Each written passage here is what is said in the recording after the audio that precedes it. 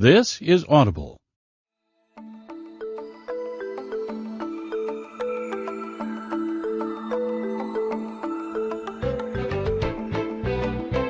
Brilliance Audio presents the unabridged recording of Meatonomics, How the Rigged Economics of Meat and Dairy Make You Consume Too Much, and How to Eat Better, Live Longer, and Spend Smarter, by David Robinson Simon. Performed by Christopher Lane.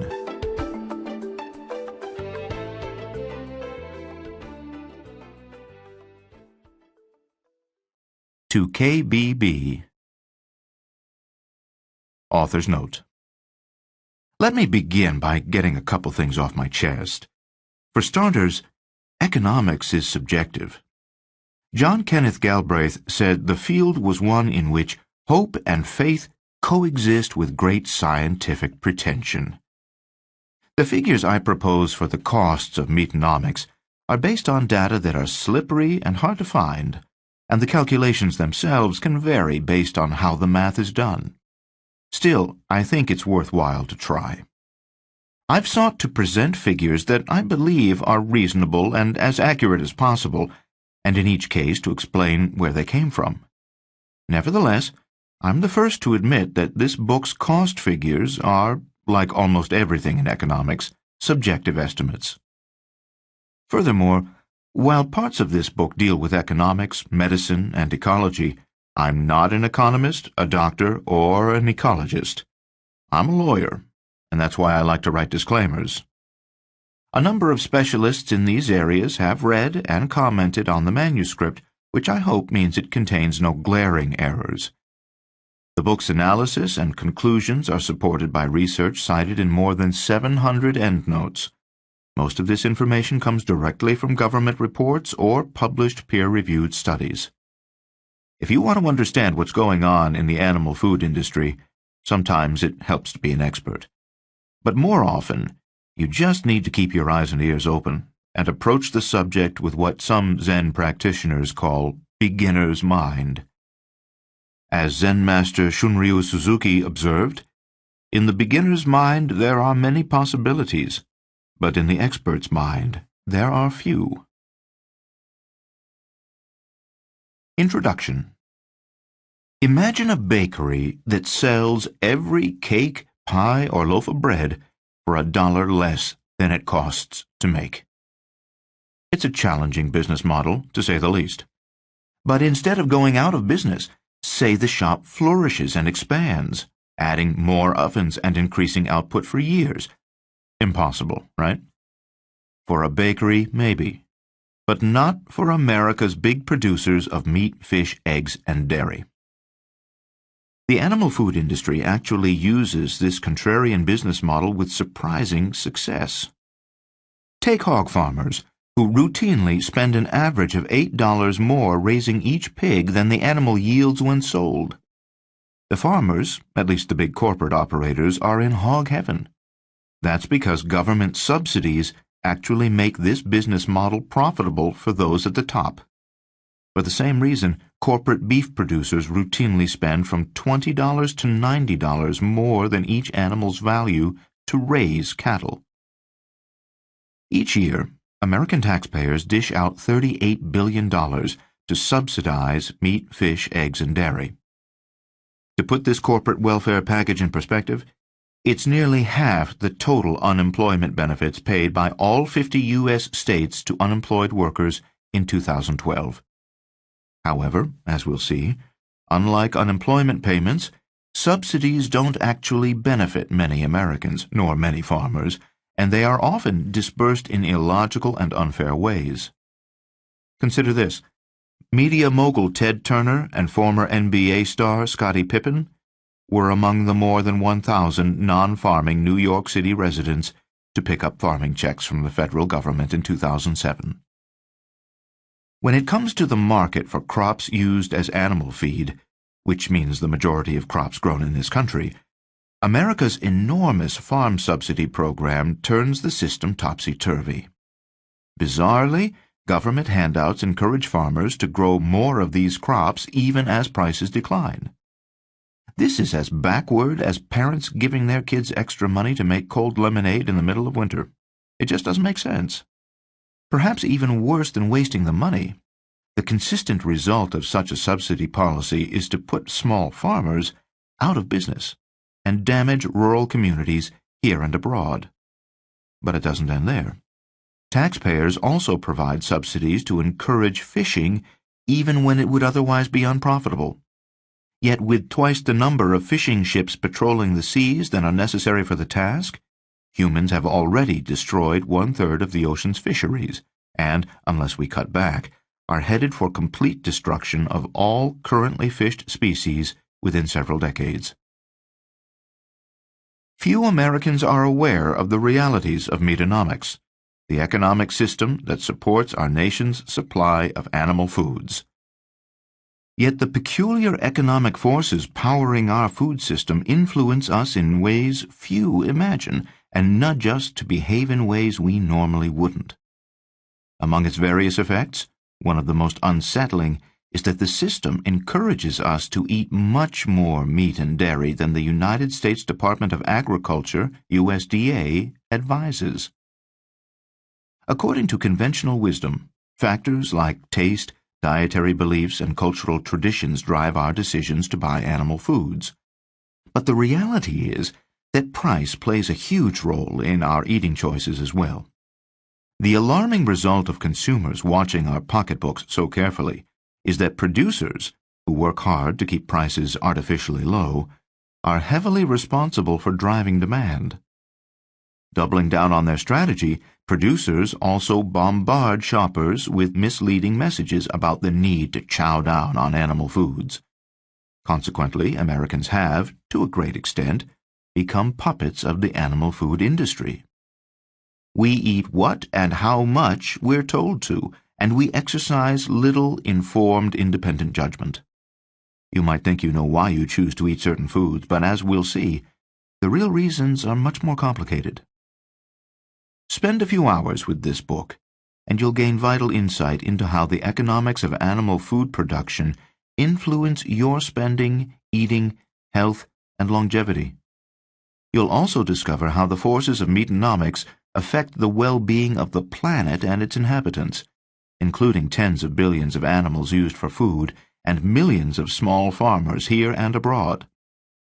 Learning how these forces work can help you improve your personal life and the world in so many important ways, including saving money, losing weight, boosting your health, living longer, protecting animals and the planet from abuse, and preserving rural communities in the United States and elsewhere. Meet the owners. The Occupy movement knows them as the 1%. Comedian George Carlin called them the country's owners.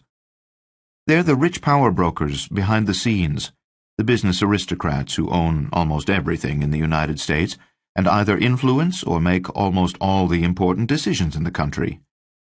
In the Meatonomic system, the owners enjoy a base of economic and political power practically unequaled in any other industry.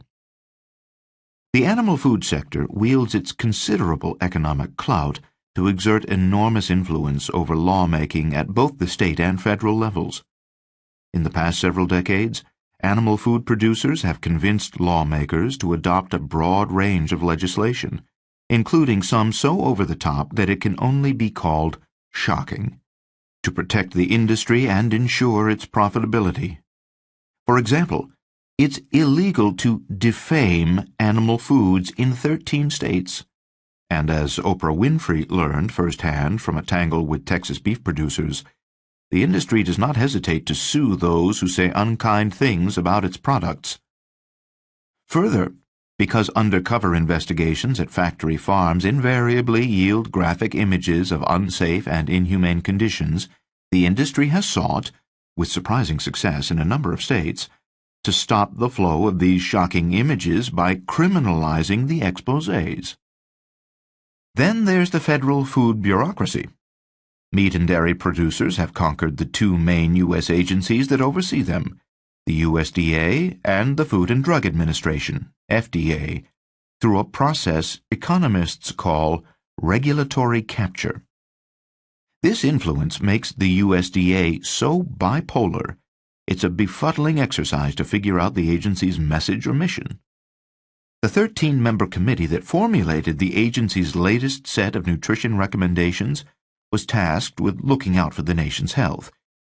But the group included 9 members with ties to the food industry, casting doubt on the committee's good faith and on the reliability of its output. In one example typical of the agency's institutional confusion, a USDA brochure advises Americans to eat less cheese, while the agency simultaneously supports advertising that urges us to eat more cheese.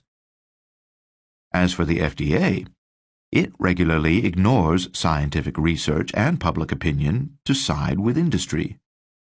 In a move that might have made Louis Pasteur queasy, the agency permits milk producers to dose cows with a dangerous growth hormone, a practice outlawed in Europe and sharply criticized by a U.S. federal appellate court. It also refuses to require labeling of genetically engineered foods despite public demand for such disclosure. As the FDA moves closer to approving the sale of a new genetically modified salmon, this non-disclosure policy could soon make it impossible for consumers to distinguish between a gene-spliced fish and the real thing. Is it sustainable? The animal agriculture system drives production at levels that make this sector, according to recent research by 2 World Bank scientists, the single greatest human cause of climate change on the planet. That's right. Forget carbon-belching buses or power plants. Animal food production now surpasses both the transportation industry and electricity generation as the greatest source of greenhouse gases. Even worse, the system fosters financial incentives that encourage the relentless destruction of land and the routine contamination of air and water. For example, antibiotics and steroids are commonly used to make farm animals grow faster, thus yielding greater profits. Athletes, it turns out, have nothing on cattle when it comes to artificially bulking up. The widespread use of animal drugs means these chemicals show up not only in most of the animal foods that Americans eat, but also in the majority of U.S. waterways. Commentators have proposed a number of alternatives to improve the sustainability of animal food production. Unfortunately, these solutions generally fall short. For example, ecological rotation farming operations, like the well-known Polyface farm, popularized in Michael Pollan's bestseller, The Omnivore's Dilemma, represent one interesting approach to animal agriculture. However, a closer look at such farms shows a disappointing truth.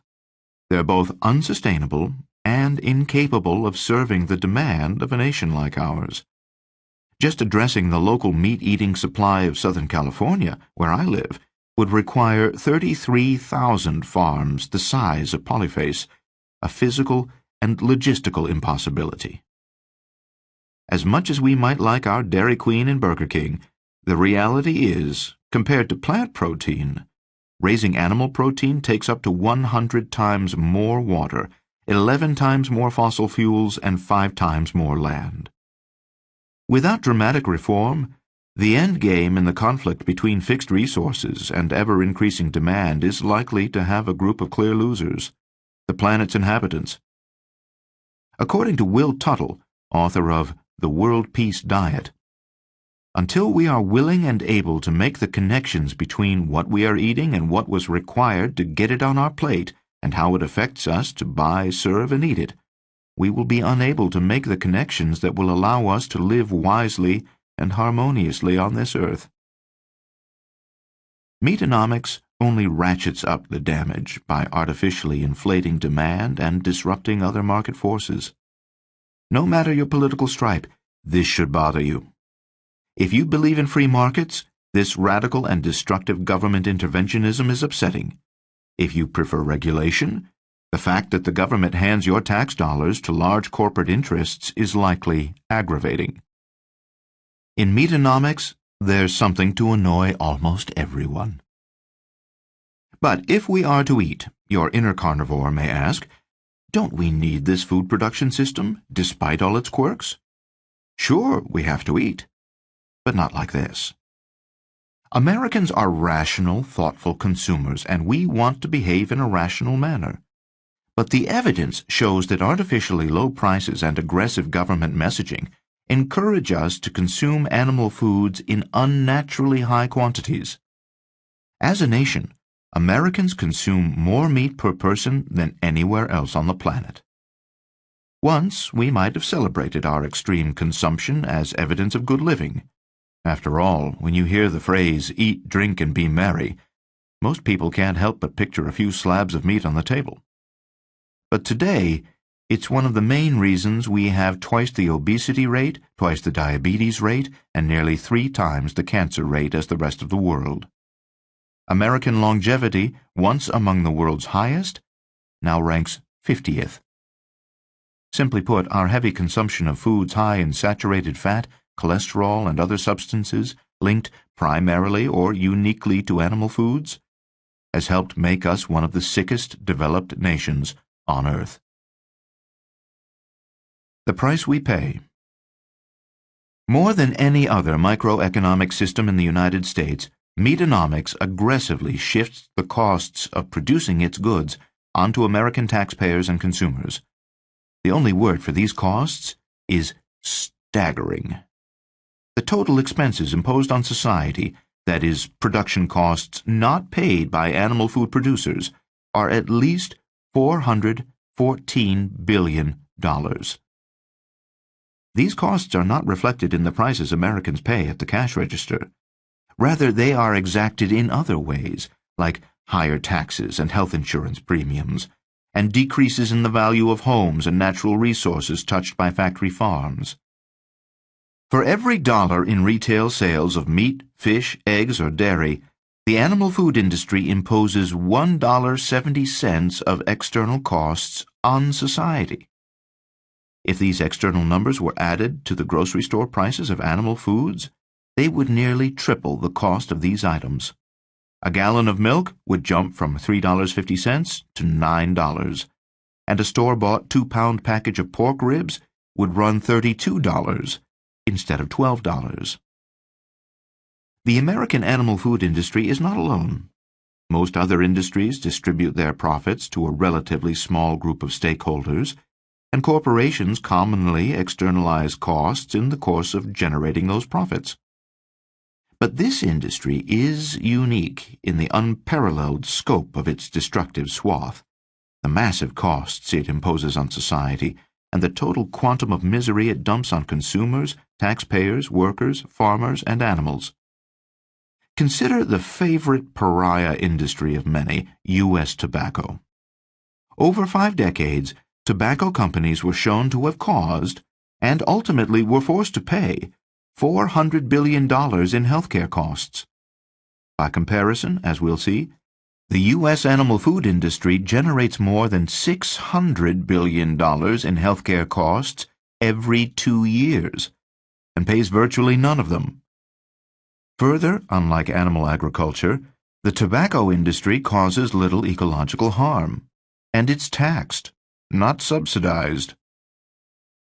Or take another sector we love to hate, big oil. Although the oil industry's environmental impact might rival that of animal agriculture, most petroleum products are heavily taxed, unlike animal products. Further, the $10 billion in yearly federal subsidies, including tax breaks, enjoyed by the oil industry is mere pocket change compared to the $38 billion heaped each year on the animal food industry.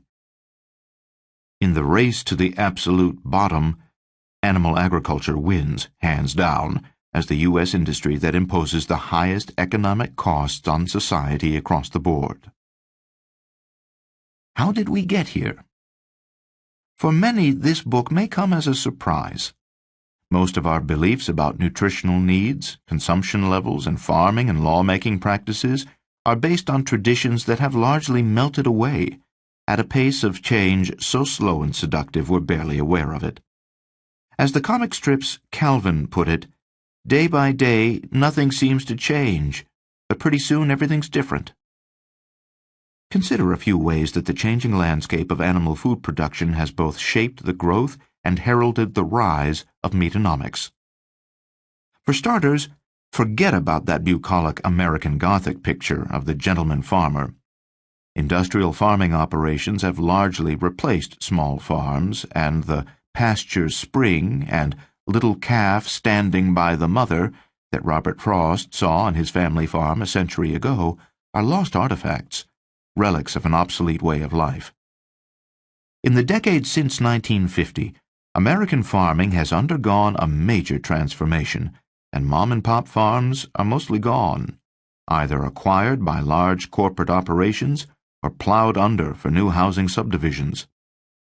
For instance, between 1954 and 2007, even as demand for dairy increased by 40%, the number of U.S. dairy farms plummeted from 2.9 million to 65,000.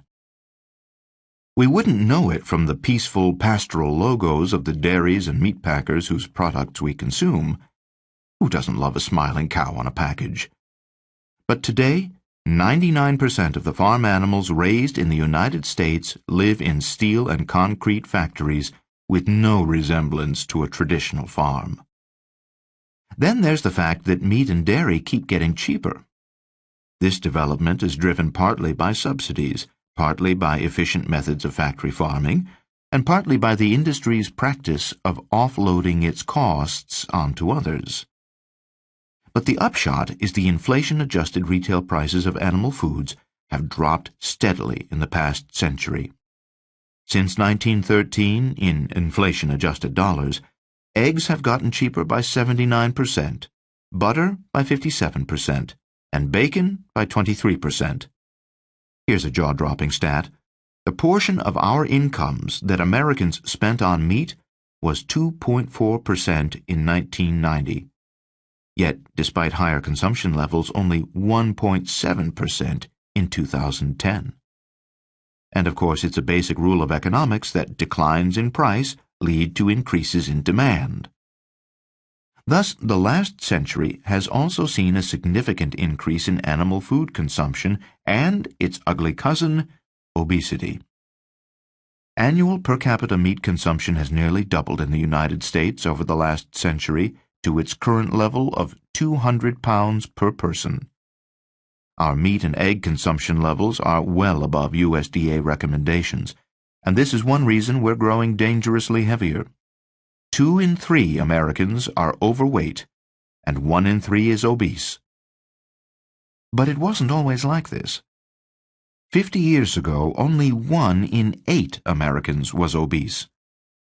The national obesity figure increased by an average of about 1/2 percentage point per year for the past 5 decades, moving almost in lockstep with the rise of factory farming and the decline of animal foods retail prices. Of course, higher consumption of meat and dairy is not the only reason for our nation's health issues. We also eat more sugary and processed foods than we used to. But as we'll see, volumes of research show that animal foods are a major contributing factor. Finally, the steady rise of Meatonomics has followed a disturbing yet rampant political change. Corporate influence over lawmaking has risen dramatically in the last half-century. Driven largely by the expense of television advertising, the cost to get elected to U.S. office has increased tenfold in inflation-adjusted dollars in the last 50 years. This skyrocketing price tag has in turn dramatically boosted the amounts spent to influence lawmakers and the number of lobbyists peddling influence. For a graphic example of how lobbying works at this level, check out the 2005 Golden Globe-nominated film Thank You for Smoking. In the past 3 decades, as annual spending to influence Congress rose from $100 million to more than $3.5 billion in inflation-adjusted dollars, lobbyists grew their ranks tenfold. The animal food industry is just one of many special interests to capitalize on this massive change in spending and influence, but its efforts have been particularly successful. In the past few decades, the industry has convinced lawmakers to pass scores of state and federal laws that protect animal food production in a variety of ways. These include such disturbing examples as the emasculation of dozens of laws that once prohibited cruelty to farm animals, and the passage of new prohibitions against food defamation, undercover investigations, food injury lawsuits, and phantom ecoterrorism. The purpose of this book. For almost as long as they've been in use, factory farms have been synonymous with three kinds of problems: environmental, nutritional, and ethical. This book proposes a fourth category: economic. We'll see how factory farming offloads massive costs onto society, and how its contrarian economics drive other problems like overconsumption. Low prices are certainly not the only reason people overindulge in animal products, nor can we blame economics exclusively for the many problems associated with animal food production and consumption. Clearly, a complex set of personal and social factors are at play in our food choices and in the consequences those choices have for us and the world around us. Psychology professor Melanie Joy has proposed the term carnism for the belief system that drives meat consumption. This entrenched system, Joy says, is supported by every single institution in society from medicine to education. However, while this belief system is likely responsible for persuading Americans to consume animal foods in the first place, it is in large measure the price of these goods that determines how much meat and dairy people buy. Thus, I seek to show that economic forces play a much greater role in our consumption choices than we've previously thought. I also argue that while American consumption of animal foods is often perceived as demand-driven, or spurred by consumer preferences and disposable income, it is actually heavily supply-driven, or propelled by producer behavior. For instance, popular explanations for consumers' rising consumption of animal foods look at demand drivers like rising incomes and lifestyle changes. But it's not that simple. The latest research shows that changes in production methods, such as the shift from traditional farming methods to low-cost industrial practices, and the resulting declines in retail prices, deserve most of the credit for the increase in consumption. In other words, it is mainly producers, not consumers, who have spurred the massive increase in animal food consumption over the past century. Moreover, state and federal governments provide key assistance in this demand-boosting process by laying out subsidies and protectionist policies that let producers sidestep the vast majority of their own production costs. Consumers get it from every side. The USDA tells us to eat more. Industry tries to convince us substances like saturated fat are good for us. And lawmakers impose liability on those who might investigate, criticize, or sue meat or dairy producers. As we'll see, collectively, these meatonomic forces routinely impair the ability of consumers to make healthy decisions about what and how much to eat. These forces also cause systematic failure in the American market for animal foods. Market failure is econo-speak for a market's inefficient allocation of goods and services, which, if fixed, would yield better outcomes for all. In the following chapters, I present a three-part argument that illuminates in detail, and shows how to fix, the significant market failure caused by the economics of animal food production. First, I show that the federal government is at fault for fostering economic conditions that benefit no one except the animal food industry.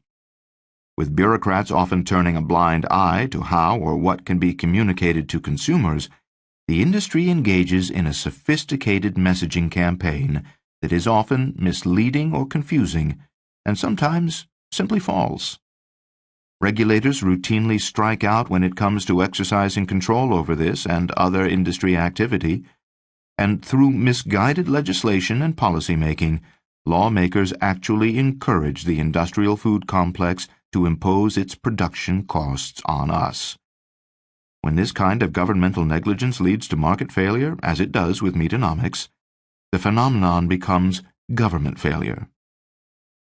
Second, I argue that because of this government failure, the microeconomic system that produces meat and dairy is characterized by heavy overconsumption, huge inefficiencies, and massive hidden costs. This broken system damages Americans' health, hurts the environment, treats animals cruelly, and causes other harms.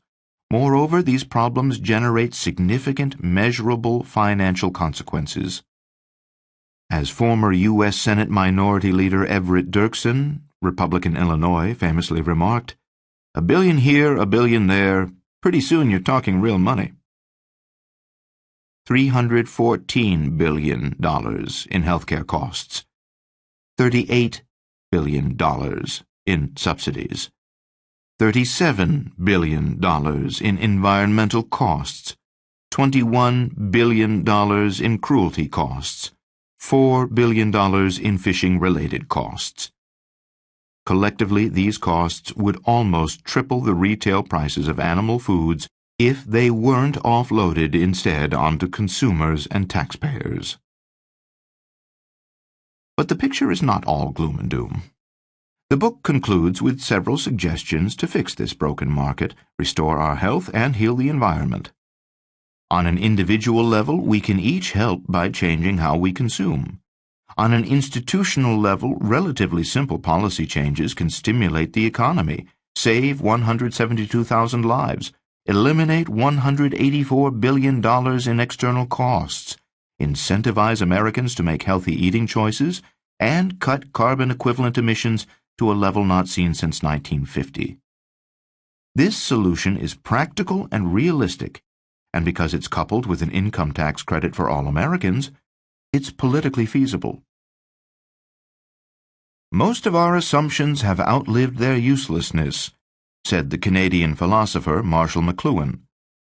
"We once thought the Earth was both flat and the center of the universe.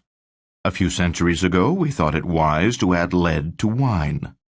As recently as 1929, we believed a little cocaine in our Coca-Cola was good for us."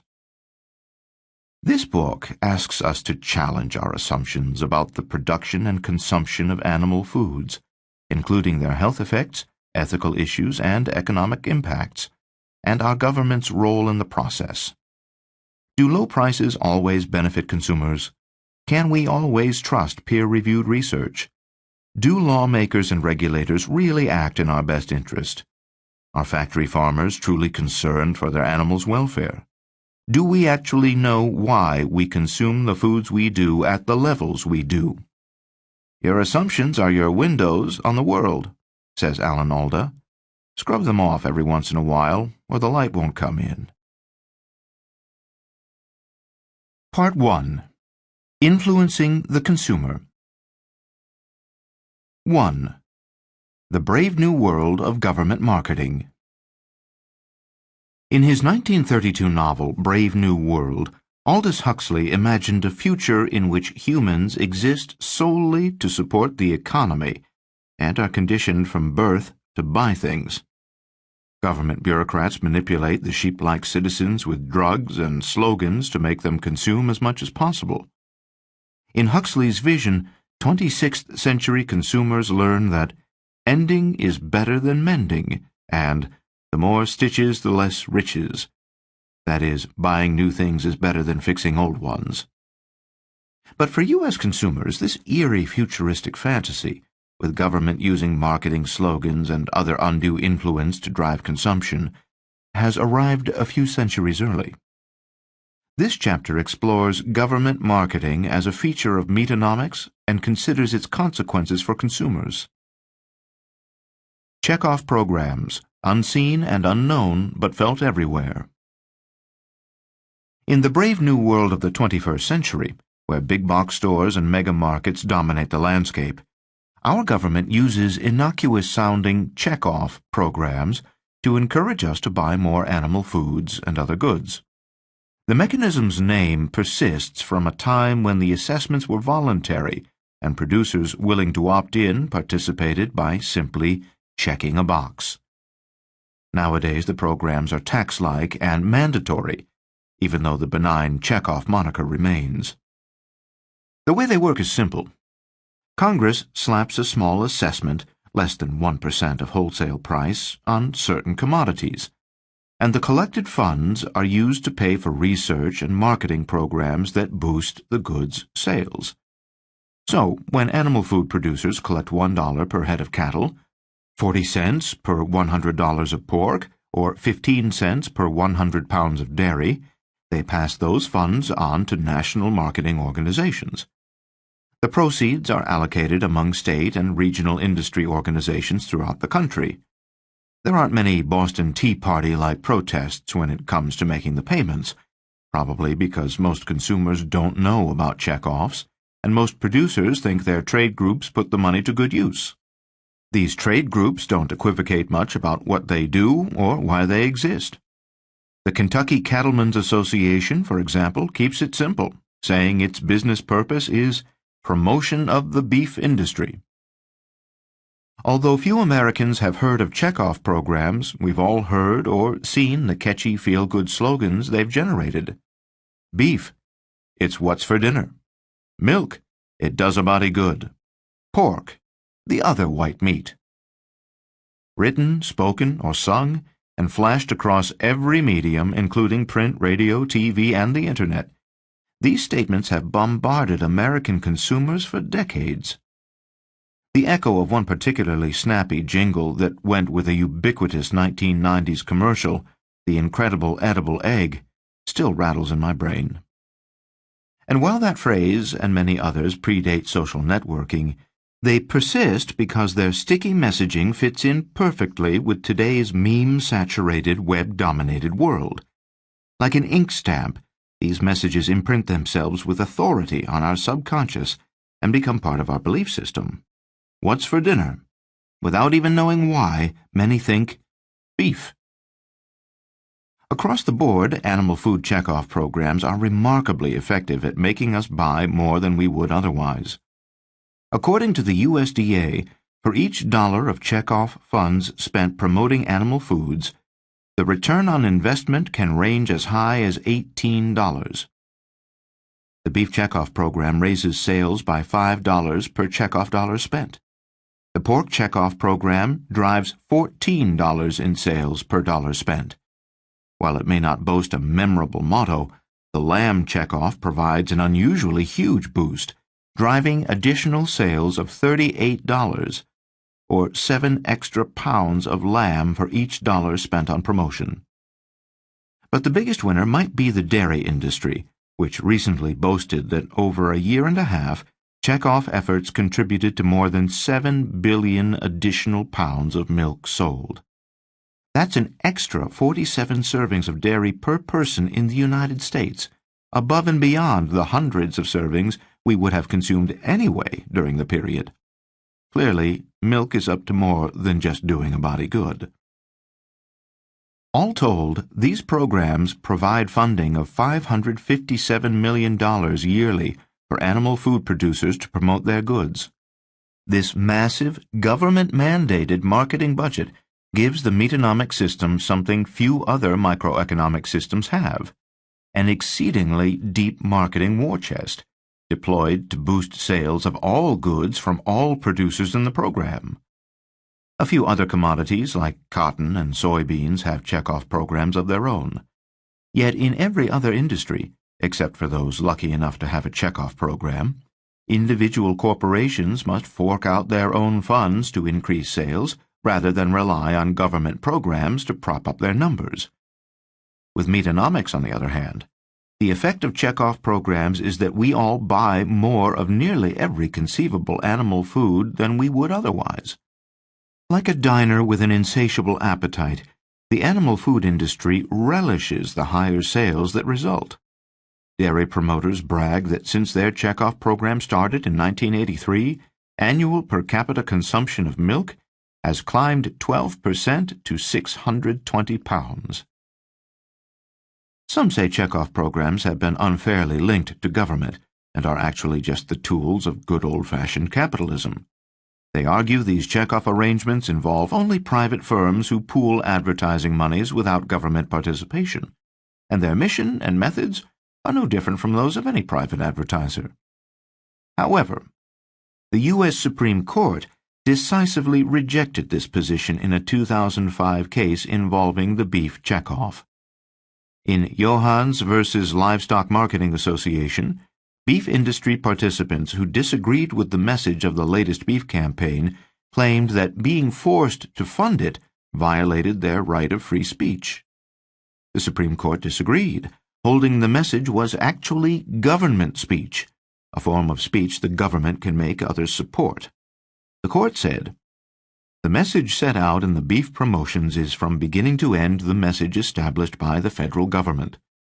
Congress and the Secretary of the USDA have set out the overarching message and some of its elements, and they have left the development of the remaining details to an entity whose members are answerable to the Secretary, and in some cases appointed by him as well. Moreover, the record demonstrates that the Secretary exercises final approval authority over every word used in every promotional campaign. All proposed promotional messages are reviewed by USDA department officials, both for substance and for wording, and some proposals are rejected or rewritten by the department. Nor is the Secretary's role limited to final approval or rejection. Officials of the department also attend and participate in the open meetings at which proposals are developed." This crystal-clear language from the highest court in the land leaves little doubt that the beef checkoff program and the messages it generates are the product of the federal government. Simple logic shows that other animal food checkoff programs which were established by Congress in the same way and are similarly administered by the USDA are equally the mouthpieces of the federal government. So when one of these organizations speaks, regardless of the product it's hawking, it may say it's the National Pork Board, but the background sounds you're hearing are the imposing bass tones of the U.S. government. In fact, the government's continued regulatory involvement is a necessary component for mandatory checkoffs to remain legally and operationally viable. If Congress simply created a checkoff program and then stepped aside to let industry run it, the First Amendment's free speech protections would likely prevent the industry majority from bullying dissenters into participating in its message. Under those circumstances, forget the government speech exception. It wouldn't apply, and individual participants could opt out. The result would be a checkoff program that is, in fact, optional, not mandatory. Why does that matter? Because such a scenario would likely undercut the force of the messaging. As research on optional checkoffs shows, economic free riders, those group members who opt out of paying for all the snazzy commercials but still enjoy their benefits, significantly lower the effectiveness of such programs. Ultimately, a lack of government involvement would likely lead to the decline, or maybe the end, of checkoffs. Checking out checkoffs. Few people have heard of checkoffs, and fewer still have considered their effects. Yet these programs have a number of important consequences, some good and some bad, that merit attention. First and foremost, checkoffs stimulate the economy. By boosting sales, checkoffs create jobs and drive spending. As the USDA puts it, the fundamental goal of every checkoff program is to increase commodity demand, which increases the potential long-term economic growth of all sectors of the industry and the communities in which they operate. With a few calculations, we can estimate the overall economic effect of checkoffs. It's a full-fledged bonanza. The USDA's figures for return on investment from checkoff funds suggest that checkoffs boost sales of animal foods by about $4.6 billion. There's also a multiplier effect related to this sales increase. Checkoffs create new jobs, and that in turn increases spending. Applying the typical multiplier used by researchers, 0.77 to the sales total, yields $8.2 billion in total economic stimulus related to animal food checkoffs. Not bad. But what about the other side of the ledger? For starters, animal food production generates large external costs, expenses that producers impose on society instead of paying themselves. In the book's second half, we'll see that for each dollar of animal food sold at retail, the industry generates about $1.70 in external costs. Applying this ratio to the $4.6 billion sales figure reveals that checkoffs generate roughly $7.8 billion in external costs not reflected in the retail prices of the goods they promote. That's nearly equal to the economic activity they generate. As with many of the interesting equations that Meatonomics presents, the $64,000 question is whether the trade-off is worth it. Checkoffs, moreover, cause us to buy more animal foods than we would otherwise. Yet, judging from the data, Americans already eat plenty of these foods and don't need more. Teenagers, for example, consume 78% more saturated fat and 48% more cholesterol, both linked primarily or exclusively to animal foods than government guidelines recommend. 1 in 3 U.S. teenagers is obese or overweight, triple the rate in 1963, and a growing number have diabetes or high blood pressure, diseases directly linked to meat and dairy consumption and formerly seen only rarely before adulthood. Nevertheless, the USDA keeps urging these kids to eat more of the very foods that help make them fat and unhealthy. The huge milk promotion Fuel Up to Play 60, for instance, enjoys more than $50 million yearly in government-mandated funding and reaches 36 million students in 70,000 schools. And checkoff funding helped the Dairy Board team with Domino's Pizza to offer pizzas in 2,000 U.S. schools. Yet it's not just kids who overindulge. Adult Americans also routinely consume more animal foods than the USDA recommends. Weird Science.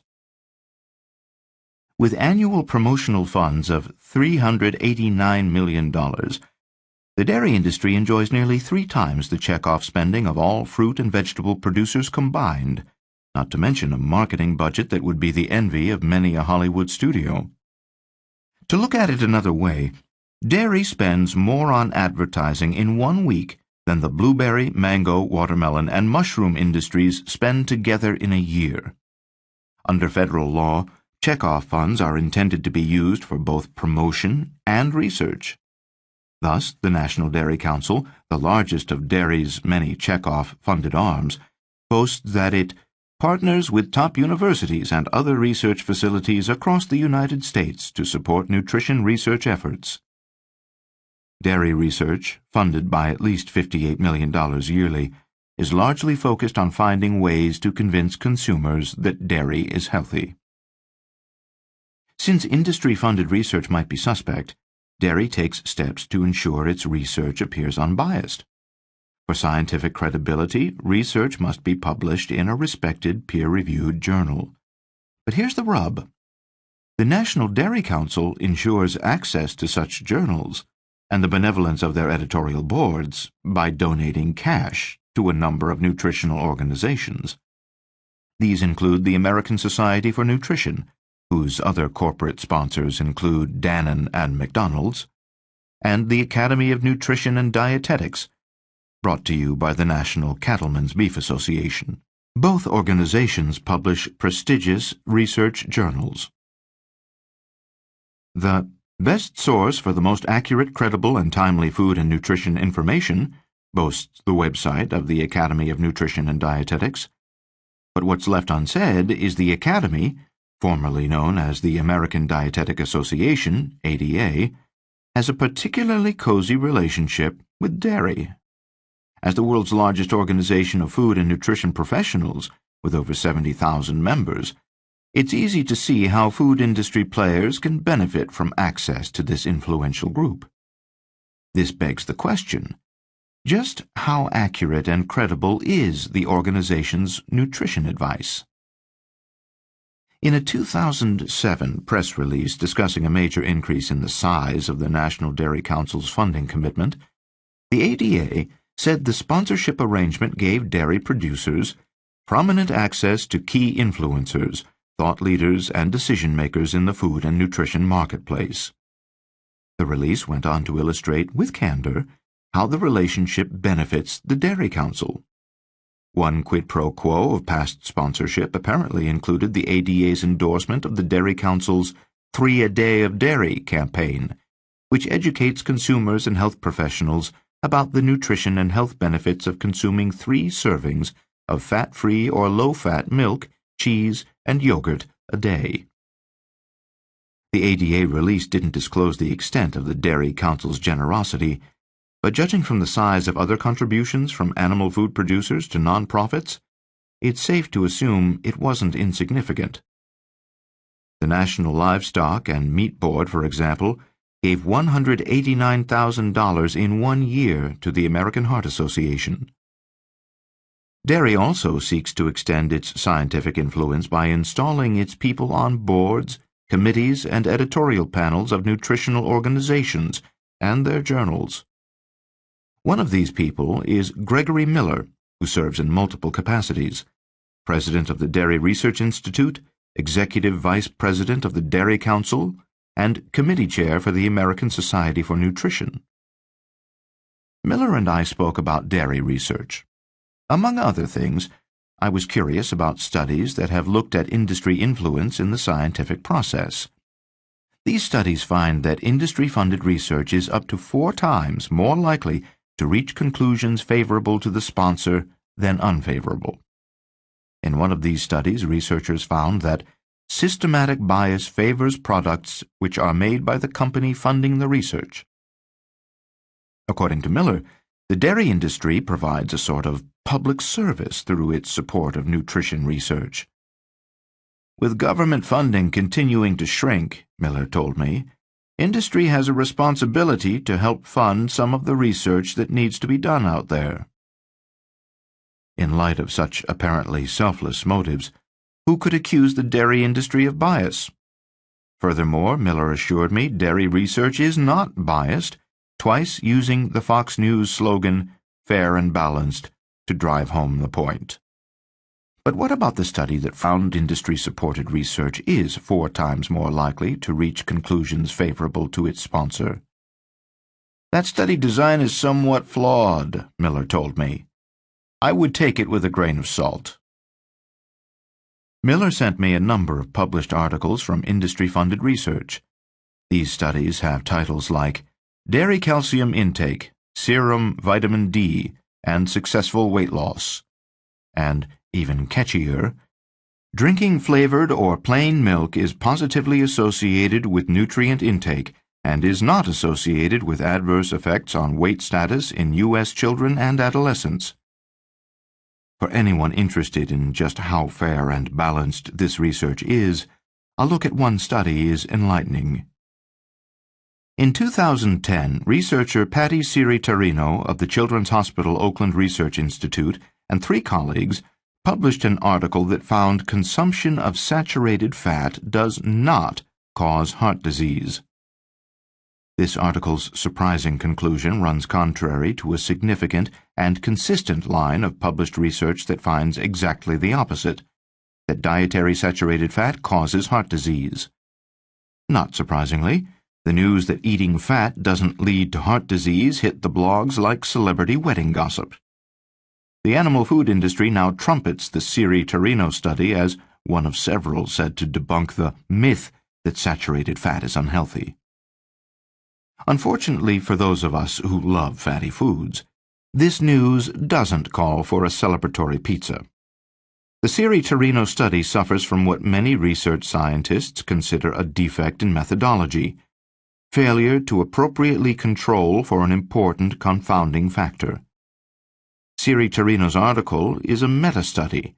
That is, it compiles and evaluates research from a number of studies to reach an empirical conclusion. The saturated fat studies analyzed in Siri-Tarino all use the cohort research model, which compares different groups to determine their incidence of disease over time. In any cohort study, confounding factors that could skew the results must be controlled. For example, because elderly people have a categorically higher incidence of heart disease than children, comparing a high-fat eating cohort of octogenarians to a fat-free group of teenagers would be misleading. We wouldn't know if the teenagers' lower heart disease rate was related to their age or their diet. The studies assessed by Siri Torino generally identified and adjusted for a number of confounding factors, such as age, gender, and lifestyle. So far, so good. But they did not adjust for the single most important confounding factor that any study of the health effects of fat or cholesterol in an animal food must: consumption of other animal foods. All animal foods routinely contain both saturated fat and dietary cholesterol, and surprisingly, low-fat animal foods like chicken and salmon are actually chock full of cholesterol. Accordingly, any study that seeks to assess the effect of saturated fat on health must control for the confounding effect of dietary cholesterol. The best way to do this is to compare a group whose members eat both saturated fat and cholesterol with a group whose members eat less fat and no cholesterol. Because dietary cholesterol is present in animal foods but not in plant foods, a low-fat research cohort should eat only plant foods. Otherwise, low-fat eaters of animal foods can easily soak up cholesterol at levels equal to or greater than those in the high-fat cohort, and the low-fat diet will show little or no health difference when compared to the high-fat diet. Significantly, the research analyzed by the Siri Torino meta-study did not control for this cholesterol factor. In other words, there was no meaningful baseline for comparison, since members of all cohorts consumed animal foods, and these all contained dietary cholesterol. As a result, it is little wonder the study found that low-fat diets and high-fat diets present comparable risks of heart disease. When you consider that chicken and salmon contain the same amount of cholesterol as ground beef, but less fat, it's not hard to see why Siri Torino's research found what it did. Many in the scientific community question such research methodology. One critic is T. Colin Campbell, professor emeritus at Cornell University, lead researcher in numerous nutritional studies and co-author of The China Study. Campbell notes the practice of replacing high-fat animal foods with low-fat animal foods, which is common in the studies analyzed by Siri Torino. If one kind of animal-based food is substituted for another, then the adverse health effects of both foods, when compared to plant-based foods, are easily missed. Discussing the Nurses' Health Study, a well-known study analyzed in Siri Torino and which employed methodology typical of Siri Torino's other subject studies, Campbell writes, "It is the premier example of how reductionism in science can create massive amounts of confusion and misinformation even when the scientists involved are honest, well-intentioned, and positioned at the top institutions in the world. Hardly any study has done more damage to the nutritional landscape than the Nurses' Health Study, and it serves as a warning for the rest of science for what not to do." It may be irrelevant that the National Dairy Council helped fund the Siri Torino study by paying two of the study's 4 authors, including lead author Siri Torino. That's because the meta-study merely compiled results from dozens of other studies, many of which were not industry-funded. Then again, even in such a meta-study, the criteria used for study selection can be highly subjective. Further, the Siri Torino article appeared in the American Journal of Clinical Nutrition, published by the American Society for Nutrition. The journal frequently publishes research which concludes that animal foods are unhealthy, and many of those articles are cited in this book. On the other hand, as we've seen, the journal's overseeing organization is sponsored by the Dairy Council, as well as others in the animal food industry, and features an industry executive in one of its highest committee posts. Regardless of whether Siri Torino is objective science or industry whitewashing, the importance of such research to animal food producers is clear. Research like Siri Torino can be highly effective at boosting product sales. In fact, sometimes even more effective than buying billboard space and running TV ads. One group found that $1 spent on pork research yielded a $25 return, while $1 spent on promotion returned only $8. Perhaps Miller's claim of industry generosity is overstated. Perhaps checkoff programs in fact spend millions on research not to help the public but merely to find new ways to increase sales or reduce costs. One might well conclude that the prudent approach to such industry-funded research is to treat it as you would a carton of expired milk, with caution. The dubious value of checkoffs. Do we need checkoffs? They stimulate the economy, but in the case of animal foods, they generate almost $2 in external costs for every $1 of stimulus. Some promote indisputably healthy foods like blueberries and mangoes. Others encourage those who already eat too much animal foods to eat more. Perhaps the fundamental issue surrounding checkoffs is the one Huxley raised: whether it's appropriate for government to urge its citizens to buy things they don't really need. Take animal foods off the table for a moment. In some ways, the question of government influence is as relevant for peanuts and popcorn, both of which have checkoff programs, as it is for meat, eggs, and dairy. Is it right for the state to use cute corporate mascots like Poppy and Captain Colonel to cajole us to buy more popcorn at the movies? Recall that this is not conventional advertising in which one private firm tries to convince us its products are better than another's. This is government-sponsored, across-the-board demand boosting, designed to sell more of everything in the category.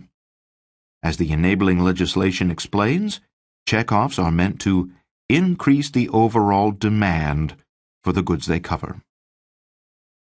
These are the first few notes of a motif that repeats throughout this book like a songbird's call. As H. L. Mencken quipped, "When they say it's not about the money, it's about the money." The federal government doesn't promote food to boost consumers' health. After all, many of the foods we're urged to buy are bad for us, particularly at the levels at which we're told to consume them. So why do our elected and appointed representatives tell us to eat more? Because industry demands it as a way to increase sales, and as we'll see, industry usually gets what it wants. Not all checkoffs are created equal. Except for those covering animal foods, most checkoffs generate relatively low external costs.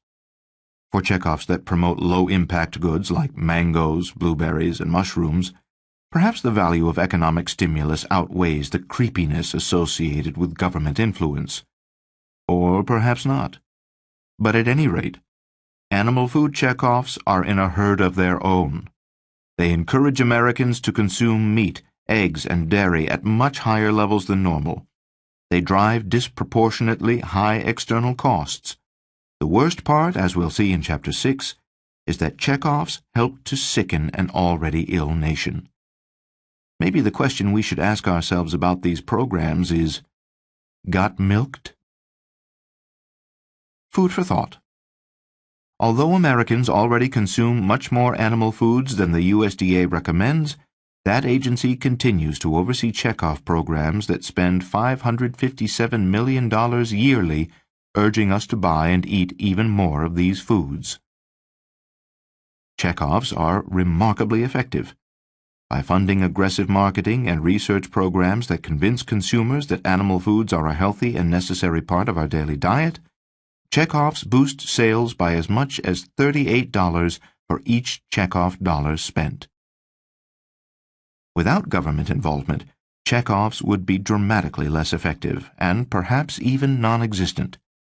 If the USDA disengaged from checkoffs that promote animal foods, it would significantly reduce the nation's routine overconsumption of these foods. 2. Massaging the message. Shaping consumer beliefs. A deadly strain of swine flu raced across North America in the spring of 2009, infecting 1 in 5 Americans and hospitalizing 250,000 people. As sick air travelers rapidly spread the virus throughout the rest of the World Health Organization issued its highest-level pandemic warning. In the United States, a determined group of animal food producers and government officials sprang into action to address the crisis. But this wasn't the type of emergency response coalition you might expect. Its focus was on saving profits, not people. As a spokesman for the National Pork Producers Council warned, "This flu is being called something that it isn't, and it's hurting our entire industry. It is not a swine flu, and people need to stop calling it that. They're ruining people's lives." For years, the animal food industry has sought, successfully in most cases, to mold consumer attitudes. We've seen how well-funded government checkoff programs urge us to buy more meat and dairy. But checkoffs are just one piece of Meatonomics' multi-pronged messaging machine. This chapter explores some of the other ways the industry shapes American attitudes toward meat and dairy to keep itself in the black. Of course, product marketing is as American as apple pie. Animal food producers are certainly not the only manufacturers to use sophisticated marketing and public relations tactics to sell their goods. But there is something unique about the messaging that this industry disseminates. Frequently, as we'll see, communications from industrial animal farmers lack an essential element that consumers expect and the law requires: fair play. In some cases, their words are technically accurate but nevertheless unfair or misleading. In others, they're just plain wrong. And when people rely on incorrect or deceptive information about food, the results can be downright dangerous to their health. As with many of the industry's other characteristics explored in this book, this shady approach to salesmanship often puts meat and dairy producers in a class of their own. "Honesty only makes sense," said Mark Twain, "when there's money in it." When it comes to promoting animal foods, it seems dishonesty pays. A flu by any other name. The pork industry's fear of lives ruined from the 2009 flu pandemic came to pass in ways more literal than envisioned. After suffering advanced flu symptoms like chills, fever, coughs, vomiting, and diarrhea, some 12,000 Americans ultimately died from swine influenza. While a variety of state and federal agencies worked to help the sick and educate the public, the U.S. Department of Agriculture turned its nursing skills to the pork industry's financial health. At a press conference in April 2009, USDA Secretary Tom Vilsack reassured a worried nation. "There are a lot of hard-working families whose livelihood depends on us conveying this message of safety, and we want to reinforce the fact that we're doing everything we possibly can to make sure that our hog industry is sound and safe. This really isn't swine flu, it's H1N1 virus." Governmental, educational, and medical institutions quickly adopted the official name change. At the healthcare company where I work as general counsel, amid some confusion as to what to call the disease threatening our elderly patient base, our chief medical officer instructed all personnel to begin using the new name immediately. Yet the sudden and unexplained name change caught some observers off guard. "H1N1? Huh?" asked one ABC News reporter. "Not swine flu? What changed?" For trivia buffs interested in which name is actually correct, H1N1 or swine flu, the answer is both. H1N1 is clinically acceptable, but swine flu is also accurate, notwithstanding the pork industry's claims, later shown to be false, that no pigs were involved. A group of scientists around the world studied the origins of the flu pandemic and published their results in the June 2009 issue of Nature. The 13 scientists concluded that the disease started in swine and that the initial transmission from pigs to humans occurred several months before recognition of the outbreak. These findings, according to the scientists, highlight the need for systematic surveillance of influenza in swine and provide evidence that the mixing of new genetic elements in swine can result in the emergence of viruses with pandemic potential in humans. The official name change likely helped the pork industry avoid further losses, but it also deflected legitimate attention from the real source of the problem: sick pigs. What's in a name? In an age when any news, good or bad, travels at the speed of light, negative headlines can hurt an industry in real and lasting ways. For pork producers already reeling from years of losses related to high feed costs, the swine flu debacle could have been much worse. Consider a recent naming crisis that hit one producer especially hard: the pink slime episode of 2012. Known to the industry as lean, finely textured beef, pink slime is a protein paste created by spinning otherwise inedible beef scraps in a centrifuge and treating it with ammonia to kill bacteria. U.S. law allows the product to be added to ground beef as filler in amounts up to 15% without additional labeling.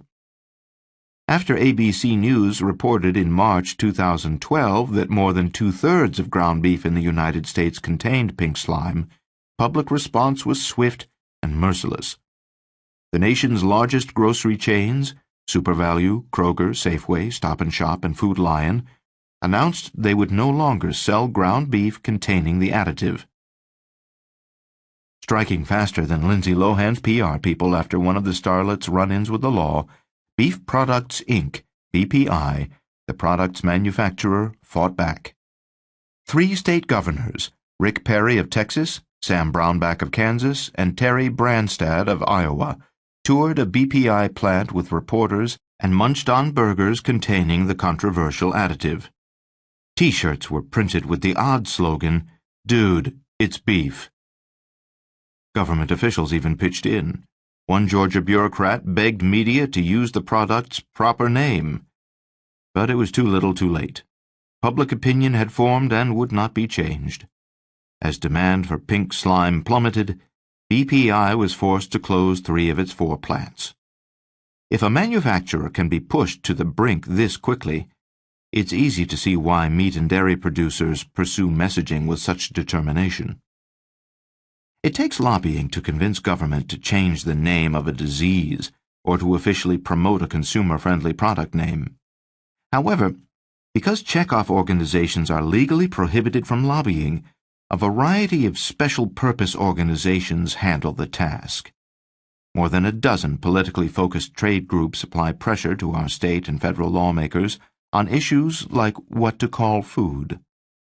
Because some of these groups aren't required to file tax returns, it's hard to gauge their spending. For those groups who do file returns, annual spending totals more than $138 million. Added to the spending by checkoff programs, that brings the tally to nearly $700 million in total documented yearly spending by animal food trade groups to spread their message or influence lawmakers. Of course, this excludes outlays by individual producers like Cargill, Smithfield, Tyson, and others. It also excludes some large trade groups whose financial statements are not public. One of these, for example, is the United Egg Producers, the main trade group representing the $6.5 billion U.S. egg industry. Hearts and minds. In the battle for the souls of the nation's eaters, it's not enough merely to disseminate a message. Like a wartime radio monitor, one must also carefully analyze and decode messages from the opposition. The industry approaches its task with vigilance. Regularly assessing consumer attitudes toward meat and dairy, industry monitors are quick to take corrective steps when needed. With that directive in mind, the National Pork Board recently surveyed kids to determine whether they had been influenced by animal advocacy organizations. Surprisingly, more than half the kids had heard of such groups, and 1/4 said that messages from the groups had influenced their eating habits. "We're keeping a close eye on these activist groups and their messages," says Tracy Rodemeyer, Director of Pork Information for the National Pork Board, "and we're prepared to take action if they escalate their efforts to target children." In 2010, the American Meat Institute, AMI, one of the main trade organizations promoting the meat industry, surveyed adult Americans to gauge their attitudes toward a set of troubling messages circulating among the meat-buying public. Among others, the messages included the factually accurate propositions that eating red meat increases heart disease risk and that Americans eat more meat than recommended. For meat producers, The survey results were cause for alarm. Consumers voiced concern about these and other issues, and the meat industry got a favorability score of only 48.7 out of 100. That's almost 2 points worse than the mediocre approval ratings of steroidal slugger Barry Bonds. AMI sprang into action. A multiple media curriculum was developed to debunk these myths, wrote AMI's Director of Scientific Affairs, Betsy Boreen. The messaging was factual, positive, and consumer and media friendly. One of the consumer-friendly tools AMI deployed in its campaign is the Meat Myth Crushers website, which seeks to correct the myths and misinformation Americans learn about food from news media, books, and movies. The site serves as a showcase for some of the industry's most interesting messaging tactics. For example, we learn that a very large 2010 study showed dietary saturated fat does not cause heart disease. The study, of course, is the dubious Siri Tarino paper discussed in the prior chapter. Even more interesting is the site's treatment of a well-documented problem: American overconsumption of meat. The site purports to debunk the overeating myth by pointing out that men's and women's daily consumption levels of meat and poultry, averaging 6.9 ounces and 4.4 ounces respectively, are well within the daily range of 5 to 7 ounces recommended by the USDA. If you've ever wondered about the meaning of truthiness, the term popularized by Stephen Colbert, this assertion nails the definition. While it has certain elements of truth, the message is downright false in one respect and misleading in another. First, USDA guidelines recommend a maximum of 6.5 ounces, not 7, from the protein foods group per day. It's easy to see why AMI chose to round up to 7. This allows the male consumption figure of 6.9 to squeeze just inside the range. Worse, the AMI's daily consumption figures exclude 2 common animal foods listed in the USDA's protein foods group: fish and eggs. In fact, in virtually every American demographic, consumption of animal foods is well above USDA recommendations. Additionally, total protein consumption figures are higher still because they include fish and eggs, as well as vegetable proteins like nuts and beans and dairy, which the USDA oddly doesn't treat as protein and insists on placing in its own category for recommended daily servings. Nevertheless, the data for recommended and actual daily servings for meat is alarming. For males between 20 and 59 who routinely eat from 1/3 to 2/3 more than the daily recommended amount of meat, eggs, and fish, the AMI's reassuring suggestion that they're eating the right amount is downright dangerous. Sometimes industry's aggressive messaging tactics lack even the thin veneer of truthiness. In 2011, People for the Ethical Treatment of Animals, PETA, sued the California Department of Food and Agriculture and the California Milk Advisory Board over the latter's claims that dairy cows in California are happy. This message is central to the Milk Board's advertising campaign, which seeks to distinguish California dairy products from out-of-state goods based on the premise that cows are happier in California than elsewhere. In selling this point, the promotional messaging claims California dairy cows live happy all year long, and California dairy producers work day in and day out to ensure their cows are healthy and comfortable. Commercials promoting these assertions feature grassy valleys, rolling hills, and cows grazing freely in huge pastures. They end with a voiceover: "Great milk or cheese comes from happy cows. Happy cows come from California. Make sure it's made with real California milk or cheese." In fact, it seems that few American dairy cows have much reason to be happy, whether they live in California or elsewhere. According to research cited in the lawsuit, dairy cows raised in U.S. factory farms, where most American milk is produced, routinely encounter a variety of difficult circumstances, including Jonas disease, a chronic wasting illness that affects 2/3 of all U.S. dairy cows and causes severe weight loss and diarrhea. Routine branding and the burning of budding horns, both done without anesthesia, which peer-reviewed studies and the American Veterinary Medical Association have described as acutely painful and stressful for the cows. Spending most of their lives crammed into tiny concrete-floored stalls fitted with brisket boards, which prevent the animals from reclining comfortably. Aggressive milking quotas that make industrially raised cows more likely to die prematurely and/or suffer from lameness, mastitis, respiratory disease, metabolic problems, reproductive complications, and other sicknesses than normally producing dairy cows. In fact, despite such widespread reasons for bovine unhappiness, it seems that most dairy cows would nonetheless be happier almost anywhere other than California.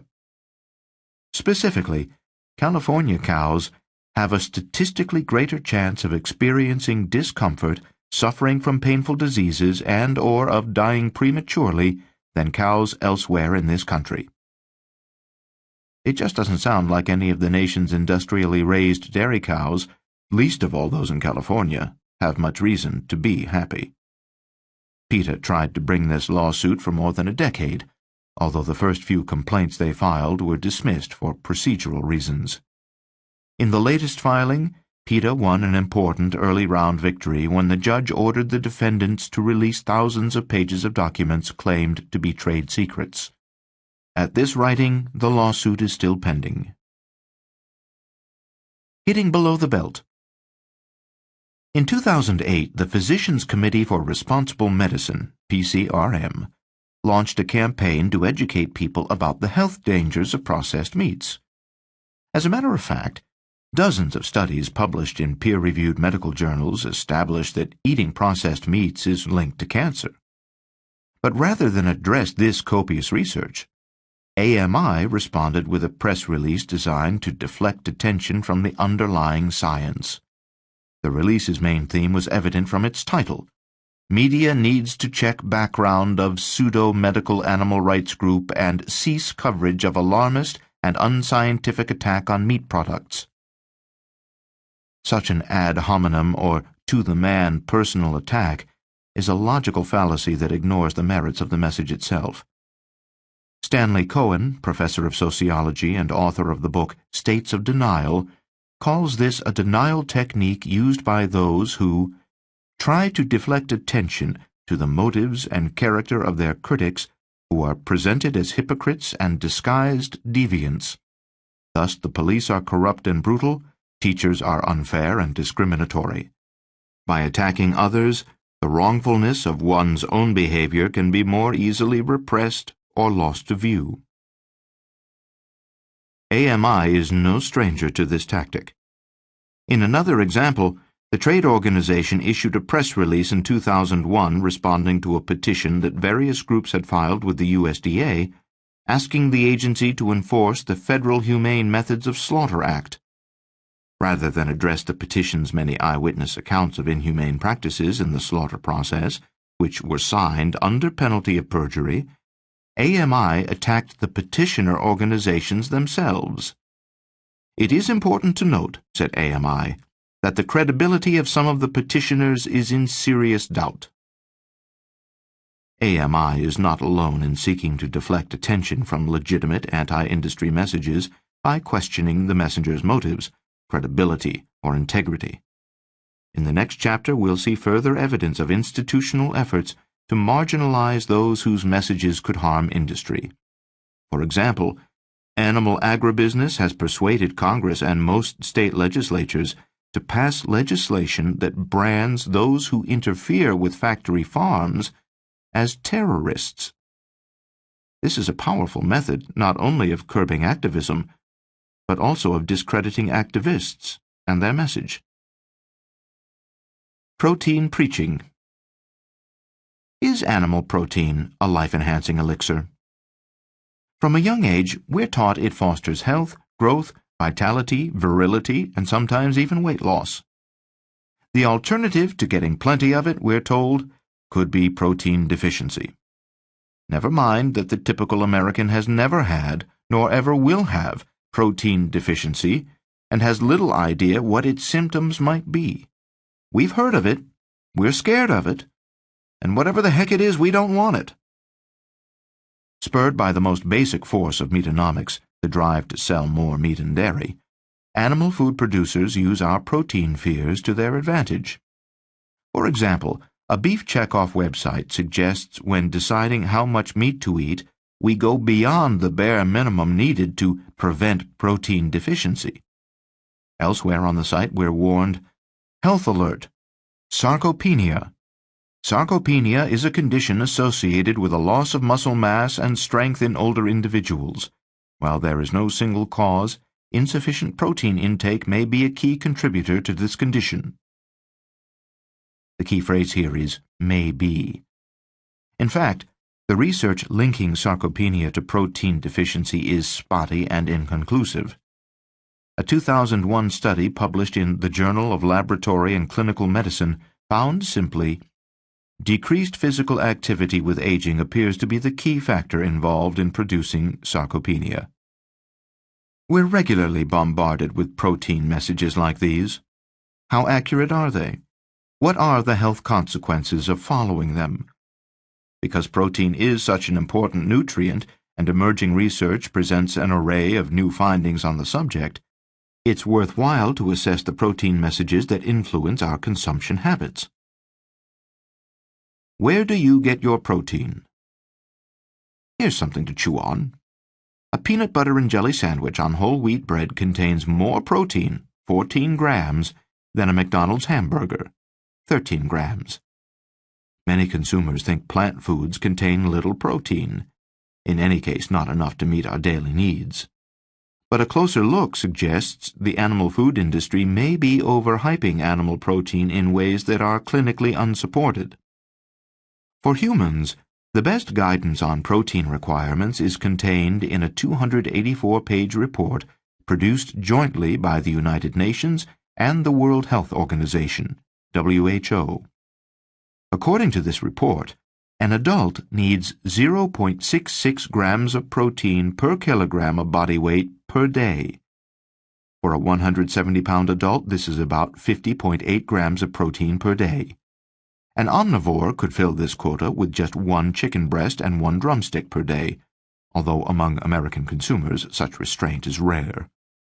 Males between 20 and 59, for example, typically consume more than 100 grams of protein daily, twice the level recommended by WHO. With 50.8 grams of protein, adjusted by individual body weight as a rough daily target, we can evaluate the Meatonomics claim that it's hard to obtain adequate protein without eating animal foods. Consider these surprising protein equivalents, courtesy of the USDA. A baked potato contains as much protein as a hot dog. 2 ounces of peanuts equals a chicken pot pie. And, ounce for ounce, roasted pumpkin seeds have more protein than ham. Many plant foods contain protein at levels equal to the same or even larger amounts of animal foods. In fact, every fruit, vegetable, nut, seed, or grain we put in our bodies has protein, in most cases at surprising levels. You like to kick back with a Budweiser? A can of beer contains 2 grams of protein. A basic salad doesn't seem hearty enough to add a bit of muscle? A cup of romaine contains a gram of protein. In fact, calorie for calorie, green vegetables like kale, broccoli, and romaine lettuce contain twice as much protein as steak. As one team of experts noted, it is difficult to obtain a mixed vegetable diet which will produce an appreciable loss of body protein. A recent poll found that nearly 16 million Americans are vegetarian, that is, they eat no meat, and of these, nearly 8 million are vegan, that is, they eat no animal products whatsoever. Yet there is no clinical evidence that members of either group suffer from protein deficiency. In fact, a number of commentators note that protein deficiency is largely associated with caloric deficiency, and for anyone consuming sufficient calories, adequate protein is not a concern. In a report that is the basis for the USDA's protein recommendations, the National Academy of Sciences downplays the risk that people on a plant-based diet lack sufficient dietary protein. According to the National Academy, available evidence does not support recommending a separate protein requirement for vegetarians.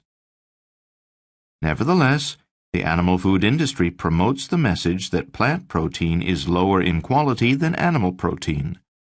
One industry website advises, "All proteins are not created equal.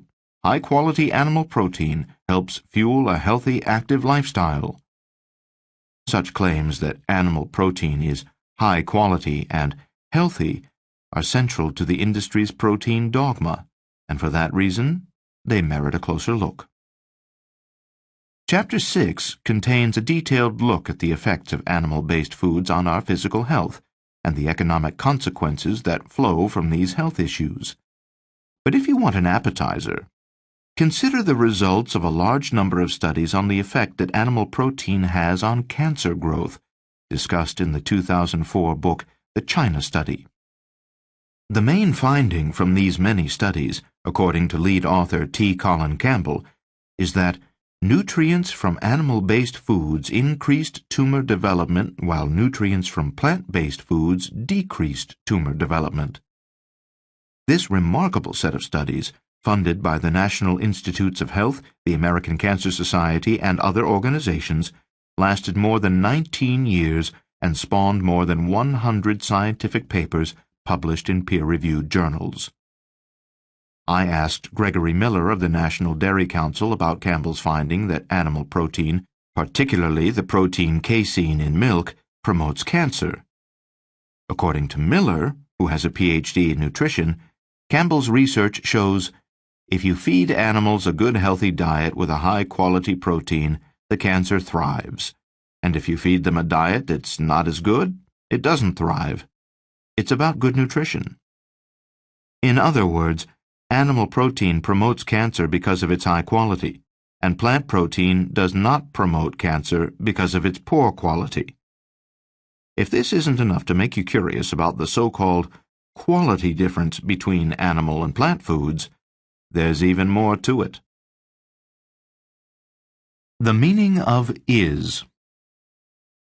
With an avalanche of emerging research showing that Americans routinely consume unhealthy amounts of meats and other animal foods, animal agribusiness is under pressure.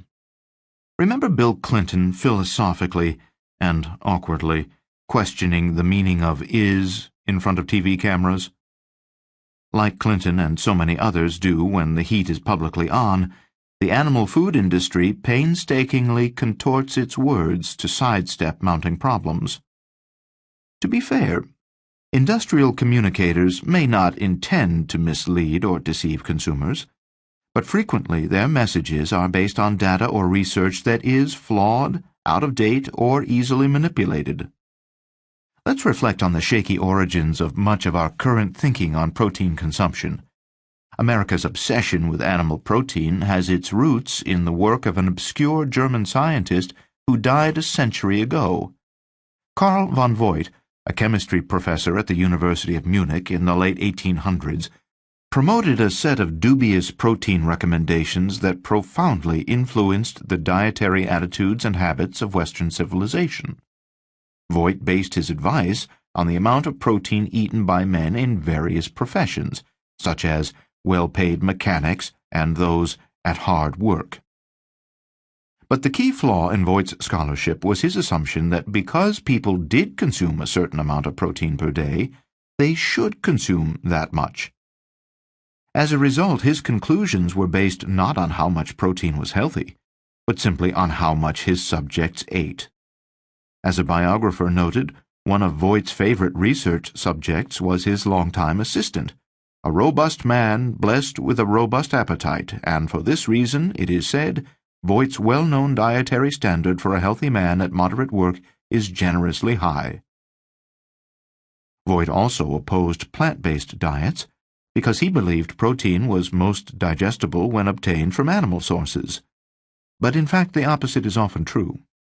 For example, according to UN/WHO, the protein in soy, farina, peanut butter, refined wheat, wheat flour, and wheat gluten is more readily digestible than that in meat or fish. To understand the kind of diet Voigt advocated, consider the 150 grams of daily animal protein he recommended for hard workers. Relying on the USDA's 19th century estimates of animal foods' protein content, a hard worker might have eaten half a chicken for breakfast, 2 half-pound steaks for lunch, and a 1-pound slab of cod for dinner. The Voigt standard was attacked by contemporary nutritionists who argued that a healthy portion of daily protein for adult males was 40 grams, not 118 or more. Nevertheless, the Voigt standard found wide adoption and acceptance in the United States and other Western countries, where, because people already ate a lot of meat, the high standard fit the existing model like a well-tailored suit. Although the protein levels first urged by Voigt had been revised downward over the years, his superlative emphasis on animal protein, and lots of it, continues to serve as a guiding nutritional principle in the United States. Considering that much of American nutritional policy grew from such shaky foundations, is it any wonder today's consumers are confused about what and how much we should eat? Food for thought. The animal food industry engages in an aggressive, systematic messaging campaign designed to boost demand for its products. Because the bare facts are usually damaging and likely to hurt sales, the industry often makes its case with ad hominem attacks, sponsored research studies, and false or misleading messages. Objective data frequently refutes and exposes this routine industry whitewashing. Case in point, research published by the USDA and the National Academies establishes that Americans eat much more animal foods than we should, and that a plant-based diet supplies ample protein. The animal food industry often seeks government support to lend credibility to the false or misleading information it disseminates. For example, although the swine flu started in pigs, industry pressure led the USDA to publicly deny this notion. And while the evidence shows that California cows are anything but happy, the California Department of Food and Agriculture seeks to dispel this idea in order to help dairy farmers sell more product. 3. Sausage making and law-making. Influence in the political process. The idea for this book grew out of an email exchange I had a number of years ago with the dean of a prominent law school. I sent him a link to a short film showing conditions on factory farms. I had just seen the film for the first time myself, and was curious what he would think of the images of animal abuse. He wrote back that the treatment of animals in the video was deplorable and almost certainly illegal. But here's the twist. Because he believed it was illegal, he also judged it atypical and, therefore, basically irrelevant. As I explored the subject, I found that many share the learned dean's assumption, including most federal lawmakers. My own congressman, Dana Rohrabacher, Republican, California, assured me in response to a similar query that animal cruelty is not only wrong, but against the law. In civilized society, it is a basic principle that animal cruelty is illegal. Yet, as Ronald Reagan cautioned those who would accept too much on faith, trust but verify. As a lawyer, I was interested in legal support for the principle many of us take for granted, that cruelty to farm animals is, in fact, illegal. What I learned in my research surprised me. In fact, decades of aggressive lobbying by industry groups have yanked the teeth out of dozens of state and federal laws that once protected both consumers and animals. The concerted legislative effort involves much more than just changing anti-cruelty laws. Those who produce and sell animal foods have also been remarkably successful at passing laws that prevent us from investigating, criticizing, or suing them. Industry leaders even go so far as to assert these measures help consumers. In reality, these laws mainly serve the animal food industry, and thus, like so much in Meatonomics, are simply about the money. This chapter explores how the forces of Meatonomics press state and federal lawmakers across the United States to protect industry and the consequences for American consumers and farm animals. How to get to Washington. If Mr. Smith wanted to go to Washington today, he'd need almost $7 million to get elected. Since 1960, the cost to win U.S. office has increased tenfold in inflation-adjusted dollars. Not surprisingly, as campaign costs have grown, the sums spent on access to those in office have also increased.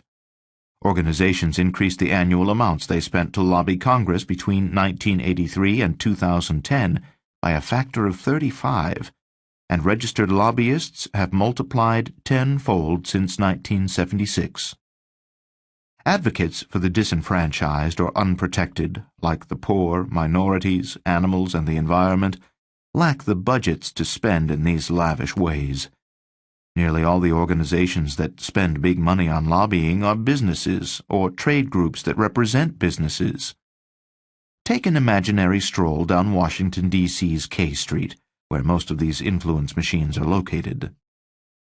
19 of the top 20 lobbying spenders in 2010 were business interests, who spent as much as $157 million per group that year to sway lawmakers. The one non-business group in the top 20 was the AARP. The animal food industry is just one of many special interests to capitalize on this massive change in spending and influence, but it stands out because its efforts have been particularly successful. Most significantly, costly legal restrictions that once applied to its production units, farm animals, have been largely swept aside. Today, at both the state and federal level, legal protection for farm animals is scant, poorly enforced, and largely irrelevant. To put it bluntly, farm animals have no legal protection at all, according to David Wolfson and Marianne Sullivan, lawyers who have explored the issue in an article titled Foxes in the Henhouse. As far as the law is concerned, wrote Wolfson and Sullivan, farm animals simply do not exist. If this development surprises you as much as it did me, you may wonder, as I did, what it means and how it happened. The answer starts with one of the fundamental principles of lawmaking, the quid pro quo, or this for that pervades the American legislative process at both the state and federal levels. While a legislator's express agreement to sell a vote is illegal, it's completely legal to vote for a measure just because a donor likes it. It's a subtle, and for most critics, frustrating distinction. Money talks. Jesse Big Daddy Unruh, the late Speaker of the California Assembly and a larger-than-life character, was outspoken on the issue of lobbying and influence. "If you can't drink a lobbyist's whiskey, take his money, sleep with his women, and still vote against him in the morning," said Unruh, "you don't belong in politics." Big Daddy was clearly a man of principle. But despite such admonitions, and perhaps even acting with the best of intentions, legislators often respond to contributions by doing what the donors want. It's basic human nature. People have a hard time accepting a gift and not reciprocating. In one study of this phenomenon, those who received a can of Coca-Cola as a gift purchased twice as many raffle tickets from the donor as those who got no gift. Similarly, research regularly finds that donations to lawmakers make it more likely their votes will support the donor's interests. In one example, members of the House of Representatives who received money from the dairy industry were almost twice as likely to vote for dairy price supports as those who received no money. Even more telling, the greater the amount of dairy money a member got, the more likely her support for the legislation. While some might argue that contributors just seek out like-minded legislators, Another study of how congressional lawmakers respond to cash gifts suggests it's really the money that talks. The report found that, in fact, changes in contribution levels determine changes in voting behavior. But it's not just a desire to reciprocate that's at play. There's also a basic drive for self-preservation. As we've seen, it costs real money to get elected. Those who violate the principle of quid pro quo are likely to see their donors turn elsewhere, and that could make it hard to stay in office. Marion Nestle, whose book Food Politics explores the food industry's influence over lawmakers and regulators, writes of this economic pressure, "Given the costs of election campaigns, the lack of public funding for them, and the resistance of Congress to reform campaign finance laws, it is no mystery why legislators might not want to make decisions that displease contributors." From the donor's perspective, the investment bounty from well-placed gifts can be substantial. One study found that in connection with federal subsidy legislation, a $1 industry donation typically yields a $2,000 return in the form of subsidy payments. It's a rate of return so high, most business people would say it's impossible. So is it any wonder the animal food industry spends more than $100 million yearly paying lobbyists and making strategic donations? A look at the industry's dozens of legislative victories in recent decades shows that this spending is yielding more than just robust subsidies. It's also paying back animal food producers in the form of valuable laws that protect and insulate industry players and lower their costs of doing business. There ought to be a law, common law and animal protection. Consider the two possible sources of legal protection for farm animals: published cases forming centuries of common law, and statutes passed by Congress or state legislatures. First, a little history primer. Under the common law, free men had legal protection from physical abuse, but women, slaves, indentured servants, and animals were mere property, and could be beaten or abused as necessary to correct them. In one example of the common law's treatment of such items of property, a North Carolina court in 1868 declined to punish a man who beat his wife with a switch about the size of one of his fingers. Applying the so-called rule of thumb, the trial judge held that because the switch was smaller than the man's thumb, the beating was lawful. The appellate court declined to apply the rule of thumb, but upheld the decision on different grounds, refusing to punish the victim's husband for moderate correction of her even if there had been no provocation for it. Needless to say, this isn't the kind of ruling that gives judges a good name. Farm animals have served as monetary currency for millennia, and in some countries still do. In fact, the word cattle and the related term chattel, personal property, both have their roots in capitale, Latin for wealth. Because the common law saw animals as mere property, it prohibited abuse by third parties that might hurt their economic value, but did not punish abuse on the grounds that it was cruel. The common law recognized no rights in animals, observed a Mississippi court in the 19th century, and punished no cruelty to them. Accordingly, our inquiry into farm animals' legal protection must turn from law created by judicial interpretation to those statutes passed by legislators. Humanity Dick, Statutes and Animal Protection. Dick Martin, a colorful lawyer elected in 1776 at age 22 to the Irish Parliament and later to the British Parliament, was known as much for his odd antics as for his animal advocacy. He is said to have survived 2 shipwrecks and over 100 duels. In one typically dramatic episode, he won a judgment of £10,000 against his wife's lover, and then threw the cash from a coach window as he drove through London. If Dos Equis was promoting the most interesting man in the world back then, Martin might have been a candidate. Martin was also one of the first to respond to the common law's failure to address animal cruelty.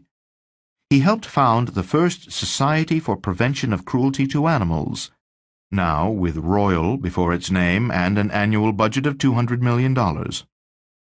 Sometimes called Hair Trigger Dick for his dueling activities, and sometimes Humanity Dick for his love of animals, he drew inspiration from both pursuits with the remark, "Sir, an ox cannot hold a pistol." Martin was ridiculed in the press for his animal advocacy and caricatured in drawings that showed him with a donkey's ears. Nevertheless, he authored the most important animal cruelty statute of his time, the Cruel and Improper Treatment of Cattle Act of 1822, also known as Martin's Act. The act made it a crime to cruelly beat, abuse, or ill-treat any horse, mule, ox, sheep, or cattle, and it was the first in a wave of anti-cruelty legislation in Britain and the United States that continued through the 19th century. In fact, the stated purpose of early anti-cruelty legislation was to criminalize the abuse of farm animals. Over the course of the 19th century, the scope of legislative anti-cruelty protection grew wider and expanded beyond farm animals. In 1865, Vermont adopted anti-cruelty legislation applicable not only to livestock, but also to other animals. And in 1867, New York passed an anti-cruelty statute that applied to any living creature. Legislatively, things started looking good for farm animals after the Civil War. But plot on a graph the level of legislative protection enjoyed by farm animals over the last several millennia, and you'd see a distorted bell curve, sort of like a brontosaurus, very skinny at the left end, peaking in the late 19th century, and declining to roughly zero today. In other words, legislation prohibiting cruelty to farm animals reached a high water mark in the late 1800s and early 1900s, began declining, and is now almost non-existent. While legislation safeguarding so many other disenfranchised and exploited groups, children, women, workers, minorities, the disabled, and the elderly, has improved over the last century, how did farm animals come to lose the little legislative protection they once had? Customary farming exemptions. Every U.S. state has a statute prohibiting cruelty to animals. But, in response to industry lobbying, most states have adopted an exception to their anti-cruelty statutes for farm animals. Legal commentators Wolfson and Sullivan, who in 2004 noted the rise of these exceptions, termed them customary farming exemptions, or CFEs. Connecticut, for example, an early anti-cruelty pioneer, passed legislation prohibiting cruelty to any animal in 1854. But, 142 years later, the Nutmeg State exempted all farm animals from the law's protection by adopting a CFE that made maliciously and intentionally maiming, mutilating, torturing, wounding, or killing an animal lawful, provided the act is done while following generally accepted agricultural practices. 3/4 of U.S. states have some form of CFE, and most of those exemptions were adopted in the past few decades. Customary farming exemptions essentially remove from lawmakers the authority to decide what constitutes cruelty to farm animals, instead turning that decision over to the farmers themselves. For example, if one farmer decides it would be expedient to chop off all or part of an unanesthetized animal's body part, like an ear, tail, beak, or genitals, and others in the industry follow suit, that procedure becomes customary and protected as a CFE. Thereafter, those who engage in what would otherwise be criminal animal cruelty are exempt from prosecution. As politician and diplomat Andrew Young wryly noted, "Nothing is illegal if 100 businessmen decide to do it."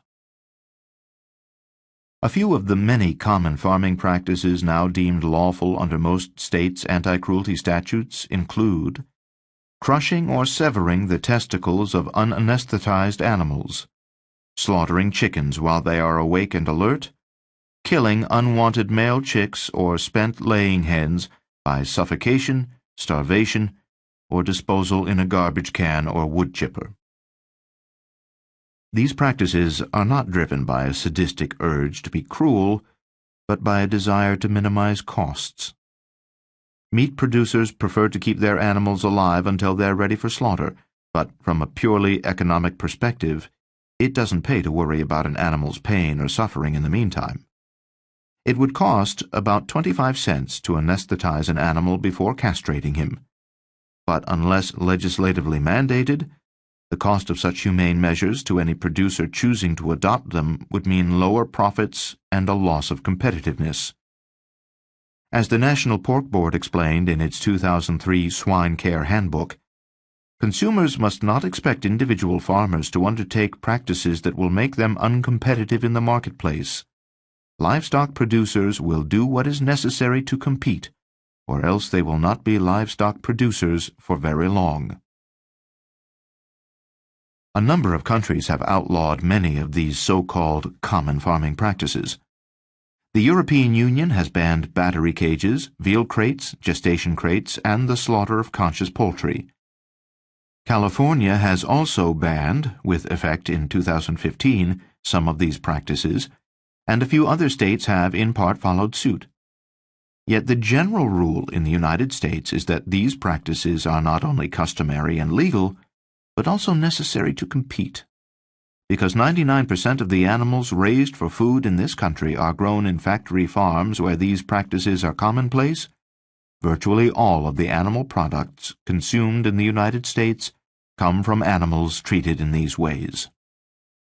By the way, if the way your meat is produced bothers you, you might want to think twice before sharing your opinion too widely, or make sure your opinion is solidly grounded in fact. A growing number of states, 13 at last count, have laws forbidding food disparagement. That's right. If you thought libel and slander cases just featured movie stars suing tabloids for gossiping about their love lives, think again. It's unlawful to defame food in a quarter of U.S. states. On her show in 1996, Oprah Winfrey said of the threat of mad cow disease, "It has just stopped me cold from eating another burger. I'm stopped." When Texas cattle ranchers sued her for food disparagement, seeking $12 million in damages, she prevailed only after spending years in litigation and an estimated $1 million in legal fees. Enforcement challenges. Even where state anti-cruelty laws aren't subject to customary farming exemptions, these laws are difficult to enforce for a number of reasons. First, as with most crimes, violators of anti-cruelty laws can generally be prosecuted only if they act with actual criminal intent to commit a cruel act. Simply being neglectful, that is, negligent, is not sufficient. Second, in most cases, only government prosecutors, not private citizens, can enforce criminal laws. In one notorious case, a San Diego district attorney declined to prosecute chicken farmers who killed 30,000 squirming hens in a wood chipper because they could no longer lay eggs. The DA found no evidence the farmers intended to act cruelly. Third, violations of anti-cruelty laws typically occur behind closed doors on private property. Because law enforcement officers are rarely both willing and able to obtain a search warrant, which requires convincing a judge of probable cause that the target has committed a crime, the only way to obtain evidence of wrongdoing is through an undercover investigation. It's hard enough to place an investigator inside a factory farm in a state where it's legal to do so, but a number of states have made it even harder. Under pressure from meat and dairy producers dogged by a constant stream of undercover footage showing inhumane and unhealthy conditions at their facilities, at least 7 states have made it illegal to enter an animal facility under false pretenses or to film or take photographs on a factory farm without permission. Since few investigators are eager to spend a year in jail, these so-called ag-gag laws make undercover work on farms in gagged states costly and impractical. Proponents of ag-gag laws are remarkably candid about the law's main purpose: to protect industry. Agriculture is one of our most important industries, says Senator Joe Seng, Democrat, Iowa, who introduced that state's ag-gag law. It's sort of a protection mechanism. Protection, that is, from the harmful economic effects that often result when conditions on factory farms are made public. As one rancher wrote, undercover videos wreak havoc on the agriculture industry, which usually results in litigation, loss of jobs, and a direct shot at the markets. Industrial animal farmers are as tenacious as the proverbial dog with a bone, and they've made ag-gag laws one of their main areas of focus. The lawmaking landscape changed so much while I worked on this book that I rewrote this section 4 times. The legislatures of Florida and New York rejected ag-gag laws in 2011 and 2012. Iowa's legislature rejected an ag-gag bill in 2011, but passed a slightly different version in 2012. When this book went to press, ag-gag laws were pending in at least 6 states: Arkansas, California, Indiana, Nebraska, Pennsylvania, and Tennessee, and were expected to be introduced or reintroduced in another 6: Minnesota, New Hampshire, New Mexico, North Carolina, Vermont, and Wyoming. The animal food industry's enormous economic and political muscle is all the more impressive when you consider that, according to surveys, laws prohibiting unauthorized filming in factory farms are highly unpopular. In Iowa, for example, just 21% of voters approved the ag-gag bill that was defeated there when first introduced. Wrist slapping.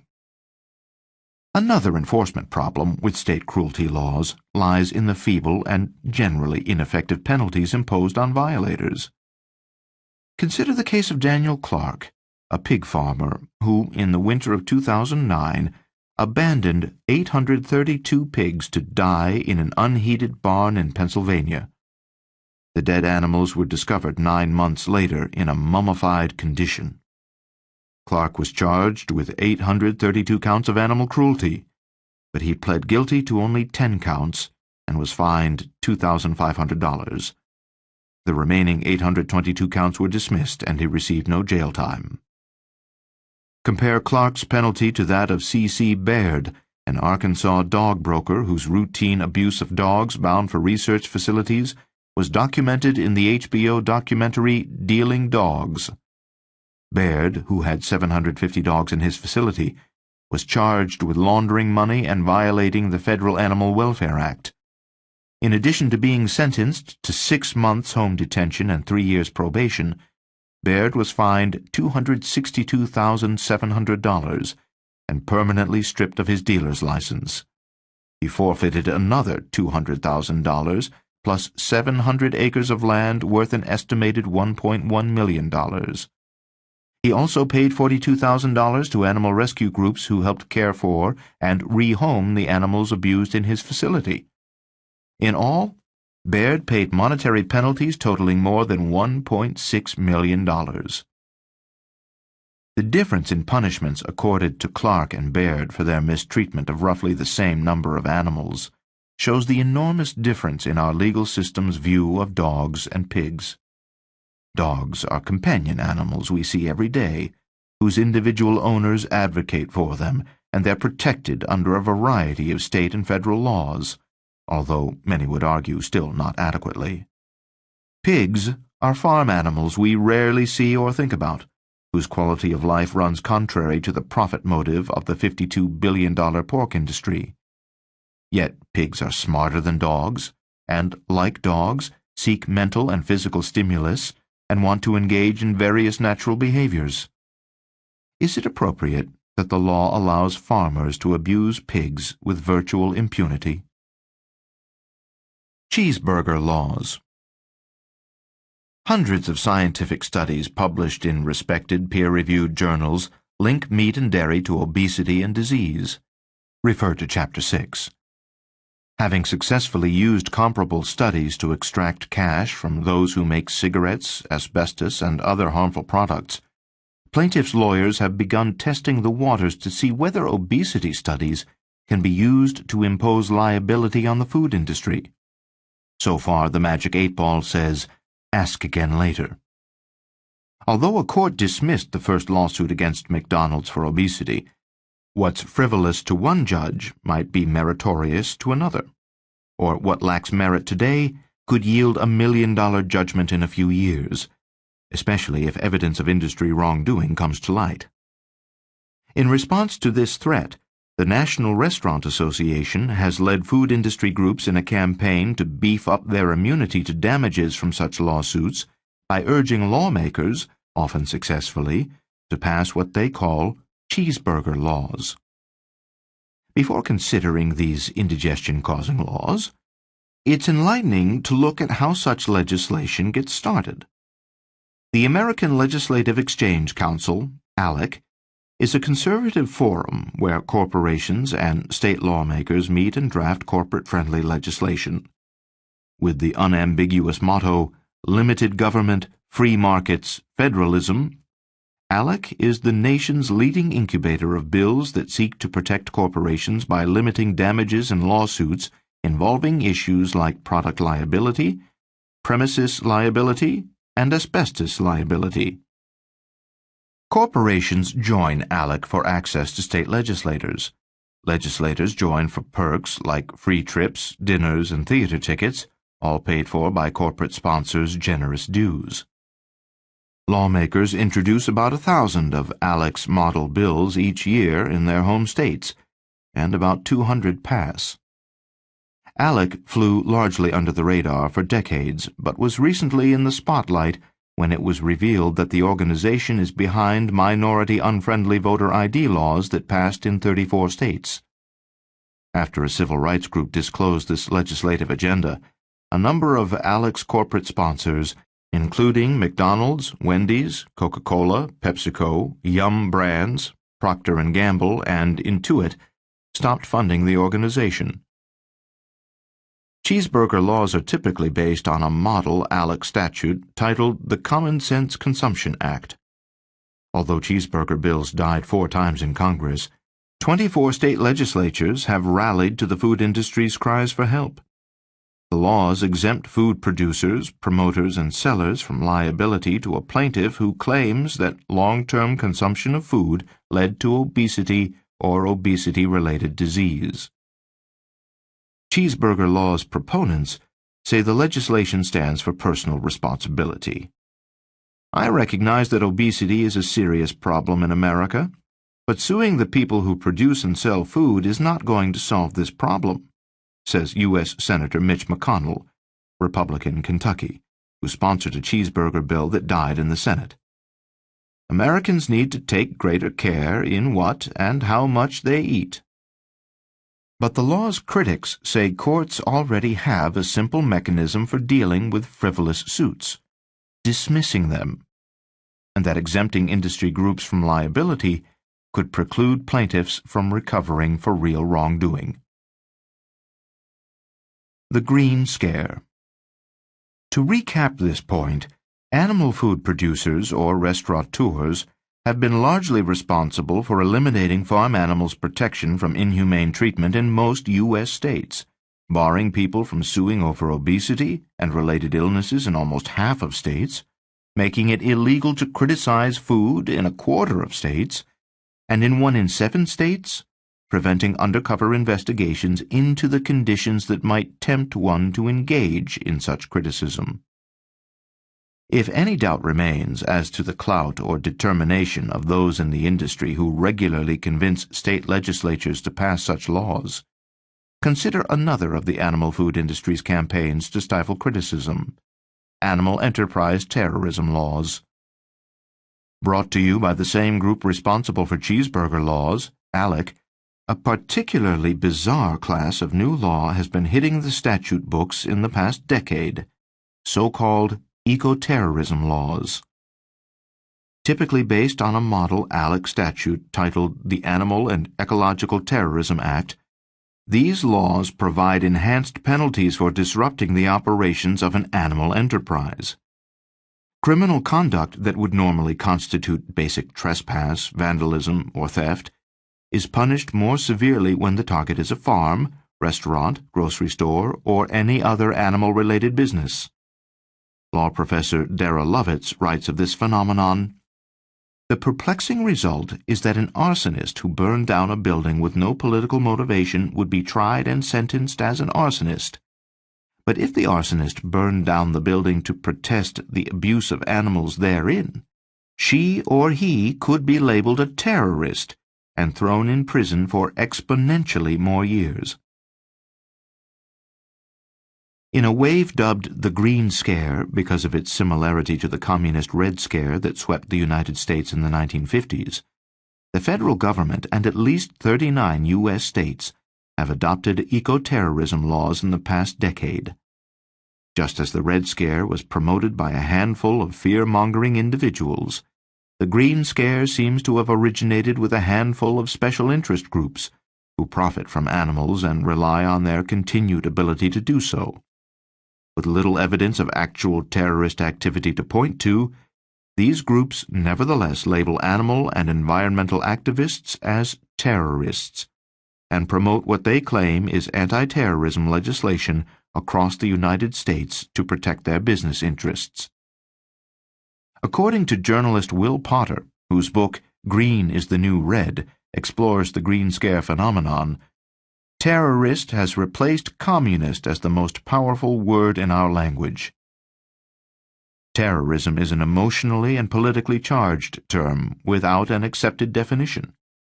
In fact, it's officially defined in more than 100 ways.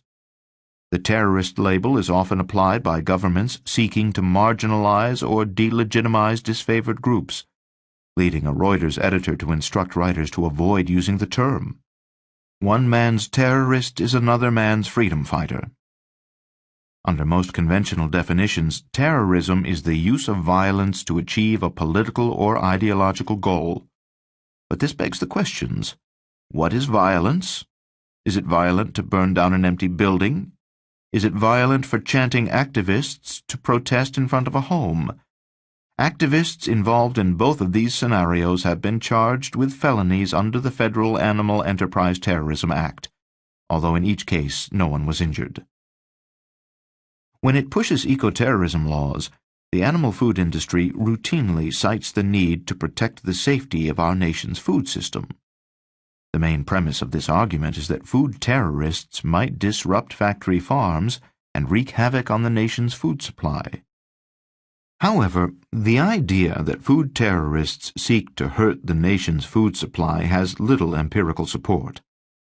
There have been only 2 known acts of food terrorism on U.S. soil: the Rajneeshi cults infecting Oregon salad bars with salmonella in an attempt to influence a local election in 1984, and a disgruntled laboratory workers infecting food with Shigella in 1996. Neither incident resulted in any deaths, and neither made it into the FBI's list of major terrorism cases.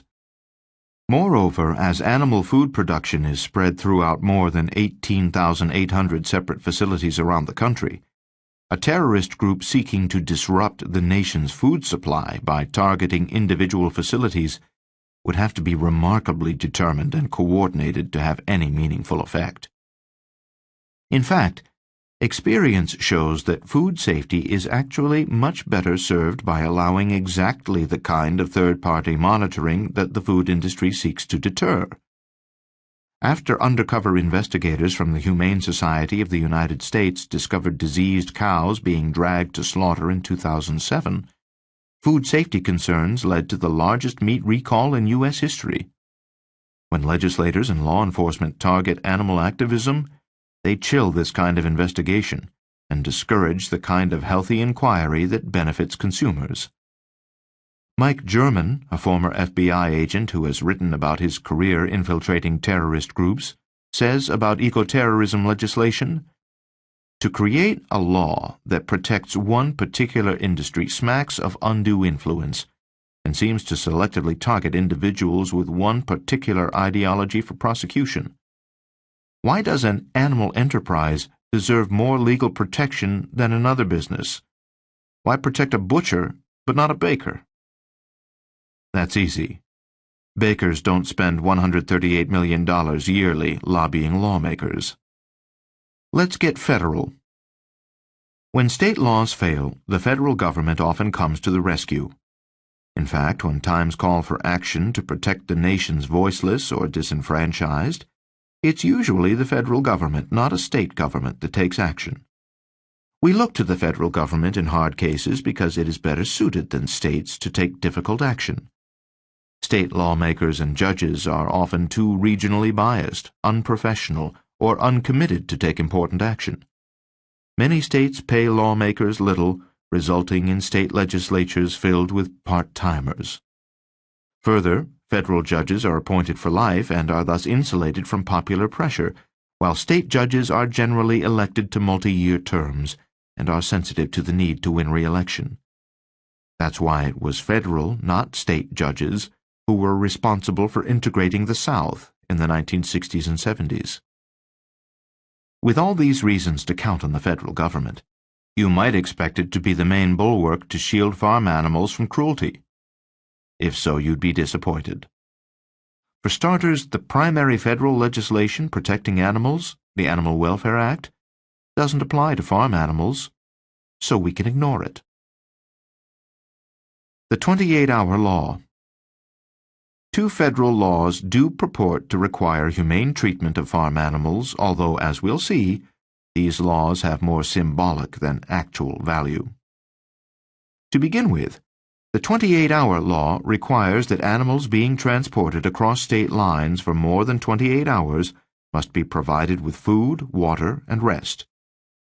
If this law sounds helpful, consider that in most humans' lifetimes, unless we're stranded on a desert island or trapped in an elevator, we will never go without food, water, and rest for 28 hours. The European Union, in fact, imposes transport time limits shorter than ours for all animals, and much shorter for cattle, sheep, goats, and very young animals. Notwithstanding that 28 hours is a long time to go without basic comforts, another limitation of the 28-hour law is that it doesn't apply to chickens or turkeys, together accounting for 98% of all land animals killed for food in the United States. The law also contains loopholes big enough to drive a cattle truck through. The 28-hour travel limit applies only to interstate trips, so intrastate travel is exempt, even though animals might spend days traveling 800 miles or more in a big state like Texas or California. Additionally, the law can simply be ignored when necessary to overcome unavoidable causes that could not have been anticipated or avoided when being careful. The 28-hour limit can also be easily extended to 36 hours if the animal's owner makes such a request in writing to the carrier. Further, only those who knowingly and willfully violate the law are subject to penalties. Those whose mere negligence results in death, pain, or suffering to animals don't violate the law. Then there's the maximum penalty for violations, $650. The threat of being forced to pay less than the value of one beef steer is unlikely to influence the behavior of a commercial animal transporter. It should come as no surprise that a law as toothless as the 28-hour law is rarely enforced. After all, what's the point of wasting thousands of dollars of government resources to fine someone $650? In the last 50 years, a grand total of 0 federal decisions show a government agency trying to enforce the law. And in 2009, a Freedom of Information Act request to the USDA and the U.S. Department of Justice revealed that neither organization had investigated or prosecuted anyone under the law in the previous 5 decades. Given the law's applicability to only 2% of farm animals, its massive loopholes, its nominal penalty, and the fact that it is never enforced, we can dismiss the 28-hour law as purely symbolic. The Humane Methods of Slaughter Act. The other federal law that purports to require humane treatment of farm animals is the Humane Methods of Slaughter Act, HMSA. HMSA requires that all livestock be rendered insensible to pain before being butchered. However, as with the 28-hour law, HMSA's scope and relevance are extremely limited because the law is subject to massive exceptions and inconsistent enforcement. There are no fines or penalties for its violation. Chickens, turkeys, and fish are excluded from HMSA, although these animals constitute 99% of the animals slaughtered for food in this country. And HMSA applies only in the final instant of a farm animal's life, the moment of its slaughter. Except for the largely irrelevant 28-hour law, neither HMSA nor any other federal law protects farm animals from cruelty during their lives other than at the moment of their death. As another exception, animals are not protected by HMSA if killed according to a religious method, such as kashrut, which produces kosher meat, or a similar method for halal meat. These methods require that the slaughtered animal be conscious at death, which calls for a knife cut to the neck, severing the carotid arteries and causing rapid loss of oxygen to the brain. Not surprisingly, this method of slaughter is controversial. Slaughterhouse designer Temple Grandin said of her first visit to a kosher slaughterhouse, "Each terrified animal was forced with an electric prod to run into a small stall, which had a slick floor on a 45-degree angle. This caused the animal to slip and fall so that workers could attach the chain to its rear leg in order to raise it into the air. As I watched this nightmare, I thought, this should not be happening in a civilized society." In my diary I wrote, "If hell exists, I am in it." But by far the biggest problem in enforcing humane slaughter is that industrial killing methods, driven by considerations of profit rather than animal welfare, make it impractical or impossible for most slaughterhouses to comply with HMSA. Workers on fast-moving butchering lines must stun, kill, and dismember 300 or more animals per hour, or face discipline from their employers, and at that speed it's impossible to stun or kill every animal properly. As a result, animals are routinely scalded, bled, skinned, dismembered, and/or eviscerated while awake and fully conscious. In 2000, workers at a slaughterhouse run by the nation's largest meat processor, IBP Incorporated, now Tyson Foods, provided numerous statements under oath about IBP's practices. One worker said in representative testimony, 30% of the cows are not properly knocked, stunned, and get to the first legger, worker who cuts off animals' feet, alive. Cows have gone alive from the knocker to the sticker to the belly ripper. He cuts the hide down the center of the cow's abdomen. To the tail ripper, he opens the rectum. To the first legger, he skins a back leg and then cuts off the foot. To the first butter, he skins from the breast to the belly and a little bit on the back. To the worker who cuts off both front feet. I can tell that these cows are alive because they're holding their heads up and a lot of times they make noise." The USDA is responsible for enforcing HMSA. The National Joint Council of Food Inspection, the union that represents the USDA's 7,500 meat inspectors, has repeatedly voiced its frustration with USDA policies that make it difficult for inspectors to perform their job duties. Meat inspectors want to do their jobs and monitor slaughterhouses' compliance with HMSA, but they often lack the access or the support from the USDA to do so. In 2001, the Meat Inspectors Union joined a number of other groups to present a petition to the USDA citing systemic nationwide problems in enforcing HMSA and demanding that the USDA do a better job of enforcing the law. Specifically, the petition stated that slaughterhouses across the country were failing to stun animals properly and were dragging and beating conscious animals, and that USDA inspectors were largely powerless to take any action. In other words, these inspectors were being sent into battle without weapons or support. Arthur Hughes, speaking for the Meat Inspectors Union, cited a lack of both training and access to slaughter areas as the chief problems facing union members.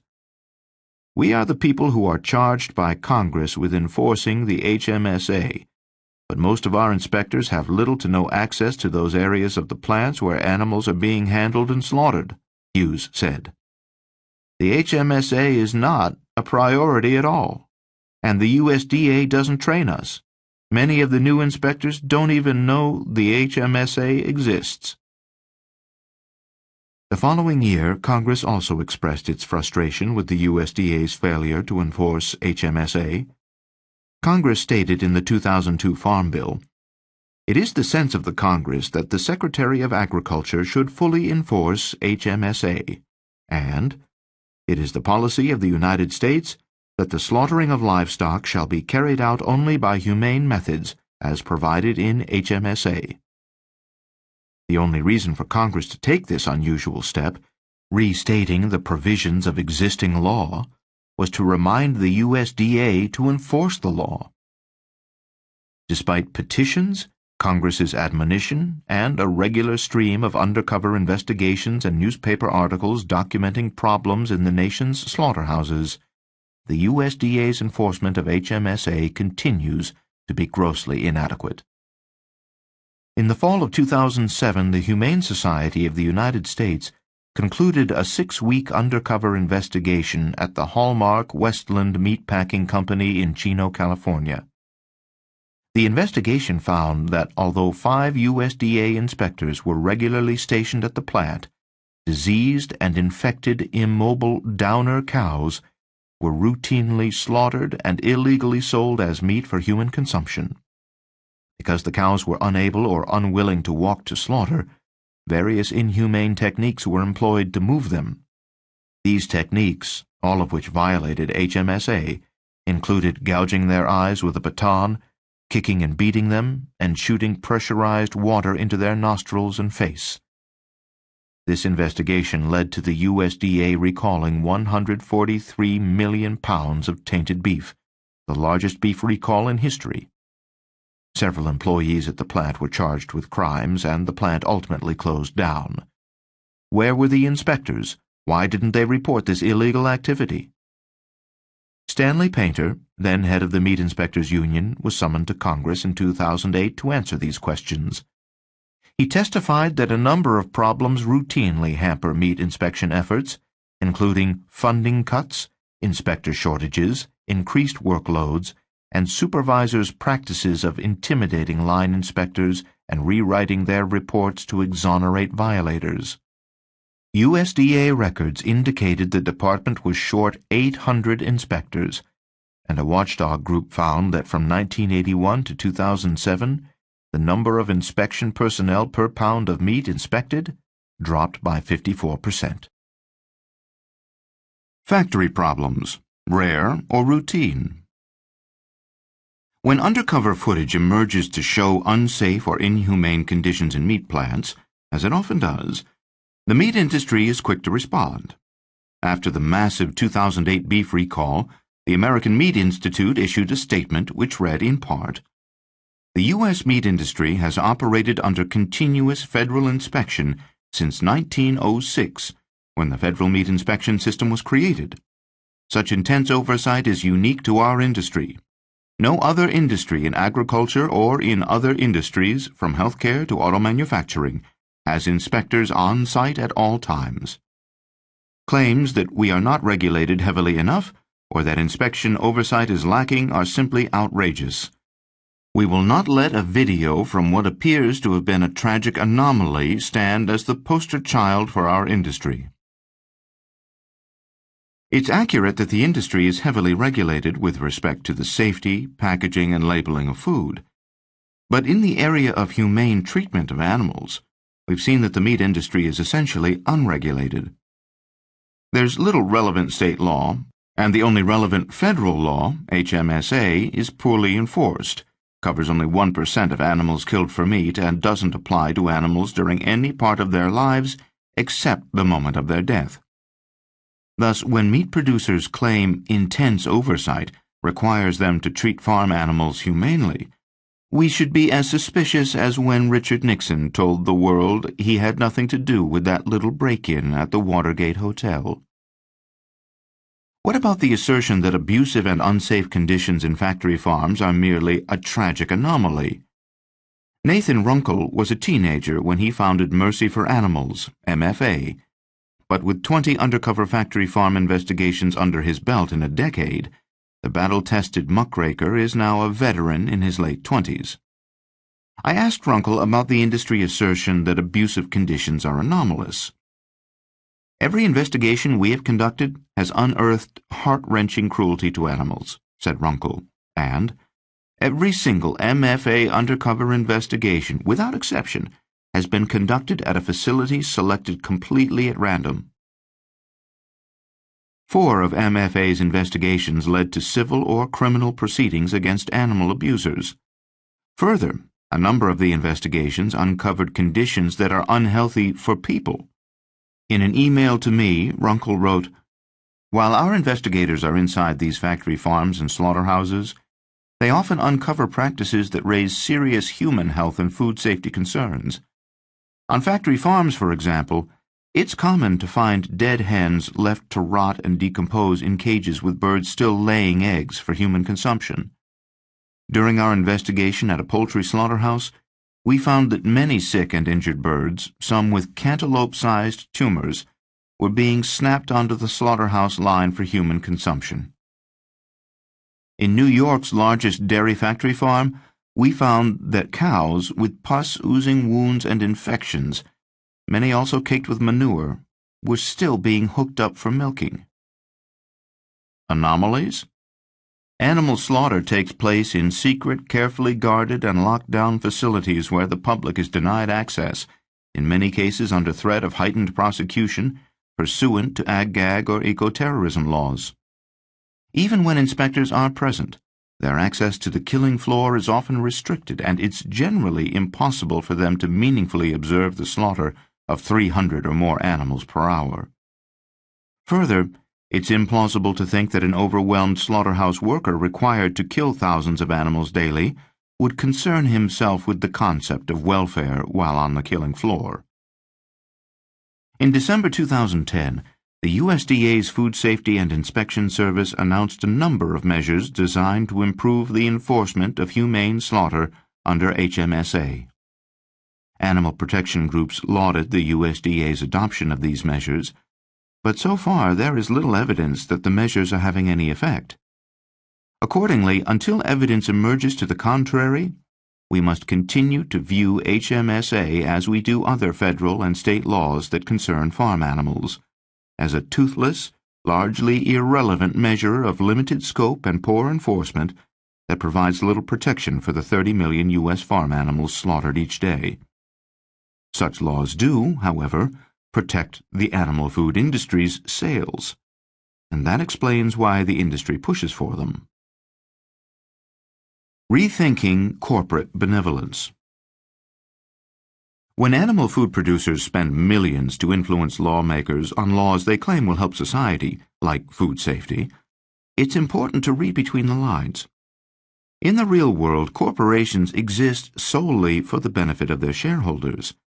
Thus, by law, corporations act only to increase their own profitability, not to help society. Railroad tycoon William Vanderbilt expressed this principle with candor when he responded to a reporter's question about whether his railroad kept a particular line open to benefit the public. "The public be damned," said Vanderbilt. "I don't take any stock in this silly nonsense about working for anybody's good but our own, because we are not. When we make a move, we do it because it is in our interest to do so, and not because we expect to do somebody else good. Railroads are not run on sentiment, but on business principles, and to pay." Former U.S. Labor Secretary Robert Reich argues in his book Supercapitalism that Americans should not be misled by corporate messages implying that private firms act for the public good. Reich warns, "Beware of any claim by corporate executives that their company is doing something to advance the public good or to fulfill the firm's social responsibility. Companies are not interested in the public good. It is not their responsibility to be good. They may do good things to improve their brand image so as to increase sales and profits.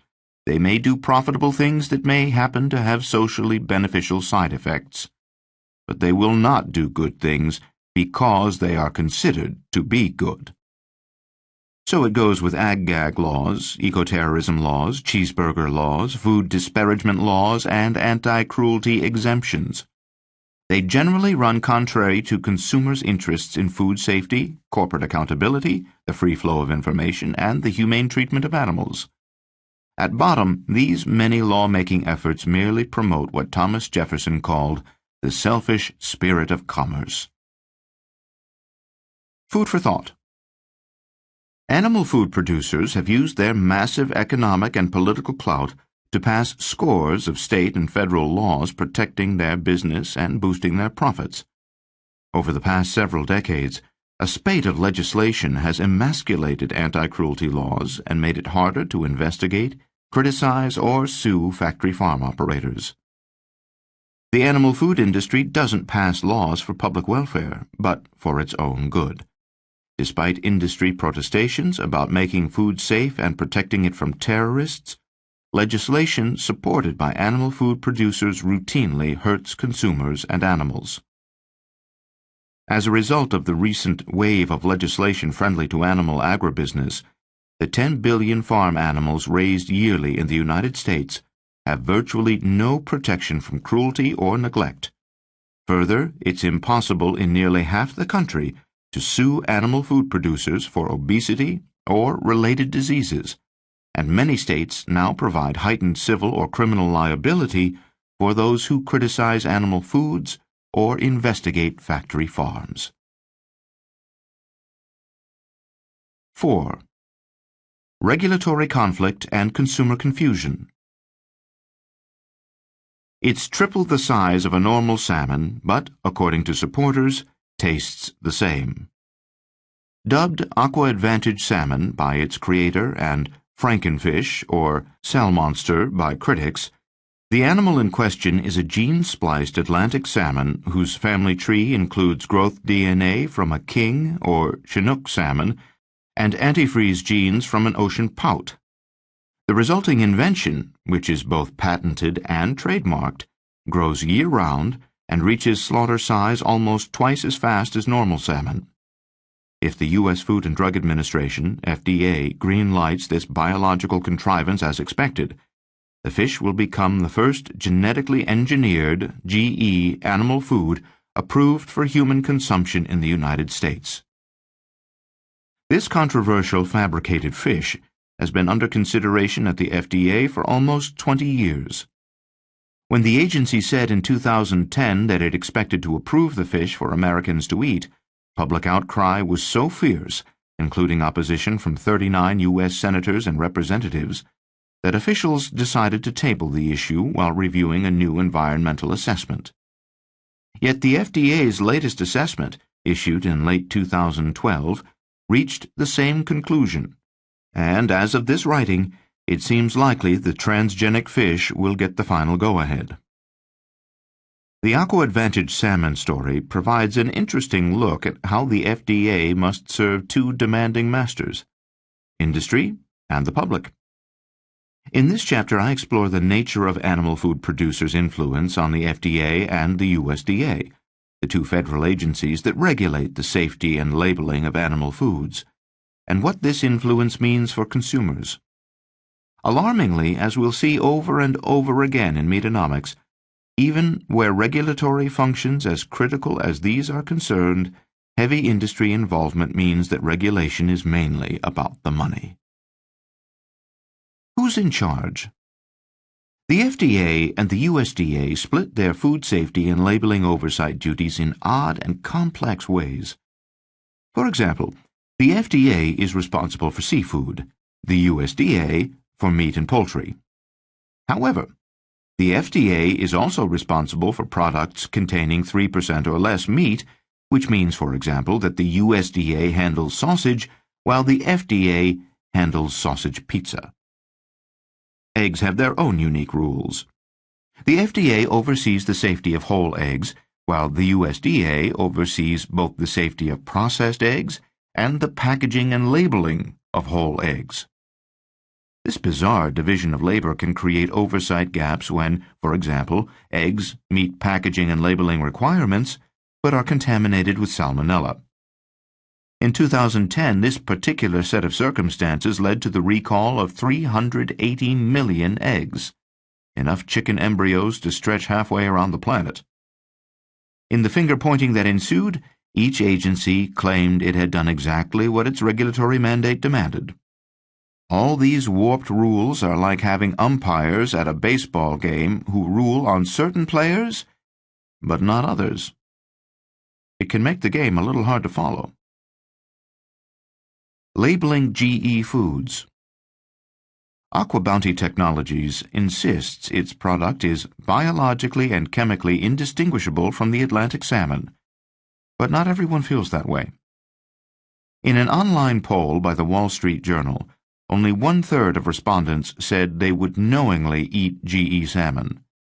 While some argue such consumer attitudes are irrational and superstitious, others believe it's right to beware of GE foods.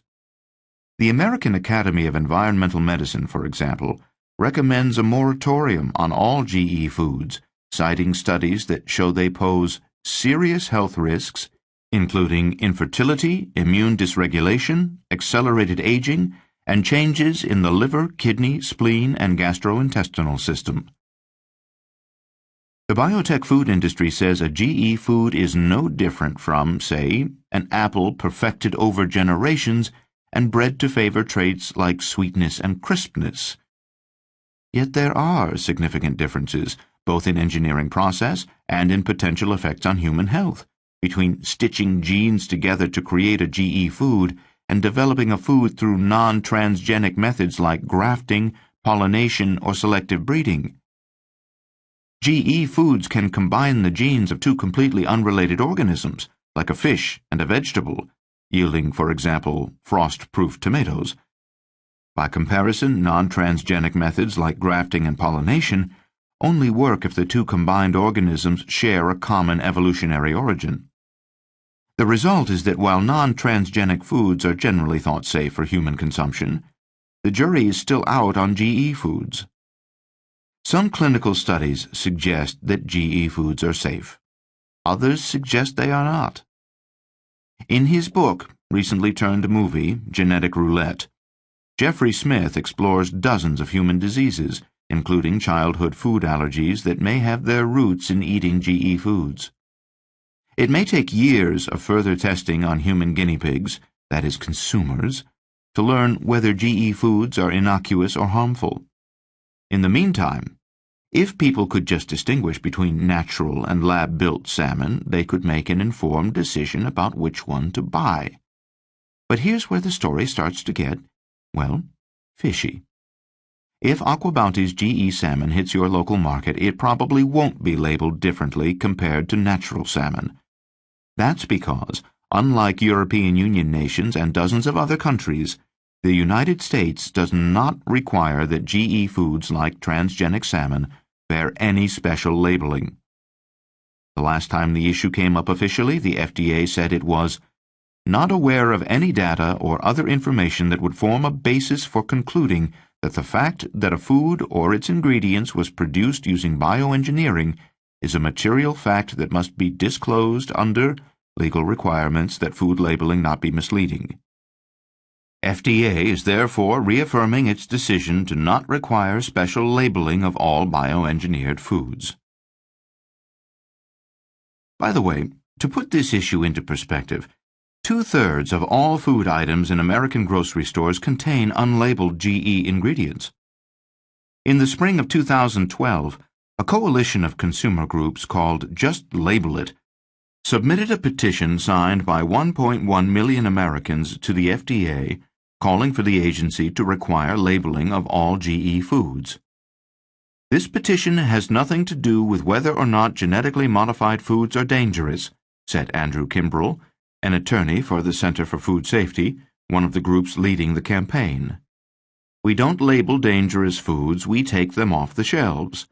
This petition is about the citizens' right to know what they are eating and whether or not these foods represent a novel change. In light of the FDA's express guidance on the issue, It is not surprising that the agency has, as of this writing, thus far declined to act on the petition. In fact, in a show of shaky math skills, the agency outraged many of the petition's supporters and telegraphed its likely position on the issue by counting the petition's 1 million-plus signatures as only a single comment. That is, as just one of 394 letters and other documents containing public feedback that it received on the issue. AquaBounty's stock shot up 600% in 2010 when the FDA said it was leaning toward approving the unlabeled GE salmon. For such corporations, preserving the labeling status quo is an important part of the sales equation. That's because, given the high level of consumer concern over GE foods shown in polls, such items are likely to sell better when a minimum of attention is drawn to them. And that's why Monsanto, DuPont, PepsiCo, and other corporations that profit from the continued ability to sell unlabeled GE products spent an estimated $45 million in 2012 to defeat a GE labeling initiative in California. The FDA's lack of responsiveness on GE labeling results from a phenomenon which the late Nobel Prize-winning economist George Stigler described as regulatory capture. Stigler said that in order to restrict competition, industry typically seeks and acquires government regulation, designed and operated primarily for its benefit. Once an industry exerts control over a regulatory agency, the agency is captured. Stigler's theory has been observed repeatedly in U.S. government agencies that are in some measure controlled by the industries they regulate. The Securities and Exchange Commission, the Federal Communications Commission, the Interstate Commerce Commission, the Nuclear Regulatory Commission, and many others, including, not surprisingly, both the FDA and the USDA. As we'll see through a number of examples, these agencies have been captured by the animal food producers and animal drug makers they purport to regulate. And as a result, when the interests of industry collide with those of consumers, regulatory watchdogs have trouble choosing a master. With regulatory capture common in so many industries, some may wonder what makes the animal food industry worthy of particular attention.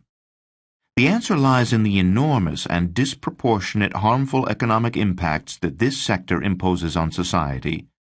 As we'll see in the book's second half, the meat and dairy industries are among the most heavily subsidized sectors in the United States, beating even the well-supported oil industry by a factor of 4.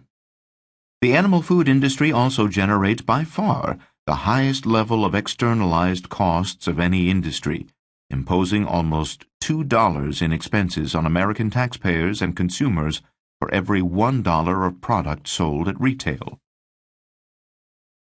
Hiding the growth hormone.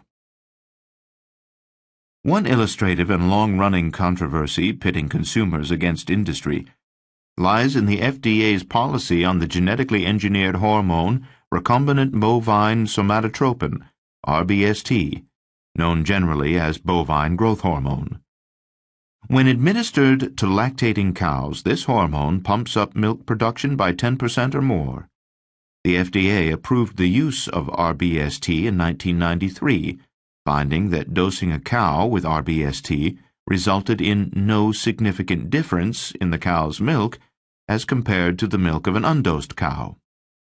And because of this purported similarity between dosed and undosed milk, the agency declines to require any special labeling on RBST-treated milk. But aside from the FDA and the Monsanto company, which makes the RBST product Posilac, few informed observers actually believe that RBST milk is the same as regular milk. In 2010, a U.S. Court of Appeals disagreed conclusively with the FDA's view on the subject, holding that a compositional difference does exist between milk from untreated cows and milk from cows treated with RBST.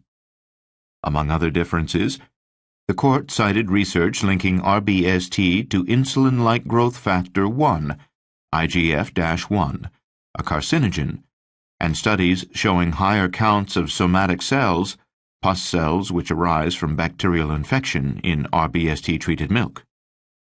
In fact, because of the research showing its negative effects on human health, animal health, and milk quality, RBST is banned in Canada, Australia, New Zealand, Japan, and most of Europe. Yet under the FDA's guidance and oversight, in the United States, you're likely not only to consume RBST in your milk, cheese, and ice cream, but to do so unknowingly. Food safety the FDA way. It's not that the FDA doesn't often want to do the right thing. It's just that the agency is regularly blocked and bullied by industry forces. Consider the agency's 40-year struggle to take action concerning 3 antibiotics whose use to make farm animals grow faster is highly controversial: penicillin, chlortetracycline, and oxytetracycline. In the mid-1950s, the FDA approved this holy trinity of drugs for farm animals at subtherapeutic levels, that is, at doses below the level required to treat illness. Such low doses are intended solely for growth promotion. Since the 50s, the drugs have been routinely given to farm animals to promote growth: penicillin for poultry and pigs, and chlortetracycline and oxytetracycline for poultry, pigs, cattle, and sheep. After approving the drugs, however, the agency grew concerned that their long-term use might pose a health risk.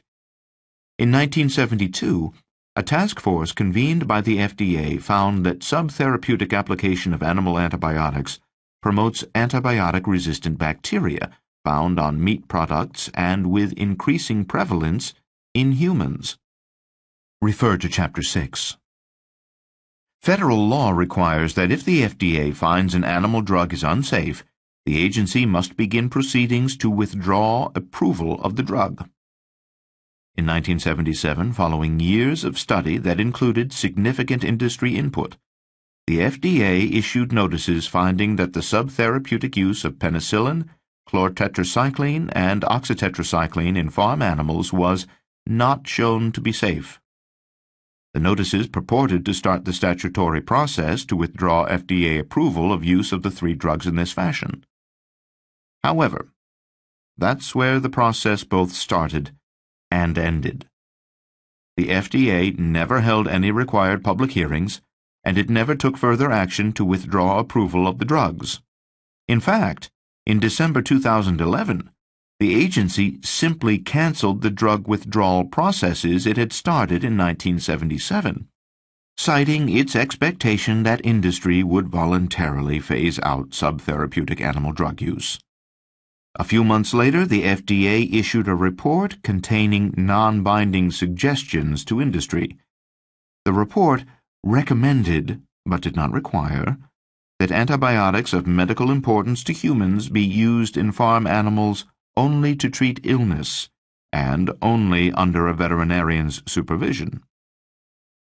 Notwithstanding the FDA's 1977 warnings that subtherapeutic use of penicillin, chlortetracycline, and oxytetracycline in animals is not shown to be safe, and despite its recent recommendations to cease such practices, the drugs are still approved to promote growth in farm animals, and are still being actively used for that purpose.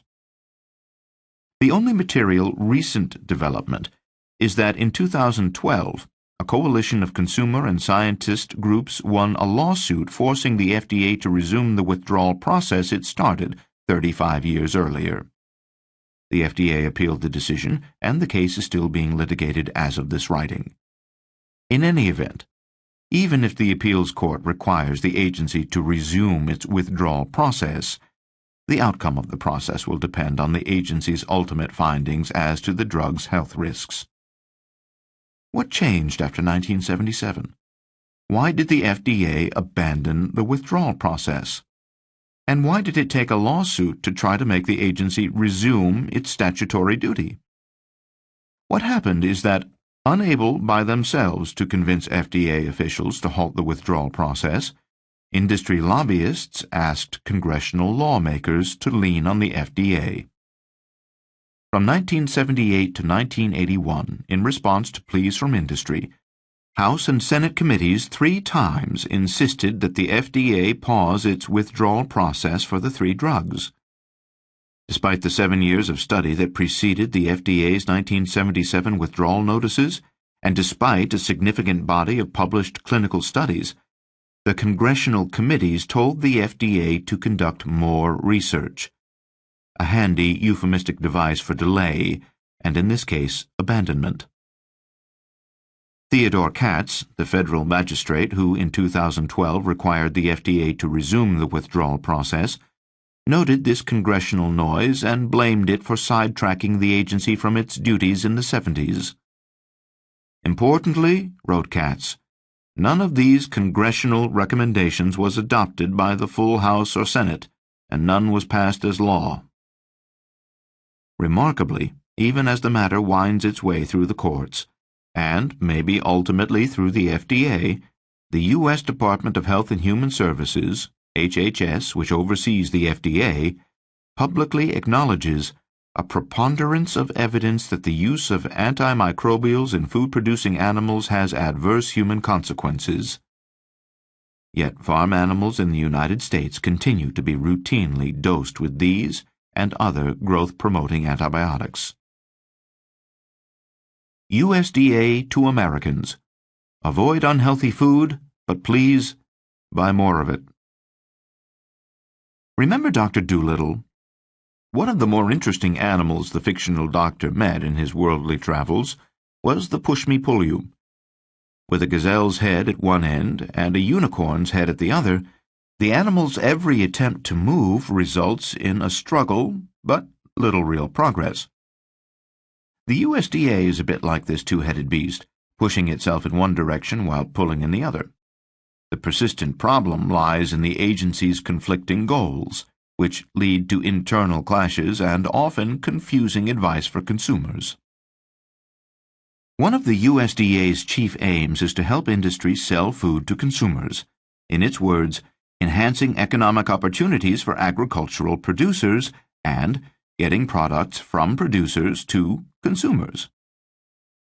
But other branches of the USDA are charged with protecting consumers by giving nutritional advice, keeping food safe and free of contaminants, and ensuring that food advertising and labeling are accurate.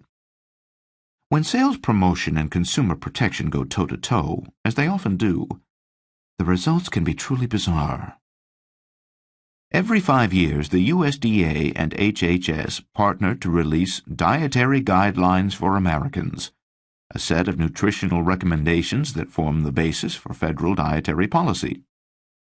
Like a modern-day set of Mosaic commandments, these guidelines govern all federal nutritional programs and dietary guidance publications. They serve as the basis for the USDA's food plate, a colorful image intended to recommend food proportions. In short, the guidelines affect directly or indirectly practically every American. The first clue that the nutritional advice in Dietary Guidelines for Americans might be based more on marketing than science lies in the membership of its drafting group.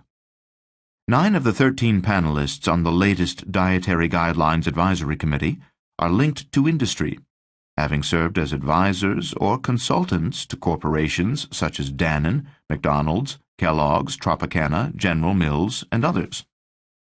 Because of industry influence via such committee membership and elsewhere in the process, the Harvard School of Public Health dismisses the dietary guidelines as the product of intense lobbying efforts from a variety of food industries, and criticizes its recommendations as the flawed result of the tense interplay of science and the powerful food industry. Not surprisingly, for the product of a nutritional committee dominated by industry veterans, the dietary guidelines contain some notably mixed messages. The advisory committee apparently sought to discourage consumption of unhealthy foods without offending the businesses that produce those foods by couching its recommendations in vague, technical terminology that few laypeople understand. Thus, the report routinely resorts to scientific jargon instead of simple terms like beef and pork when advising against consumption of animal foods. For example, The guidelines advise us to reduce cholesterol and solid fats, but fail to provide examples of foods that contain these substances. Translation: meat, fish, eggs, and dairy.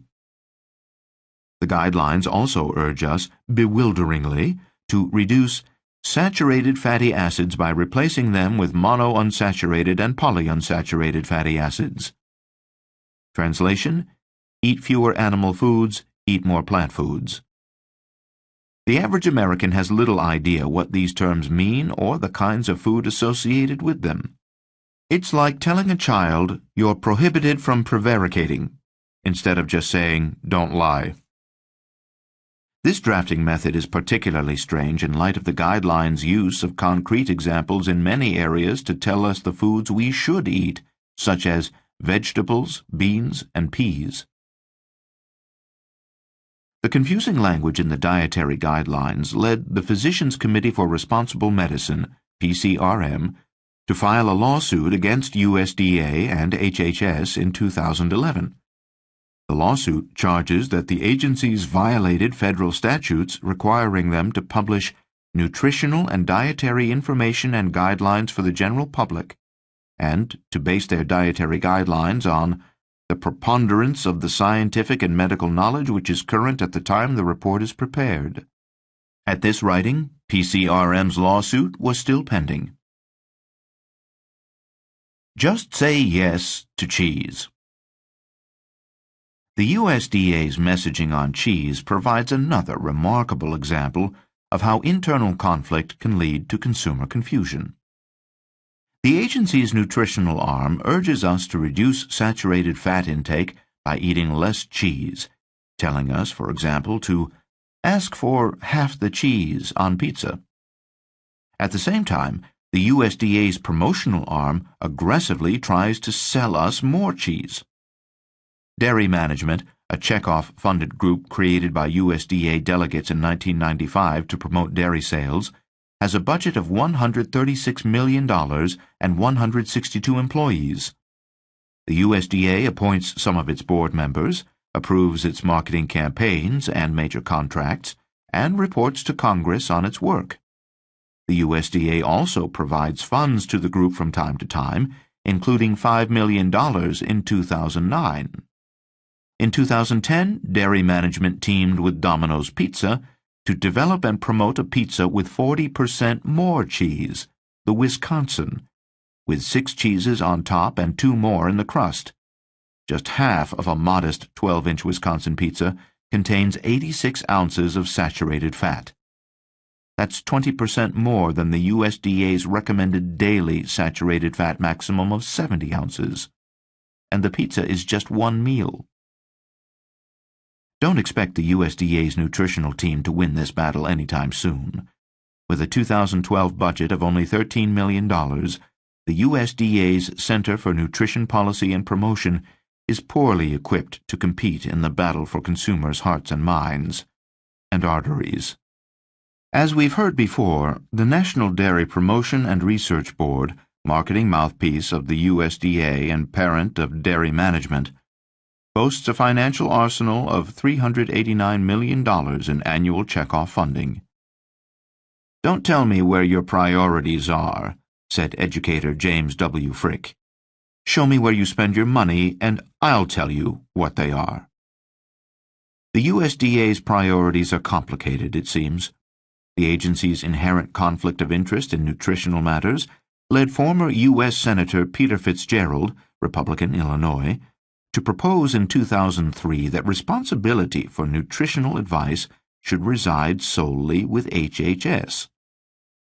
The USDA food pyramid, precursor of the food plate, probably has more to do with diabetes and obesity than Krispy Kremes, Fitzgerald said. He unsuccessfully urged his colleagues to strip the USDA of responsibility for dietary advice and leave it to pursue its main mission to promote the sale of agricultural products. Arsenic in the meat.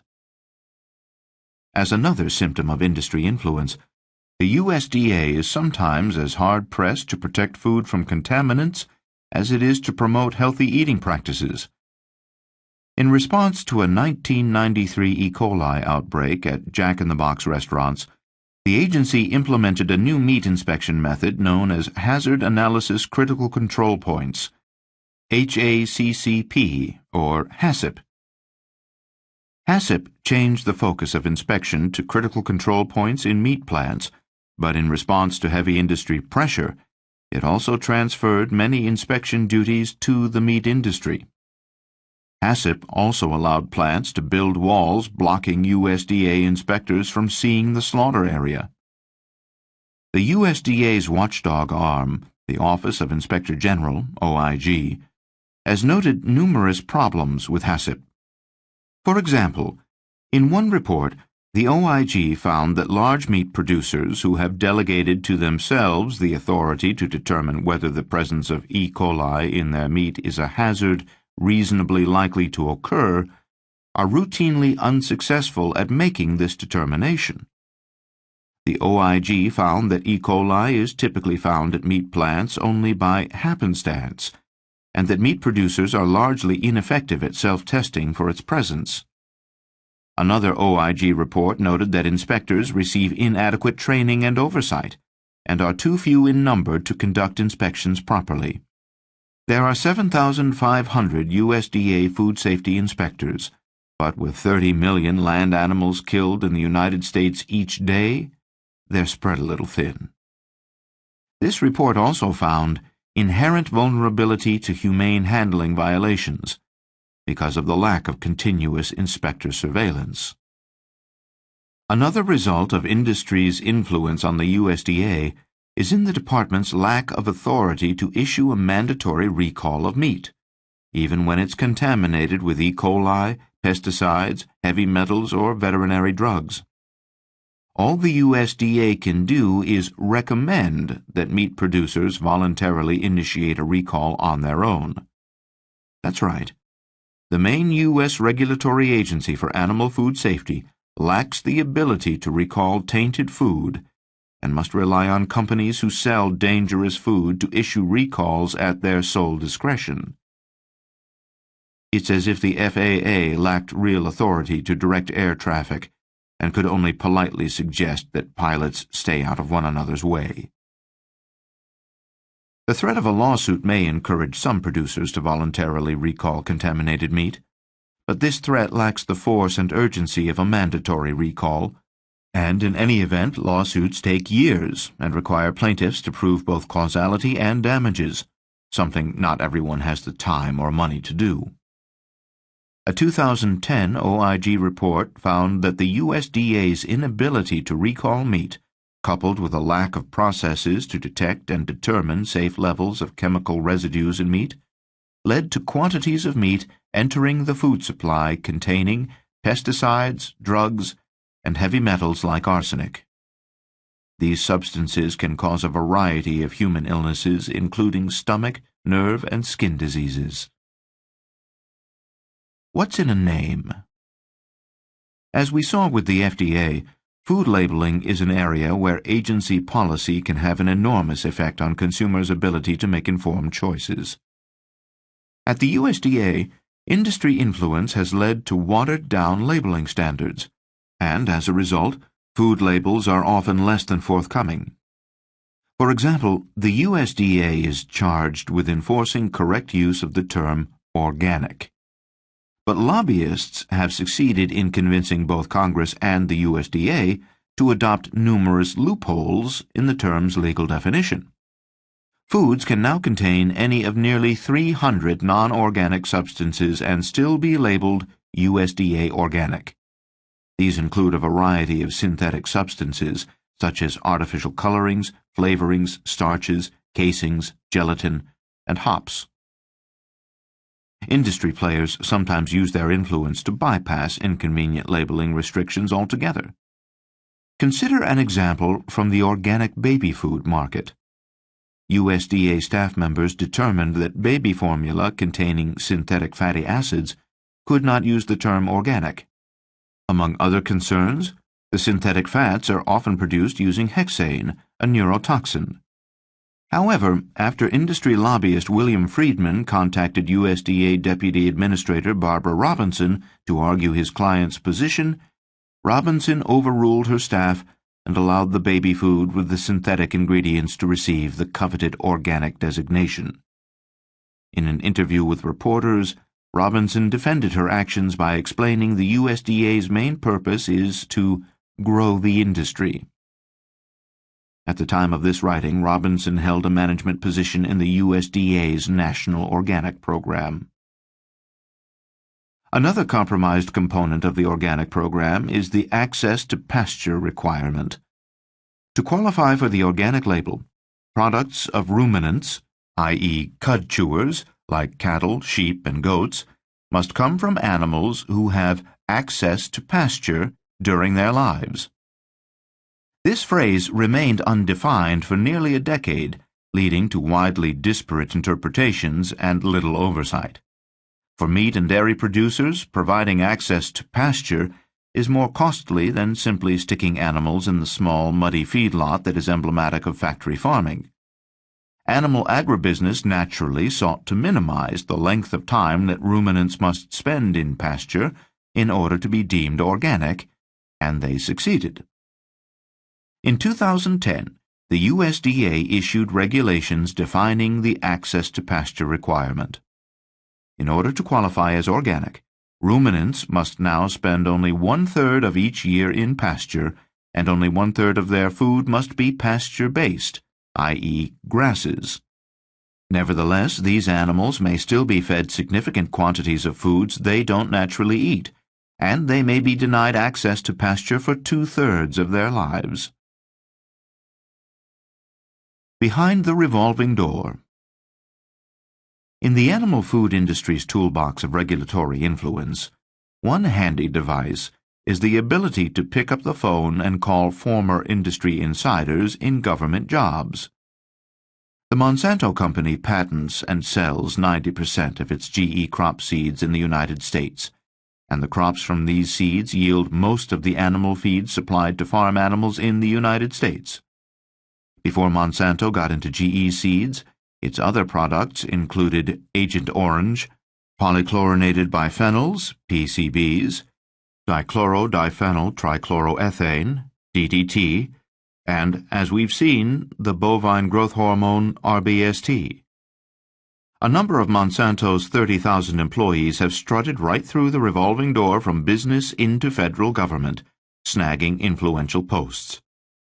Monsanto expatriates include a U.S. Supreme Court Justice, a U.S. Trade Representative, U.S. Secretaries of Commerce and Defense, an EPA Deputy Administrator, and FDA leaders in the posts of Branch Chief, Deputy Commissioner for Foods, and Deputy Commissioner for Policy. The USDA's playbill also includes a star-studded cast of industry veterans in high places. According to a 2004 report, a dozen of the USDA's top-ranking officials during the George W. Bush administration previously worked in the agricultural industry. These included the agency's secretary, her chief of staff and deputy chief of staff, a deputy secretary, 3 undersecretaries, and 3 deputy undersecretaries. The officials who left the heartland for stints in the Beltway came from groups like the National Cattlemen's Beef Association, the International Dairy Foods Association, the National Cheese Institute, the American Butter Institute, and a pork plant. Eric Schlosser, author of Fast Food Nation, wrote of the USDA in a 2004 New York Times article, "You'd have a hard time finding a federal agency more completely dominated by the industry it was created to regulate." Of course, some agency personnel change when presidents change, but the basic principle of industry control doesn't change much. Obama's appointee to head the USDA, Tom Vilsack, was said by the Organic Consumers Association to be a shill for agribusiness biotech giants like Monsanto. While governor of Iowa, Vilsack was regularly invited to fly in Monsanto's corporate jet, and was named Governor of the Year by the Monsanto-dominated biotechnology industry organization. As Secretary of the USDA, Vilsack returned the favor by approving the use of Monsanto's genetically engineered alfalfa as feed for cattle. In a controversial move that one commentator called a stunning reversal, Vilsack set aside a carefully worked compromise applauded by food industry critics like Marion Nestle, author of the book Food Politics, but opposed by Monsanto. If you haven't noticed it, there's a pattern emerging. Guidance and protection from the FDA and the USDA on animal food matters are often concerned more with helping industry than with guarding Americans' health and safety. Or perhaps to put it more bluntly, as Rory Friedman and Kim Barnuen do in their best-selling volume Skinny Bitch, governmental agencies don't give a shit about your health.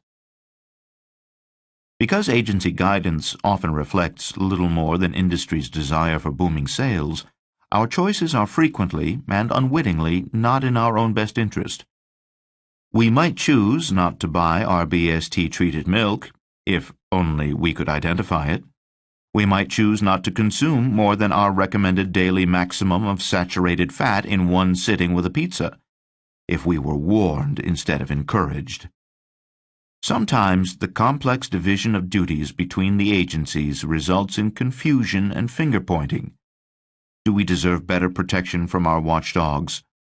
The short answer is yes, but more on that later. Food for thought. In a classic Fox in the Henhouse story that might be funny if it weren't so true, the animal food industry has captured the very agencies meant to regulate it. As a result, policy making at the FDA and the USDA is heavily influenced by producers of meat, fish, eggs, and dairy, and by those who keep animal agribusiness stocked with supplies like drugs, feed crops, and crop seeds. Because corporations seek regulation in order to enhance their profitability rather than to benefit society, industry-dominated policy-making usually hurts consumers. Among other things, government complicity in misleading or confusing practices diminishes consumers' ability to make informed decisions. At the FDA, industry control has resulted in such harmful results as the agency's inability to withdraw dangerous animal drugs and its refusal to require labeling of genetically engineered foods. At the USDA, regulatory capture leads to inconsistent and misleading nutrition recommendations, as when one branch of the agency tells us to eat less cheese while another tells us to eat more.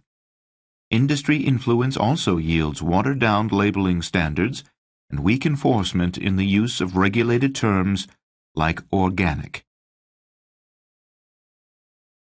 Part 2. The Hidden Costs of Meatonomics. 5. Feeding at the Subsidy Trough. In 1991, you could walk into any McDonald's in the United States, hand the teenager behind the counter a single-dollar bill, and take home a double cheeseburger or a chicken sandwich. Back then, a gallon of gas cost an average of $1.14 in the United States. Today it's $3.83, and the federal hourly minimum wage was $4.25. Today it's $7.25. In fact, the purchasing power of a dollar was 70% higher 2 decades ago. In the words of the immortal Yankee Yogi Berra, a nickel ain't worth a dime anymore. But here's a surprise. Walk into a McDonald's today and hand one thin dollar to the teenaged descendant of your former cashier. Unless you no longer eat such things, you can still leave with a double cheeseburger or a chicken sandwich. In fact, animal food prices in the United States have been remarkably resistant to the forces of inflation over the past century, falling across the board, in inflation-adjusted terms, while most other consumer goods continue to rise in price. In the book's second half, I explore why the retail prices of meat and dairy are so low and what these low prices really mean for consumers. The common knee-jerk reaction to lower prices is, great, I can buy more. But in this case, low prices are both cause and effect of a microeconomic system out of whack. In fact, by keeping the system in a perpetual state of disequilibrium or market failure, the forces of Meatonomics create problems that affect almost everyone. For the skeptical, there is a mounting pile of evidence that artificially low prices actually hurt rather than help consumers. This chapter introduces some of the hidden costs of meat and dairy production and explores one particularly controversial item: subsidies. Cheap meat. Meat and dairy are cheap. From 1980 to 2008, the inflation-adjusted prices of ground beef and cheddar cheese fell by 53% and 27% respectively. During roughly the same period, the inflation-adjusted prices of fruits and vegetables rose by 46% and 41%, respectively.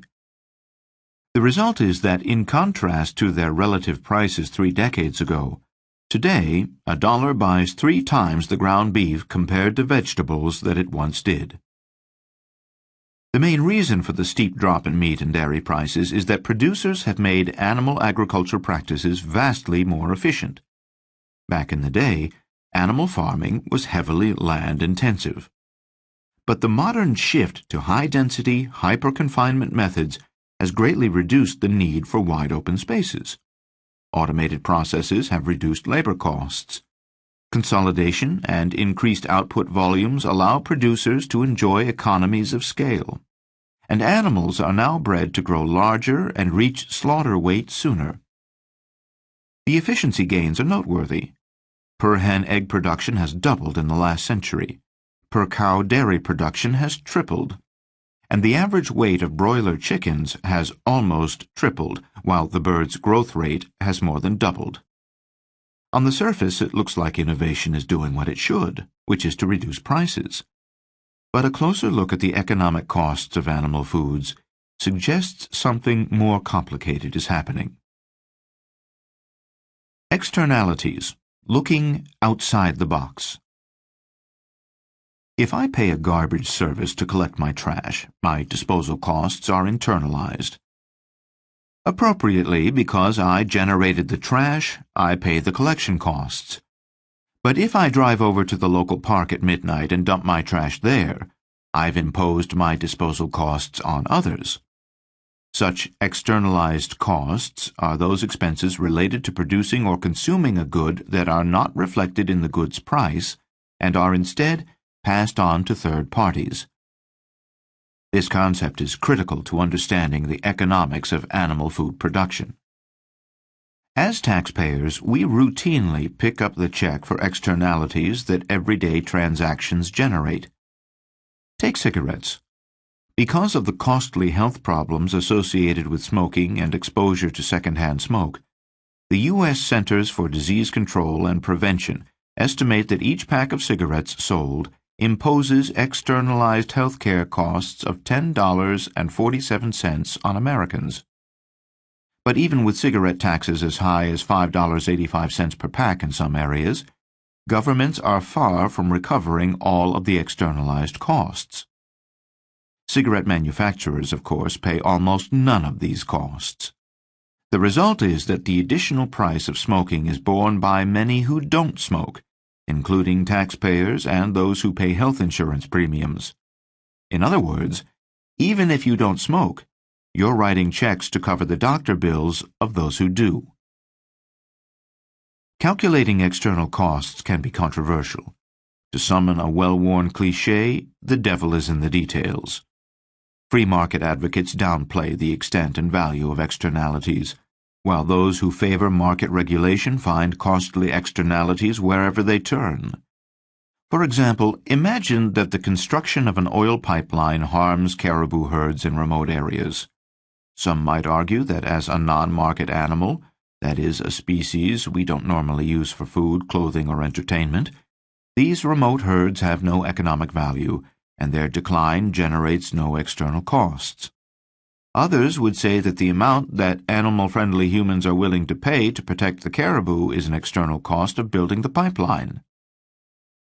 In the case of animal foods, their low retail prices obscure a significant, measurable set of external costs that make the real costs to society much higher.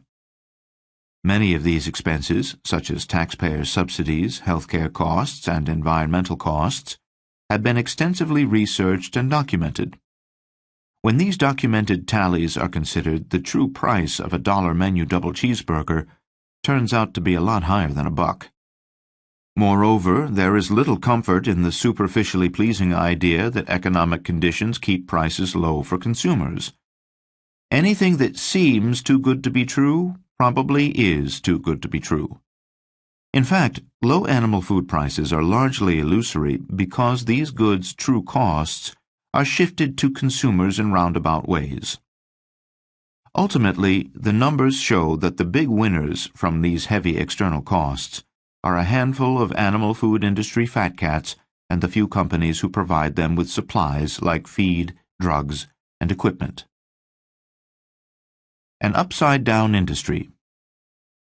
It's common, and usually perfectly legal, for corporations to externalize as much of their costs as possible. And of course, animal agribusiness isn't the only American industry to impose billions in hidden costs on consumers and taxpayers. But this sector is far and away leading the pack in the category, offloading more costs than any other. Consider electricity generation. That industry is known to impose tremendous external costs on society, mainly in the form of health problems and ecological damage resulting from burning coal and oil. A 2009 study by the National Research Council summed up the quantifiable externalized costs of U.S. electricity generation and found they total $63 billion yearly in 2005 dollars. That's a sizable figure. But even adjusting it for inflation, $75 billion, it's less than 1/5 of animal food's measurable external costs. One way to estimate the total cost to consumers of animal foods is to add external costs to retail prices, since generally Americans who consume animal foods will incur both the retail prices and the externalized costs. The industry's total annual retail sales are about $251 billion. But that's chump change compared to the total external costs of animal food production, which are $414 billion. Adding external costs to retail sales yields total consumer costs of about $665 billion. From this perspective, each dollar in retail sales of animal foods generates about $1.70 in external costs. The true cost of a $5 carton of organic eggs is roughly $13. A $10 steak actually costs about $27. Here's another way to think about the ratio of prices, what we pay at the cash register, to costs, all relevant expenses, whether paid or not. Over the past century, the large gains in production efficiency that accompanied the rise of industrial agriculture helped drive the retail prices of animal foods lower. The growth rate of chickens doubled, while the price per pound fell. However, as Milton Friedman famously observed, there's no such thing as a free lunch. In fact, the same gains in efficiency that reduce prices also increase externalized costs. Chickens develop faster in part because they're fed growth-promoting antibiotics, but those drugs cause costly antibiotic resistance when they end up in our food and our waterways, making it that much harder for us to fight off a slew of sicknesses, and leading to more time in the doctor's office. Animals packed in factories can be raised more cheaply than those raised on pasture, but separating animals from land means their waste must be collected and stored. Some of this waste ends up in our water supply and generates serious cleanup costs.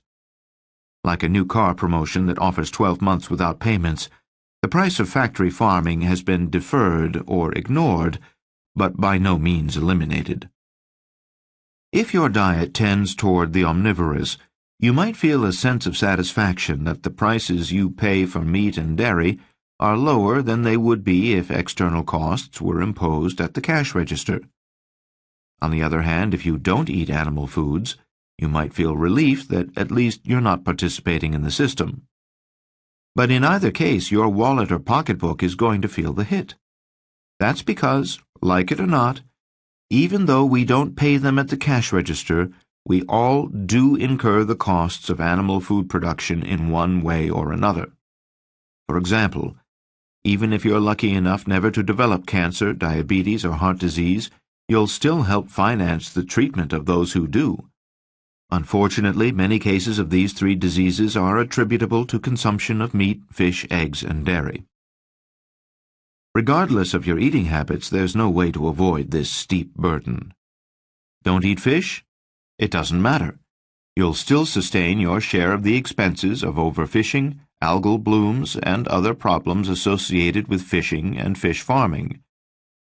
Don't eat meat or dairy? Vegetarians and vegans experience the externalized costs of animal foods at the same rate as the rest of society. Whenever someone buys a Big Mac, herbivores and omnivores alike pick up the tab for the burger's additional externalized costs.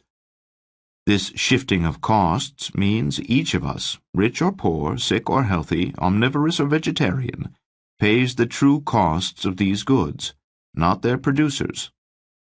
Further, contrary to the oft-repeated claim that producers pass low prices on to consumers, the externalization of costs does not really save us money, because we simply pay the costs in other ways. Of course, mass-producing just about any food generates external costs, and fruits and vegetables are no exception. Thus, growing crops for people imposes some of the same external costs on the environment that growing feed crops does, such as those arising from the use of pesticides and fertilizers.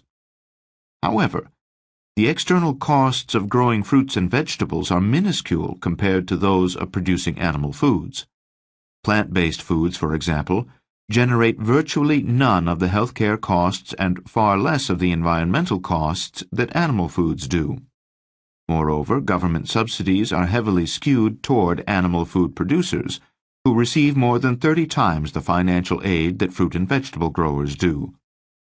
And like most features of Meatonomics, these subsidies work in strange ways and have a number of unexpected consequences. Feeding at the trough.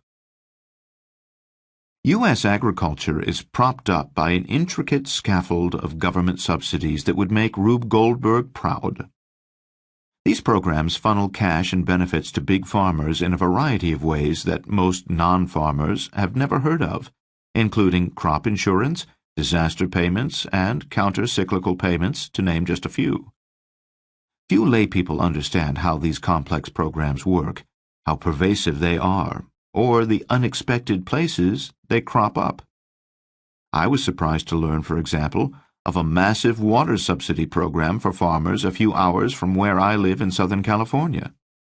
In California's Central Valley, irrigation subsidies let farmers use roughly 1/5 of the state's water and pay only a small fraction of its value, about 2% of what Los Angeles residents pay for water. The farm subsidy system is filled with off-the-wall incongruities, the oddest of which lie in the federal government's conflicted policy agenda. On one hand, as we've seen, the USDA recommends in its dietary guidelines for Americans that we consume less cholesterol and saturated fat. On the other hand, it heavily subsidizes the foods that are the main sources of these substances: meat, fish, eggs, and dairy. On one hand, the dietary guidelines recommend that we eat more fruits and vegetables. On the other hand, the government designates these foods as specialty crops that are largely ineligible for subsidies. The net result: nearly 2/3 of government farming support goes to the animal foods that the government suggests we limit, while less than 2% goes to the fruits and vegetables it recommends we eat more of. The USDA, by the way, officially declined to comment on this or any other issues in this book. Perhaps even more surprising than our government's muddled messaging on agricultural subsidies is the total dollar value of these subsidies. The USDA will spend $30.8 billion in 2013 supporting U.S. farmers with loans, insurance, research, marketing assistance, cheap water, and other help. State and local governments will contribute another $26.5 billion, mainly in the form of irrigation subsidies. That's a total of about $57.3 billion in annual government subsidies to all segments of U.S. agriculture, more than the entire annual government budget of New Zealand and twice that of the Philippines. The lion's share of this subsidy largesse supports the animal food industry. Because most U.S. corn and soybean crop is used for livestock feed, and most subsidies help farmers who grow these crops, most of the subsidies to U.S. agriculture ultimately benefit producers of meat, eggs, and dairy. What kind of numbers are we talking about? One study estimates that 63% of U.S. subsidies benefit animal food producers. Applying this percentage to the $57.3 billion farm subsidy total, and adding $2.3 billion for fish subsidies, refer to Chapter 9, the total of annual subsidies to U.S. producers of animal foods is an estimated $38.4 billion. Who gets the handouts? These subsidies work in surprising ways, and it's enlightening to consider whom they help and hurt. Supporters of farm subsidies argue that these programs provide a number of benefits, including assisting small farmers, boosting rural development, stabilizing commodity markets, and promoting national food security. However, subsidies typically work in ways far different from those intended. Let's start with some historical perspective. When the Depression hit in 1929, prices of farm goods fell like corn stalks in a gale. President Franklin Roosevelt responded with New Deal programs, including subsidies designed to stabilize prices and boost small farmers' incomes. The system worked at first, but as large farms came to dominate the agricultural landscape, less and less of the subsidy funds wound up in the little guy's pockets. Today, the handouts are aimed at big farming concerns. Taxpayers paid out $161 billion in direct payment farm subsidies between 1995 and 2009, but two-thirds of U.S. farmers didn't receive a cent. The funds mostly went to big corporate players, with one-fifth of recipients grabbing 9/10 of the cash. If the federal government sent invites to this party, those for small farmers were clearly lost in the mail. The 2013 Farm Bill, not yet passed as of this writing, seeks to end direct payments, the most controversial subsidy type, shifting the funds to crop insurance instead. But the cash and benefits will still favor the big guys over the little family operations. Moreover, not only do most of the subsidy benefits go to large corporations, but most of the beneficiaries are in the animal food industry. It may come as little surprise, but the handful of farmers who consistently harvest the most greenbacks from crop subsidies, research shows, are livestock producers. The reason? Corn and soybeans are the main items on the menus for livestock, accounting for the majority of feed ingredients in factory farms, where virtually all U.S. farm animals are raised. This makes factory farms the biggest consumers of these subsidized commodities, and they buy most of the corn and soybeans grown in the United States. Fish farms, by the way, also rely heavily on corn and soy for feed. The expense of feeding hungry animals is a huge part of the cost of doing business in animal agriculture. This food accounts for almost half the costs of raising hogs, and nearly two-thirds the costs of producing poultry and eggs. But crop subsidies come to the rescue by helping producers keep their feed costs low. One study found that crop subsidies and the resulting lower feed prices allowed factory farms to decrease their operating costs by as much as 15% from 1997 to 2005, saving nearly $35 billion over the period. As these programs favor big operators over small, they not only fail their original purpose of helping small farmers, but they also go a step farther and actually help drive small farmers from the rural landscape. Buying the farm in rural America. The problem isn't just that small farmers don't get their fair share of the subsidy pool. It's also that in light of the unintended effects these handouts have on the market, small farmers are among the biggest losers under subsidy programs. Subsidies distort the normal market forces of supply and demand, making small farmers overproduce even when inefficient to do so. For an example of math that doesn't really add up, consider: when subsidies reduce the market price of corn to levels below what it costs to produce, U.S. farmers nevertheless continue to grow it in record amounts. From 1986 to 2005, the cost to grow corn was higher than its market price in every year but one. Yet because of market incentives to increase production levels, even as subsidy payments tripled during the second half of this period, farmers' net income fell by 15%. It's not hard to see why. Say the cost to produce a bushel of corn is $6, but the bushel can only be sold for $5.90. No one's going to grow corn at these numbers. But throw in $1 per bushel subsidy, and now there's a profit of 90 cents per bushel. But as production increases and the excess supply causes prices to fall to $5.50 per bushel, farmers grow more corn to make up the income shortfall. This in turn drives prices even lower. It's a vicious cycle, a perpetual pattern of false cues and financial suffering for many of its participants. As physician Martin Fisher said, "Morphine and state relief are the same. You go dopey, feel better, and are worse off." Supply management, holding goods in reserve, once kept these harmful forces in check. Remember government cheese? In the 1980s, the Reagan administration famously tapped tons of dairy reserves to give processed cheese to the poor. Criticized as the patronizing and unhealthy product of unrealistic and out-of-touch leadership, the orange 5-pound blocks became synonymous with Reaganomics and government doublespeak. Still, despite evidence that supply management works, at least from a market perspective, policymakers abandoned that system in the 1990s for a market-oriented approach that deregulates supply.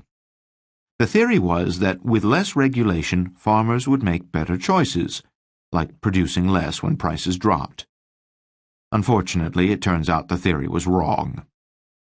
In the world of small farms, subsidies are a poisoned chalice. Depressed commodity prices and smaller margins hurt small farmers' incomes. Not surprisingly, USDA research indicates that even with subsidies, most farm families don't earn enough farm income to support themselves. Most of these families moonlight in off-farm activities, getting second or third jobs, or engaging in other business activities to make ends meet. This decline in income and lifestyle leads most small farmers and rural Americans to oppose subsidies. Nearly 2/3 of Iowans, for example, favor eliminating subsidies. The economic damage wrought by farm subsidies plays out regularly in rural communities across the country. In a 2007 article titled, "Why Our Farm Policy is Failing," Time magazine described the effect of subsidies on the small town of Randolph, Nebraska. Randolph's school district has dwindled from nearly 1,000 students to fewer than 400. It's adopted a 4-day week to save money and might switch to 8-man football. The town has lost its Ford, Chevy, and Chrysler lots, all its implement dealers and lumber yards, its creamery, jewelry store, and movie theater. The big farmers took over, and it's killed small business, says Paul Loberg, who runs a welding shop off Main Street. All they need downtown is coffee and beer. You can't buy that by the truckload yet. Subsidies and the rise of factory farms. Subsidies also cripple small farming towns by promoting the growth of factory farms or concentrated animal feeding operations, CAFOs, or CAFOs. CAFOs are usually bad news for those who live nearby, saddling local regions with pollution-related costs and other burdens. Some locals might accept these consequences if CAFOs gave back to the community by providing jobs or buying goods. But CAFOs hire fewer workers per animal than smaller farms do, and they purchase most supplies from out of the area. Thus, as CAFOs enter a region, they cause declines in local business purchases, infrastructure, and population, turning once vibrant communities like Randolph into ghost towns. Mike Korth, a farmer in Randolph, received $500,000 in subsidies over 10 years, but still publicly opposes farm welfare because of the damage it causes by spawning factory farms.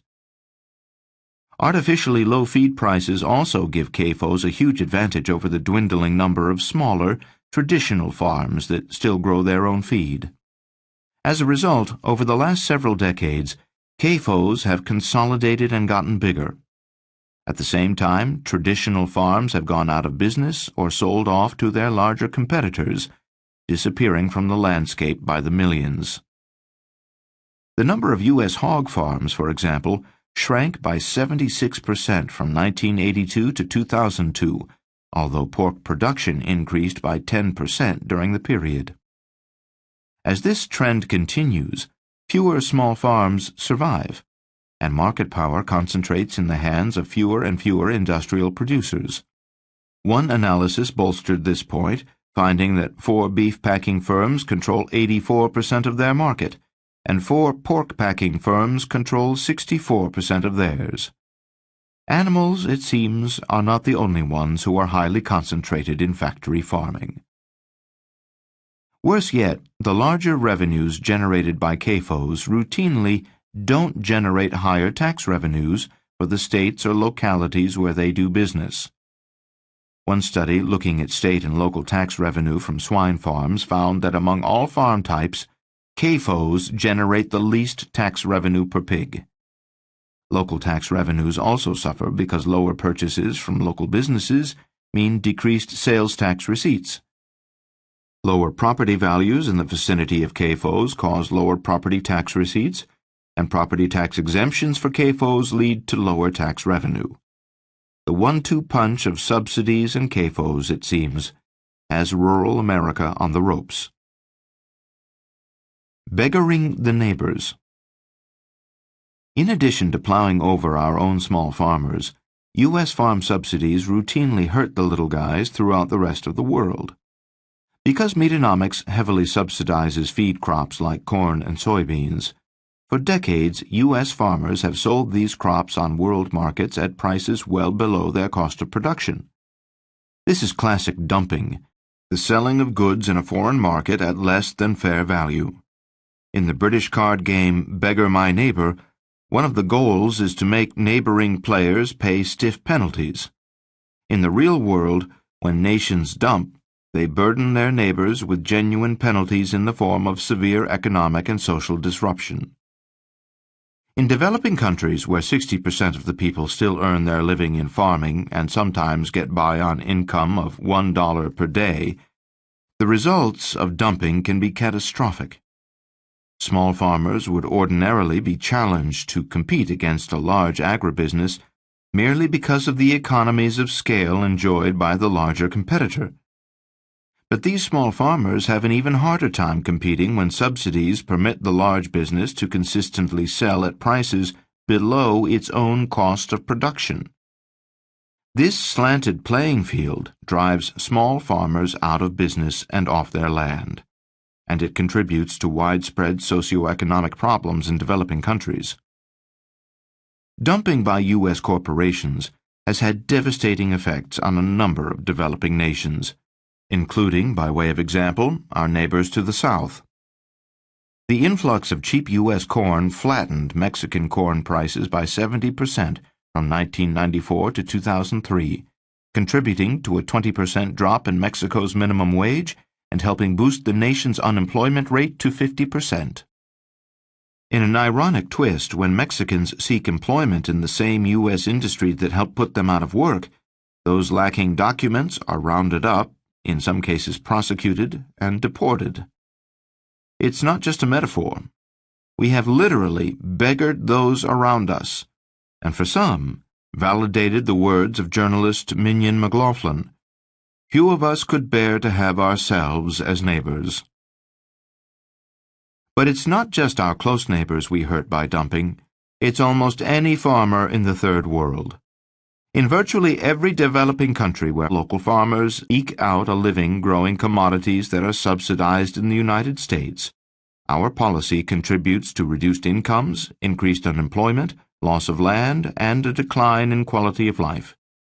In short, our subsidy programs damage Third World economies. As one study found, subsidized agriculture in the developed world is one of the greatest obstacles to economic growth in the developing world. American officials recognize the problems inherent in dumping, even though restraining the subsidy leviathan may be beyond their power. As former U.S. Deputy Secretary of Agriculture Charles Connor said of the 2008 Farm Bill, "This Farm Bill just heads in the wrong direction in terms of our international obligations. It's no secret our current farm programs under current law have come under enormous fire for their adverse impact on developing regions of the world and their ability to increase their agricultural production because they can't compete against the farm subsidies of the developed world." How does this bill respond? This bill responds by increasing trade-distorting supports on 17 out of 25 of the commodities that we provide. This is moving clearly in the wrong direction in terms of helping the world sustain themselves through food production. What does the dumping of corn and soybeans have to do with Meatonomics? Follow the money. Recall that in the United States, most of these crops are fed to livestock and fish, making American animal food producers the main beneficiaries of feed crop subsidies.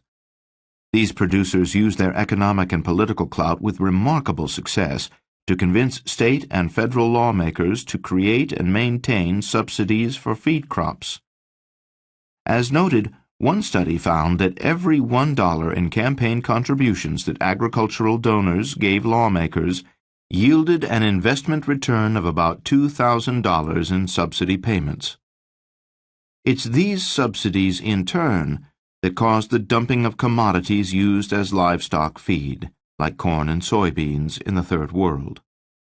As the United States is the planet's largest corn supplier, providing half the corn consumed by people and animals on Earth, our subsidy practices have huge consequences for the rest of the world.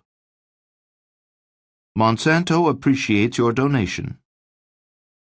We've seen that the massive handouts Americans give to big agriculture hurt taxpayers, consumers, and small farmers in both the United States and developing countries. The animal food industry is one of the rare beneficiaries of these subsidies, but it's not the only one. Those who provide key supplies to agriculture, known as inputs, also benefit from government subsidies that keep feed prices low. These input suppliers include equipment manufacturers like John Deere, chemical companies like Dow, and seed companies like Monsanto. Crop subsidies encourage farmers to grow more crops, and of course, the more they grow, the more seeds and tractors they need.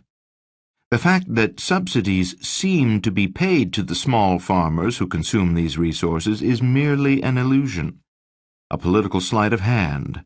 Remember the vastly undersized percentages that actually go to those farmers. Like a cruel practical joker, the government waves an envelope of cash in front of a small farmer, and maybe even lets him hold it briefly, but ultimately slips it into the pocket of an executive or shareholder in a large multinational corporation like Monsanto or Tyson Foods. For their part, executives and shareholders in the handful of corporations that actually benefit from subsidies are living high off the hog. In the meat industry, shareholders in public companies enjoy nearly $4 billion in extra shareholder equity and roughly $228 million in annual dividends thanks to subsidies. Tyson Foods, Incorporated, is the largest processor of chicken, beef, and pork in the United States and the second largest in the world, with more than 100,000 employees and more than 3,200 facilities. In 2010, Tyson paid shareholders $59 million in dividends. It also paid its CEO $4.8 million in compensation, and its chief operating officer $4.9 million. Yet these and many other rich benefits were, in effect, paid completely by taxpayers.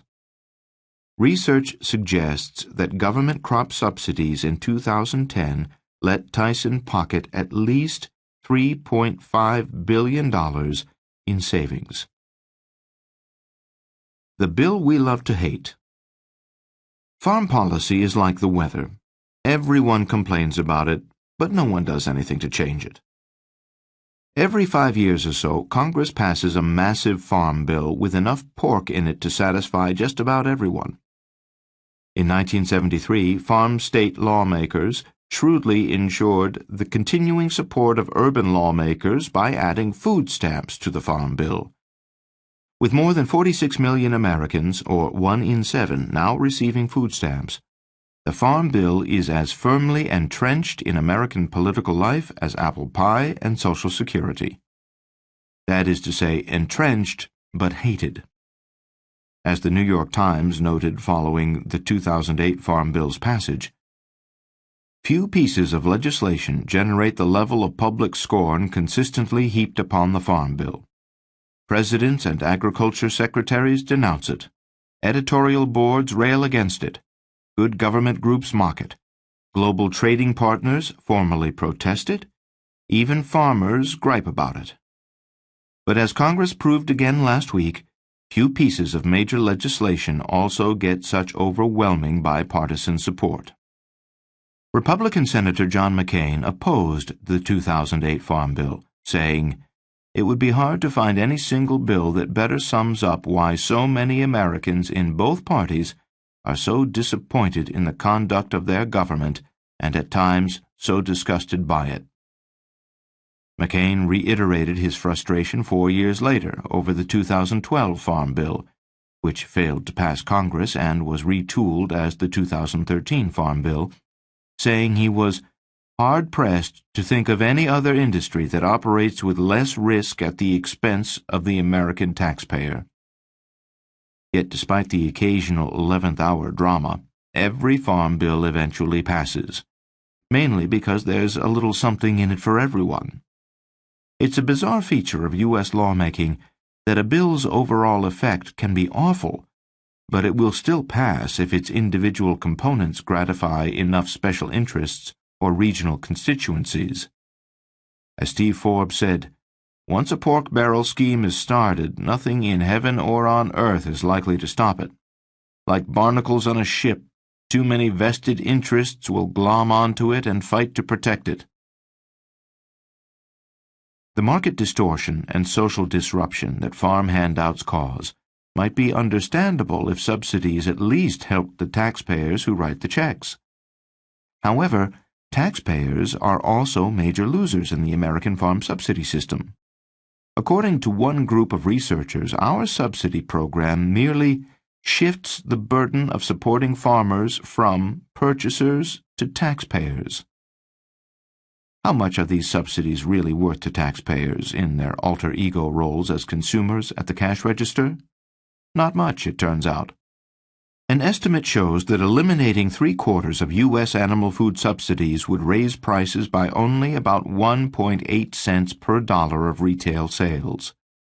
By contrast, for each dollar of animal foods sold at retail, producers shift $1.70 in external costs to taxpayers. In other words, taxpayers get almost none of the benefits of subsidies, but all their costs, including particularly the damaging market consequences that subsidies foster. Most commentators agree the agricultural subsidy system needs fixing, and many believe the best fix is to return to an unsubsidized market. But even if lawmakers suddenly found the political will to start dismantling the subsidy program, which is unlikely without massive public pressure, there would be no quick fixes.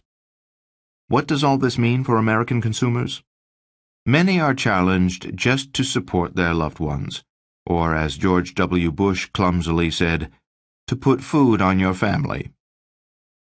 Few want to see subsidies cut if the result is to raise meat and dairy prices. Yet there is a solution that, evidence shows, can benefit society across the board by lowering external costs, reducing disease, saving lives, and protecting the environment. That proposed solution is discussed in Chapter 10. In the meantime, let's explore the other costs that the animal food industry imposes on society. Food for thought. Over the past century, animal food producers have implemented improvements in efficiency that have boosted the productivity of animal farming and helped lower the retail prices of animal foods. However, these apparent gains are offset by a massive growing pool of deferred unpaid costs. Each year, producers of meat, fish, eggs, and dairy impose $414 billion in externalized costs on American consumers and taxpayers. As a category, farm subsidies represent one of the most significant costs that the animal food industry drops on Americans' shoulders. At $38.4 billion yearly, subsidies to animal agriculture allow a large animal food producer like Tyson Foods to save $3.5 billion or more each year in operating costs. Subsidies also generate more than $4 billion in extra shareholder equity for the small group of public companies that benefit from them. While farm subsidies provide a huge financial boost to animal agribusinesses and their suppliers, these corporate welfare programs disrupt markets and hurt almost everyone else they touch. Thus, subsidies foster overproduction, the rise of factory farms, and increases in externalized costs. As a result, subsidies hurt consumers, taxpayers, small farmers, rural Americans, and people in developing countries. 6. Diseases and doctor bills. The land of the free, by some measures, is becoming the land of the sick. 1 in 3 American adults has heart disease, including hypertension or high blood pressure. 1 in 9 has diabetes, and 1 in 25 has cancer. Over the past several decades, even as advances in medicine helped eradicate most infectious diseases in the United States, we've developed a new set of afflictions, diseases of indulgence. Americans spend more per person on health care than any other people on the planet, but we're far from the healthiest. And as we'll see, a significant part of the nearly $1 trillion in annual health care and lost productivity costs related to just 3 diseases, cancer, diabetes, and heart disease, is directly linked to high consumption of animal foods. The United States isn't the only country with health problems. In a report explaining why 1 billion people on the planet are overweight and prone to disease, the World Health Organization blames reduced physical activity and foods with high levels of sugar and saturated fats. The equation is simple. Lack of exercise plus poor diet equals health problems. But for Americans, our food choices are far from simple because of the producer-driven forces of Meatonomics. As much as consumers would like to stay informed and eat what's right, we often don't get the proper incentives or information. This chapter explores the relationship between animal foods' low prices, Americans' heavy consumption of those foods, and the resulting diseases and financial costs. The idea that money is at the root of the problems in Meatonomics is one of the central themes of this book. Yet the real kicker is that financial drivers, perhaps as much as or more than lifestyle or dietary preference, are a key reason why Americans consume so much meat, fish, eggs, and dairy. As the Pew Commission noted in a 2008 report on factory farming, animal-derived food products are now inexpensive relative to disposable income, a major reason that Americans eat more of them on a per capita basis than anywhere else in the world. The artificially low prices of animal foods encourage Americans to consume these items at levels much higher than normal market forces would dictate. Government-led marketing programs add fuel to this fire of consumption. As a result, Americans eat an average of 0.6 pounds of meat each day, or about 4 USDA measured servings. While this might sound like a healthy daily ration, it's actually more than a typical adult needs, by even the most liberal measure, and more than many can safely process. In large part because of our high meat consumption, Americans regularly exceed USDA guidelines for intake of both protein and fat. Adult males under 50, for example, eat twice the recommended daily protein allowance and close to twice the recommended maximum of saturated fat. And that's ignoring the fact that, as we'll see, the USDA's recommended levels are artificially high and represent poor targets for healthy consumption. People don't need to consume meat at these levels, but market forces motivate us to do so, and rational consumers simply follow market cues.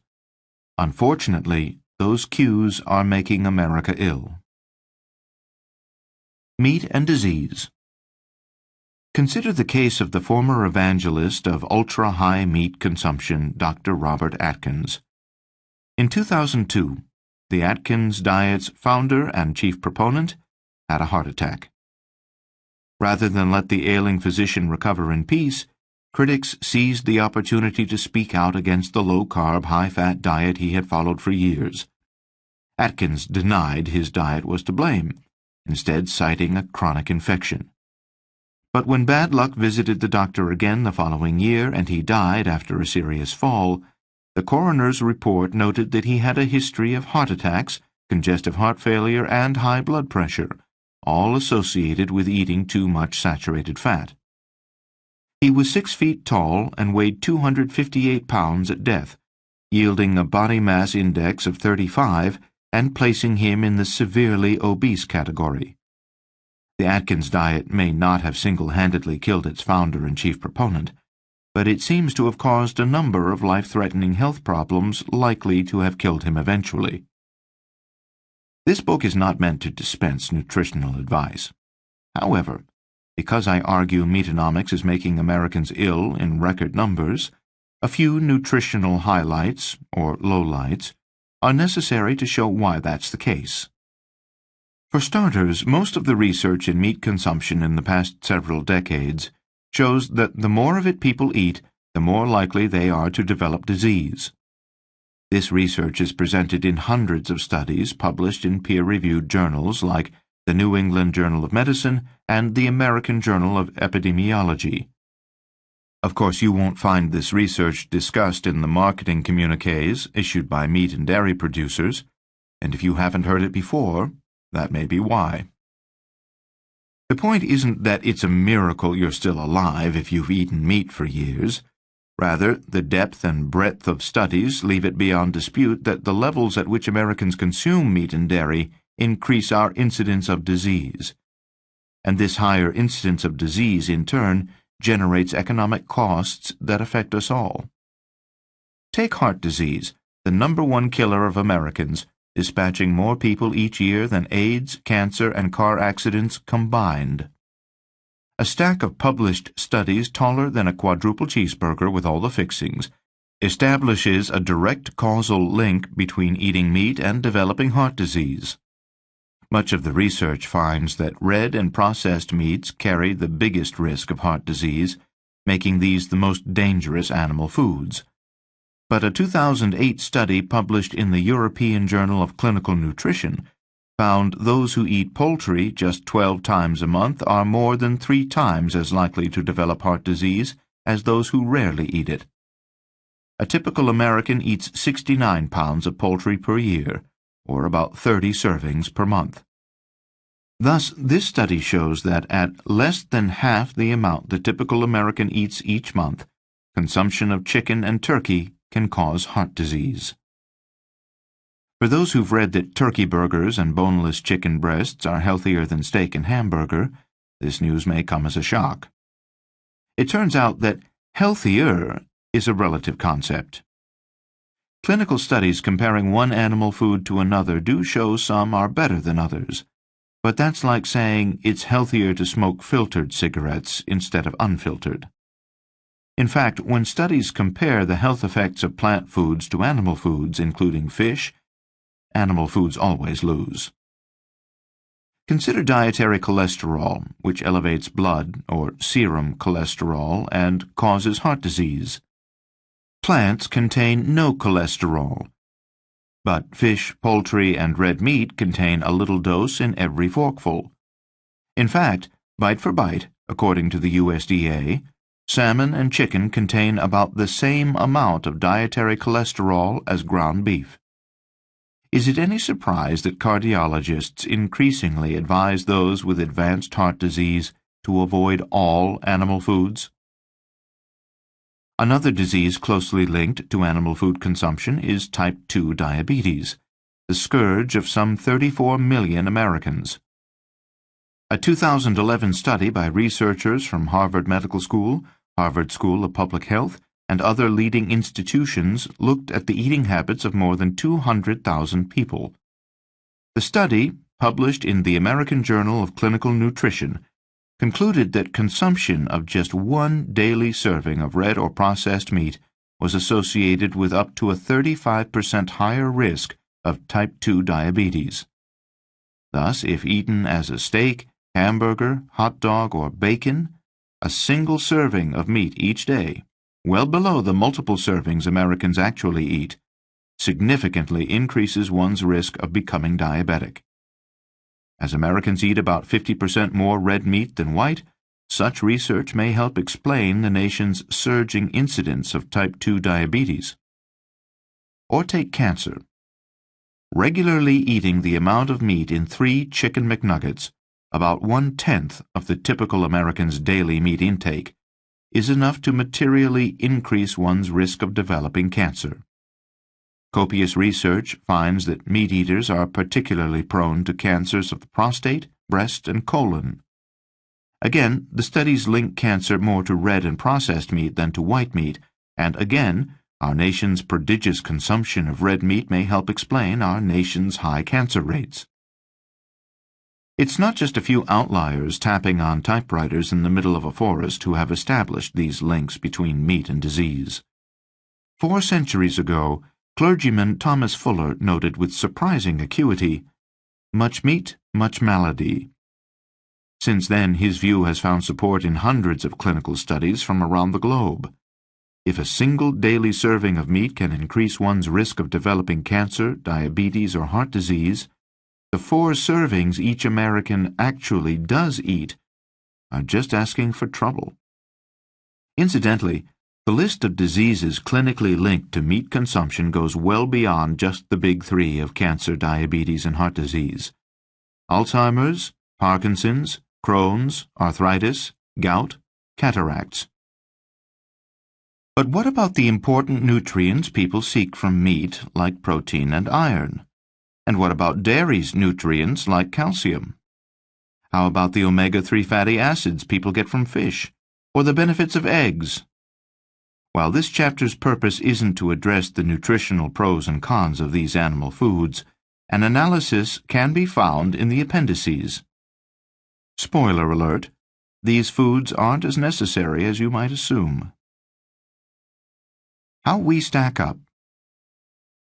To put Americans' half-pound of daily meat in perspective, consider how we compare to others. Per person, Americans eat nearly 3 times as much meat as any other culture or country on the planet. We also have nearly triple the cancer rate and double the rates of obesity and diabetes as the rest of the world. Of course, anyone can throw around statistics, and sometimes numbers can mislead. One might argue that because of Americans' comparative longevity, we're simply more likely than those in other countries to live long enough to develop diseases associated with old age.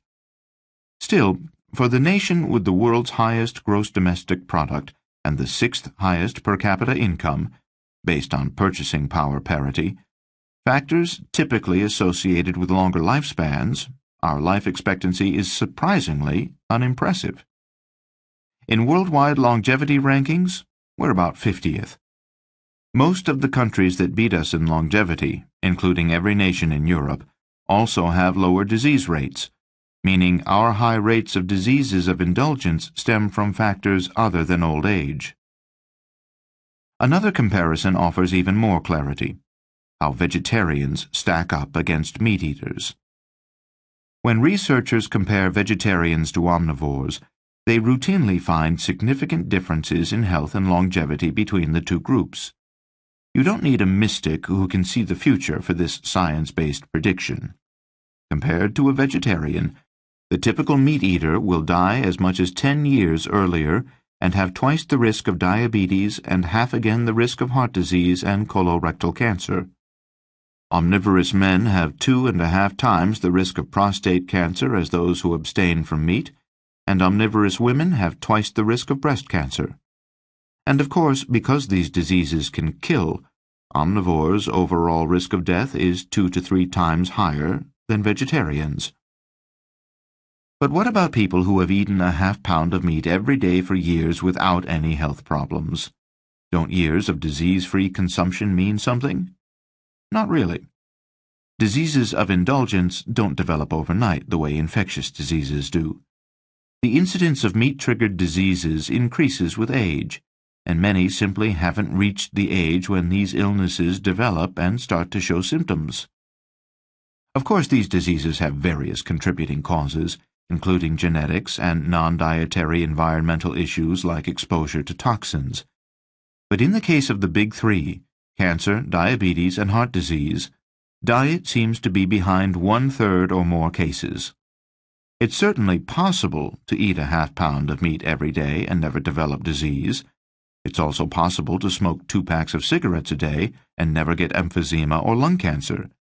But in both cases, just like trying to beat a casino at its own game, the odds are against it in the long run. Obeying the law of demand. When the price of a product falls, we generally buy more of it. When the price rises, we buy less. That's the law of demand in a nutshell. Just how closely our behavior tracks a good's price depends on many factors, including our disposable income, how badly we want it, whether substitutes are available, and so on. Take cigarettes. One study found that a 10% increase in cigarette prices lowered the number of high school students smoking by 3.5%. As simple as the law of demand is, it has profound implications for meat and dairy consumption. That's because industrial production methods and other producer-spurred phenomena of Meatonomics keep prices artificially low, and low prices mean more people in line at the butcher counter. Recall that the inflation-adjusted retail prices of animal foods have declined over the past century.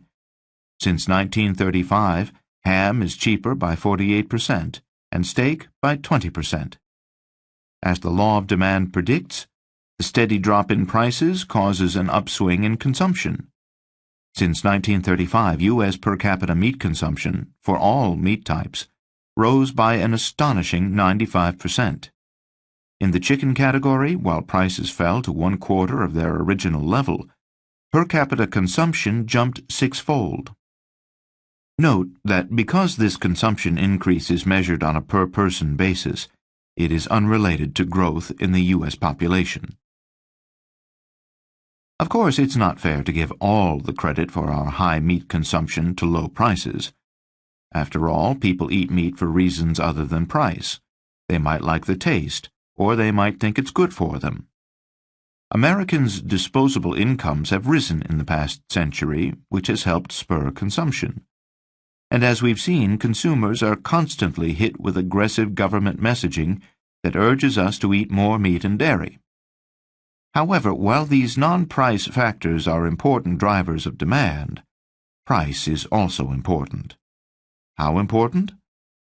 Luckily, economists have a way to determine just how significant price is among the various factors that affect demand. It's relatively easy to measure the effect of price changes on quantity demanded in a manner that takes into account the effect of other factors. The technical term is price elasticity of demand, and it describes how closely demand for a good follows its price. If a 1% change in price causes a 1% difference in quantity demanded, demand is said to be elastic, or technically unit elastic. If a 1% price change causes less than a 1% demand change, as in the cigarette example, demand is relatively inelastic. In other words, the more elastic the demand for a good, the more a price increase will cause quantity demanded of the good to drop. A number of factors influence a particular good's price elasticity, including the availability of substitutes and the good's necessity, real or perceived. For example, because insulin is necessary for those with diabetes and there are no substitutes, demand for insulin might well be perfectly inelastic. That is, consumers might buy the same quantity regardless of price changes. The availability of substitutes is often a big factor in a good's price elasticity. As a general category, soft drinks have demand elasticity of about 0.8, which is relatively inelastic and means people want soda enough that price increases have less than a 1-to-1 effect in lowering sales. However, because of widespread substitutes within the soft drink category, the Coca-Cola brand has price elasticity of 3.8. This means that if Coke prices were to go up by 10%, consumers would switch to other brands or flavors and cause Coke sales to go down by a whopping 38%. Demand for Coke, then, is highly elastic, and brand loyalty of its drinkers, in the face of price hikes, is flatter than a week-old can of the stuff. A hefty pile of studies, 419 at last count, measures the price elasticity of demand for animal foods. That is, the relationship between prices and consumption. In 2010, a meta-study determined that a 1% change in the price of beef causes American consumption to change by about 0.75%. In other words, notwithstanding all the other reasons why people buy beef, including marketing, taste, and nutritional beliefs, a 10% price change will shift consumption by about 7.5%. The study found that dairy has demand elasticity of 0.65, meaning that a 10% price change in dairy products causes consumption to change by about 6.5%. Other animal foods are less elastic. A 10% rise in the price of eggs, for example, causes only a 2.7% drop in consumption. One reason why demand for eggs is less elastic than that for dairy is probably the perceived lack of egg substitutes. You might drink soy milk instead of cow's milk, but you're less likely to make a fried egg out of egg replacer. Although the idea that substitutes are lacking is really a problem of perception. Tofu, for example, makes a mean breakfast scramble.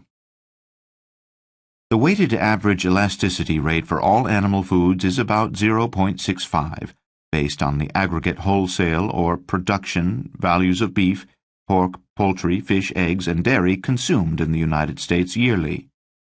That is, on average, a 10% change in the retail price of an animal food causes a 6.5% consumption change.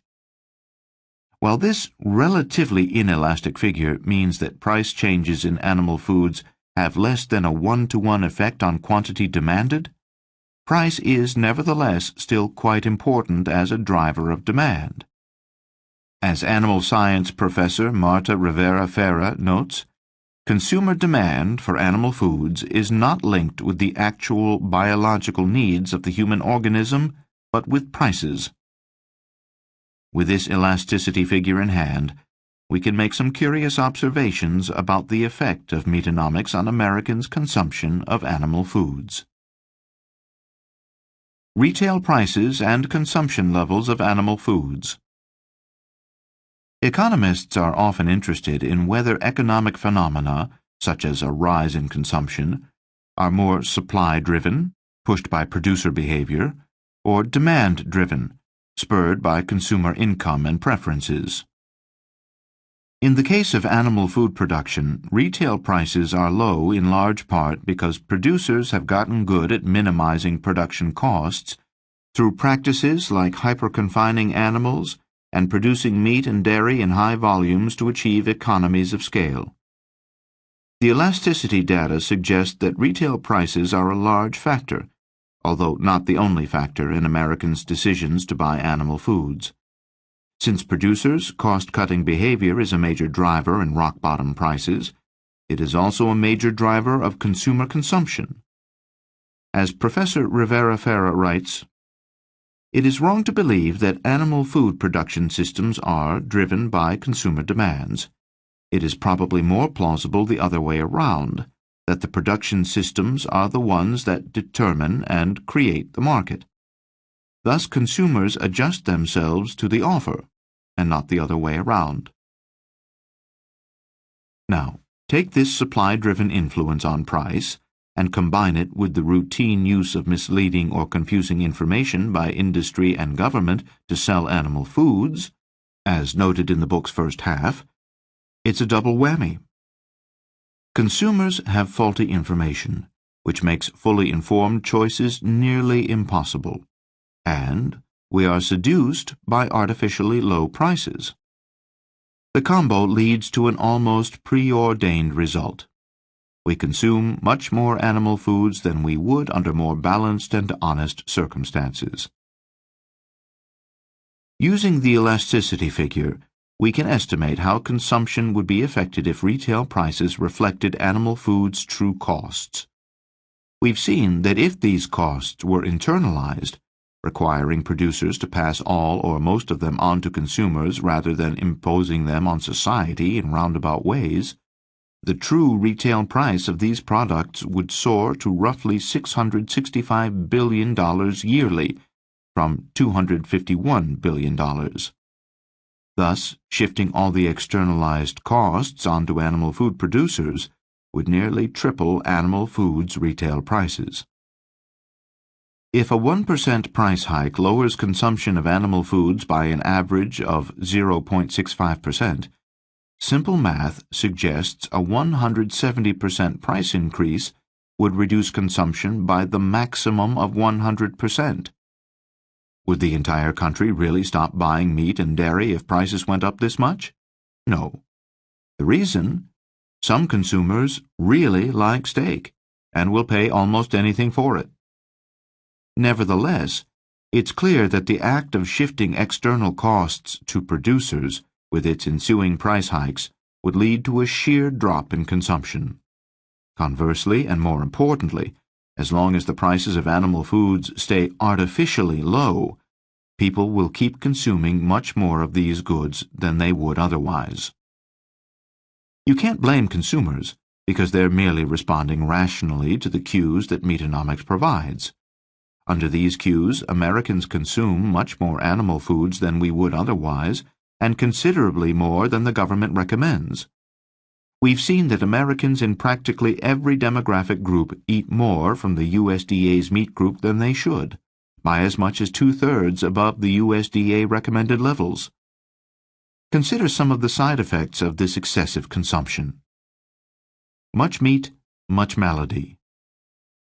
On a top 10 list of the worst health consequences of high meat and dairy consumption, excessive intake of cholesterol and saturated fat ranks high. These substances are dangerous to our bodies in an insidious way, like creeping rot in a ceiling that makes the whole thing come crashing down one day. Right off the bat, it's important to note that neither cholesterol nor saturated fat is a nutrient. Hence, there is no USDA-recommended minimum requirement for either. In a 1,357-page report commissioned by the USDA as the basis for its nutritional recommendations, the National Academy's Institute of Medicine notes that saturated fats are not essential in the diet, and there is no evidence for a biological requirement for dietary cholesterol. Accordingly, the report says consumption of cholesterol and saturated fat should be as low as possible. That's because, among other things, any intake greater than 0 will increase serum levels of low-density lipoprotein cholesterol, an established risk for cardiovascular disease.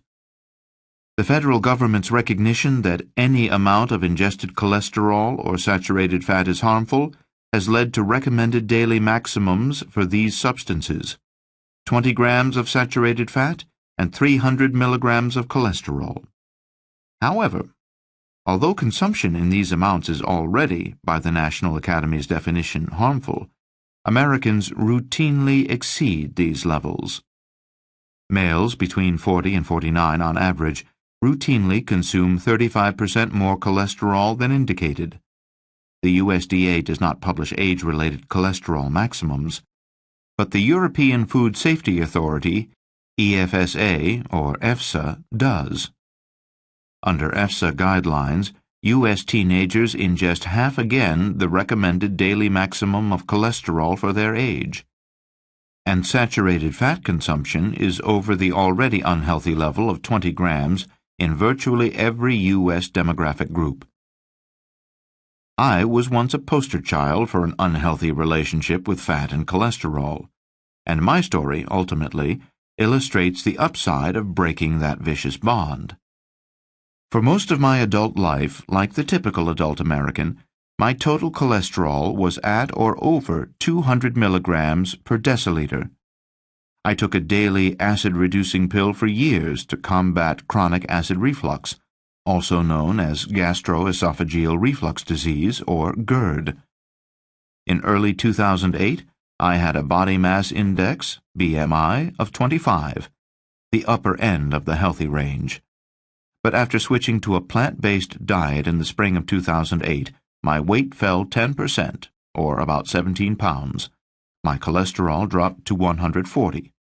And with highly acidic animal products gone from my diet, the acid reflux ceased and I stopped the pills. These results might sound exceptional or apocryphal. They're not. They're normal, ordinary, and consistent with numerous clinical studies that compare omnivores and vegans. Fecal contamination and bacterial disease. The predictable elements of cholesterol and saturated fats aren't the only things in meat that will do you harm. In fast-paced industrial slaughter operations, where workers process as many as 300 animals an hour, a little feces invariably winds up in much of the end product.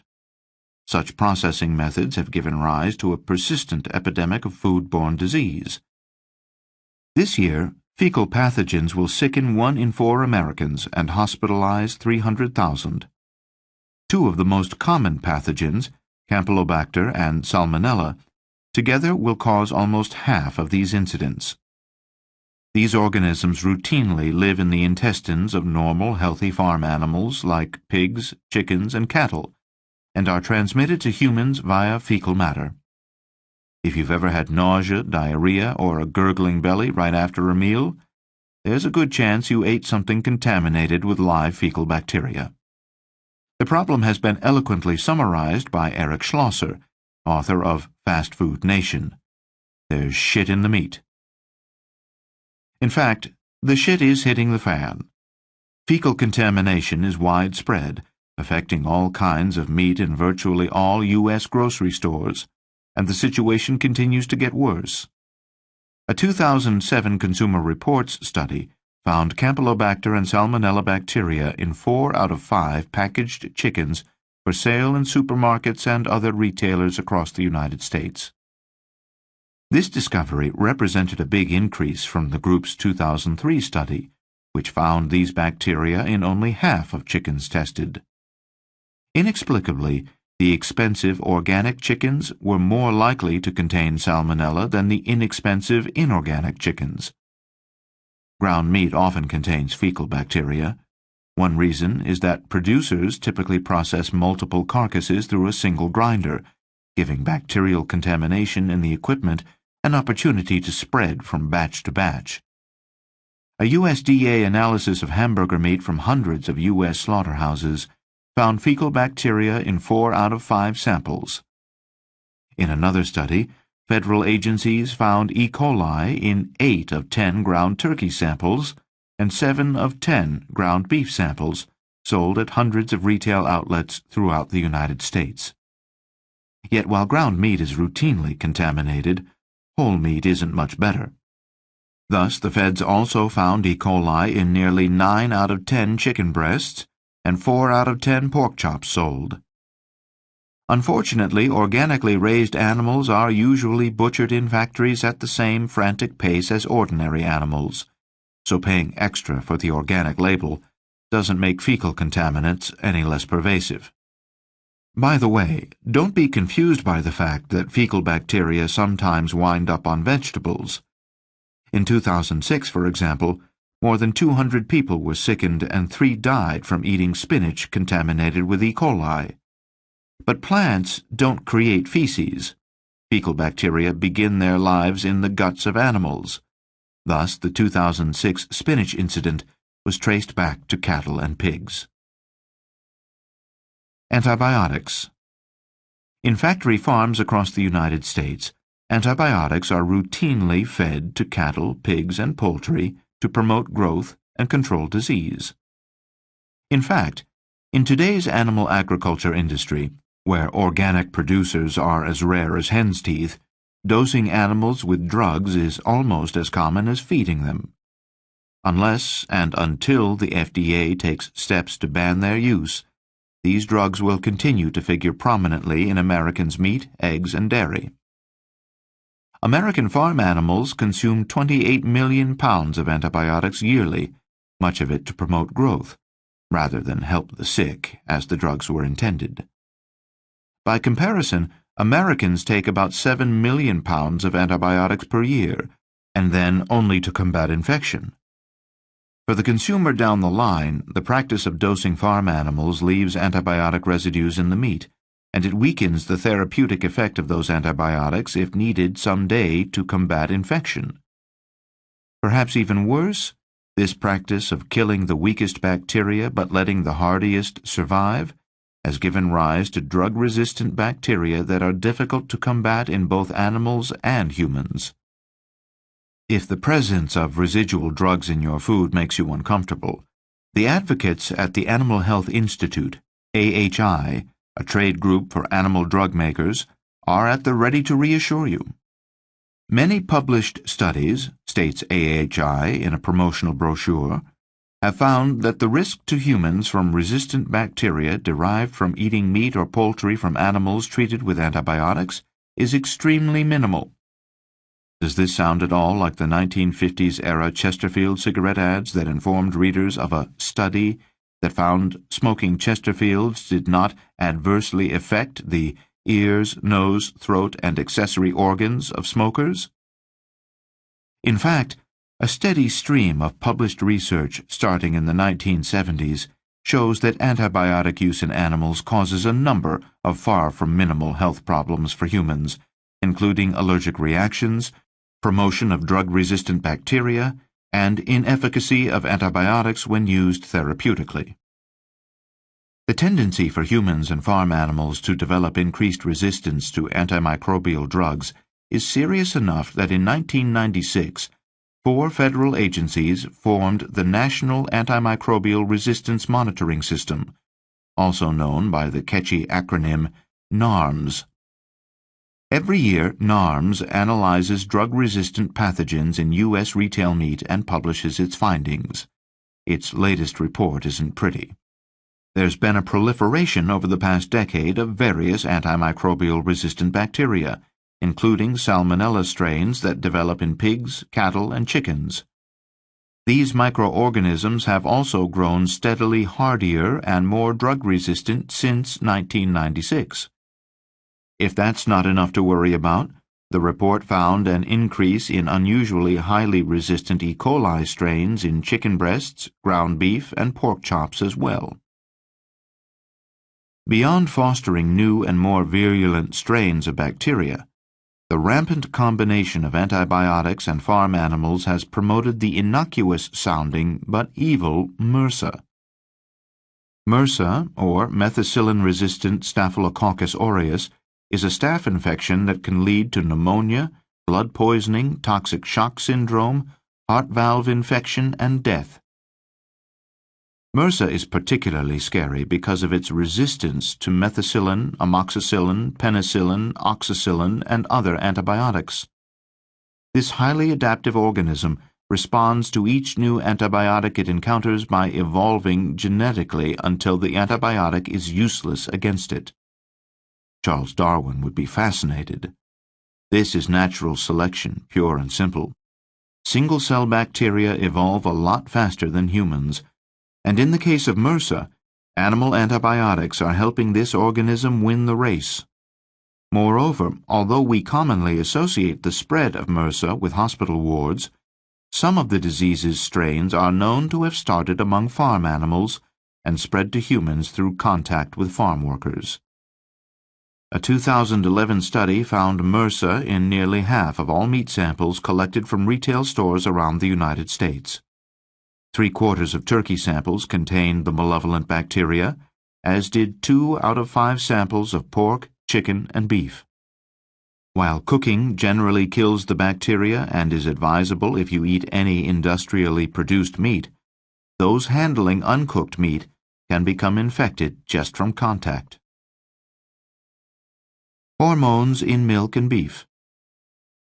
The cocktail of farm animal drugs doesn't end there. Another chemical used to boost profits from industrial meat and dairy is growth hormone. As we saw in Chapter 4, the FDA has approved the controversial growth hormone RBST for use in dairy cows. At the same time, most U.S. beef cattle are implanted with a cocktail that may include sex hormones like androgens, testosterone substitutes, estrogens, primary female sex hormones, and progestins, agents that halt a female's estrus cycle. Some of these growth hormones are the same controversial and harmful anabolic steroids used by athletes to increase muscle mass. But forget looking like former home run king Mark McGwire someday. When these dietary factors alter the human body's hormone balance even slightly, the effects can be damaging, particularly in fetuses and children. One study found evidence of decreased fertility among children of mothers who ate large amounts of hormone-implanted beef during pregnancy.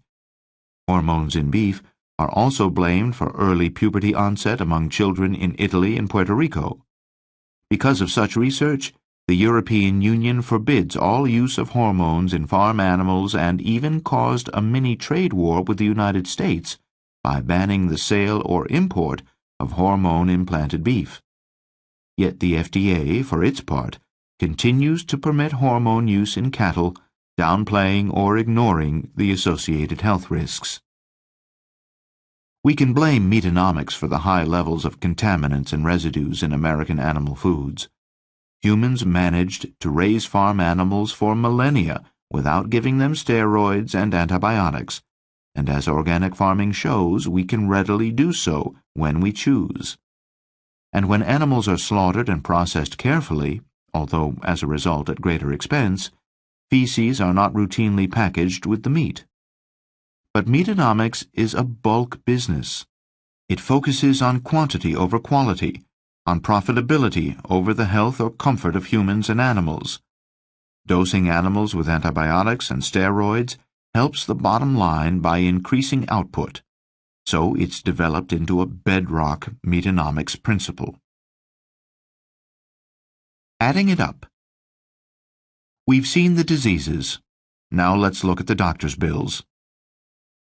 Based on research that shows the annual human medical costs related to E. coli and Salmonella cases are $3.4 billion yearly, the portion of those costs associated with these pathogens transmitted by animal foods is an estimated $1.7 billion. In the antibiotics department, the total annual healthcare cost related to antibiotic resistance in humans is roughly $47.2 billion, and the portion related to farm animals is estimated at half of that, or $23.6 billion.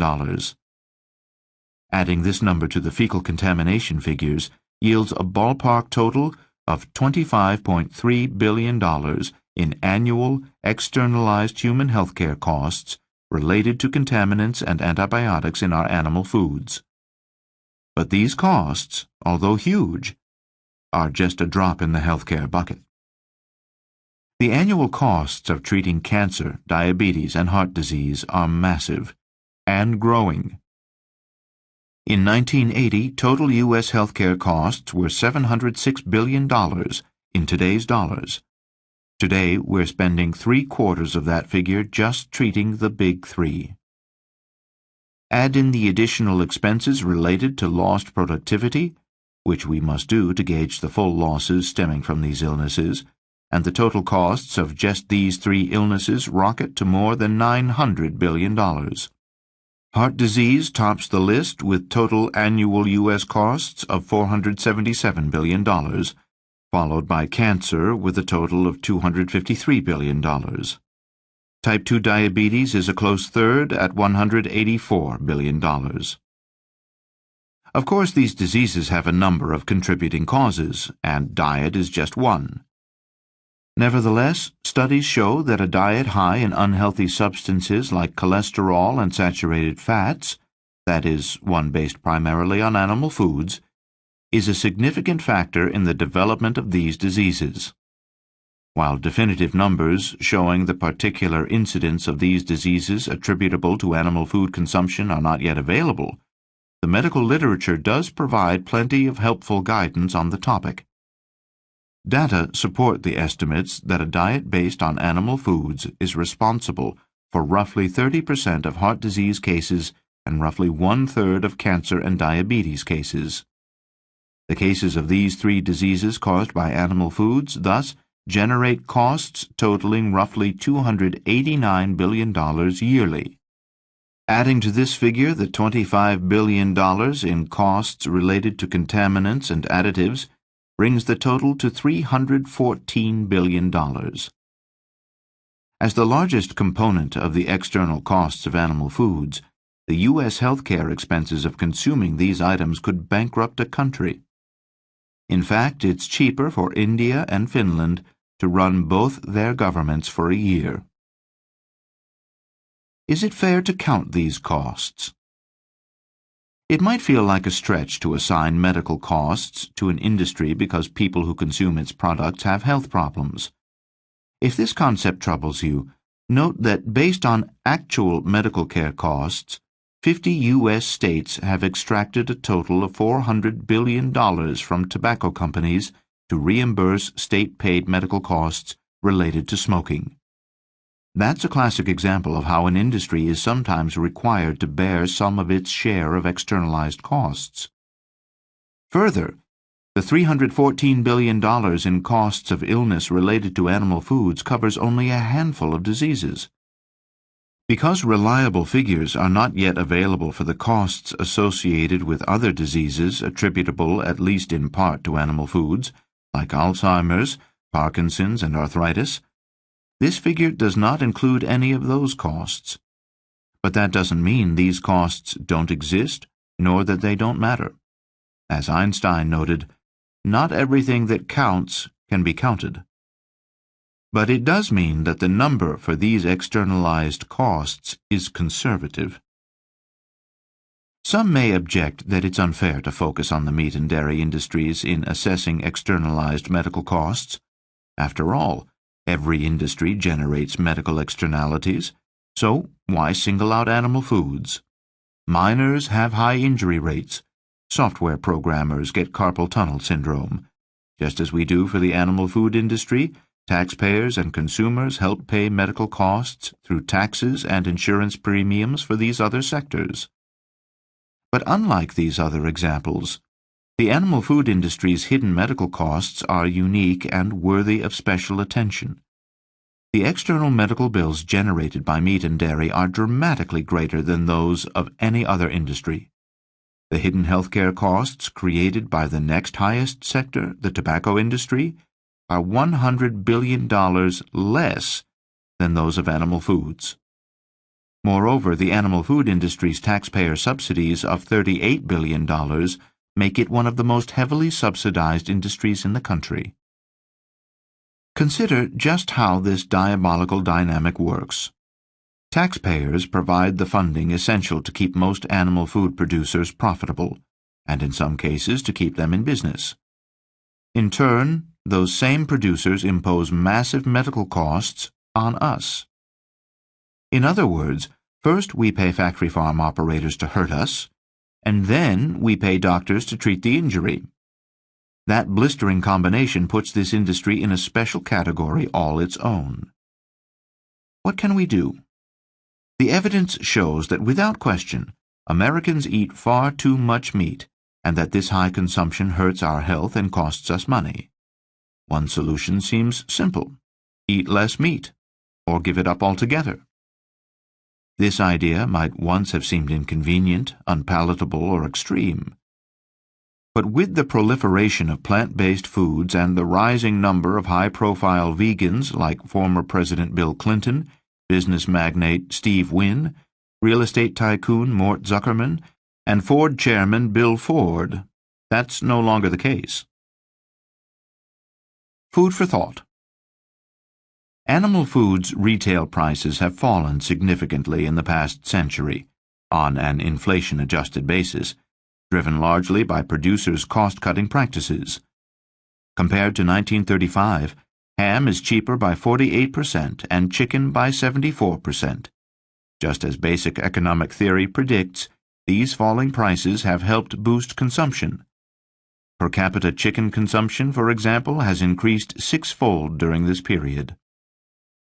With these supply-driven forces spurring us to buy more animal foods than we would otherwise, Americans' extraordinary rate of animal food consumption is killing us in record numbers. We eat 3 times the meat per capita as others on the planet do, and as a result, we have nearly 3 times the cancer rate and twice the rates of obesity and diabetes. Diseases caused by animal food consumption generate massive financial costs related to treatment and lost productivity.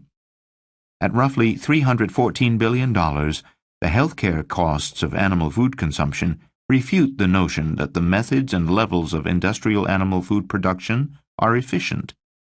In fact, these costs tell of a bloated, overproducing industry that benefits from market failure and a resulting ability to sell its goods in artificially high quantities. 7. The Sustainability Challenge. The oldest river in North America and the second oldest in the world after the Nile is the ironically named New River. Cutting through the Appalachians like a winding road, the muddy 300-mile waterway meanders from North Carolina up through Virginia and West Virginia. Its sloping banks are lush with chestnut, white oak, sugar maple, currant, gooseberry, rhododendron, honeysuckle, and lily of the valley. Humans first settled at the water's edge more than 10,000 years ago, and as recently as the 1800s, native tribes, including Shawnee and Cherokee, fished and hunted in the area. But on a humid early summer day a couple of decades ago, as modern-day anglers waded the river's banks and recreational rafters screamed down stretches of white water, something happened that would change the New River for years. On June 21, 1995, a factory farm's 8-acre pond of pig waste burst its retaining wall and dumped 25 million gallons of liquid manure into the New River. According to the New York Times, knee-deep red, soupy waste rushed over roads and tobacco and soybean fields and into 2 nearby tributaries of the New River until the waste lagoon, which is 12 feet deep and held waste from more than 10,000 hogs, was virtually empty. It was the worst hazardous waste spill in North Carolina's history, and one of the worst ever in the United States. After the spill, extraordinary levels of nitrogen and phosphorus in the New River caused persistent toxic algal blooms and a massive hypoxic region, a dead zone in which oxygen levels were too low for the waterway's bass, trout, muskie, walleye, catfish, sunfish, and bluegill to breathe. The incident killed 10 million fish and closed 500 square miles of wetlands to shellfishing. While the manure spill at New River was unusually large, smaller-scale spills are surprisingly routine in the United States. A study published 5 years after the New River disaster counted 1,000 manure spills in 10 states over just a 3-year period. Animal waste regularly contains nitrogen and phosphorus, and of course fecal bacteria like E. coli and Salmonella. It often includes antibiotics and steroids. When these substances enter our water, as they do on a regular basis, they damage ecosystems and threaten the health of people and animals. With 18,800 factory farms in the United States, routine water pollution is just one of a number of environmental side effects caused by Americans' insatiable demand for animal foods. Air pollution, land degradation, and climate change also figure prominently. Concerned commentators have proposed a variety of solutions to these problems, such as rotational farming, organic production, and local consumption.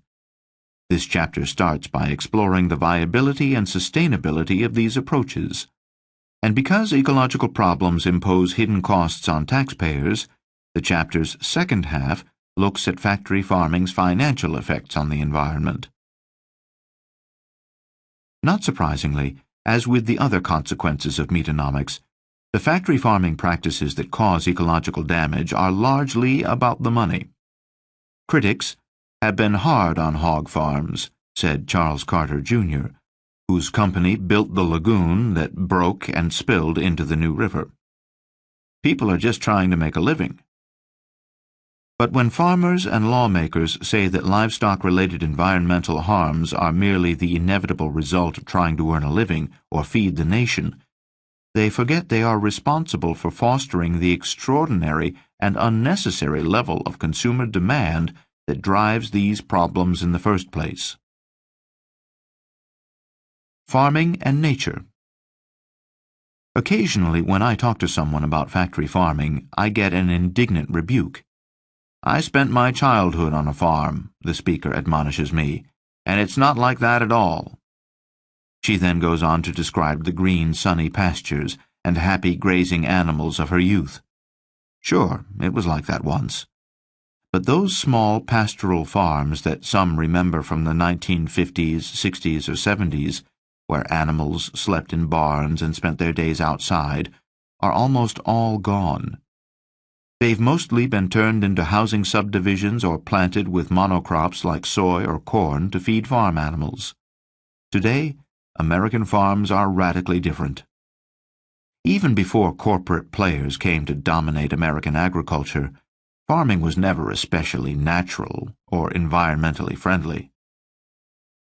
As plant geneticist Nina Fedorov has noted, agriculture is more devastating ecologically than anything else we could do except pouring concrete on the land.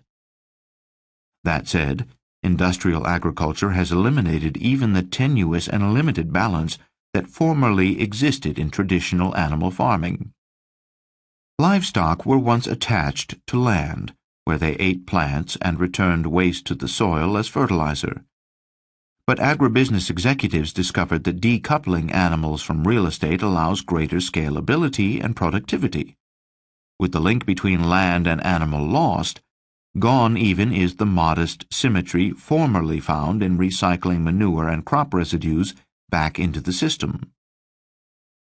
As practiced in the industrialized world, animal agriculture today is one of the least natural of all human endeavors. Factory farming now ranks with mining, oil production, and electricity generation as one of the most ecologically damaging industries on the planet. In fact, in a much-quoted study, the UN Food and Agriculture Organization reports that among all industrial sectors, livestock production is one of the top 2 or 3 most significant contributors to the most serious environmental problems at every scale from local to global.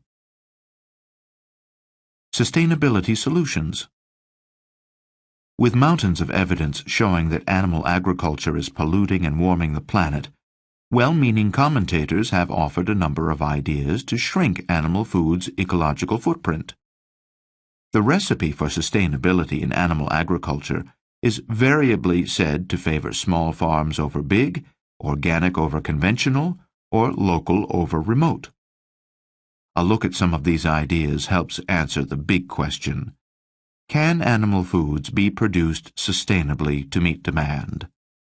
For purposes of this discussion, sustainability means the animal food system's capacity to endure without diminishing future generations' wealth, welfare, or utility derived from environmental resources. At the outset, note that measuring the environmental effects of human behavior is sometimes harder than you'd think. Take the conventional wisdom that says paper cups are more eco-friendly than styrofoam. In fact, a paper cup requires 36 times more electricity and 12 times more water to produce than a styrofoam one. Styrofoam can take centuries to decompose, depending on the presence of moisture, sunlight, heat, and other factors. However, although not as persistent, a paper cup can still take decades to biodegrade because of coatings used to improve its ability to hold liquids. So, which is better for the environment? The truth, said Oscar Wilde, is rarely pure and never simple. Sustainable meat production. Consider one of the best-known proposals to make meat production sustainable. In The Omnivore's Dilemma, Michael Pollan discusses ecological rotation as an alternative to factory farming. Pollan profiles Polyface Farm, a 550-acre organic farm in Virginia that raises animals by moving them around the farm on a regular basis in portable enclosures.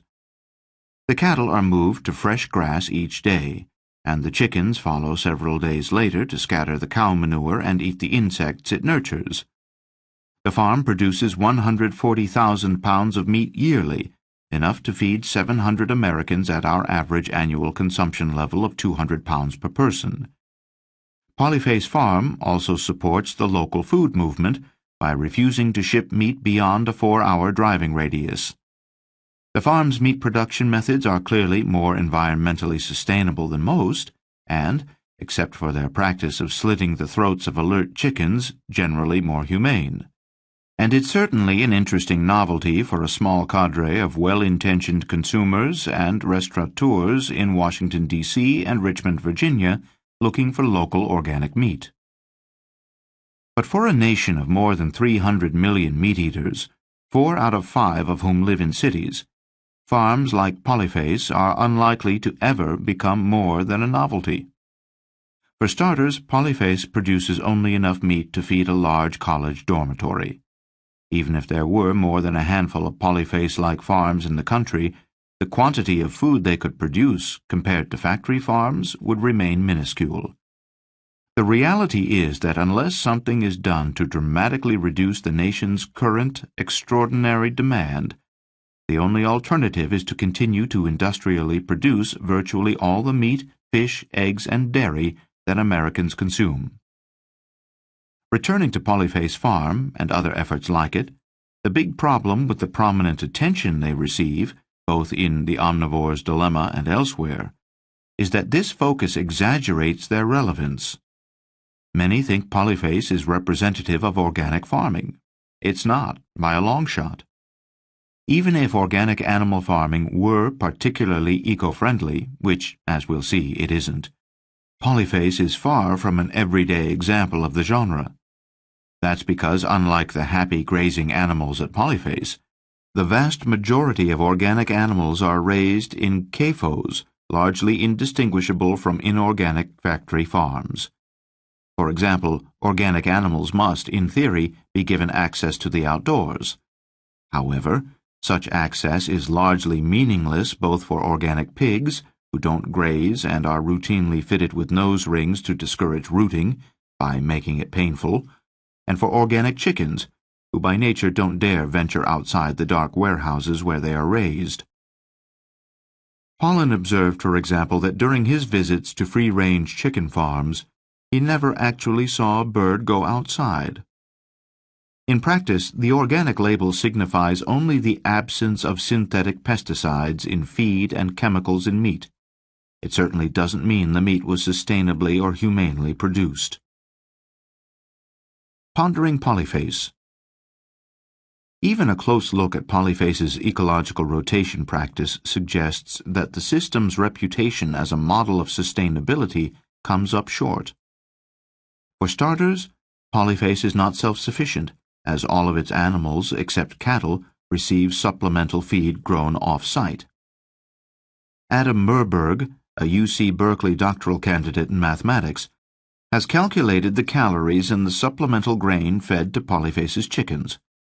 Merberg's numbers indicate that for all the Polyface eggs and chickens produced, more than 3 times as much food energy goes in as comes out. In other words, it's 3 steps back for every 1 step forward. That's not a great paradigm of sustainability. At 3 to 1, Polyface Farms' ratio of energy input to output for chickens is only slightly better than the 4 to 1 average in U.S. chicken production. As Americans increasingly shift from eating red meat to poultry, this is a major limitation in the Polyface model. Another problem with Polyface is its limited production capacity. For example, take the meat-eating demands of Southern California, population 23 million. Unless something is done to significantly lower their consumption, feeding these Californians the 14 million pounds of flesh they eat daily would require an additional 33,000 farms the size of Polyface and an extra 28,000 square miles of farmland to contain them. That's more than the total area in 7 of Southern California's 8 counties. This farmland simply does not exist in Southern California. Most of the region is surrounded by ocean or desert, except for the Central Valley to the north, which is already dedicated to providing 1/8 of the nation's agricultural output. Even if part of the Central Valley could be converted to eco-rotation farms for meat production, most of that land is needed for crop production, and in any event the entire area is just a fraction of the total that would be needed just to meet local demand. Further, if we were to try to feed the entire nation using the Polyface model, we'd need another 450,000 farms on an extra 390,000 square miles, an area almost twice the size of Texas. To quote Richard Oppenlander, author of the book Comfortably Unaware, the vast amounts of land needed for pasture farming make it absurd to think that the system can be sustainable.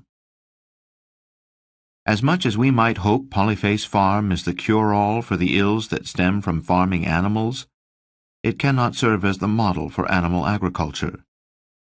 The small operation may work well in its local setting to serve a few hundred regional consumers, but the model isn't scalable to satisfy America's extraordinary consumption of meat, particularly in light of the country's mostly urban population.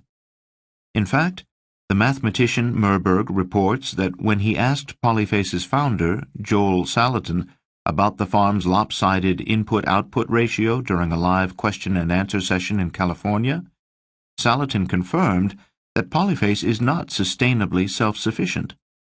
Salatin, self-appointed evangelist of the rotational farming movement, is one of the most progressive, capable, and well-informed farmers on the planet.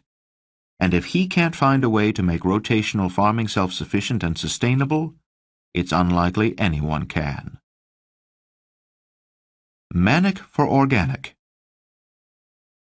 Organic agriculture shuns man-made pesticides and fertilizers, and conventional wisdom says that makes it eco-friendly. That's one reason why organic foods represent the fastest-growing food category in the United States, with sales jumping from $1 billion to $26.7 billion over the past 2 decades. But is organic food really as good for the environment as we'd like to think? Despite Prince Charles's claim that organic farming provides major benefits for wildlife and the wider environment, a 2006 British government report found no evidence that the environmental impact of organic farming is better than that of conventional methods. In fact, because of large differences in land needs and growth characteristics between organic and inorganic animals, it's hard to draw conclusions about the environmental benefits of one production method over the other. Considerably more land is required to produce organic animal foods than inorganic, in some cases more than double. This higher land use is associated with higher emissions of ammonia, phosphate equivalents, carbon dioxide equivalents, and other harmful substances. Further, denied growth-promoting antibiotics, organic animals grow more slowly, which leads to higher energy use for organic poultry and eggs. Thus, when the overall effects of organic and inorganic animal production are compared, the results are notably mixed. Poultry and eggs are mostly more eco-friendly when raised inorganically, while it's generally more eco-friendly to raise pigs organically. As for cattle, factors like methane emissions and water use make the comparison more complicated. Take methane. Besides figuring prominently in many a fart joke, it's a highly potent greenhouse gas, although in its natural state it's actually odorless. A single pound of it has the same heat-trapping properties as 21 pounds of carbon dioxide. Organic cattle must be grazed for part of their lives, which means that unlike feedlot cattle, they eat grass. However, cattle rely more on intestinal bacteria when digesting grass than grain, and this makes them more flatulent and methane productive when eating grass.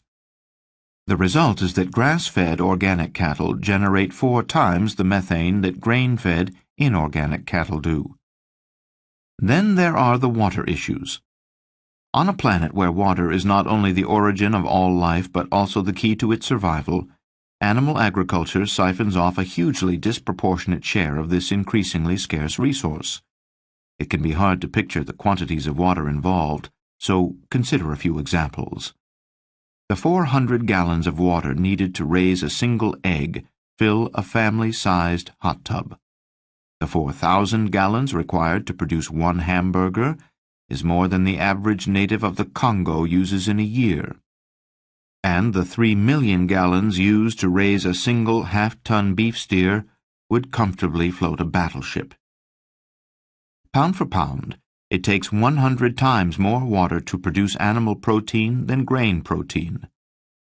The ratio is a little less lopsided when comparing animal protein to other forms of plant protein, but it's still on the order of 10 to 1 or higher. Thus, while producing 1 ounce of beef protein might take 9,000 gallons of water, depending on the production method, 1 ounce of soy or potato protein can be grown on as little as 400 or 700 gallons, respectively.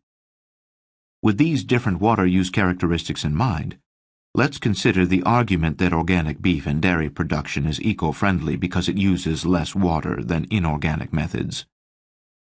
Organic cattle require 10% less water than inorganic, but still need 2.7 million gallons each during their lives, enough to fill 130 residential swimming pools. In light of the orders of magnitude difference in water needed to raise plant and animal protein, does a 10% savings for organic cattle really matter? Looked at another way, if Fred litters 10 times a day while Mary litters only 9 times, is Mary's behavior really good for the environment? The value of such comparisons is dubious. 1 in 8 people on the planet lacks sufficient water. But shortages aren't confined, as you might expect, to the developing world. In July 2012, according to the National Oceanic and Atmospheric Administration, NOAA, 2/3 of the contiguous United States was in drought. These conditions caused massive damage to crops across the country and left some people wondering if the Dust Bowl had returned, or if it ever left. In the largest such designation ever, the USDA declared more than 1,000 counties in 26 states natural disaster areas. The agency also rated the year's corn crop, much of which was lost to the drought, poor to very poor. In Texas, the leading livestock-producing state, the clash between animal agriculture and water conservation has reached a symbolic critical point. While 2012 was dry, the prior year was even drier, bringing the worst one-year drought on record to the state. As Texans diligently produced their main agricultural product, cattle, NOAA determined in 2011 that the entire state was in extreme drought. Does it really matter that organic cattle use 10% less water? The water used for the 14 million beef cattle that come out of Texas annually, 40 trillion gallons, could cover the entire state under a lake almost a foot deep. It isn't just the use of water to raise farm animals that causes recurring droughts in Texas and the rest of the country. Increasingly, for example, scientists blame climate change for such conditions. Still, the odd juxtaposition of high resource use and extreme resource scarcity, particularly in heavy animal farming states like Texas, is food for thought. These factors lead to one conclusion. We must treat as highly suspect the claim that organic animal agriculture is sustainable. Organic methods are an environmentally mixed bag, sometimes slightly better, sometimes a little worse, and often the same as inorganic. But since animal protein takes many times the energy, water, and land to produce as plant protein, any modest gains from raising animals organically are largely irrelevant. Shocked that organic production isn't the silver bullet of sustainability? If so, you may also be surprised to learn that local foods, the subject of many an eco-friendly claim, also come up short. Loco for local. Sustainability, locavores insist, requires that we consume locally. But the data often suggest otherwise. Food's carbon footprint is measured using a technique called life cycle assessment, LCA, which examines the carbon impact of every step or component in a food item's production and consumption. LCA measures water use, harvesting methods, packaging materials, storage and preparation techniques, and other factors. But spoiling the local food movement's heavy emphasis on what it calls food miles is the fact that transportation averages only 11% of total carbon footprint, and is thus a mere fraction of most edible items' LCA.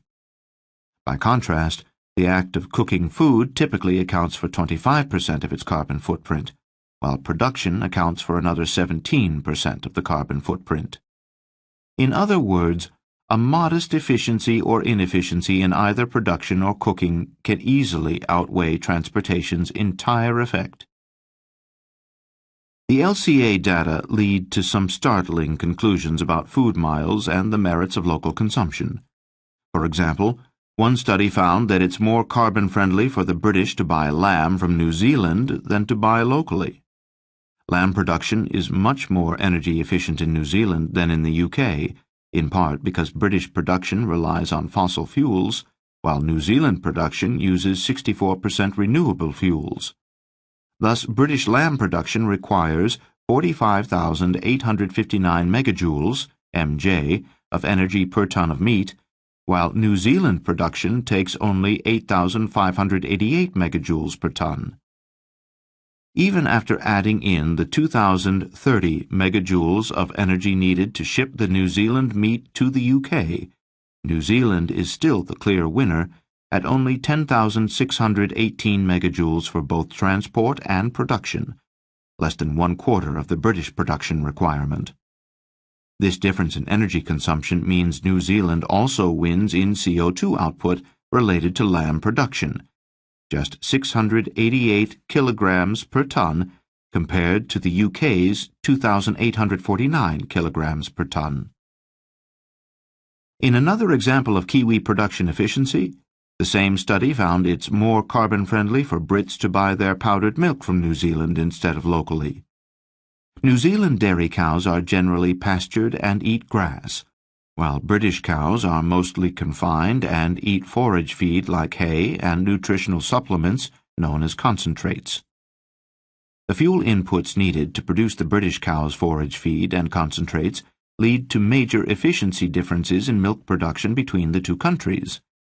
Thus, it takes 48,368 megajoules of energy to produce a ton of powdered milk in the UK, but only 22,912 megajoules in New Zealand.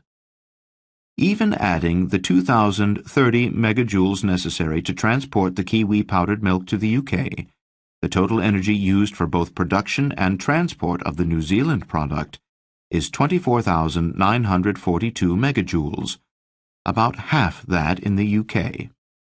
Again, New Zealand's lower energy use means less CO2 output, just 1,423 kilograms to produce and deliver a ton of powdered milk to the UK versus the British emission of 2,921 kilograms of CO2 to produce the same ton of product. As these examples show, placing too much emphasis on food's local origin can easily cause one to overlook LCA components that have a greater effect on the environment. Such results led the New Zealand study's authors to criticize the practice of equating food miles with carbon footprint, a practice they say ignores the full energy and carbon emissions from production. The moral here isn't that we should completely ignore food miles in measuring food's ecological impact. We just need to exercise more discretion in how much importance we give those miles. As Texas State University professor James McWilliams observes in his book Just Food, sure, it feels righteously green to buy a shiny apple at the local farmer's market, but the savvy consumer must ask the inconvenient questions. If the environment is dry, how much water had to be used to grow that apple? If it's winter and the climate is cold, was the apple grown in an energy-hogging hothouse? Is the local fish I'm ordering being hunted to extinction? Distance, in other words, is just a minor factor to consider. In overemphasizing food miles, we have missed important opportunities to think more critically about the fuller complexities of food production. When we settle for options like polyface, we take our eye off the ball. Seeming panaceas like local, organic, or eco-rotated food just can't overcome the biggest challenge facing American animal food production, and the one that threatens to defeat any attempt at sustainability: our extraordinary level of consumption. With annual per-person consumption at 200 pounds of meat and 620 pounds of dairy, for a national total of 250 billion pounds of animal products, we simply lack the resources, technology, and market incentives to raise these products sustainably. The machinery of industrial farming is bursting at the seams, spilling animal emissions and production byproducts across all environmental media, air, water, and land. The result is that after paying for animal foods at the cash register, Americans incur another $37 billion each year in hidden ecological costs. Adding up the costs. Nailing down precise numbers is tough when calculating environmental costs, because not everything in nature can be monetized. As ecologists Peter Miller and William Rees noted, most economic analyses are money and market-based, and are thus thoroughly abstracted from nature. Money just isn't the answer to every question. After all, how do we measure the economic cost of a species becoming extinct? What's the cash value of the disappointment you might feel if fecal bacteria closed your favorite lake? There's no controversy-free way to count the losses, but that doesn't mean they aren't significant. Another challenge lies in the difficulty of determining causality when agriculture disturbs complex ecosystems. Colony collapse disorder, the mysterious disappearance of millions of U.S. honeybees, is a serious problem for U.S. agriculture. That's because, directly or indirectly, 1/3 of the food we eat depends on honeybee pollination, giving those pollination services an estimated value of $215 billion worldwide. In 2008, there were just 2.4 million honeybee colonies in the United States, down from 5.9 million in 1945. These massive colony losses have already raised honey costs and beehive rental costs, hurt some beekeepers' incomes, put others out of business, and threatened to disrupt the production of crops worth $15 billion. One theory for the bees' disappearance is that with vast amounts of U.S. cropland now dedicated to monocrops like corn and soybeans, foraging bees cannot find sufficient nutritional or seasonal variety to meet their needs. Another is that the prevalent use of pesticides on crops is killing the little pollinators because, when exposed to toxins, bees become disoriented and die within 24 hours. As these likely causes stem directly from U.S. consumption of meat and dairy, this consumption, at minimum, seems a contributing cause in the bees' disappearance. But just how much we don't know yet. Industrial agricultural practices disrupt ecosystems in many ways, including some we're just beginning to understand. In certain cases, it may be premature to measure and allocate costs, but we've got to start somewhere. Peer-reviewed research permits an estimate of about $37 billion in environmental costs associated with producing animal foods, although gaps in the research, and items that current research can't measure, suggest the true figure may be significantly higher. While those costs may be elusive, at least at present, there are some amounts we can measure. Meet your dirt. Did the Dust Bowl ever really end? Many of the same farming activities, like overgrazing and overplanting, that led to American farmers losing millions of tons of topsoil in the 1930s persist today. In fact, soil loss is one of the biggest problems farmers currently face, affecting 9 out of 10 acres of American cropland. Erosion robs dirt of organic nutrients like nitrogen that help plants grow, and it leaves the remaining soil unable to absorb water at proper levels. As a result, eroded farmland can become less productive by 25% or more. Shifting soils also damage nearby ecosystems, buildings, and infrastructure. Livestock production, according to the UN, is to blame for 55% of U.S. erosion.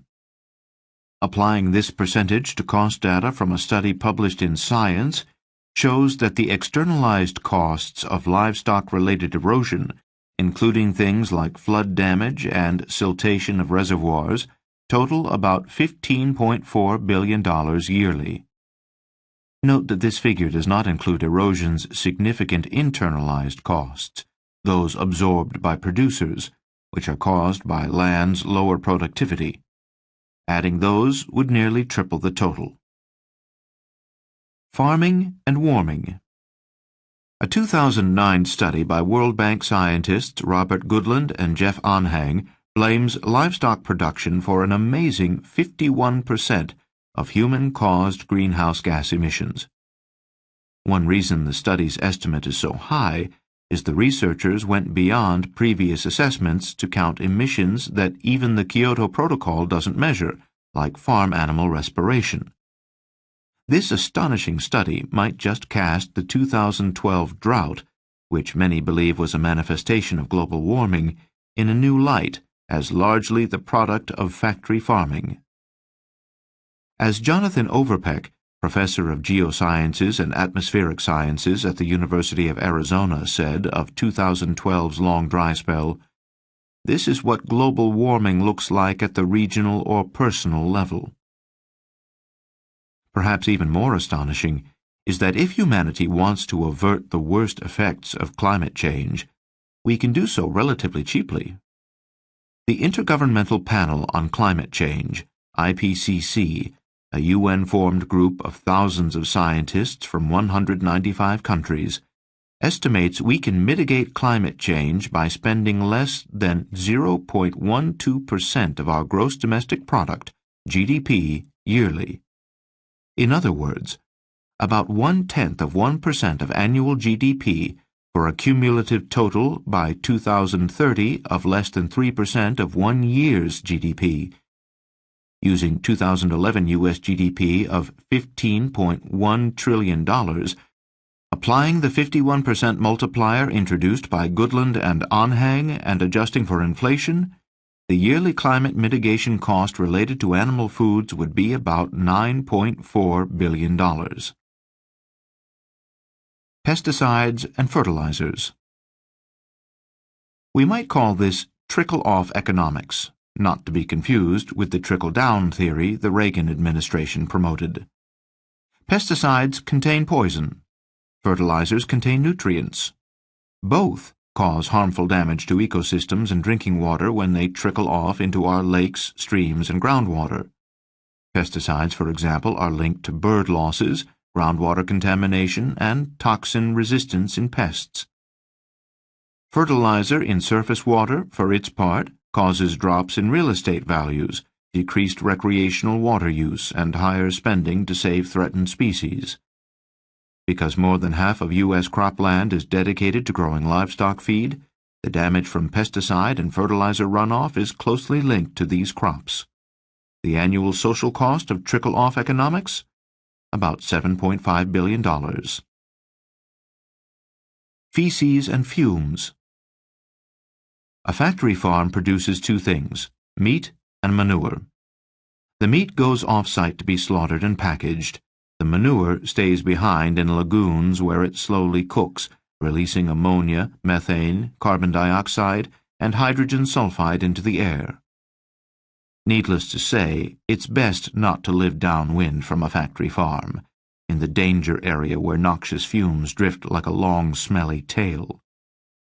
A study by the Minnesota Pollution Control Agency found that hydrogen sulfide levels could violate state air standards as far as 5 miles downwind from a CAFO, and ammonia levels could violate standards 1.5 miles downwind. For those living in the noxious zone, a shift in wind direction can mean a daily change in health and attitude. Talk about watching weather forecasts very carefully. As one Illinois resident told a local newspaper, "I could be out in the garden and have to run for the house if the wind switches direction. One night the smell was so bad I said to my wife, 'I don't even know if it's safe to go to sleep.'" Life in this zone can also mean significantly depressed property values. Studies find that real estate values drop significantly with proximity to factory farms. All told, the total annual reduction in U.S. property values caused by CAFOs is about $2.5 billion. A bunch of manure. The 10 billion land animals raised yearly in the United States generate 1 trillion pounds of manure, enough toxic waste to fill New York's Giants Stadium 250 times. Because it has nowhere else to go, this manure sits, sometimes permanently, in lagoons around the country. From there, either through catastrophic breaks or persistent leaks, a little of it inevitably finds its way into our rivers, lakes, oceans, and groundwater. Like an overflowing toilet, this massive volume of poisonous, high-maintenance waste is literally overwhelming our capacity to handle it. The EPA, for example, has found that groundwater sources in 1/3 of U.S. states are contaminated with animal waste. The annual hidden cost of the animal waste problem, as measured by the expense to repair leaky lagoons and spread stored manure over cropland, is $2.4 billion. Compare animal farming's yearly ecological costs in the United States, $37 billion, with the $8 billion annual budget of the U.S. Environmental Protection Agency, which is tasked with regulating CAFO's environmental impacts. Does the EPA, which must also police dozens of other industries, have the necessary resources to monitor CAFOs? Perhaps more to the point, does the agency have the resolve to do so? Where were the regulators? It was mid-December 2008, just 1 month before Barack Obama was sworn in as the 44th president. George W. Bush's appointee, Stephen L. Johnson, was still administrator of the EPA, but he didn't have long. Johnson's tenure had been controversial. Among other things, he tried to block 17 states from reducing greenhouse gas emissions and improving cars' fuel economy. This time, his agency was considering a hotly debated proposal that would exempt CAFOs from federal emissions reporting requirements. A few months earlier, the U.S. Government Accountability Office, GAO, delivered a report to Congress with the lengthy but unambiguous title, "Concentrated Animal Feeding Operations, EPA needs more information and a clearly defined strategy to protect air and water quality from pollutants of concern. The report found the EPA's efforts to collect data on CAFO emissions were inadequate, and as a result, the agency had failed to properly assess how air and water pollution from CAFOs may be impairing human health and the environment. Nevertheless, on December 18, 2008, a lame duck Johnson stunned environmental groups by adopting a rule exempting CAFOs from most reporting requirements for hazardous emissions. One immediate effect was that despite the EPA's own earlier finding that groundwater sources in 1/3 of U.S. states were contaminated with animal waste, the agency began collecting less data on CAFO emissions instead of more, as advised by the GAO. It's as if your kid was getting F's at school, and you told the principal the best solution is to stop sending report cards home. Another result was that environmental groups brought a lawsuit challenging the rule. The court remanded the rule to the EPA for reconsideration and possible revision. Nevertheless, the 11th hour exemption adopted in 2008 remains in effect as of this writing. It's a recurring theme in this book: regulatory policy heavily coated with industry-friendly flavor. The EPA is tasked with enforcing green laws like the Clean Air Act, the Clean Water Act, and the Comprehensive Environmental Response, Compensation and Liability Act, CERCLA, or Superfund. While the agency is technically responsible for requiring CAFOs to follow these and other laws, the EPA's rulemaking practices have yielded enough industry-friendly loopholes to shock even some federal lawmakers. Mull over another example from a few years earlier. In 2003, the GAO responded to an inquiry from U.S. Senator Tom Harkin, Democrat, Iowa, regarding CAFO-related water pollution. Harkin's concern might have stemmed from the 2002 study published in the Journal of the American Water Resources Association, estimating that at least half of his home state's 729 regulated manure lagoons, and perhaps the same portion of its 5,000 unregulated lagoons, routinely leaked more than the legal limit. Or maybe what troubled him was the 2002 study by the U.S. Geological Survey that detected animal antibiotics in 4 out of 5 waterways sampled near CAFOs in 30 states, including Iowa. In its response to Harkin, the GAO noted 2 fatal deficiencies in the EPA's CAFO program. First, because the agency's rules provide extensive exemptions, only 2 out of 5 CAFOs in the country are subject to EPA oversight. Second, the agency has delegated its permitting functions to states, but is ineffective at overseeing the state's activity. As a result, half the states audited by the GAO do not follow proper permitting procedures, and 3 states allow CAFOs to operate without permits, leaving these facilities and their wastes, in the words of the GAO, essentially unregulated by the EPA's CAFO program. The case against industrial vegetables. It might seem unfair to single out meat and dairy producers for the microscope of ecological analysis. The reality is most modern farming methods are hard on the environment, regardless whether the product is meat, crops to feed animals, or fruits and vegetables for human consumption. Virtually all agriculture destroys topsoil and adds pesticides and fertilizers to the environment. However, we must keep in mind that, as the UN notes, more than half of the world's crops are used to feed animals, not people. In the United States, the top 3 crops are corn, soybeans, and hay. Farm animals eat 70% of the soybeans, 80% of the corn, and virtually all of the hay. Consequently, since our nation's farming effort is mainly focused on raising animals or crops to feed them, problems like land degradation and pesticide pollution arise mostly because of our insatiable demand for meat, not vegetables. As James McWilliams observes, Every environmental problem related to contemporary agriculture ends up having its deepest roots in meat production. Sure, growing vegetables hurts the environment too, but not nearly as much. That's because it takes 5 times as much land to feed an omnivore as an herbivore. In Brazil, the world's leading beef exporter, the demand for land to raise beef cattle causes systematic destruction of the world's largest rainforest on an enormous scale. In 2010, the year with the lowest level of rainforest destruction in decades, Brazil clear-cut 1.6 million acres of rainforest. That's a swath of jungle twice the size of Yosemite National Park.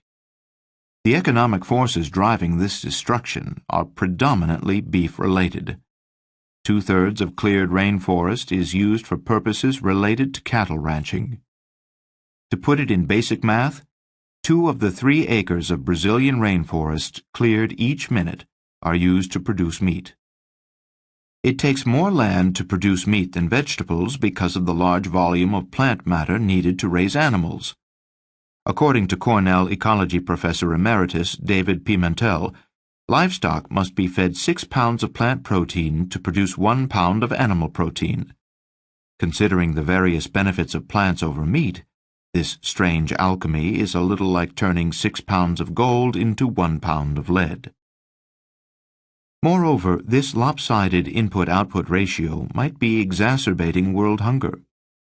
Pimentel has estimated that if grain fed to livestock in the United States alone were instead fed to people, 840 million additional people could be fed. That's 9 out of 10 of the planet's undernourished.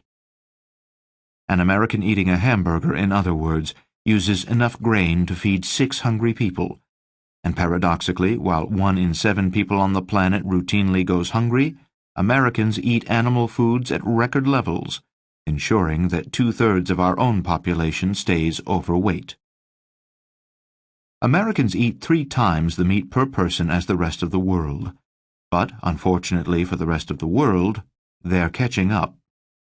As that trend continues, one day the world will be massively short of land to produce enough meat to satisfy global demand. Because of the tremendous amounts of real estate needed to grow feed for livestock, we'd need 2/3 more land than exists on the planet to feed the world meat at the extraordinary pace at which Americans consume it. Accordingly, while industrial agriculture will always threaten the environment, it's clear that the main problem lies in the production of meat, not vegetables. What it all means.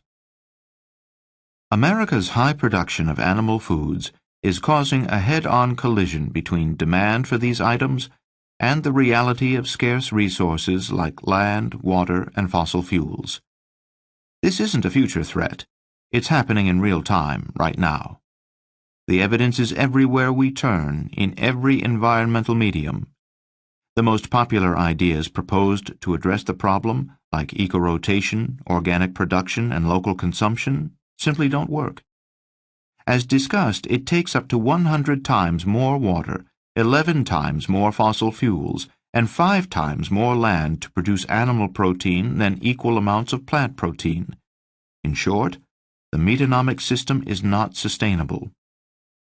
The EPA reports that each week more than 30 square miles of productive U.S. farmland are turned into homes or office buildings and lost to farming for good. Because this regular loss of farmland makes it harder and costlier for producers to raise animals, they must devise ever more efficient production methods and locations. These include such environmental undesirables as clear-cutting forest and increasing factory farm output. Meanwhile, nearly 1 billion people remain hungry, but might be fed if the 6 pounds of plant protein fed to animals for each pound of animal protein were redirected. Something's got to give. To be perfectly blunt, writes McWilliams in Just Food, if the world keeps eating meat at current rates, there's simply no way to achieve truly sustainable food production. The world's population is expected to grow from 7 to 10 billion in the next 40 years. The UN warned recently that worldwide production of animal foods is damaging the planet and as human population and consumption levels continue to rise, will do even more harm in the future. The solution, according to the UN, is a substantial worldwide diet change away from animal products. The menu is straightforward: less meat, fish, eggs, and dairy. The UN, by the way, is only the latest in a long series of commentators to advocate for vegetarianism to save the environment. What can one person do?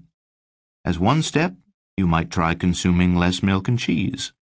That's a logical option for the ecologically minded since, as we've seen, the nation's dairy farms are responsible for a large share of harmful methane emissions. And with animals generating 1/5 of the methane in the United States, the farting cow is no laughing matter. Food for thought. Animal agriculture drives massive routine environmental damage that costs Americans more than $37 billion yearly. This sector's ecological impact is on par with the most destructive of industries, including mining and electricity generation, and its role in causing global warming exceeds that of even transportation or oil production. The externalized expenses of animal food production include costs related to soil erosion, $15.4 billion, climate change, $9.4 billion, pesticide and fertilizer damage, $7.5 billion, real estate devaluation, $2.5 billion, and manure remediation, $2.4 billion.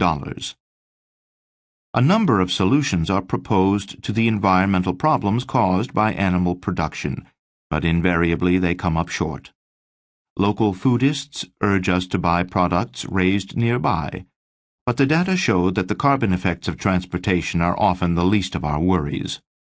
Organic advocates say animals should be raised without chemicals, but in fact, organic production has as many environmental problems as benefits. And while eco-rotation evangelists argue that animals can be cycled around a farm in a sustainable way, the evidence shows that such systems require feed inputs at unsustainable levels and are not scalable to meet Americans' extraordinary demand. And as a reminder of the regulatory capture theme that dominates Meatonomics, industry influence at the U.S. EPA has significantly diminished that agency's ability to control the damage caused by animal farming. Americans respond to the producer-driven forces of Meatonomics by consuming 200 pounds of meat and 620 pounds of dairy per person each year, levels requiring that virtually all of our animal foods come from factories. At this pace, the environmental damage caused by animal agriculture can only worsen. Thus, any solution to this chronic environmental problem must begin by dramatically reducing our consumption of these items. 8. The costs of cruelty.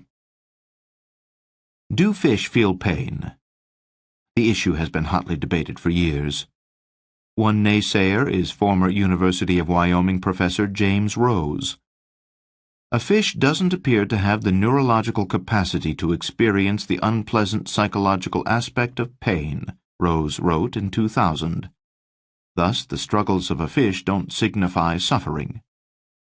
Whether it's fish, cows, or chickens, this perspective that animals used for food don't suffer, at least not enough to worry about, is at the root of most modern animal farming practices. Thus, one North Carolina pig farmer said the hyper-confined pigs in his factory farm love it. They don't mind at all. Increasingly, however, consumers sense something is wrong with this dismissive attitude. People are informed and concerned about animal farming methods, and in surveys assessing shoppers' attitudes toward factory farming, a majority of respondents prefer practices that are more humane. Beyond the weighty ethical questions, thanks to recent research, we can also now quantify and monetize consumer sentiment toward animal farming. For example, agricultural economists F. Bailey Norwood and Jason Lusk show in their 2011 book Compassion by the Pound that consumers are actually willing to spend their own real money in average amounts ranging from $23 to $57 per thousand animals, to improve farm animals' lives. Factory farming often exacts a toll on animals in the form of pain and stress, and because humans care about how animals are treated, we suffer too. In this chapter, you'll find recent research into the physiological and emotional effects that industrial production methods have on animals used for food, including fish, pigs, chickens, and dairy cows. You'll also find an estimate of the financial costs that producers impose on society by persisting in those methods, despite a general consumer preference for change. A key caveat: I don't believe a simple cost estimate can meaningfully represent the massive scope of routine, lifelong suffering endured today by virtually all U.S. farm animals. That is, the 99% of farm animals raised in factory farms. Nevertheless, because economists do recognize a human cost in known animal suffering, and this book is about economics, it's helpful to try to quantify this sum in an objective way. To repeat a familiar refrain, it's about the money. Animal food producers don't think of themselves as a cruel or sadistic bunch. They're just trying to maximize profits, and in the animal food business, you do that by minimizing the amount spent on each animal's comfort. This turns the focus to animals as production units, rather than as living beings with physiological and emotional needs. Practices some consider cruel are just a side effect of industrial production. Ron Terrell, for example, is a self-proclaimed, long-standing educator and advocate of animal agriculture, who writes a column for the Nevada Cattlemen's Association monthly newsletter. In a 2011 column, Terrell advises beef producers to slaughter poor-producing economic units, that is, low-yielding females, as soon as possible. Terrell further cautions against letting pet cows avoid the terminal trip to McDonald's. It makes no economic sense why these cows are given a free pass based on sentiment, color pattern, or simply an experience the owners had with the pet when it was a calf. Such a dollars and cents mentality informs most animal handling practices in the industry. Some may question the appropriateness of this topic. For starters, cruelty is a value-laden, subjective concept, and what's cruel to one person or animal may not be to another.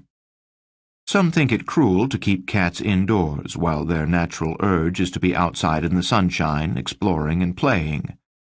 Others think it cruel to let cats outside, where they might kill birds or rodents, become lunch for a coyote, or get hit by a car. I live with 2 cats and wrestle with this issue myself. To avoid such value judgments as used in this chapter, cruel means those practices which published research finds cause animals measurable pain or stress. Some may find descriptions of cruelty disturbing, but because farm animal cruelty costs American society at least $21 billion yearly in externalized empathy costs, it's important to understand where these costs come from.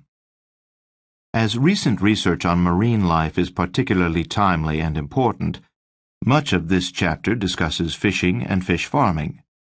On the other hand, there is less material on decades-old practices like raising hens and pigs in battery cages and gestation crates, as most listeners are likely familiar with them. The Cartesian Method. René Descartes, the 17th century philosopher and mathematician, was one of the first scientists to theorize that animals don't suffer. The father of analytical geometry argued that among animals, humans were uniquely endowed with minds and souls. This belief led to his famous remark, "Cogito ergo sum," I think, therefore I am. As a corollary, he argued that animals were mere machines whose responses to stimuli were simply mechanical. Because he and his followers considered non-humans incapable of thought, emotion, or the capacity to feel pain, they treated live animals as pieces of equipment and mocked those who objected. However, today we know that if an animal changes her behavior in response to harmful stimuli, then she likely experiences those stimuli as pain. Because the ability to feel pain helps animals remember to avoid harmful situations, this capacity has played a role in evolution, and in the success of species who experience pain. Conversely, if harmful stimuli did not produce a painful reaction, animals would not learn from encounters with such stimuli and would repeat dangerous interactions at the risk of injury or death. That's why it turns out, for example, that virtually all sentient beings have evolved the same ability that a human child has to avoid a hot radiator after touching it once or twice. Fish and pain. While the Cartesian view remains popular with some people in the scientific community, modern research has turned the traditional wisdom about the suffering of animals, including fish, on its old-timey, wigged, powdered head. Scientists have confirmed in the past decade that fish not only feel pain, but they also experience emotions. In one study, researchers assessed how fish responded to having acid or bee venom injected into their lips. With 18 pain receptors on a trout's head and face, some more sensitive than those in the human eye, it turns out they don't like having their face injected with stinging chemicals any more than we would. The injected fish engaged in stress-associated rocking behavior and, compared to control groups, reduced their swimming activity, waited 3 times longer to eat, and had significantly elevated breathing rates. The researchers concluded that both the behavior and physiology of the rainbow trout are adversely affected by stimuli known to be painful to humans. This fulfills the criteria for animal pain. How do we know that trout exhibiting these responsive behaviors weren't just engaging in the reflexive behavior of Cartesian machines? Because, in a similar later study, trout dosed with morphine again had their lips injected with harmful toxins. The medicated fish engaged in significantly less rocking, lip rubbing, and elevated breathing than those who did not receive morphine. Researchers concluded that because the responsive behaviors were directly related to the level of pain as managed by the morphine, the trout's responsive behaviors could not be merely reflexive, and that pain perception in fish is a reality. Although these trout studies don't seem particularly humane in themselves, their results may suggest a need to reconsider how we treat marine animals. Fish and emotion. Another study involving goldfish shows fish experience emotions like fear and anxiety. Researchers studied 2 groups of goldfish, one dosed with morphine and one undosed, who were subjected to painful levels of heat. Both groups responded reflexively in an attempt to escape the heat. However, after being returned to their tanks, the morphine-dosed group soon returned to normal behaviors, while the undosed group showed stress-related behavioral changes. The undosed fish acted defensively, exhibiting what researcher Joseph Garner called fear and anxiety. According to Garner, the goldfish that did not get morphine experienced this painful, stressful event. Then, 2 hours later, they turned that pain into fear like we do. To me, it sounds an awful lot like how we experience pain. Down on the fish farm. The recent research into fish and pain leads some to conclude that fish farming, the fastest-growing segment of animal agriculture, is one of the least humane of all processes to produce animal food.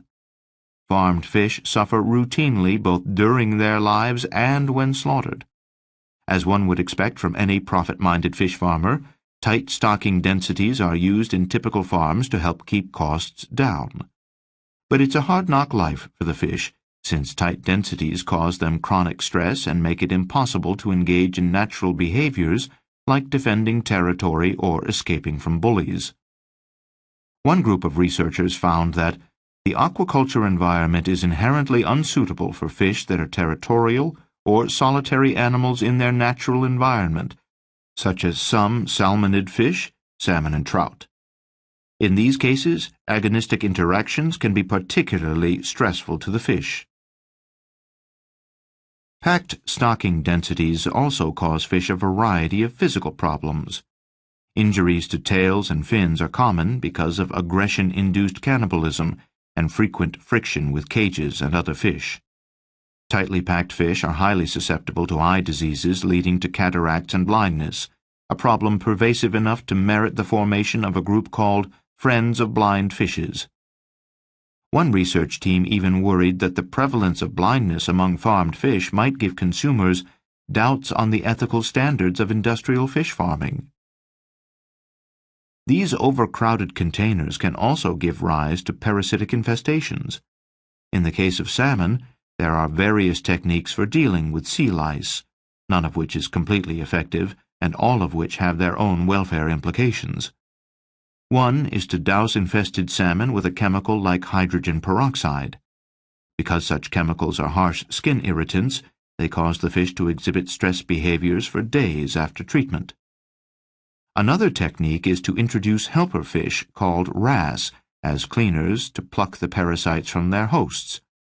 However, in such close confinement, the wrasse are often bullied or killed by the salmon, and in any event they're killed by farm workers at the end of the season to prevent the spread of disease to the next batch of salmon. Slowly consuming their hosts, sea lice cause lesions, bleeding, and sometimes death.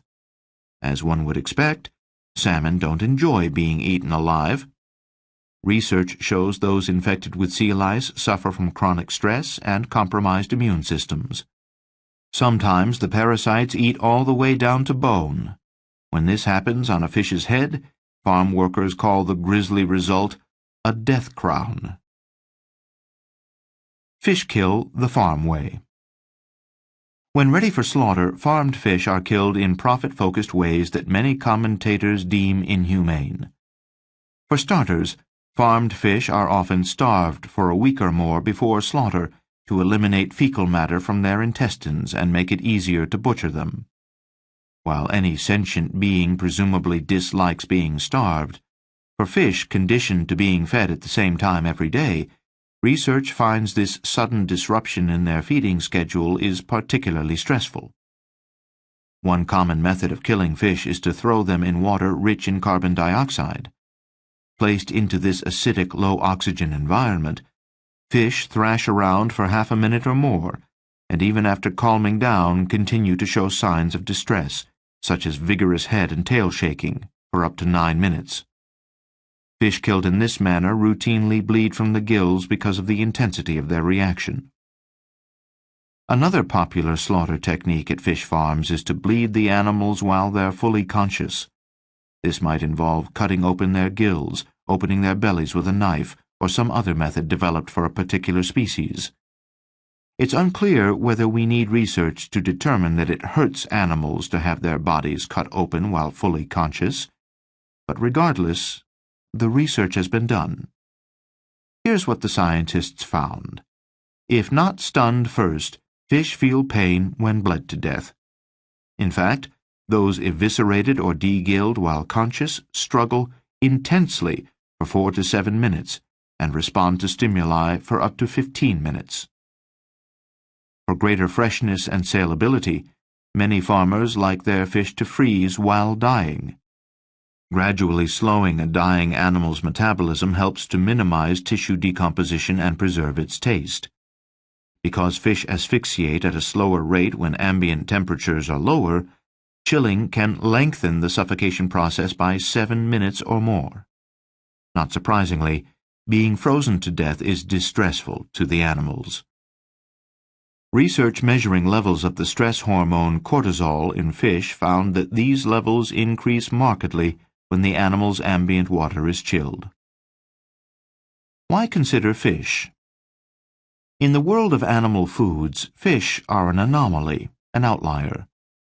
For one thing, fish differ from land animals in their inability to cry out when hurt or suffering. This powerlessness to vocalize leads many to confuse a dying fish's silence with a lack of suffering, although the research shows otherwise. And then there is the conventional wisdom that says fish are particularly nutritious. But a flotilla of scientific papers shows that fish are routinely high in mercury, PCBs, and cholesterol, making them a distinctly unhealthy alternative to plant foods. Nutritional issues aside, This chapter centers on the humane issues facing fish because marine animals frequently take a back seat to land animals, and because the recent research in this area is particularly compelling. Of course, cattle, pigs, and poultry have their own set of humane problems, like gestation crates for pigs, battery cages for laying hens, zero grazing systems for dairy cows, and rapid growth and hyperconfinement for broiler chickens. Measuring cruelty's costs to people. Given the chance, what, if anything, would you pay to change animal food production practices that are particularly inhumane? Economists Norwood and Lusk have sought to answer this question through studies involving real people and real money, and the answers are enlightening. In auctions where participants used their own cash to bid on animal welfare improvements, people paid an average of $57 per person to actually move 1,000 laying hens from caged to free-range systems. Bidders also spent an average of $23 per person to actually move 1,000 sows and their offspring to shelter pasture systems from confinement crates. Even more interesting for our purposes, Norwood and Lusk extrapolated from their auction results to estimate that people would spend a one-time average of $342 and $345 per person, respectively, to implement these two welfare changes throughout the United States. Now I propose to extrapolate further. Let's add 3 more hypothetical changes in animal farming to the 2 above. Ending zero grazing for dairy cows, eliminating rapid growth and hyperconfinement for broiler chickens, and banning overstocking and inhumane slaughter of farmed fish. In terms of the number of animals affected, these 5 items likely represent the most prevalent industry practices in need of reform. Take $343.31, the midpoint of the range between the 2 amounts Norwood and Lusk estimated people would pay to improve hens and pigs' lives, and apply it to all the hypothetical changes. The total that this exercise suggests each American would be willing to pay, on average, to make these 5 changes is $1,717. Adjusting this figure for inflation, multiplying by the number of U.S. adults, then amortizing the total over 20 years, the standard IRS depreciation period for farm buildings, yields a total of roughly $20.7 billion yearly that farm animal cruelty imposes on Americans in externalized costs. Some will argue this figure is too high because not everyone would pay nearly $2,000 to improve the lives of fish and farm animals. That's true. But this figure is proposed as an average that puts us in the right vicinity. Some would spend nothing, while at the other extreme, some would spend $50,000 or $100,000. How much might billionaire casino owner and vegan Steve Wynn pay? $5 million? $50 million? In fact, if anything, I believe this cruelty number is too low. For starters, it excludes the amounts the animals themselves would be willing to pay, if this could be measured and conventional economics ascribed any value to it. Measuring animals' economic preferences is not all that far-fetched. One study actually measured pigs' willingness to pay for certain items. The animals were taught to repeatedly press a nose plate to receive either food or increased social contact. By a ratio of 2 to 1, the pigs demonstrated they were more willing to spend time and effort on food than on friendship. Of course, if we could assign a value to animals' willingness to pay for better conditions, it would nevertheless go unrecognized by economic standards that measure only the human value of goods and services. Some believe this omission represents a deficiency in conventional economics. As methods improve for measuring animals' willingness to pay, and humans become more comfortable with the idea of using such figures, better metrics may emerge for making these calculations. Is it possible to measure the economic effects of producing animal foods without accounting for a single penny of economic cost associated with the individual animal's personal suffering? because many of the 60 billion land and marine animals killed to feed Americans each year suffer throughout their lives, and some suffer further at the time of slaughter, in each case in measurable ways, perhaps assessments based on conventional economics omit a material component. Furthermore, the estimate of $20.7 billion yearly covers only 5 inhumane practices. It doesn't include numerous others, like raising veal calves in crates, force-feeding ducks to produce foie gras, castrating pigs and cattle without anesthetic, and killing male chicks by starvation, suffocation, or grinding. Adding these and other practices to the calculation might double or triple the total. What now? The living conditions discussed in this chapter might seem apocryphal, exceptional, or illegal. They're not. They're the normal, lawful, day-to-day conditions that industrially raised animals routinely face.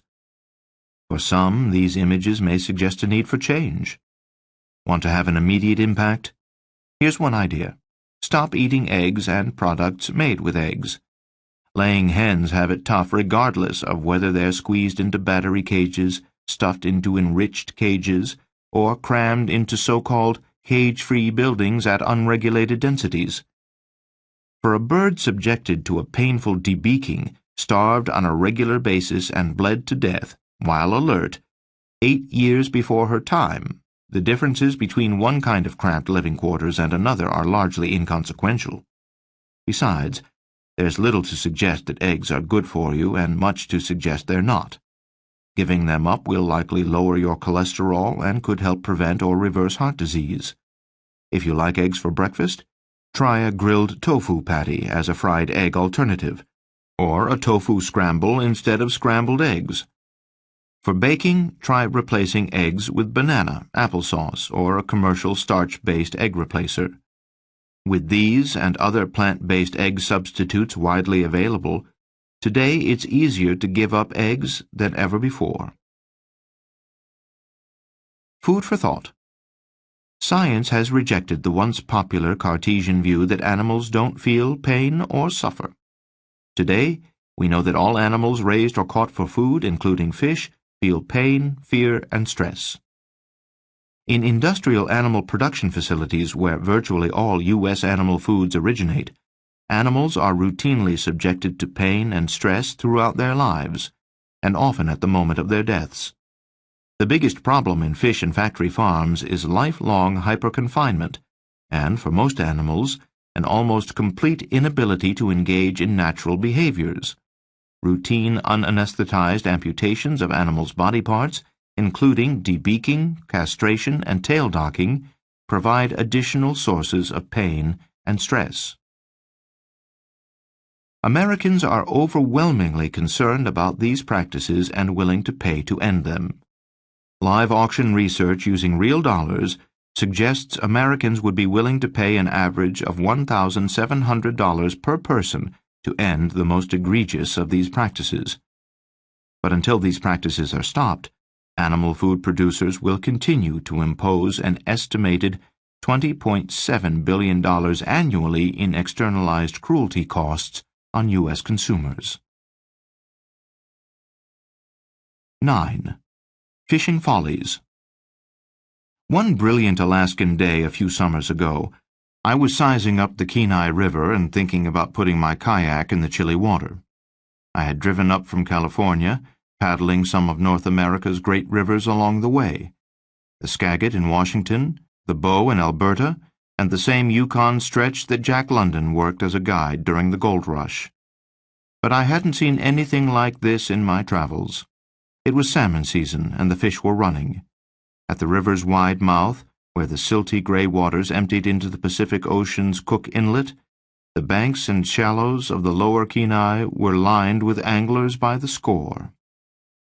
Salmon can be taken in that part of the river only by hand or net, and since most people lack the hand size or speed of a bear's paw, they use a hoop net, a 9-foot pole attached to a huge netted bag. While I watched, people of all skill levels and walks of life yanked glinting king salmon from the water with little effort. Further upstream, where the water narrows, the spruces and willows grow denser and people aren't allowed to fish, I would later see eagles and grizzly bears enjoying their share of the bounty. The regular glimpses of salmon being taken by people and animals suggested abundance almost without limits. During its ocean phase, the royalty of the salmon family sports a sparkling silver coat with areas of blue-green or purple on its back. Once known as June hogs because of their size and the seasonality of their runs, king salmon routinely used to weigh 80 to 100 pounds as adults and grow to 5 feet or more in length. But today, kings are lucky to reach half that size. As I later learned, the scenes that I mistook for the animal's abundance in Alaska were in fact images of decline. In fact, the king salmon fishery, like so many others on the planet, is in distress. The annual Alaskan catch of king salmon has fallen by half in the past several decades, and the numbers are even worse in Washington, Oregon, and California.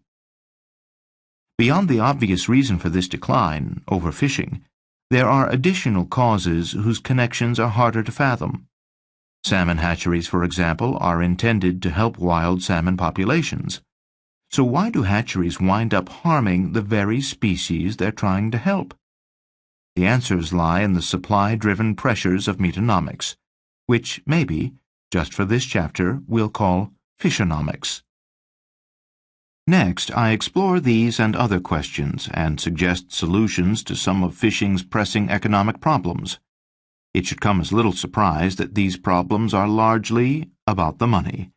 That is, the desire of those who fish industrially or operate commercial fish farms to maximize their profits. Incidental taking. It's instructive to look at another marine animal whose numbers, like those of salmon, are shrinking, the leatherback turtle. The planet's fastest reptile and the largest one after crocodiles, the leatherback has a ridged back and looks like an Art Deco spaceship in miniature. This prehistoric creature can grow to nearly 10 feet, swim 20 miles per hour, migrate 6,000 miles, and dive almost a mile. It's also unique among turtles for its lack of a bony shell, instead sporting a carapace of firm, rubbery skin. Leatherbacks debuted in the Cretaceous period and have been around for 110 million years. But if things continue as they have for the past few decades, this century could be their last.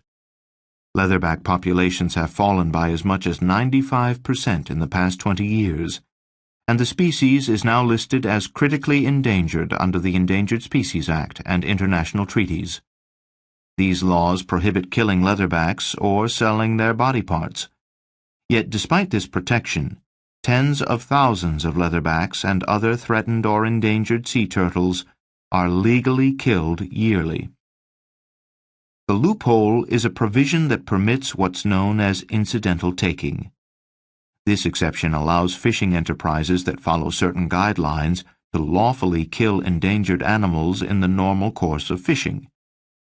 In federal waters, for example, shrimp trawlers can kill endangered turtles with impunity while fishing, provided they've installed a turtle-excluding device, TED, in their nets, which theoretically allows turtles to escape.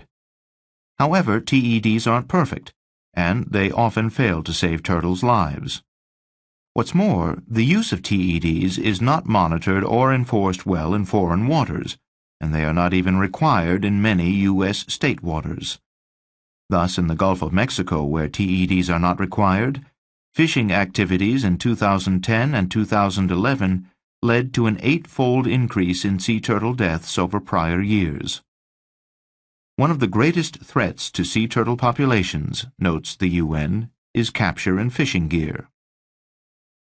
This massive collateral damage is a consequence of the fish industry's counterpart to land-based CAFOs, factory fishing. Today, more than 23,000 factory ships weighing 100 tons or more patrol the world's oceans, typically staying at sea for weeks at a time and catching and processing huge quantities of fish. Two of the most common industrial fishing methods, trawling and longlining, are also among the least discriminate. Trawlers drag a large open-mouthed net that catches everything in its path. Longliners, by comparison, pull a length of individually baited hooks that trail for 50 miles or more behind the ship, enticing any hungry animal in the vicinity to take a fatal bite. Like trawl nets, long lines snare considerable amounts of unintended haul, or bycatch. While some countries prohibit discards of certain species, the overwhelming practice is to throw back bycatch dead. Thus, in most of the world's oceans, where little attention is paid to bycatch, factory fishing spells trouble for every fish, bird, mammal, or reptile unlucky enough to make contact with the juggernaut of nets or hooks that trail behind ships. Besides endangered turtles, other rare or threatened animals like dolphins and seabirds often die in a net or on a line. The albatross is one of the planet's most threatened creatures, with 17 of 22 albatross species considered vulnerable, endangered, or critically endangered under international standards. The other 5 are labeled near endangered. One study counted at least 44,000 fishing-related albatross deaths in southern oceans each year, with researchers concluding that longlining was causing serious declines in albatross populations. According to the latest estimate, the amount of marine life killed each year as bycatch is a stunning 40% of the total worldwide intended catch. That's almost 200 million pounds of non-target dead animals each day, or 10,000 pounds in the time it took you to listen to this sentence. Whether you love seafood and eat it regularly or never touch the stuff, this arbitrary waste of life just reeks. As the authors of a 2009 study noted, bycatch is one of the most significant nature conservation issues in the world today. But even these massive figures don't tell the full story, as the bycatch ratios are much higher in certain regions or in connection with certain target species. Flatfish trawling in Alaska generates 2 pounds of bycatch for each pound of target fish.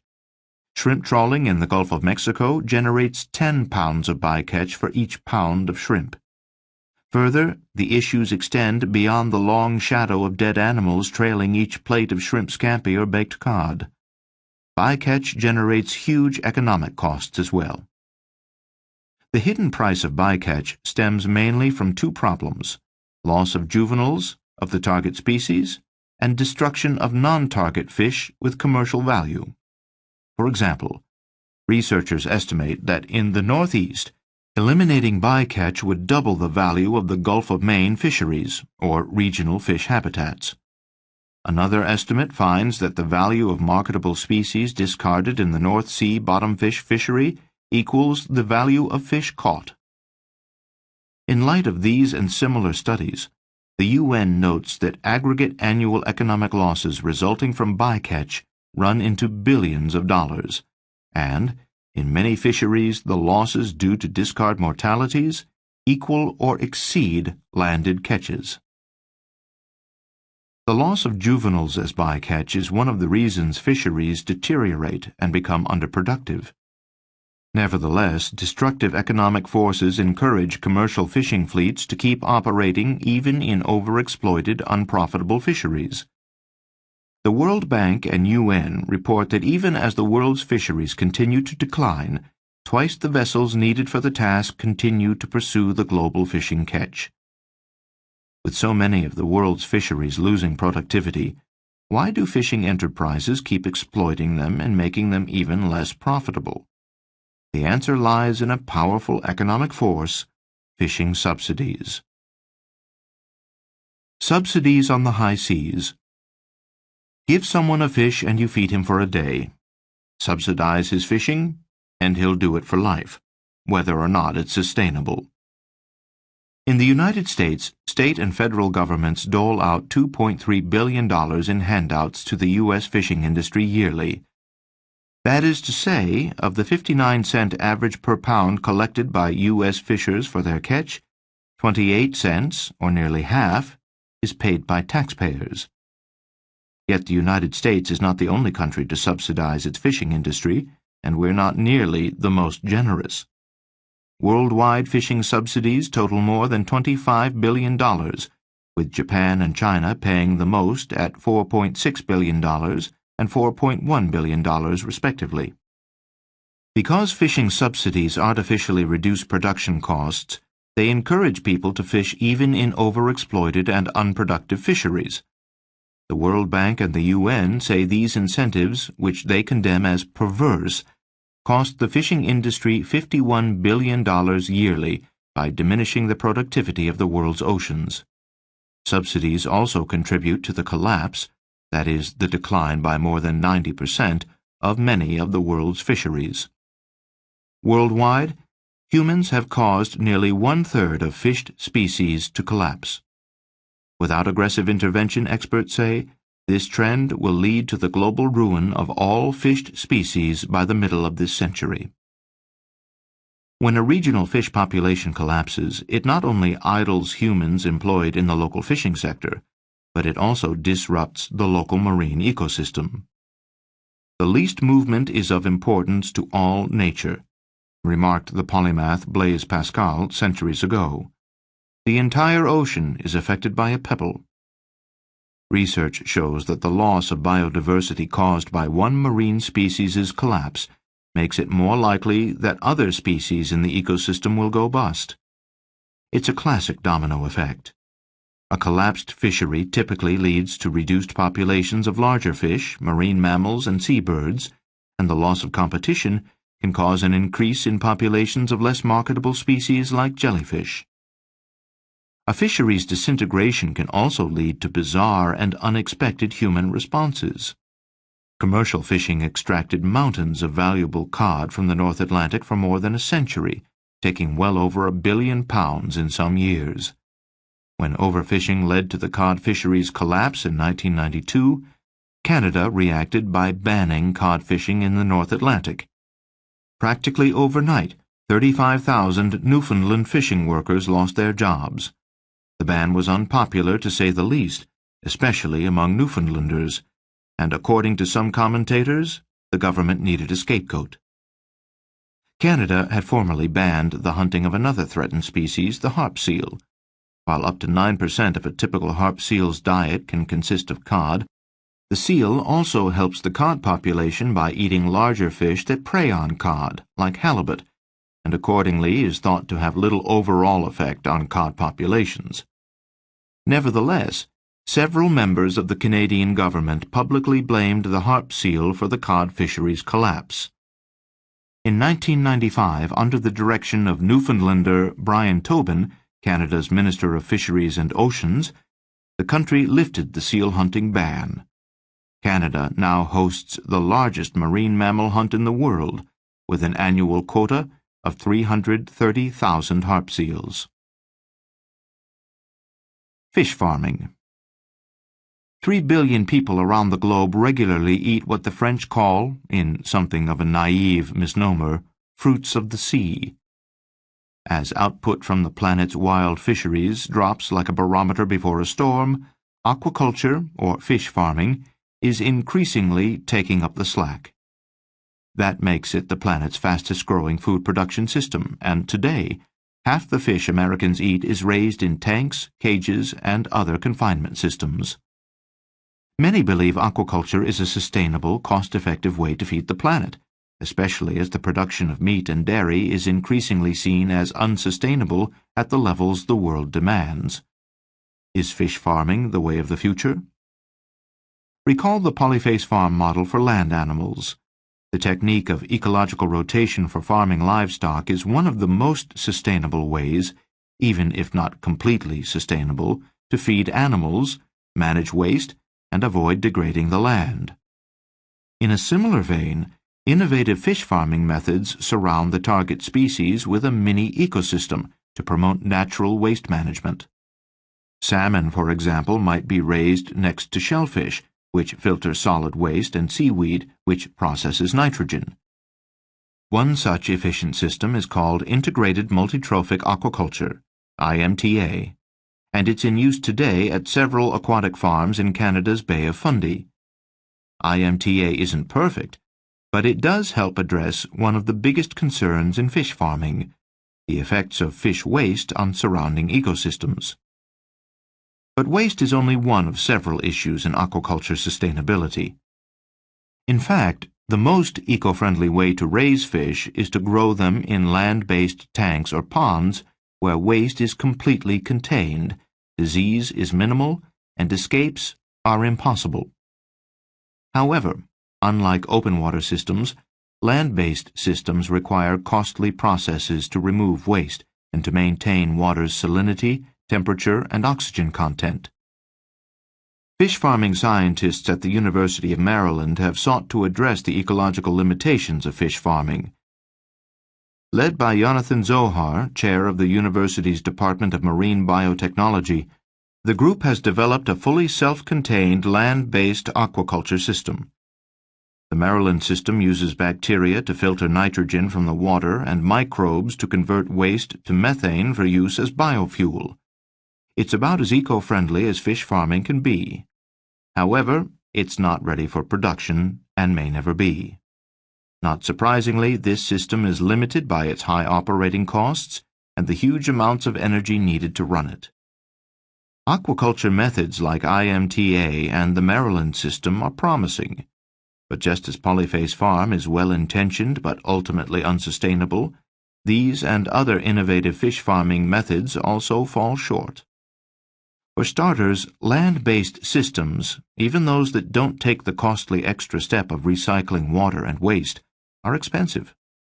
In a cage or pen system, by contrast, because the permeable container sits in open water, operators spend nothing to dispose of waste or to provide a constant supply of clean, oxygenated water. This fundamental difference allows cage and pen systems to operate much more cheaply than land-based systems. It also explains why cage aquaculture is the predominant method of fish farming throughout the world.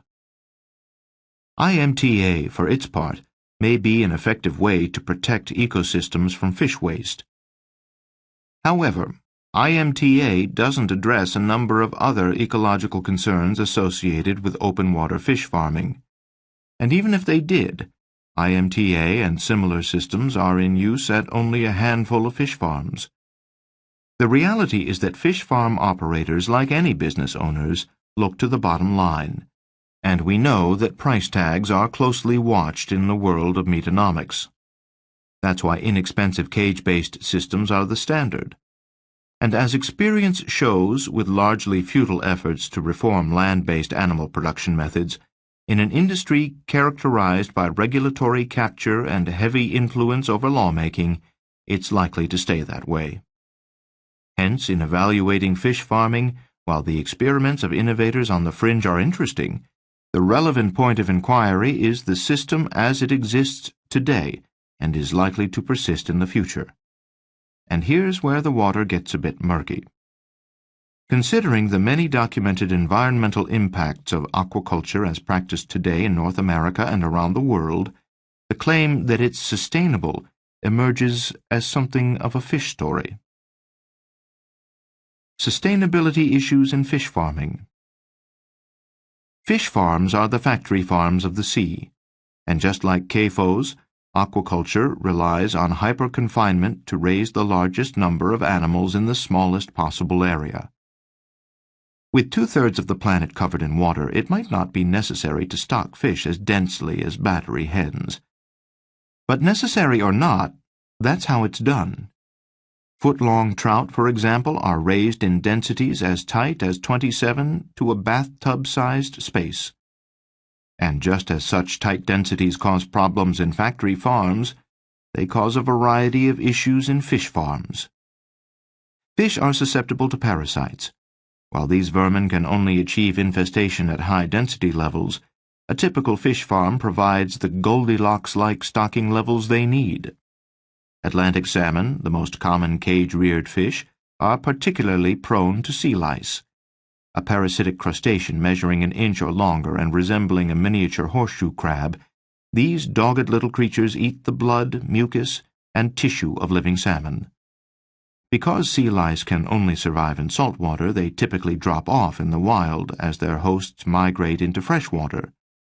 In saltwater fish farms, however, lice remain attached until removed by chemicals or in some cases gobbled by lice-eating cleaner fish. A female sea louse lays up to 22,000 eggs during her 7-month lifespan. On tightly packed fish farms, newly hatched juvenile lice have little trouble finding a host to chew on. Picture, if you will, the huge numbers of concentrated salmon and egg-laying sea lice in a typical fish farm environment. With more than 500,000 salmon in an average farm, if just 1 in 10 fish hosts just one female louse, and each louse lays just half her capacity, that's a localized plague of more than 500 million baby sea lice. Besides hurting farmed fish, these infestations also harm the surrounding ecosystem and its inhabitants. Like a swarm of tiny locusts, the hungry parasites explode into their surroundings and snack on any wild salmon in the vicinity. Not surprisingly, sea lice from salmon farms are killing wild salmon populations. On Canada's Pacific coast, for example, sea lice infestations are responsible for mass kill-offs of pink salmon that have destroyed 80% of the fish in some local populations. But the damage doesn't end there, because eagles, bears, orcas, and other predators depend on salmon for their existence. Drops in wild salmon numbers cause these species to decline as well. Some farmers respond to lice by dosing the water with concentrated chemicals that kill the tiny creatures. Not surprisingly, adding toxins to the ocean harms the local ecosystem. One study, for example, found that cypermethrin, used to kill lice on salmon, kills a variety of non-target marine invertebrates, travels up to half a mile, and persists in the water for hours. But even more threatening to local ecosystems than sea lice and the chemicals that kill them are the massive quantities of waste generated by most fish farms. Consider aquaculture's effect in Scotland. In 2000, Scotland's fish farm industry created as much waste-based nitrogen as did 2/3 of the country's human population of 5 million, plus almost double the phosphorus that the human population generated. Fish waste typically falls as sediment to the seabed in sufficient quantities to overwhelm and kill underlying marine life in the immediate vicinity and for some distance beyond. It also promotes algal growth, or the ironically named process of eutrophication, literally providing nourishment, which reduces water's oxygen content and makes it less capable of supporting life. In 2008, the Israeli Ministry of Environmental Protection shut down 2 fish farms in the Red Sea that produced 2,000 tons of fish annually, because research showed that eutrophication from the fish farms was damaging the region's coral reefs. Aquaculture also results in regular escapes by farmed fish into the world's oceans. In the North Atlantic region alone, up to 2 million runaway salmon escape into the wild each year. The result is that at least 20% of supposedly wild salmon caught in the North Atlantic are of farmed origin. Escaped fish breed with wild fish and compromise the gene pool, harming the wild population. Embryonic hybrid salmon, for example, are far less viable than their wild counterparts, and adult hybrid salmon routinely die earlier than their purebred relatives. Like hitting a fighter when he's already down, this gene pool degradation causes further declines in wild fish stocks that have already been pounded by overfishing. Where are the little fish? Another direct and unfortunate consequence of aquaculture is overfishing, the practice of capturing more fish than a fishery can regularly replace. Throughout the world, as fish farming explodes to meet surging demand, industrial fishing operations catch prey fish like anchovies, herring, and mackerel in increasing numbers to feed to captive fish. The top 10 farmed fish consume an average of 2 pounds of wild fish for each pound they weigh at slaughter. The ratio is even higher for strictly carnivorous fish like salmon and tuna, which eat up to 5 pounds of wild fish per pound raised. The aquaculture industry's voracious appetite means that prey may soon join predators in the lists of overexploited and threatened fish stocks. 7 of the world's top 10 fisheries are prey fish, with today's total catch in this category exceeding that of 1950 by a factor of 4. Most of the millions of tons of prey fish caught each year are consumed by aquaculture. The latest data show that farmed fish eat between 50 and 80% of all prey fish captured. Nearly all of the rest, by the way, is fed to pigs and chickens in factory farms. But wild animals have to eat too, and thousands of species depend on these little marine creatures. As stocks of prey fish decline, predator populations deteriorate in lockstep. In 2009, the nonprofit group Oceana released a report titled Hungry Oceans, which highlighted the problem of dwindling predator populations. The report blames the depletion of prey fish stocks for declines in whales, dolphins, seals, sea lions, tuna, bass, salmon, albatross, penguins, and other species. "We have caught all the big fish, and now we are going after their food," said Margot Stiles, lead author of the Oceana report. The result, said Stiles, is widespread malnutrition in the oceans. The main force behind this crisis, according to the report, is aquaculture's need for feed. One way to reduce the quantity of fish used as feed in aquaculture is to raise herbivorous fish like tilapia. Unlike salmon, tilapia can thrive on pellets of corn or other grains. However, tilapia raised on this unnatural diet provide low levels of the omega-3 fatty acids that many people consider one of the main benefits of eating fish. That's because omega-3s originate in aquatic plants and are found in fish that eat those plants but are not present in land-cultivated feeds. As a result, 3 ounces of farmed salmon typically contain more than 2,000 milligrams of omega-3s, while the same portion of farmed tilapia contains only 135 milligrams. Moreover, research shows that farmed tilapia contains fatty acids at levels which increased the risk of heart disease. A 2008 paper published in the Journal of the American Dietetic Association found that omega-6 fatty acid levels in farmed tilapia were so high they can be considered detrimental. Another problem with tilapia is the African fish's propensity to invade lakes and displace native species through aggressive feeding and breeding. In fact, escapees from a tilapia farming operation in Lake Nicaragua, the largest lake in Central America, are blamed for the disappearance of the lake's less aggressive species like rainbow bass. The upshot is, even if tilapia might take some pressure off diminishing prey fish populations, the downside is considerable. Yet perhaps the most surprising way that fish farms affect wild fisheries is through an economic phenomenon known as the Jevons paradox. William Jevons was a 19th-century economist who noted that as better technology made coal-burning equipment like steam engines more efficient, demand for coal counterintuitively rose instead of falling. That's because efficiency improvements lead to economic expansion and higher commodity sales, negating the effects of any efficiency per unit produced. Similarly, critics argue as aquaculture makes fish production increasingly efficient, and fish becomes more widely available and less expensive, demand for fish increases across the board. This, of course, drives more fishing, which hurts wild populations. Can higher production efficiency really spur greater demand for fish? Consider the change in worldwide salmon production and demand from 1987 to 1999. During this period, salmon hatcheries widely replaced natural salmon spawning areas lost to habitat destruction. As the result of lower prices and wider availability, world demand for salmon increased more than 4-fold during this period. Although hatcheries were expected to ease the pressure on wild salmon populations, the increased demand they caused actually aggravated the pressure.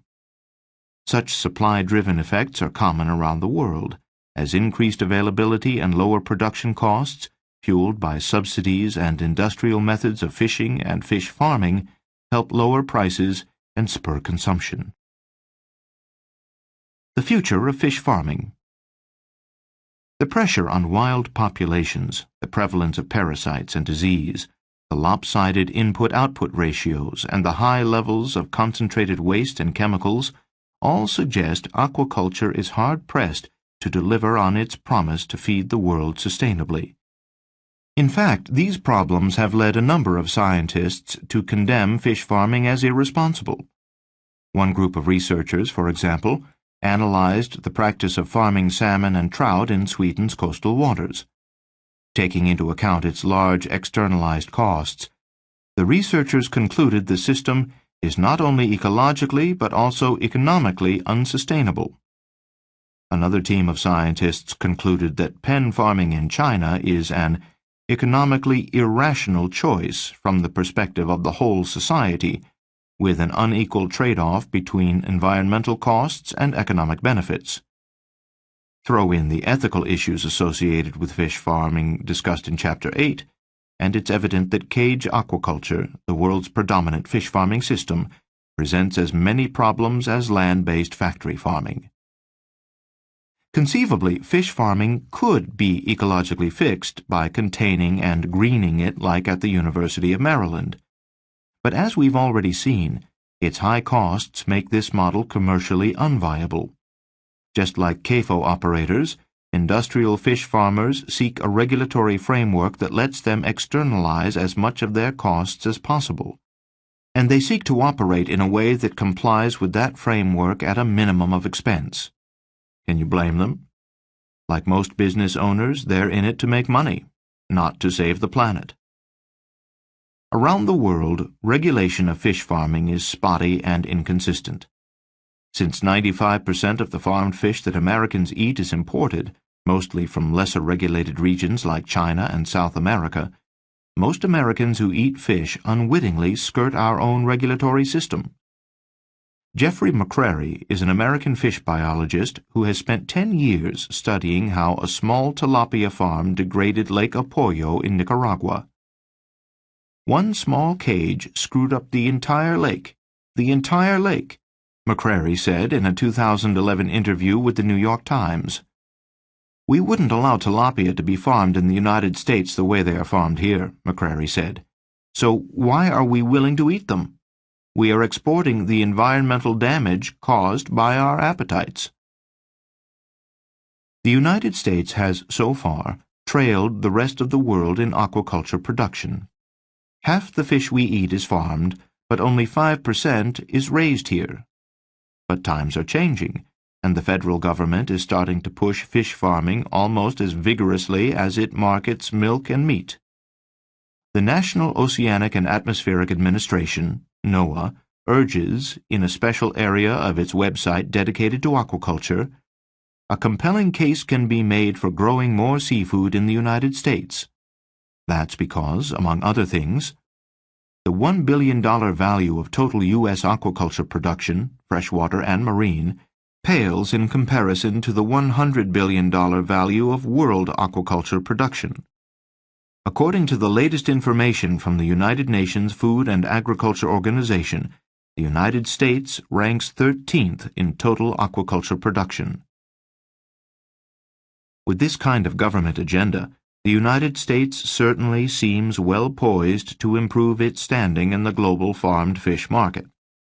Of course, this prognosis should give you flashbacks to earlier chapters on land-based animal farming, because, with little doubt, the producers who lead the charge will seek to dump most of their production costs on the rest of us. Adding it up. As with other methods of raising animals for food, fish production heaps huge external costs on society. Fishing's advocates say it provides jobs and benefits the world economy, but the UN begs to differ. In light of subsidies and other problems discussed already, the UN says, global marine fisheries represent a net economic loss to society. Consider the externalized costs of aquaculture, which experts find can range from 20% to more than 100% of the value of a fish farm's output. There are no published estimates of fish farming's external costs in the United States, but because research finds these costs often equal the value of fish produced, aquaculture's external costs can be conservatively pegged at half the total value of production, or $650 million yearly. However, those are just the U.S. costs. Since we import 95% of our farmed fish, almost all of the external costs of production are imposed on other countries. Then there are the costs of overfishing. Recent research published by a team of experts suggests that overfishing in North America leads to losses of about 30% of the actual catch. Applying this estimate to the portion of total U.S. landings, $4.8 billion, indicates that the annual U.S. cost of overfishing is about $1.4 billion. But again, this figure neglects the imported fish Americans consume. Also, this limited estimate fails to account for hundreds of non-target species deprived of food, most of which have no recognized economic value, whose numbers are dropping around the world as overfishing starves them out of existence. Finally, there are the costs of bycatch. As we've seen, research shows that bycatch losses often equal the value of the total landed catch.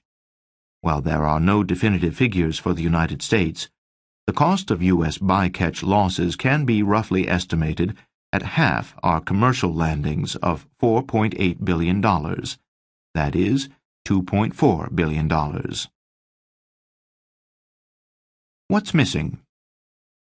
The $4.5 billion in estimated externalized costs of U.S. fishing activities amounts to more than 70% of the U.S. fishing system's total output of $6.1 billion.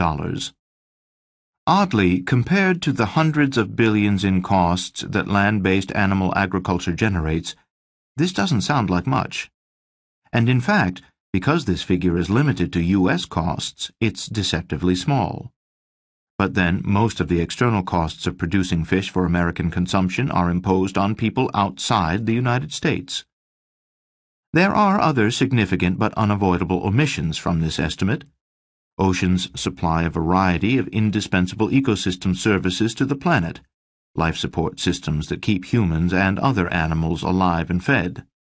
Among others, these include filtering services that keep water clean, and nursery habitat services that provide important areas where juveniles can develop, such as wetlands, oyster reefs, and seagrass beds. A 1997 study estimated the total value of marine ecosystem services was $21 trillion in 1994 dollars, or $33 trillion today. To put this in perspective, U.S. GDP, the highest in the world, is about $15 trillion. Because of the interconnectedness of species in an ecosystem, when ocean biodiversity declines, a marine ecosystem's ability to provide these valuable services also falls.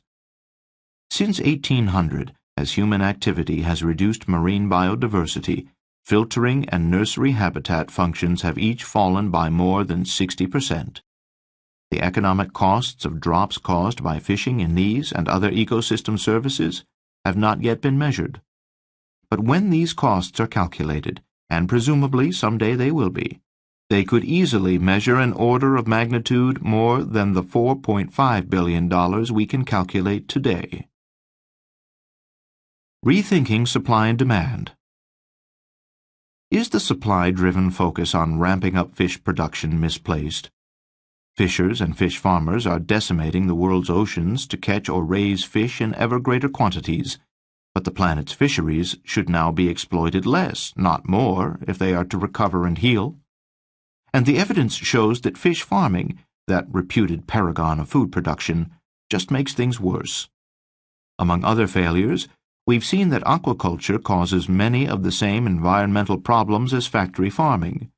Further, aquaculture's practice of robbing Peter to pay Paul, overexploiting little fish to feed bigger ones, just ratchets up the pressure on depleted fisheries and threatened species. Given the Earth's limited resources, maybe the answer to the fishing question isn't to crank up supply, but rather to turn down demand. As with meat and dairy, demand for fish has been artificially inflated by economic forces, and the world simply doesn't need to eat fish at these or any levels. One important path toward restoring true market equilibrium is to eliminate fishing subsidies in the United States and around the world. And on a personal level, you might consider replacing some or all of the seafood in your own diet with plant-based proteins. Omega-3s are readily found in a variety of vegetable sources, including flax, hemp, soy, and walnuts. And unlike virtually all fish, these sources don't contain cholesterol, mercury, and PCBs. Consider the consequences of just giving up shrimp. With the highest bycatch-to-target ratios in the industry, a few plates of foregone prawns could save a dozen other fish from the discard pile. Some believe the answer is to stop eating seafood altogether. After all, considering the harmful environmental effects of either catching or farming fish, it's sort of a damned if you do, damned if you don't dilemma. Maybe that's what George W. Bush had in mind in 2000 when he astutely observed, "I know the human being and fish can coexist peacefully." Food for thought. Industrial fishing and aquaculture activities are damaging the world's oceans. If not curbed, factory fishing operations will eliminate all currently fished species by the middle of this century. While fishing's proponents defend the industry on the grounds that it creates jobs and helps the world economy, the UN complains that, on the contrary, fishing represents a net economic loss to the world. Although we import most of our seafood, the economic costs to Americans of U.S. fish production are nevertheless sizable. Fishing's biggest economic problem is that of bycatch, or incidental taking, with nearly 200 million pounds of marine life killed and discarded each day in the world's oceans.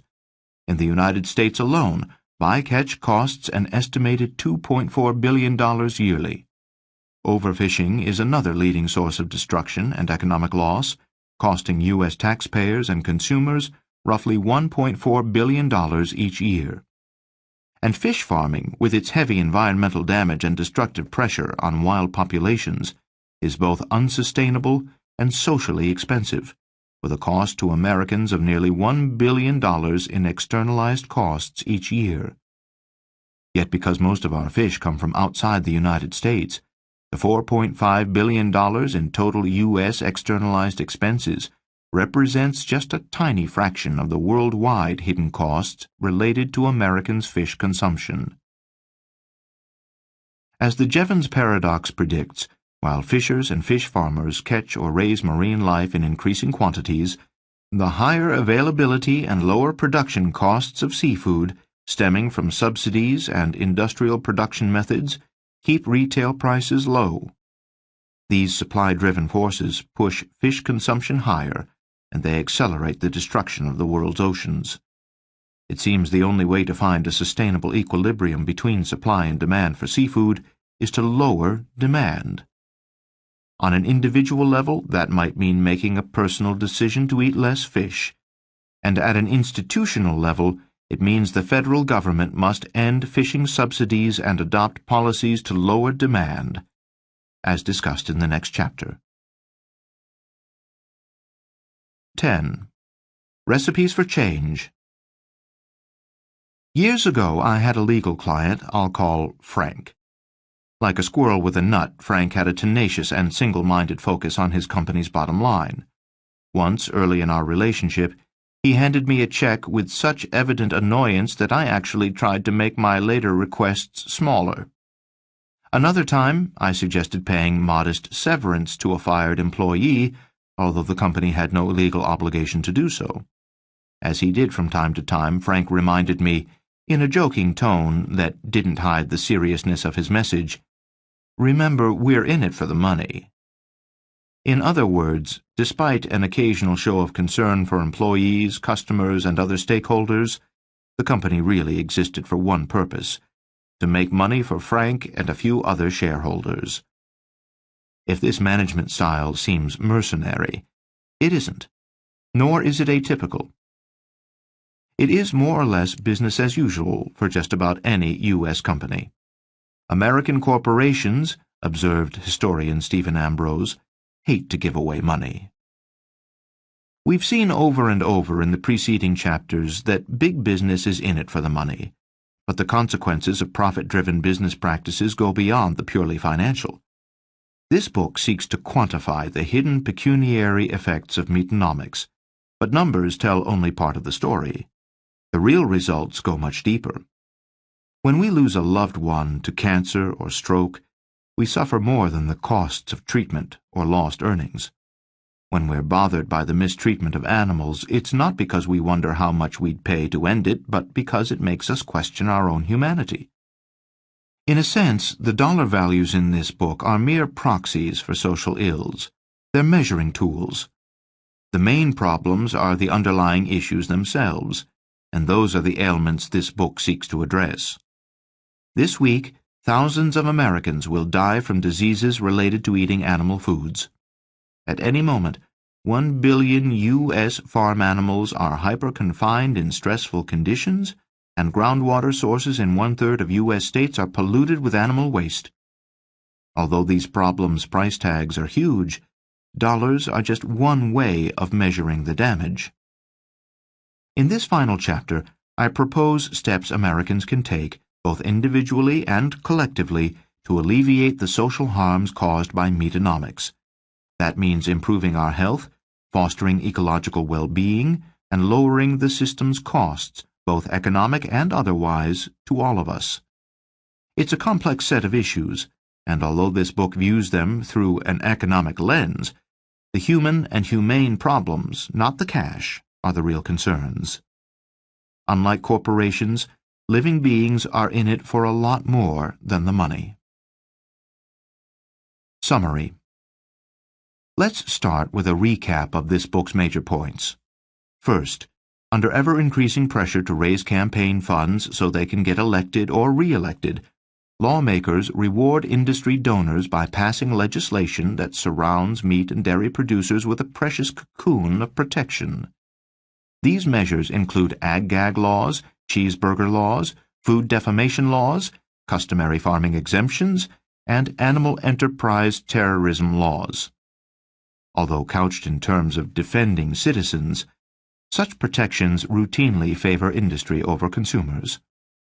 These laws make it increasingly hard to investigate, criticize, or sue factory farmers over food safety, personal injury, or animal cruelty. This legislation is also part of a legal framework that permits producers to offload most of their costs onto society. Big business is not dangerous because it is big, said former President Woodrow Wilson a century ago, but because of privileges and exemptions which it ought not to enjoy. Second, regulatory agencies frequently favor animal food producers over consumers. The USDA promotes meat and dairy highly effectively, using government messaging to bombard consumers in a variety of media. But when it comes to acting on its stated mission to protect us through food labeling, nutrition advice, and food safety programs, the USDA's loyalty to industry often results in confusing, misleading, and ineffective regulatory measures. The FDA has similar conflicts of interest, rendering the agency unable to withdraw animal drugs that even its parent, the Department of Health and Human Services, acknowledges are dangerous. It's become almost what former President Rutherford B. Hayes feared in 1876, a government of corporations, by corporations, and for corporations. The animal food industry's capture of the agencies meant to regulate it is another support beam in the structure that lets industry impose its production costs on taxpayers and consumers. Third, animal food producers engage in a sophisticated public relations campaign to convince consumers that meat and dairy are healthy in almost any quantity and that animals are treated well.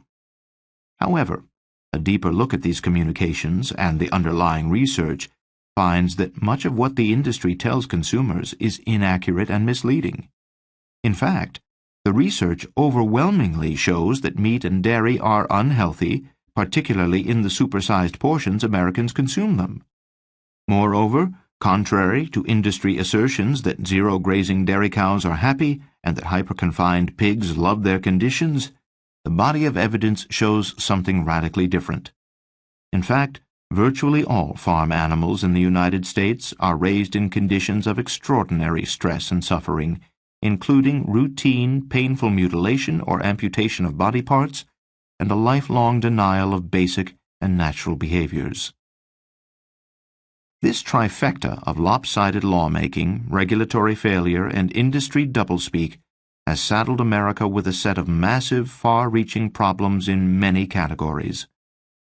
Americans are caught under the thumb of the supply-driven forces of Meatonomics, and our ability to make informed, healthy choices about what we eat is heavily impaired. This combination of misinformation and artificially low prices fosters unnatural and undesirable levels of consumption. We eat more meat and dairy than any other people on the planet, and we pay for our high consumption with some of the world's highest rates of obesity, cancer, and diabetes. This gluttony hurts nature as much as it does us. Most U.S. farmland produces below capacity because of soil erosion related to animal agriculture, and 35,000 miles of American waterways are polluted with animal waste. Our surging demand for fish has destroyed fisheries and marine ecosystems in North America and the rest of the world. Most of us sense that something is rotten in the state of Meatonomics. Polls regularly show that voters are outraged by farm subsidies, and consumers are alarmed by inhumane and unsanitary conditions on factory farms. Nevertheless, there is little change in the status quo, and most of us go about our daily lives working to pay our share of the massive financial costs that these problems cause. As we've seen, the hidden expenses of Meatonomics total more than $400 billion yearly. Let's revisit those costs for a moment. Contemplating the costs. The hidden costs associated with animal foods are about the same as all state and federal spending on Medicaid, or about $20 billion more than Russia's annual government budget. However you look at this number, it's huge. Some may question the underlying assumptions and conclude that this huge total is overstated.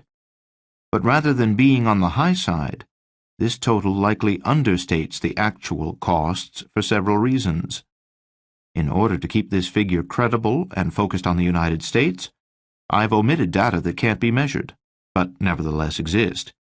Data that are irrelevant to the American economy, but relevant elsewhere, and data that standard economic theory does not currently recognize, but arguably should and may someday. Big problems call for big solutions, so the real question is, what can be done? The solution.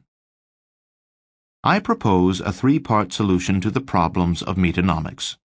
First, adjust taxes to make animal foods more costly and to put cash in taxpayers' pockets. Beyond the financial boost, this change would give consumers more accurate price signals and lead to an important shift in consumption patterns. Second, restructure the USDA, clarifying its purpose to ensure that industry influence is minimized and consumers receive accurate information. And third, adjust federal support programs to reduce spending and better align financial support with policy goals. All told, these changes would lower the hidden costs of animal food production by an estimated $184 billion per year, save more than 172,000 American lives yearly, and cut our carbon equivalent emissions by almost half each year. If it doesn't completely fix the failed market for animal foods, it's a big start with a serious impact. But before we get to the macro plan, let's start by laying out a few simple changes that anyone can make personally. To tweak an old adage, fixing the animal food industry starts at home. Be the change. They always say time changes things, said Andy Warhol, but you actually have to change them yourself. In fact, anyone can make an instant personal change that will immediately reduce the burden of Meatonomics on people, animals, and the environment. That simple shift is to consume less animal foods, or give them up altogether. Want to lose weight? Studies find that, on average, people on a plant-based diet weigh significantly less than omnivores. A 2009 research paper published in Diabetes Care, for example, found that after adjusting for confounding lifestyle factors like physical activity and television watching, vegans and meat eaters had a mean body mass index, BMI, of 23.6 and 28.8 respectively. Anyone with BMI over 25 is considered clinically overweight. This finding led the study's authors to note the substantial potential of vegetarianism to protect against obesity. It's hard to argue with the 18% difference in BMI between the two groups. That means that if diet were the only factor in weight loss, an omnivore who weighed 180 pounds could shed 32 pounds by going vegan. Want to lower your cholesterol? Studies routinely find herbivores have far healthier cholesterol levels than omnivores.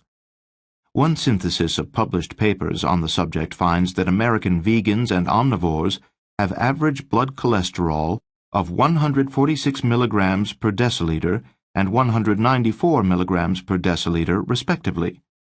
These figures are particularly important because, while the magic number of 200 milligrams per deciliter is often cited as the safe level for total blood cholesterol, considerable evidence points to the much lower 150 milligrams per deciliter as the truly safe level. The Framingham Heart Study, for example, is a long-running cardiovascular study on thousands of residents spanning 3 generations of Framingham, Massachusetts. Among study participants who suffered heart attacks, more than 1/3 had cholesterol levels between 150 and 200 milligrams per deciliter. On the other hand, no one in the Framingham study with cholesterol below 150 milligrams per deciliter ever suffered a heart attack. If you're not ready for wholesale change, consider some of the effects of skipping animal foods just 1 day a week. A single American's decision to forego meat, eggs, and cheese each Monday would cut 450 pounds from the total volume of animal waste generated for the year, enough to fill a bathtub to the brim. That decision would also spare at least 5 land animals each year from hyperconfined lives in factories. If a family of 4 skips steak 1 day a week, according to a 2011 report by the Environmental Working Group, the reduction in carbon emissions would be like taking a car off the road for 3 months. There are also major health benefits in bypassing animal foods just 1 day a week. According to Alison Reiter, director of the Johns Hopkins Meatless Monday Project, replacing 4 servings of red meat each Monday with nuts, legumes, or whole grains reduces one's risk of death by more than 11%. Not long ago, nuts and other stereotypical squirrel food would have been at the top of the list as substitutes for animal-based meat. But the market for vegetarian foods is growing fast, and in the past decade, food makers have introduced dozens of tasty, healthy, plant-based meats. Today, most grocery stores carry animal-free versions of foods like salami, bologna, pepperoni, pastrami, sausage, turkey, hamburger, tuna, shrimp, calamari, meatballs, corned beef, shredded beef, barbecued ribs, hot dogs, and chicken nuggets, to name a few. If you like the taste of meat but suspect you eat more of it than you should, it's easier than you might think to eat less or give it up completely. The same goes for eggs and dairy. Plant-based substitutes abound for milk, cheese, yogurt, butter, ice cream, and eggs. Interested in cheese that's eco-friendly, humane, and cholesterol-free? Increasingly, markets carry plant-based versions of cheddar, jack, mozzarella, feta, blue cheese, cream cheese, and others.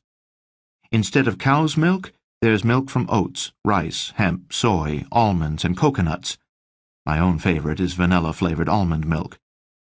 Another humble recommendation, coconut milk ice cream.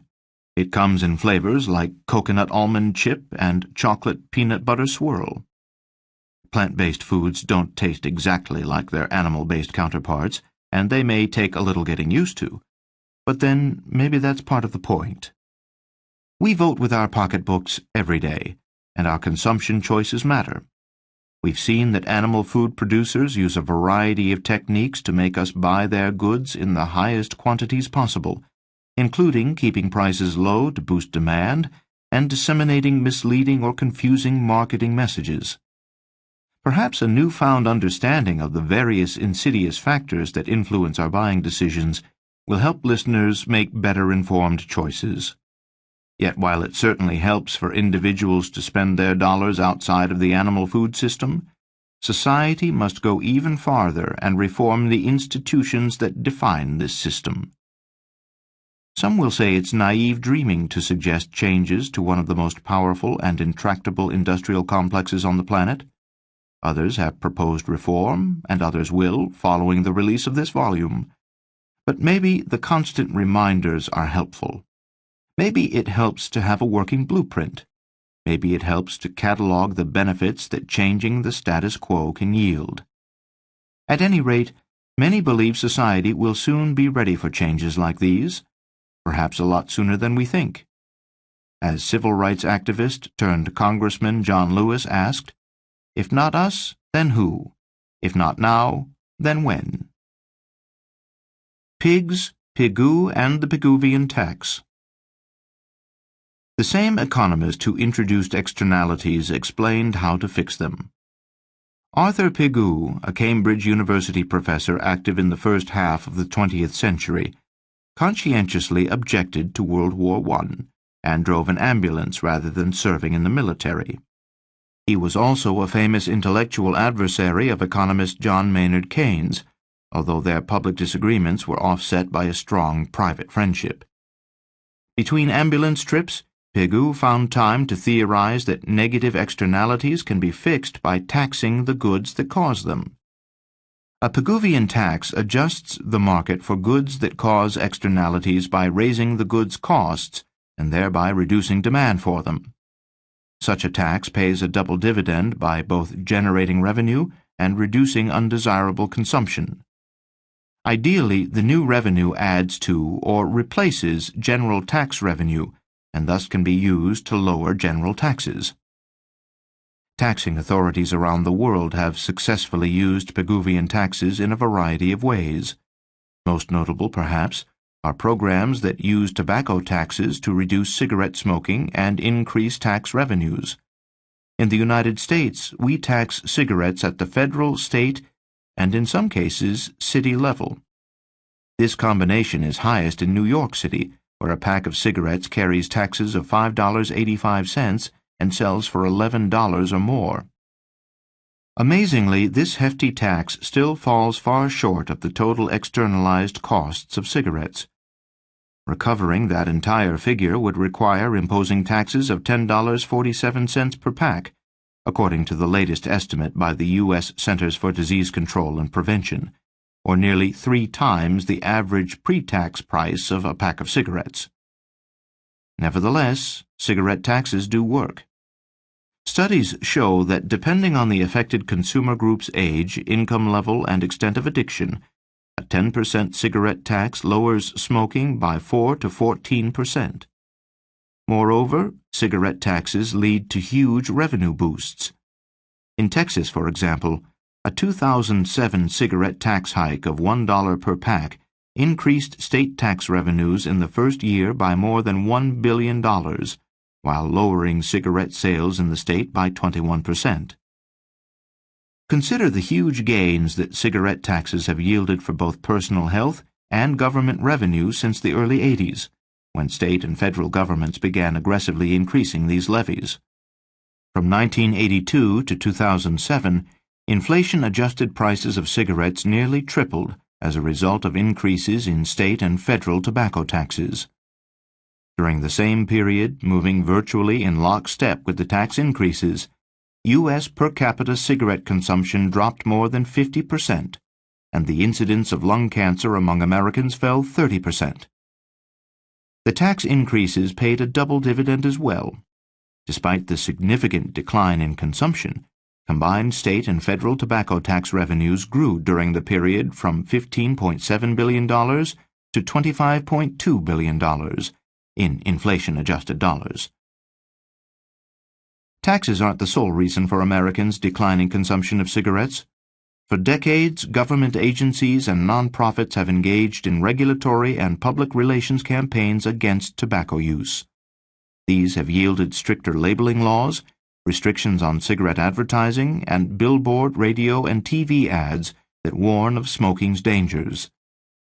But data from other countries where cigarette taxes have been overwhelmingly successful even in the absence of American-style regulatory and public relations efforts show that taxes are the most important part of any anti-smoking campaign. In Mexico, new tobacco taxes imposed between 1981 and 2007 led to cigarette prices tripling and consumption dropping by half. In France, a 27% tax increase between 2003 and 2004 caused consumption to fall 7%. And in Japan, a 2010 tax increase led to the steepest year-over-year consumption drop, 2.2%, ever seen in that country. These results from around the world show that even without help from public relations, taxes unquestionably work to reduce consumption. Taxing meat and dairy. Just as it has for cigarettes, a tax on animal foods would pay a double dividend by simultaneously boosting revenues and lowering consumption and related social problems. Recall that the weighted average elasticity rate, that number that ties demand to price, for all animal foods is about 0.65. A 3% tax on animal foods, for example, would reduce consumption by about 2% and generate about $7.4 billion in revenue. Of course, because we've seen that animal foods generate external costs worth nearly double their retail prices, a 3% tax in this category is unlikely to do much. The average cigarette tax in the United States is a hefty 72%. Accordingly, in light of the slightly smaller ratio of external costs generated by animal foods, I propose a 50% federal excise tax on all domestic retail sales of meat, fish, eggs, and dairy.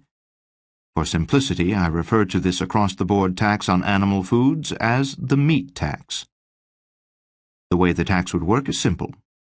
Every food item intended for human consumption that contains any animal product as an ingredient or component would be subject to a 50% tax imposed at the retail point of sale. For example, including the tax, a $10 store-bought steak would cost $15, a $4 Big Mac would cost $6, and a $2 Baskin-Robbins ice cream cone would cost $3. Goods containing only negligible amounts of animal foods, like cookies containing egg or bread containing whey, a milk byproduct, are nonetheless taxed at the usual meat tax rate. Why? 2 reasons. First, trying to set thresholds for the tax's applicability would be both costly to administer and impractical to enforce. Second, any ingredient that is negligible can, by definition, easily be replaced or eliminated, which means producers who want to avoid the tax can easily change their food's composition. The fact that, for example, many brands of bread and cookies contain no animal products shows how easy it is to make such items without animal foods. In fact, one of the tax's benefits is that it would encourage producers to reformulate the composition of such hybrid goods. As the proverb goes, necessity is the mother of invention. Plus, beyond healthier new edible combinations, the revised goods would impose lower external costs on society. A tax credit in every pocket. I shall never use profanity, said Mark Twain, except in discussing house rent and taxes. Like Twain, many will find it hard to swallow a new tax, especially one applied to common dietary staples. That's why there's another feature meant to soften the blow. In conjunction with the meat tax, each American tax-paying individual or family would get an annual tax credit averaging about $560. The precise amounts range from $410 for single filers to $750 for married joint filers. This would cost the U.S. Treasury $78 billion, admittedly a non-trivial figure. But the revenue and cost savings resulting from the meat tax will not only offset this cost, but will also provide a comfortable cushion above it. Thus, after accounting for the reduced demand that it causes, the tax and other changes would yield an annual cash surplus of more than $32 billion. Why a tax credit? For one thing, the amount of the credit will offset the extra tax burden on each tax-paying individual or family, after adjusting for lower consumption, so that Americans' ability to eat will not be diminished. Further, the spending-related stimulus will help offset the lower spending caused by other parts of the plan. Finally, it's the quid pro quo, the benefit to individuals that will motivate voters and lawmakers to support the overall plan. Wouldn't a tax credit be useless to people who pay no income taxes, a group which recent estimates put at nearly half the U.S. population? Actually, even those who pay no taxes can turn a tax credit into cash by simply filing a tax return. That's why some filers get tax refunds based on items like the child tax credit and the lifetime learning tax credit, even though they have no taxable income and pay no taxes. The fact that those with lower incomes are disproportionately more likely to pay no taxes does not mean the poor will be less able than others to take advantage of the proposed tax credit. To the contrary, there's evidence the poor are generally well informed about tax credits and other benefits to which they may be entitled. Revamping the USDA. The USDA, as we've seen, is riddled with built-in conflicts that make it almost impossible to discern its purpose or message. Many critics, including lawmakers like former U.S. Senator Peter Fitzgerald, Republican, Illinois, have proposed reorganizing the agency to eliminate some of these inherent contradictions. The USDA should keep its original Lincoln-era purpose of helping farmers and other rural Americans, but the duties of regulating animal food labels and inspecting meat and dairy plants, which frequently require the agency to act in a way opposed to its clients' interests, must be revamped. The FDA already performs these functions for most other foods and is the logical choice to take over these tasks. The USDA should also completely exit the business of promoting animal foods and leave that to the trade organizations. There is simply no reason for the U.S. government to encourage the heaviest people on earth to eat more fat-rich food. Checkoff programs for animal foods should be discontinued so costs are no longer routinely passed on to consumers for messages that many consider insidious and inappropriate. Some people argue that food is a necessity, and this warrants government reminders to eat. Clothing is also a necessity, but Americans manage to dress ourselves without bureaucrats reminding us to buy and wear garments. We don't have or need a taxpayer-funded Department of Clothing to help Gap and Benetton sell their products. Because we've seen Chekhov's drive about $4.6 billion in annual sales of animal foods, or 1.8% of the industry's total annual sales of $251 billion, we can expect that eliminating these programs would reduce consumption by about 1.8%. Finally, both the USDA's food stamp program and the agency's authority to make nutrition recommendations should be turned over to the Department of Health and Human Services. For decades, animal food producers have sought, usually with great success, to influence these programs in order to sell more goods.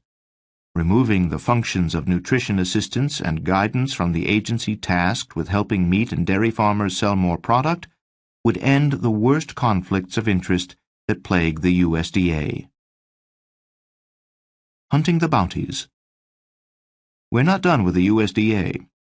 With annual spending on farm and nutrition programs of $209 billion, mostly funded by taxpayers, the agency is the primary vehicle through which federal farm subsidies flow.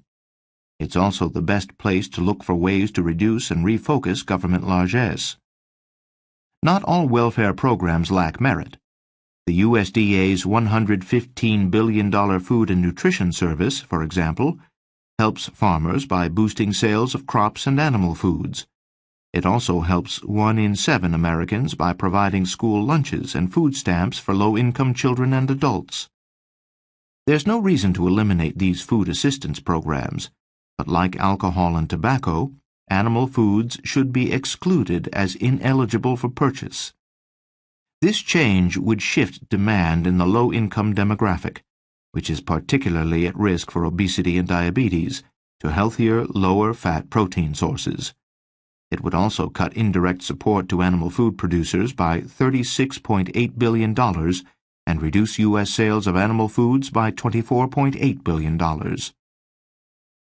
The other proposed support change would better align the USDA's spending programs with its own nutritional recommendation that we eat less animal foods. 5 USDA programs spend nearly $30 billion yearly supporting U.S. farmers with loans, research, crop insurance, marketing assistance, and help exporting their products. By eliminating the portion of this total spent supporting animal agriculture, i.e. subsidies to growers of livestock and feed crops, we can cut $18.2 billion from the subsidy pool. The reduced demand for meat and dairy caused by a meat tax would automatically drive further cuts in subsidies to the animal food industry. For example, state and federal irrigation subsidies pay farmers $15.7 billion yearly to water feed crops. As a result of the decline in consumption, roughly $5 billion of this total is likely to migrate away from supporting animal foods. In total, as we'll see, the meat tax and other proposed changes would cut U.S. consumption of animal foods by nearly half, save roughly $184 billion in externalized costs, create a $32 billion cash surplus, shift tens of billions of dollars in support payments to healthier foods, and provide enormous other social benefits. The meat tax delivers. Consider the benefits. The meat tax and other proposed changes would reduce U.S. consumption of animal foods by about 44%. Further, the tax credit would help ensure that those who consume meat, eggs, fish, and dairy at the lower levels driven by the tax have enough extra cash both to pay for those goods and to pay the tax. Most important, the shift in consumption would help Americans in dozens of ways, some economic and some that go beyond mere dollars. Assuming that cutting consumption results in pro-rata declines both in production and in the problems that production and consumption cause, we can expect results like these. 172,000 fewer annual deaths from cancer, diabetes, and heart disease. 26 billion fewer land and marine animals, 85 fewer animals per American, killed each year. A 3.4 trillion pound annual reduction in the emission of carbon dioxide equivalents. That's like garaging each year the tax proposal is in effect, all 250 million registered highway vehicles and all 12 million motorboats and ships in the United States. 440 billion pounds less hazardous waste generated yearly and available to enter American soil or water. 708,000 square miles of U.S. land no longer devoted to raising livestock or feed crops. Subtracting the fraction of this land necessary to grow plants instead of animal foods leaves 566,000 square miles, an area twice the size of Texas. In other words, 1/6 of the contiguous United States would no longer be needed for agriculture and could be returned to forest, grassland, or other native habitat. $26 billion in annual savings to Medicare and Medicaid programs. Annual decline of $184 billion in animal foods external costs imposed on Americans. Yearly cash surplus of $32 billion in the U.S. Treasury. How would we spend such a huge annual cash surplus? Here's one idea. Help fund a change in business model for farmers who raise animals or feed crops. Congress did just that for the tobacco industry in 2004, when, in conjunction with halting price supports, no-recourse loans, and other federal subsidies to tobacco growers, it set up the $10 billion Tobacco Transition Payment Program. Tobacco-growing states offered their own buyout programs as well, and thousands of tobacco farmers were able to transition to new crops. We might also use some of the surplus cash to create a permanent fund to clean up soil and water damaged by animal agriculture, or to support organic farmers, provide Americans with better nutrition education, or pay down some of the national debt. Trade-offs. Is it too good to be true? As economist Thomas Sowell notes, there are no solutions, only trade-offs. Policy changes invariably come with strings attached, and the meat tax is no exception. Consider some of the trade-offs and critiques. The tax is regressive, that is, it disproportionately affects the poor. In fact, Meatonomics already drives overconsumption and health problems that unfairly hurt the poor. For example, one cohort study finds that Americans in the lowest income group are consistently more overweight than those in the highest income group. Another finds that low income is associated with a higher prevalence of diabetes. Animal foods aren't the sole source of these health problems, but as we saw in Chapter 6, they're a significant contributing cause. And by shifting demand among the poor away from animal foods and toward healthier protein sources, the meat tax will help ameliorate some of the health disparity between socioeconomic groups. Also, as noted, the proposal keeps food stamp program spending at current levels, and the $32 billion cash surplus it generates can provide additional assistance to low-income Americans. It's too extreme. Is it? The proposed demand cut seeks to return Americans' per capita meat consumption to its level in 1940, before the meteoric rise of fast food and factory farms, and before consumer demand for animal foods doubled. The incidence of diabetes was then 1/8 of today's level, and the obesity rate was 1/3 what it is now. Is it extreme to return to healthier consumption levels? In the documentary Forks Over Knives, heart surgeon Caldwell Esselstyn responds to the argument that shifting consumption away from animal foods and toward plants is extreme. 500,000 people a year will have their chests opened up and a vein taken from their leg and sewn onto their coronary artery, notes Esselstyn. Some people would call that extreme. It's not extreme enough. Some may argue that the meat tax does not go far enough to end the abuse of animals used for food, or that it merely preserves an inhumane status quo. For example, law professor Gary Francione has argued that those concerned for the well-being of animals must reject new welfarist measures, halfway steps that purport to help animals but in fact provide little real benefit. According to Francione, such measures fail because they 1. Support and validate the existing system, 2. Cause little change in consumer behavior, 3. Increase profits to producers, thereby encouraging further animal abuse, and 4. Have little measurable empirical effect on animal welfare. However, these objections do not apply to the meat tax. On the contrary, the proposed tax, 1. Does not support the status quo. Rather, it seeks to dismantle and repurpose nearly half of the animal food production system to plant-based foods. 2. Would cause a massive change in consumer behavior, namely a 44% drop in consumption of animal foods. 3. Would significantly reduce animal food producers' viability, forcing many to exit the business. And 4. Would have a major measurable effect on animal welfare by saving the lives of 26 billion land and marine animals yearly. Unlike the new welfarist measures that Francione and others reject, this proposal will achieve major changes to the existing system and tangible, significant benefits for animals. The tax won't generate the revenue projected because producers will internalize it. If producers want to reduce or eliminate a tax's effect on demand, they can internalize the tax by lowering their prices. The result is that consumption stays constant but producer profits decrease.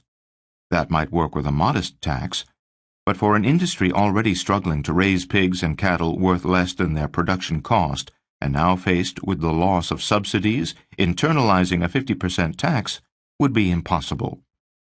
Further, even if producers found a way to internalize a significant part of the meat tax, say lowering prices by 10%, the tax and other proposed changes would still achieve most of their intended effects, including generating a projected $20 billion cash surplus for the U.S. Treasury.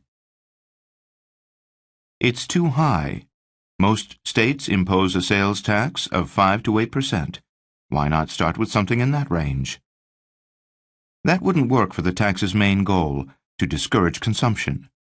A single-digit tax would simply legitimize current consumption levels and the damage they cause, and it would do little to lower those levels. Further, a tax that low might let producers internalize all or most of the price increase by lowering their prices, which would further weaken the tax's effect. The tax will reduce consumer spending, lower economic activity, and hurt GDP. The tax doesn't seek to reduce overall spending, just to shift some spending from animal foods to other foods.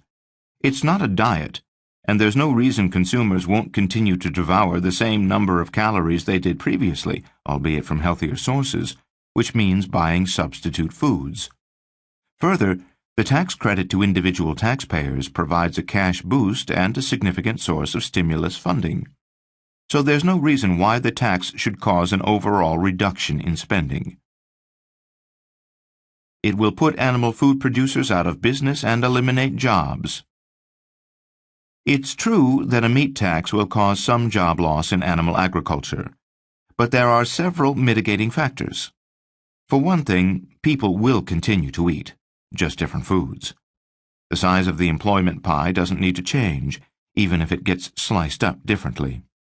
In other words, the jobs sacrificed in meat, fish, eggs, and dairy will be offset by new ones in sectors that raise crops for humans, rather than for livestock, or that manufacture plant-based foods. These sectors will also need additional inputs like seeds, equipment, and transportation, all of which will see job growth or replacement as a result. In fact, if you had a job in animal food production, you might be glad to change it. The U.S. Bureau of Labor Statistics reports that personnel in slaughterhouses and milk production are more than twice as likely as the rest of the working population to suffer a workplace injury.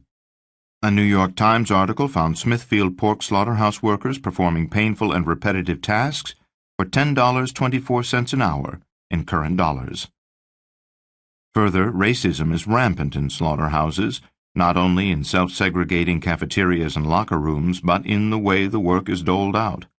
Whites get the best jobs, supervising or mechanic work, followed by Native Americans, warehouse work, then blacks, kill floor, with Mexicans, butchering, at the bottom. But for workers in the animal food system, injuries and racism are just the beginning. In their 2010 book, Food Justice, Robert Gottlieb and Anupama Joshi detail a slew of injustices faced by laborers in American agriculture sectors like fishing and meat processing. 90% of agriculture workers lack health insurance. 1/3 are undocumented. 1/4 live in conditions that one state agency called extremely overcrowded.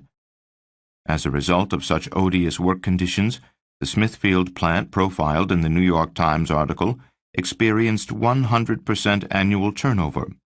Each year, 5,000 workers quit and 5,000 new workers are hired. It's true that a meat tax will put some animal food producers out of business, but to some extent, particularly for factory farm operators, isn't that the goal? We've seen that the problems of Meatonomics are supply-driven or spurred by producers. These animal agribusinesses are responsible for offloading more costs onto American society than any other industry.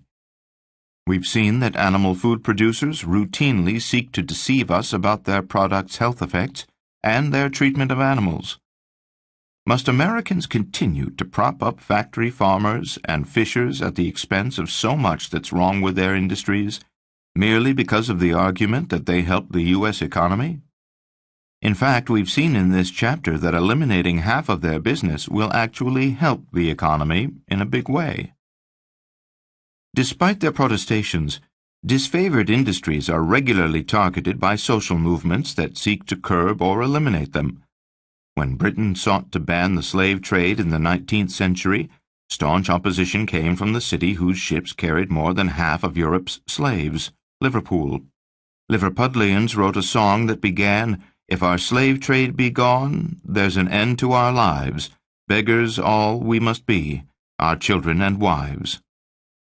Similar sentiments were expressed in the United States, where Thomas Dew, the future president of the College of William and Mary, wrote in 1832, "It is in truth the slave labor in Virginia which gives value to her soil and her habitations. Take away this, and the old dominion will be a vast howling wilderness. The grass shall be seen growing in the streets, and the foxes peeping from their holes." Unfortunately, sometimes social and economic progress means temporary discomfort for a few. It's overly paternalistic. Americans like the right to do as we please, and we don't want government telling us what to eat. Is the meat tax too paternalistic? To look at it another way, does the tax diminish individual choice in much the same way that the existing system does? Consider one of the simplest definitions of and objections to paternalism by the philosopher John Stuart Mill. The only purpose for which power can be rightfully exercised over any member of a civilized community against his will is to prevent harm to others. His own good, either physical or moral, is not a sufficient warrant. He cannot rightfully be compelled to do or forbear because it will be better for him to do so, because it will make him happier, because, in the opinions of others, to do so would be wise or even right. Certainly on one level the meat tax does seek to change people's behavior for their own good, but on another, and perhaps more important level, the tax seeks to prevent harm to others, as Mill contemplated. Some of the others routinely harmed by American animal food production practices, whom this proposal would in some measure protect, include farmers in developing nations who are hurt by our subsidies and dumping practices, residents of Asia and South America, where most of our fish is caught or grown, whose local ecosystems are routinely compromised for our dining pleasure, future generations of Americans who must someday pay the deferred externalized costs of producing animal foods today, 16 million Americans who consume little or no animal foods yet still incur the industry's massive externalized costs. 60 billion land and marine animals killed yearly to feed Americans, and billions more marine animals killed as bycatch, including millions of endangered animals like albatross and sea turtles. Millions of U.S. bee colonies destroyed by pesticides and reduced foraging opportunities resulting from monocrop planting, most of which involves feed crops. Thousands of environmental features like lakes and rivers polluted by animal waste, which some scholars believe have or should have independent legal rights. Yes, the meat tax is a little paternalistic, but in light of the many others it seeks to help, not overly so. Besides, Americans have a history of imposing and tolerating paternalistic sin taxes on items like alcohol and tobacco. There's little reason to view the meat tax differently. It's not politically feasible. This might be the most daunting criticism. No one likes a new tax. And because this proposal targets one of the most powerful and well-funded industrial sectors in the country, it's like David against an army of Goliaths. But you have to start somewhere, and as Gandhi advised while dismantling British rule in India, if you don't ask, you don't get. Pundits once thought it inconceivable that slavery would be abolished, that Congress would pass the Civil Rights Act, or that big tobacco would be held legally accountable for destroying the lungs and lives of millions of Americans. A decade ago, few would have thought we'd soon have a black president, and certainly not for 2 terms. Change does happen, often in swift and surprising ways. Moreover, I optimistically submit that the meat tax is feasible. Tax credits will put cash in most voters' pockets and help stimulate the economy, ideas that are always popular. The credits also ensure that the typical consumer's disposable income available for food will remain constant. Further, the tax is lower than the average tobacco tax of 72%, which lawmakers have increased steadily over the years and are likely to raise even more in the future. The meat tax's many social benefits like saving lives, restoring land, protecting fisheries, making water cleaner, reducing animal suffering, and helping reduce global warming are big selling features. Another boon is the huge cash surplus it generates each year, which can be used to fund social programs and reduce individual income taxes. If you don't ask, you don't get. The institutional changes proposed in this book require help from lawmakers, which requires voters to speak loudly and clearly. Here's one idea. Ask your state and federal legislators to end subsidies to animal foods and to start taxing those foods. Their contact information is here: usa.gov/contact/elected.shtml. As cultural anthropologist Margaret Mead said, "Never doubt that a small group of thoughtful, committed citizens can change the world. Indeed, it is the only thing that ever has." Make a phone call, send a letter or an email, compose a tweet, or go on Facebook, or, better yet, meet your lawmaker in person. Although we've seen lawmakers often side with corporate interests, a survey of congressional staff found that the best way to influence lawmakers is not through paid lobbyists, but through in-person visits by constituents. So anyone really can make a difference. Getting and spending. 2 centuries ago, when the Industrial Revolution was still in its infancy, poet William Wordsworth observed of modern workaday life, "Getting and spending, we lay waste our powers." I can relate. I've worked off and on as a business lawyer for more than 2 decades, which means I've spent a lot of time putting cash in the pockets of clients like Frank. As you may know from personal experience, money-driven work like that is largely devoid of social significance other than to the few people who benefit from it. It drains your passion and leaves you little time or energy to do much else. But a few years ago, working pro bono for a nonprofit organization, I discovered how it felt to put my powers to better use. After sending a letter and engaging in a minor negotiation, I convinced authorities to allow activists protesting animal cruelty to enter a shopping mall. I was thrilled by the tiny win, although, admittedly, I kept my day job. Describing my feelings later to activist Dina Korda, I said, "I've been practicing law for years, and this is the first time." My voice trailed off, but Dina finished my sentence, hitting the nail on the head. "You did something that actually mattered?" It's easy to get caught up in the day-to-day getting and spending that life demands. Sometimes it just takes a single jarring event, a blog, a movie, a book, to remind us that some things in life matter more than money. And the next time that particular realization grabs you like a warm embrace, there's plenty you can do without giving up your day job. Consider the words of Gandhi. "You may never know what results come from your action, but if you do nothing, there will be no result." Food for thought. We can act now to reverse the social and financial costs of Meatonomics. Individually, each of us can help by consuming less meat, dairy, fish, and eggs. Collectively, we can address these problems with a meat tax. The tax-driven policy changes would save 172,000 human lives and 26 billion animal lives, generate a $32 billion annual cash surplus, permit the return of 1/6 of the contiguous United States to native habitat, and have the same effect on carbon emissions as garaging all American highway vehicles, boats, and ships. The best part is, by making price levels more accurate and decision-making more meaningful, these changes will empower consumers to make better informed choices. Appendices. Animal foods and human health. Don't we need milk for healthy teeth and bones? Aren't fish a great source of omega-3s? Isn't an egg a day good for you? Isn't meat a necessary source of iron, vitamin B12, and other nutrients? As musician Steve Albini cautions, doubt the conventional wisdom unless you can verify it with reason and experiment.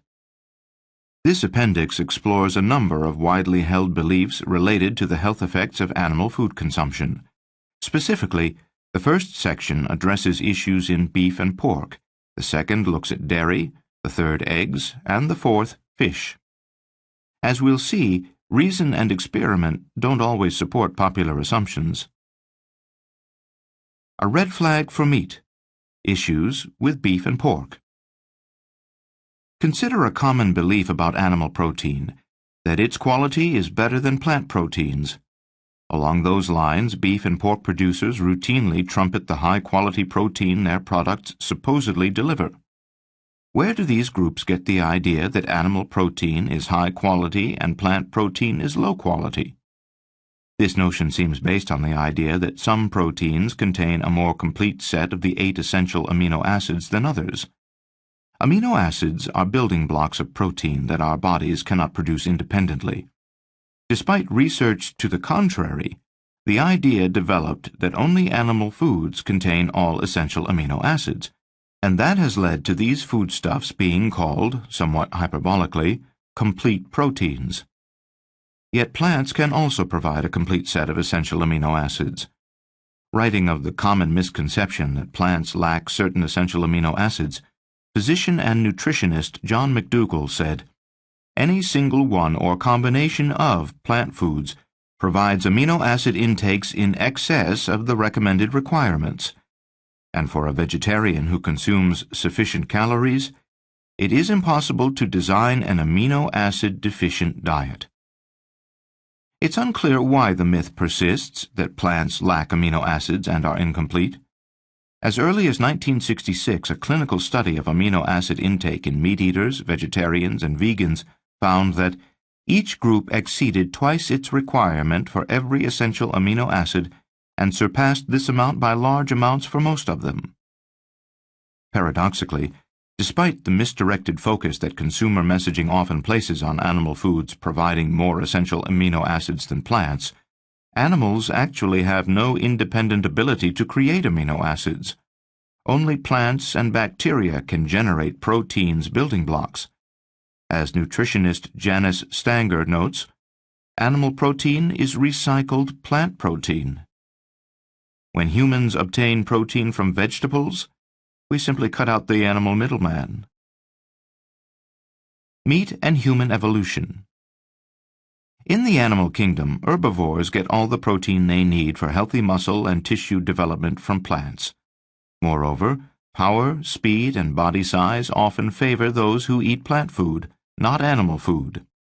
Thus, nature's strict herbivores include large animals like elephants, rhinoceroses, giraffes, and fast animals like gazelles, antelopes, and horses. Not only do these vegans get plenty of protein from plants, but their robust physiques and longevity belie the feared trade-off that humans typically associate with eating plants. But humans are different from plant-eating animals, some say, because our bodies have evolved to eat meat. This argument typically advances in 3 parts.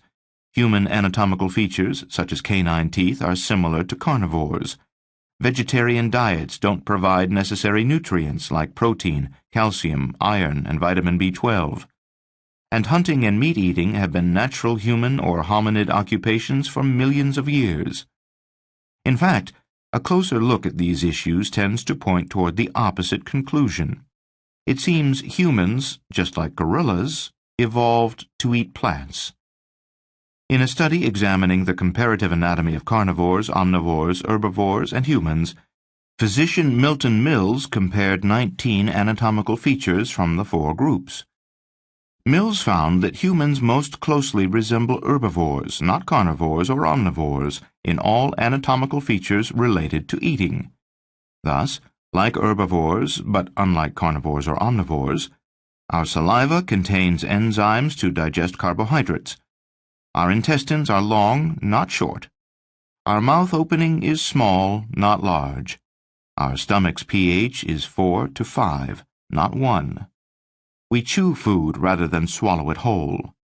We have flattened nails instead of sharp claws. Our molars are flattened, not sharp. Our incisors are broad and flat, not short and pointed, and our canines are short and blunted, not long and sharp. These features all support plant consumption and suggest that in humans, the evolutionary process selected features associated with eating vegetation. For instance, a long intestinal tract and a higher stomach pH are appropriate to digest plant material, not flesh. And flat molars, blunted canines, and a predisposition to chew food distinguish us from carnivores and omnivores, who typically rip and swallow food whole. In the anatomy of eating, it seems we have much more in common with Bambi and Bullwinkle than with Lassie or Leo. The argument that humans cannot obtain adequate nutrients from a vegetarian diet is a common misconception. In fact, as seen in Chapter 2, protein is available in every kind of plant food. Iron and calcium are readily available in a wide variety of plants. Moreover, in each instance, the plant sources of these nutrients do not promote disease, while the animal sources promote illnesses like cancer, heart disease, and diabetes. Vitamin B12 is one nutrient some vegans might have a problem obtaining from plants, but not because it's not present naturally. In fact, neither plants nor animals are capable of independently producing B12. The vitamin is produced only by bacteria. These bacteria are typically present in unwashed vegetables, but not in the triple-washed, hermetically packaged vegetables most people eat today. Thus, while it's appropriate for strict vegetarians to take B12 supplements unless they grow and fertilize their own crops, this is merely the result of life in industrialized society and not a feature of body design. Furthermore, our bodies need only the tiniest amount of B12. Those who eat lots of meat may get too much, and high levels of B12 are associated with a higher risk of prostate cancer. As to the argument that hominids have been eating meat for eons, the archaeological record is less than conclusive. One school of thought posits that early humans were predominantly scavengers, not hunters, which explains the presence of animal bones at early human sites. The theory that meat consumption in early humans was merely opportunistic, rather than the product of complex social activities like group hunting, tends to counter the argument that human evolution has been closely related to dietary changes like increases in animal protein consumption. Another interesting line of research postulates that early humans were mainly prey, not predators, engaging in social behaviors like group living for self-defense rather than hunting. According to archaeologist Robert Sussman, our hominid ancestors were vegetarians who, because of body morphology, simply couldn't eat meat. These early humans inhabited a hostile landscape populated by 10 times more predators than today, and 1 in 10 hominids became another animal's dinner. Sussman and others argue that the concept of early humans as hunters has been radically overstated. In fact, evidence suggests that systematic hunting did not begin until relatively recently within the total scope of human evolution. While it is undeniable that humans have hunted for millennia, it does not follow that our bodies evolved to eat meat. We are opportunistic, intelligent, and highly capable of developing and using technology. To look at it another way, we readily build and use airplanes, although our bodies did not evolve to fly. Dairy, dairy, quite contrary. Issues with milk, cheese, and butter. Through aggressive government marketing and artificially low prices, Meatonomics encourages Americans to consume huge quantities of dairy. Each American takes in about 2 pounds of dairy every day. That's nearly 3 times the worldwide average, and, according to experts, considerably more than our bodies can safely process. As with meat, these high consumption levels damage our health and cost billions of dollars to treat. A brief overview of dairy's health effects shows why. Mammals have memories. That makes us unique in the animal kingdom, both in producing milk and in drinking it when young. Milk is nature's way of promoting rapid growth and boosting the immune system of infants, which is why milk is stocked with antibodies and nutrients like protein, calcium, and vitamin C. For human babies unable to chew or digest solid food, milk is a great delivery vehicle for these nutrients. For adults and children past weaning age, however, a sizable body of research suggests otherwise. These studies find that when fed to non-infants, especially at the levels Americans consume it, dairy is not only unnecessary, but harmful. As Dr. Michael Clapper said, the human body has no more need for cow's milk than it does for dog's milk, horse's milk, or giraffe's milk. Consider protein, the building block of muscle and tissue development. Because natural selection among prey animals like cattle favors those whose young grow quickly, bovine infant formula, or cow's milk, has triple the protein content of human's milk. This high protein content helps calves gain 2 pounds a day during the first 9 months of their lives. It also helps human children who drink lots of cow's milk grow faster than those who drink less. This rapid pace of growth might appeal to parents who associate fast growth with good health. However, clinical studies question this need for speed, finding that children who grow quickly are more likely than others to develop cancer later in life. Do human children really need to grow as fast as cattle? Maybe not. For one thing, unlike prey animals, human babies can afford to grow slowly because their parents protect them from predators. Cancer. Dairy promotes rapid cell growth, but this is a double-edged sword. One problem with this process is it spurs the development of both healthy and unhealthy cells. As a result, cancer cells develop in ways that evade or overwhelm the body's natural capacity to attack and kill them. The biggest culprit in this area appears to be the protein casein, one of the main ingredients in milk. According to the China study, co-author T. Colin Campbell, casein is an exceptionally potent cancer promoter. This is not just a problem for milk or cheese gluttons. In fact, at levels well below the 2 pounds consumed by the typical American each day, research consistently finds dairy causes cancer. Take prostate cancer, a disease which at least 16 clinical studies link to dairy consumption. In one study, men who drank more than 2 glasses of milk daily were found to have a significantly greater risk of prostate cancer than those who drank no milk. The daily danger threshold of 2 glasses is 1 less than the USDA recommends and almost 2 less than the American average. Among women, research finds that dairy, unfortunately an equal opportunist, can cause both breast and ovarian cancer.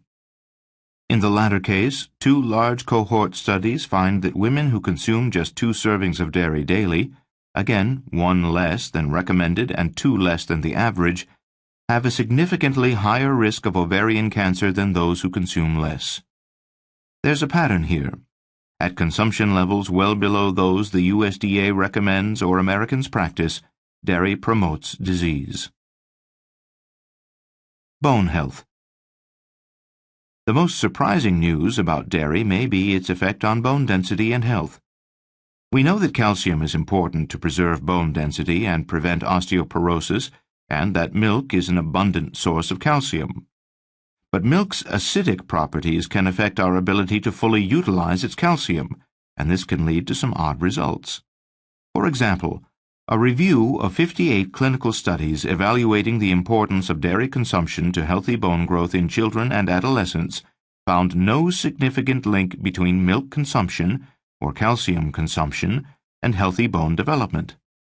The authors of this study conclude, neither increased consumption of dairy products specifically nor total dietary calcium consumption has shown even a modestly consistent benefit for child or young adult bone health. Conclusion: scant evidence supports nutrition guidelines focused specifically on increasing milk or other dairy product intake for promoting child and adolescent bone mineralization. Among older populations, research has yielded even weirder findings about dairy and bone health. A Harvard study found that women who drank 2 or more glasses of milk daily had a significantly greater risk of hip fractures than those who drank 1 glass or less weekly. And a study of elderly Australians found that those who consumed the most dairy had twice the risk of hip fracture compared to those who consumed the least. Coincidentally, as with prostate and ovarian cancer risk, the critical level at which dairy is risky for bone health, 2 servings a day, is below both the 3 recommended by the USDA and the nearly 4 servings, in milk or equivalents, consumed by Americans daily. There are 2 reasons why consuming dairy can lead to problems with bone density like osteoporosis. First, dairy's acidic pH causes the body to release calcium, an alkali, from bone to counter the acid's effects and restore healthy pH. Second, high levels of calcium consumption over long periods of time impair the body's ability to regulate production of the hormone calcitriol, which controls calcium absorption and excretion. Inappropriate calcitriol production can lead to excessive release of bone cells and reduction in bone mineral density. The body tends to adjust to higher and higher levels of calcium intake, that is, to raise its point of balance to equal the level of calcium consumption. This compensation mechanism means those who consume calcium supplements can suffer the same bone density problems as those who consume large quantities of dairy.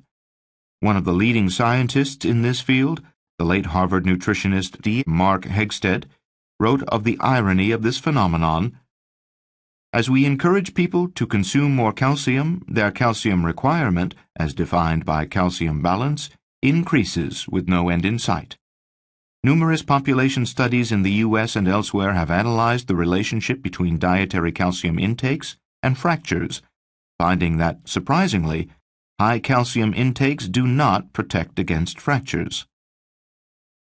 On the contrary, high intakes of calcium lead to high fracture rates.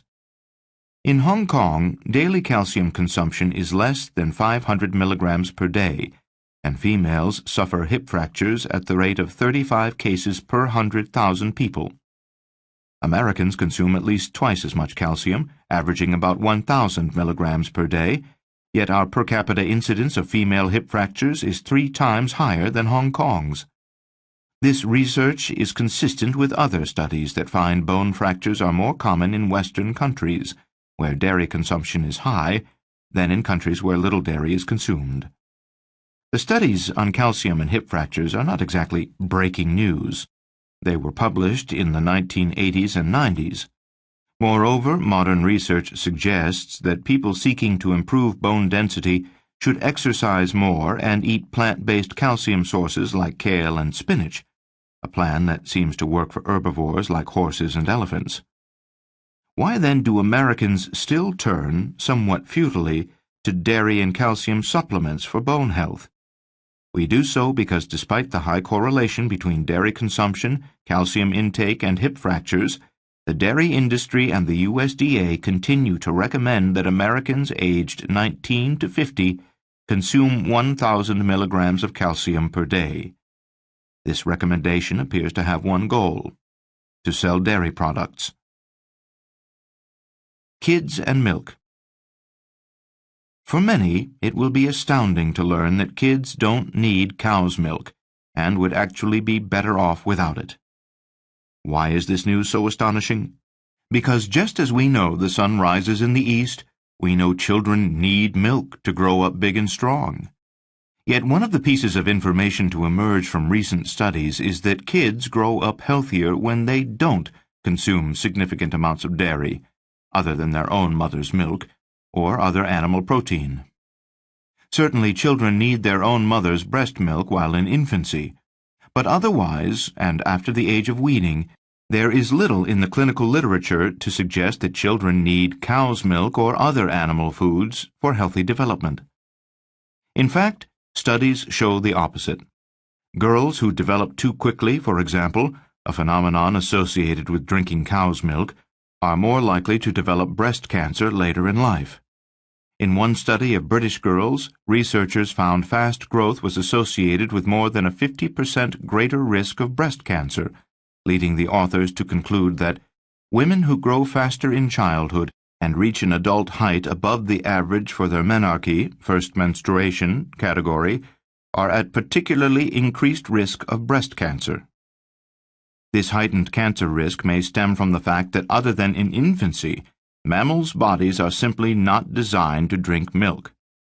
After humans are weaned, we stop secreting both the enzyme renin that breaks down milk protein and the enzyme lactase that digests lactose, milk sugar, and transforms it into sugars that our body can use, glucose and galactose.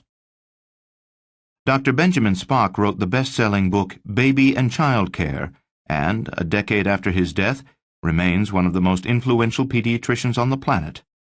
Spock staunchly opposed feeding cow's milk or other animal foods to children of any age. In the Foods to Avoid section of his book, Spock wrote, "Meat. Children who grow up without developing a taste for meat, poultry, or fish will carry a tremendous advantage through life. Their tastes will not be oriented toward these products, all of which contain fat and cholesterol that can contribute to weight problems, heart disease, and some cancers. They will also be at much less risk of infection with the bacteria that often taint meat products." Dairy products. Non-dairy milk, particularly soy milk, has real advantages over cow's milk and other dairy products. These products are free of animal fat, animal protein, and lactose sugar, while still providing excellent nutrition. A number of children's doctors agree, including Dr. Frank A. Oski. While serving as Director of Pediatrics at Johns Hopkins University, Oski said, "There's no reason to drink cow's milk at any time in your life. It was designed for calves, not humans, and we should all stop drinking it today." Egg cess. Issues in eating eggs and chicken. Are eggs really the perfect protein? They do provide protein and other nutrients, but they're also an abundant source of cholesterol. A single large egg contains 212 milligrams of the stuff. Because ingested cholesterol is never necessary but always harmful to our bodies, that's 212 milligrams more than we need, and 2/3 more than the USDA's liberal recommended daily maximum of 300 milligrams. The Jekyll and Hyde nutritional personalities of eggs seem to fit a pattern familiar in animal foods.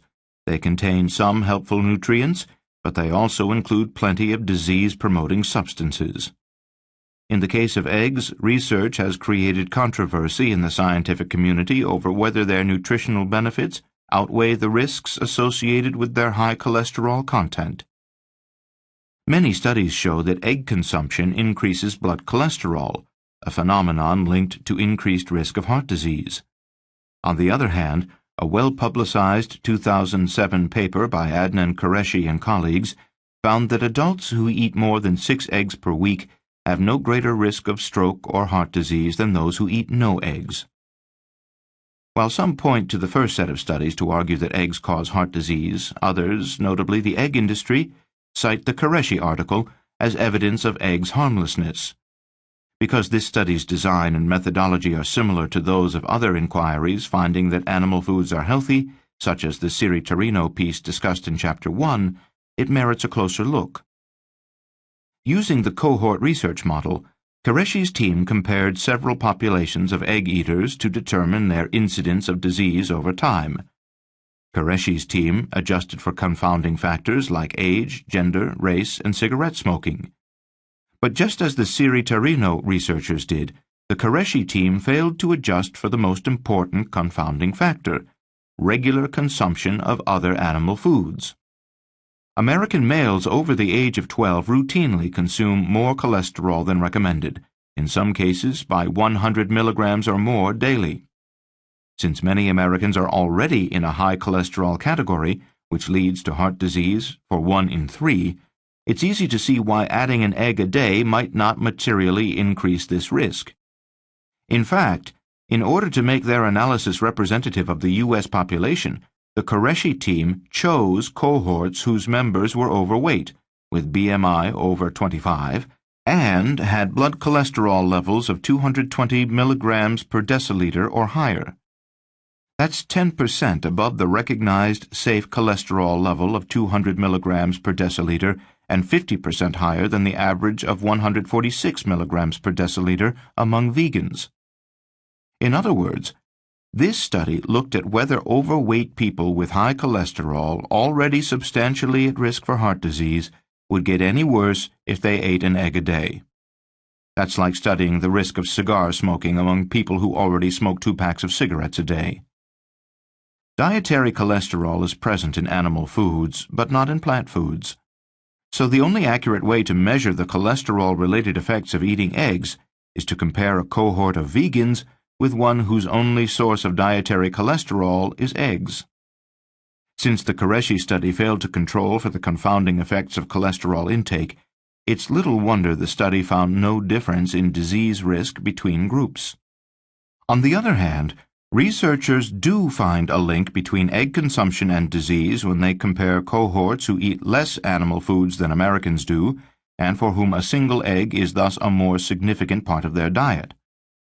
One study involving Japanese cohorts noted health benefits associated with limiting egg consumption.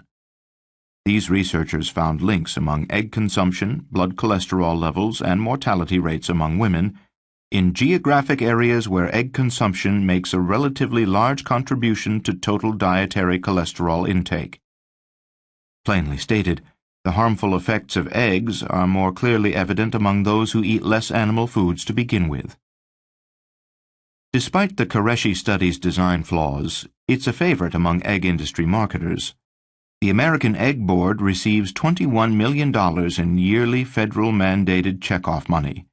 These funds power the website eggnutritioncenter.org, where the Qureshi study gives credibility to misleading messages like, "An egg a day is more than okay." Not to get too metaphysical, but is it possible to discuss eggs without mentioning chicken? Actually, chicken-related illnesses like cancer, heart disease, and food poisoning are discussed in the main text. As shown in Chapter 6, there's little that's healthy about chicken. Something's fishy. Issues in eating seafood. Like eggs, fish are a nutritional paradox. On one hand, they're a good source of omega-3 fatty acids, which can improve infant brain development and reduce the risk of coronary heart disease. On the other hand, almost without exception, fish contain mercury, a neurotoxin that can damage the nervous system and cause cognitive disabilities. And they frequently contain polychlorinated biphenyls, PCBs, which cause cancer and, in infants, neurological and motor control problems. Like all animal foods, fish also invariably contain cholesterol, in some cases at levels as high as ground beef, and this substance causes heart disease. Finally, because all animal protein, including fish, promotes cancer, a diet high in seafood increases one's risk of cancer relative to a plant-based diet. Where does all this mercury and PCB come from? The mercury seems to come mainly from coal-fired power plants. PCBs, on the other hand, were used in manufacturing in the United States until they were banned in 1977, but they've lingered in our water and soil for decades, and as a result persist in the environment. Both PCBs and mercury accumulate in the fatty tissues of fish and other animals, which means they are passed up the food chain until eaten by humans.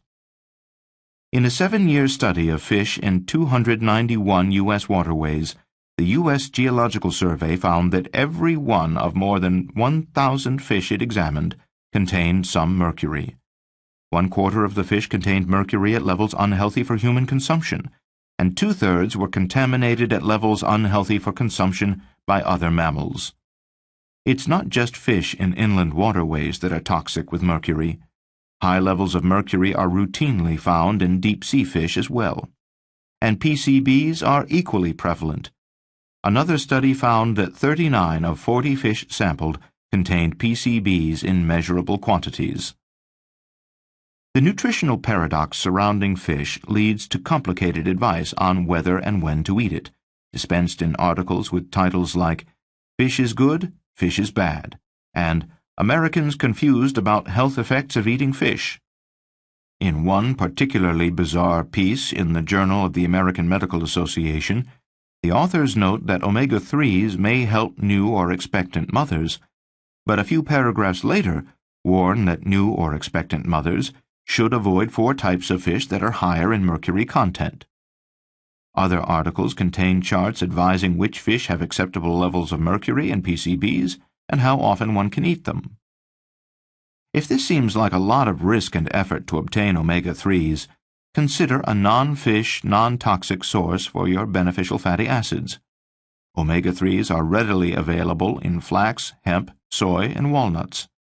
You won't need a chart to remember which you can eat and when, and none of these plant-based sources causes cancer, neurological defects, or developmental impairment. Factory farming practices. There is a common belief, at least among animal food producers, that technological progress in farming helps the animals whose lives it affects.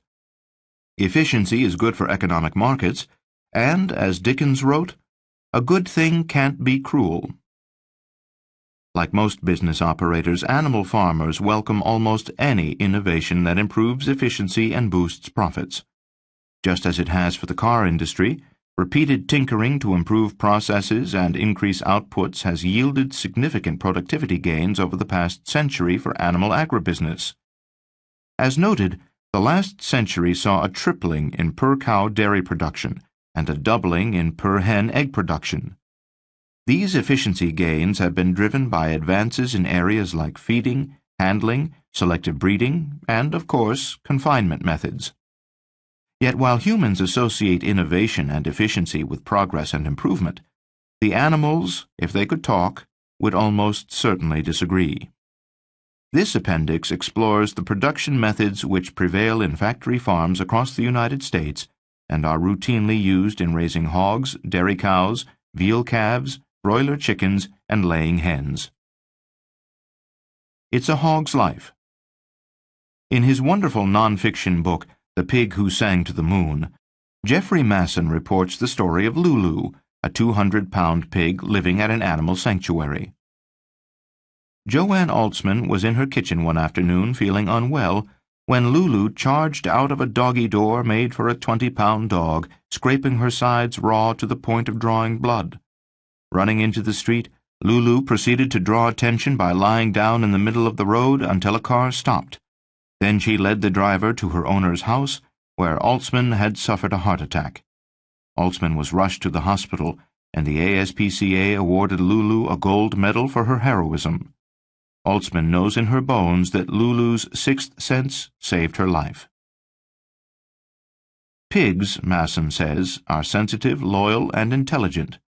They're capable of forming complex social relationships, and they wag their tails like dogs when they're happy. But in factory farms, where virtually all pigs in the United States are raised, hyper-confinement means that these and other animals lack the space or outdoor access to engage in instinctive behaviors. How do the animals like living in these conditions?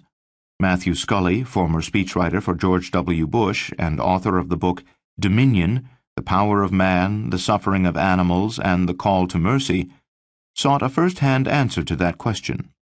Through Scully, we learn from North Carolina pig farmer F.J. Sonny Faison how pigs feel about spending their lives in what Faison calls state-of-the-art confinement facilities. According to Faison, the animals love it. They don't mind at all. The conditions are much more humane than when they were out in the field. Another North Carolina pig farmer, Jerry Godwin, also extolled his plant's modern methods to Scully. If you want to look at an animal in one of our systems, at the way it is housed, you look at that and say, "Oh my gosh, that's terrible." Well, the fact is that to that animal it may not be so bad. That animal seems to live longer, to prosper, to do well.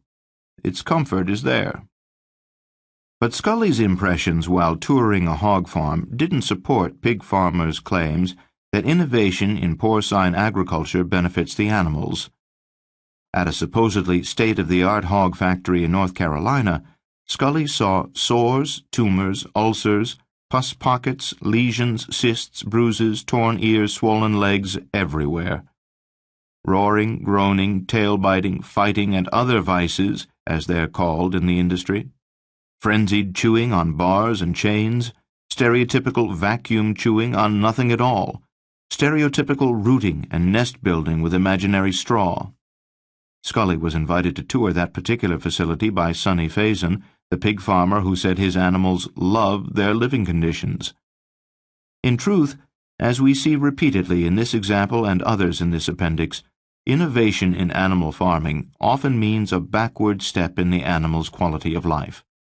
Notwithstanding claims to the contrary by factory farm operators, the evidence shows that when the focus turns to raising an animal faster on cheaper feed or in less space, the animal invariably loses. Dairy's Dark Side. As a child visiting his uncle's farm in Wisconsin, physician Michael Clapper saw a dairy cow separated from her newborn calf. The incident left a lasting impression. Years later, he wrote, "The mother was allowed to nurse her calf but for a single night.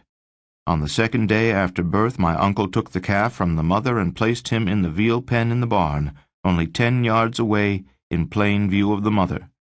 The mother cow could see her infant, smell him, hear him, but could not touch him, comfort him, or nurse him. The heart-rending bellows that she poured forth, minute after minute, hour after hour, for 5 long days, were excruciating to listen to. They are the most poignant and painful auditory memories I carry in my brain." There's a popular belief, long outdated, that dairy cows lead blissful lives. But as this and other examples show, life on a dairy farm is anything but easy. Centuries or even decades ago, life might have been different for a dairy cow. But with the typical dairy farm's footprint changing from pastoral to industrial, production methods have changed too. Today, while dairy cows would otherwise live past 20, they're generally killed for beef before the age of 4. Further, contrary to the conventional wisdom, cows don't routinely make milk and they don't need to be milked. Like humans, they lactate only after giving birth. Unlike most humans, however, they are forcibly inseminated a number of times during their lives. As Clapper saw as a child, calves must be separated from their mothers within hours of birth. Otherwise, the maternal bond grows too strong and makes separation especially difficult. Of course, even an immediate separation is painful for a mother whose mammary glands are designed to feed her own young and whose most basic instinct is to do so. And what happens next, following separation, depends on the calf's sex. Veal calves. Most males born in the dairy industry are destined for veal crates, tiny stalls banned in the European Union, but permitted in most of the United States. As John Robbins, author of Diet for a New America, observed, "The veal calf would actually have more space if, instead of chaining him in such a stall, you stuffed him into the trunk of a subcompact car and kept him there for his entire life." For the connoisseur, veal's appeal lies in its softness and paleness. Thus, calves are tethered to prevent any but the slightest movement. This immobility keeps the infant's flesh tender by preventing muscle development. To keep them anemic and maintain their flesh's characteristic pink color, newborns are denied their mother's milk and instead fed formula without iron. The young males are typically slaughtered at 4 months. The inhumane treatment of veal calves is no mystery to most American consumers who, since learning about veal in the mid-1970s, have responded by dramatically reducing their consumption of the anemic flesh. From 1975 to 1998, annual U.S. per capita veal consumption fell 77%, from almost 4 pounds to less than 1. Yet in counterpoise to the veal industry's decline, dairy consumption provides this dying industry with endless rebirth. Almost 1 in 2 calves born to dairy cows every day lands in a confinement crate, destined to be marketed to veal eaters in the United States or abroad.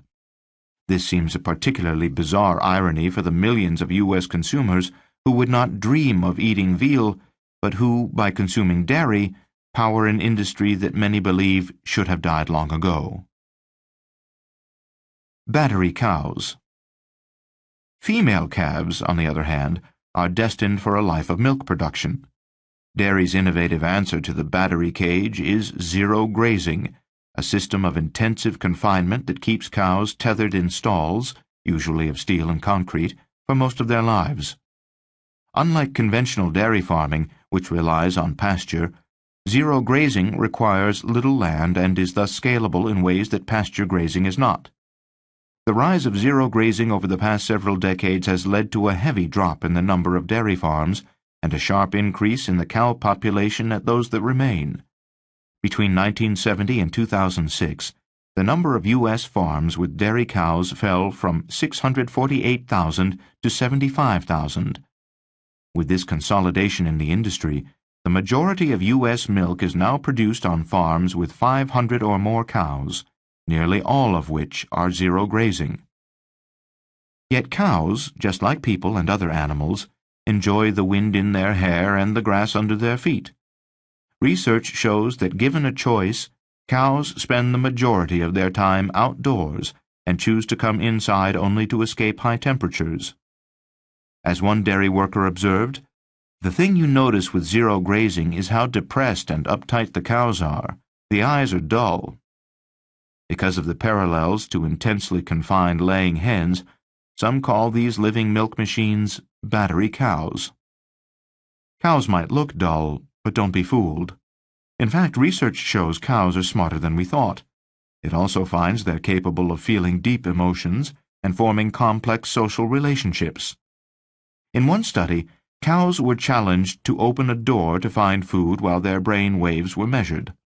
When they solved the problem, they felt a thrill, according to Donald Broom, the Cambridge University professor who led the study. The brain waves showed their excitement. Their heartbeat went up and some even jumped into the air. "We called it their eureka moment," Broom said. In another study, researchers at Bristol University found that cows typically form friendships with 2 to 4 other animals and spend most of the time with their friends.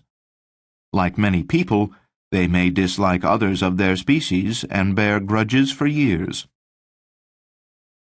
The chicken and the egg.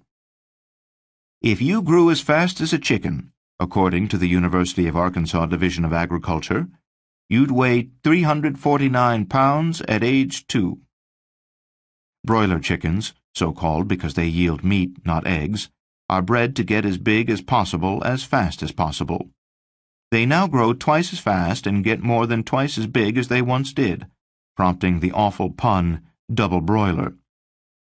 The rapid growth and distorted body size of broiler chickens means their legs and organs can't keep pace with the rest of their body, often leading to disease and deformity. According to one published study, broilers now grow so rapidly that the heart and lungs are not developed well enough to support the remainder of the body, resulting in congestive heart failure. They can't walk so well either. 90% of broiler chickens have abnormal gaits caused by genetic bone deformities.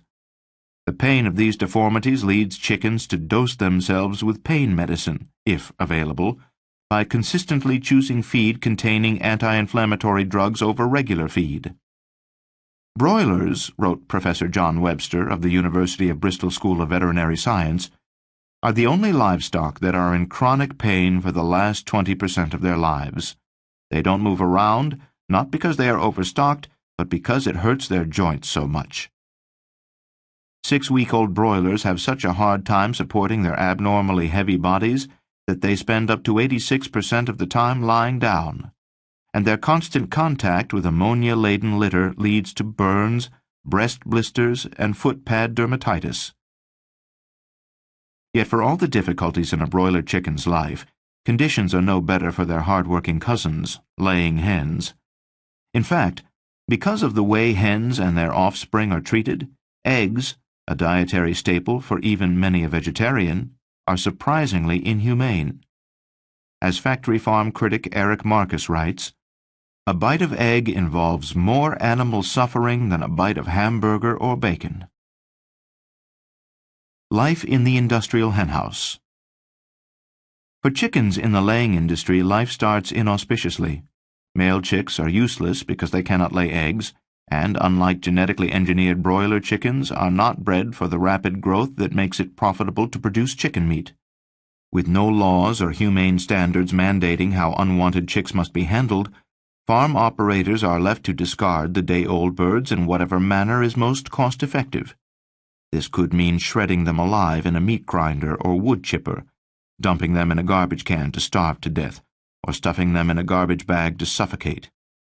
Egg producers kill 270 million unwanted male chicks each year, enough tiny dead birds to circle the contiguous United States. Nevertheless, if they knew what was in store for their sisters, these baby roosters might be grateful for their early deaths.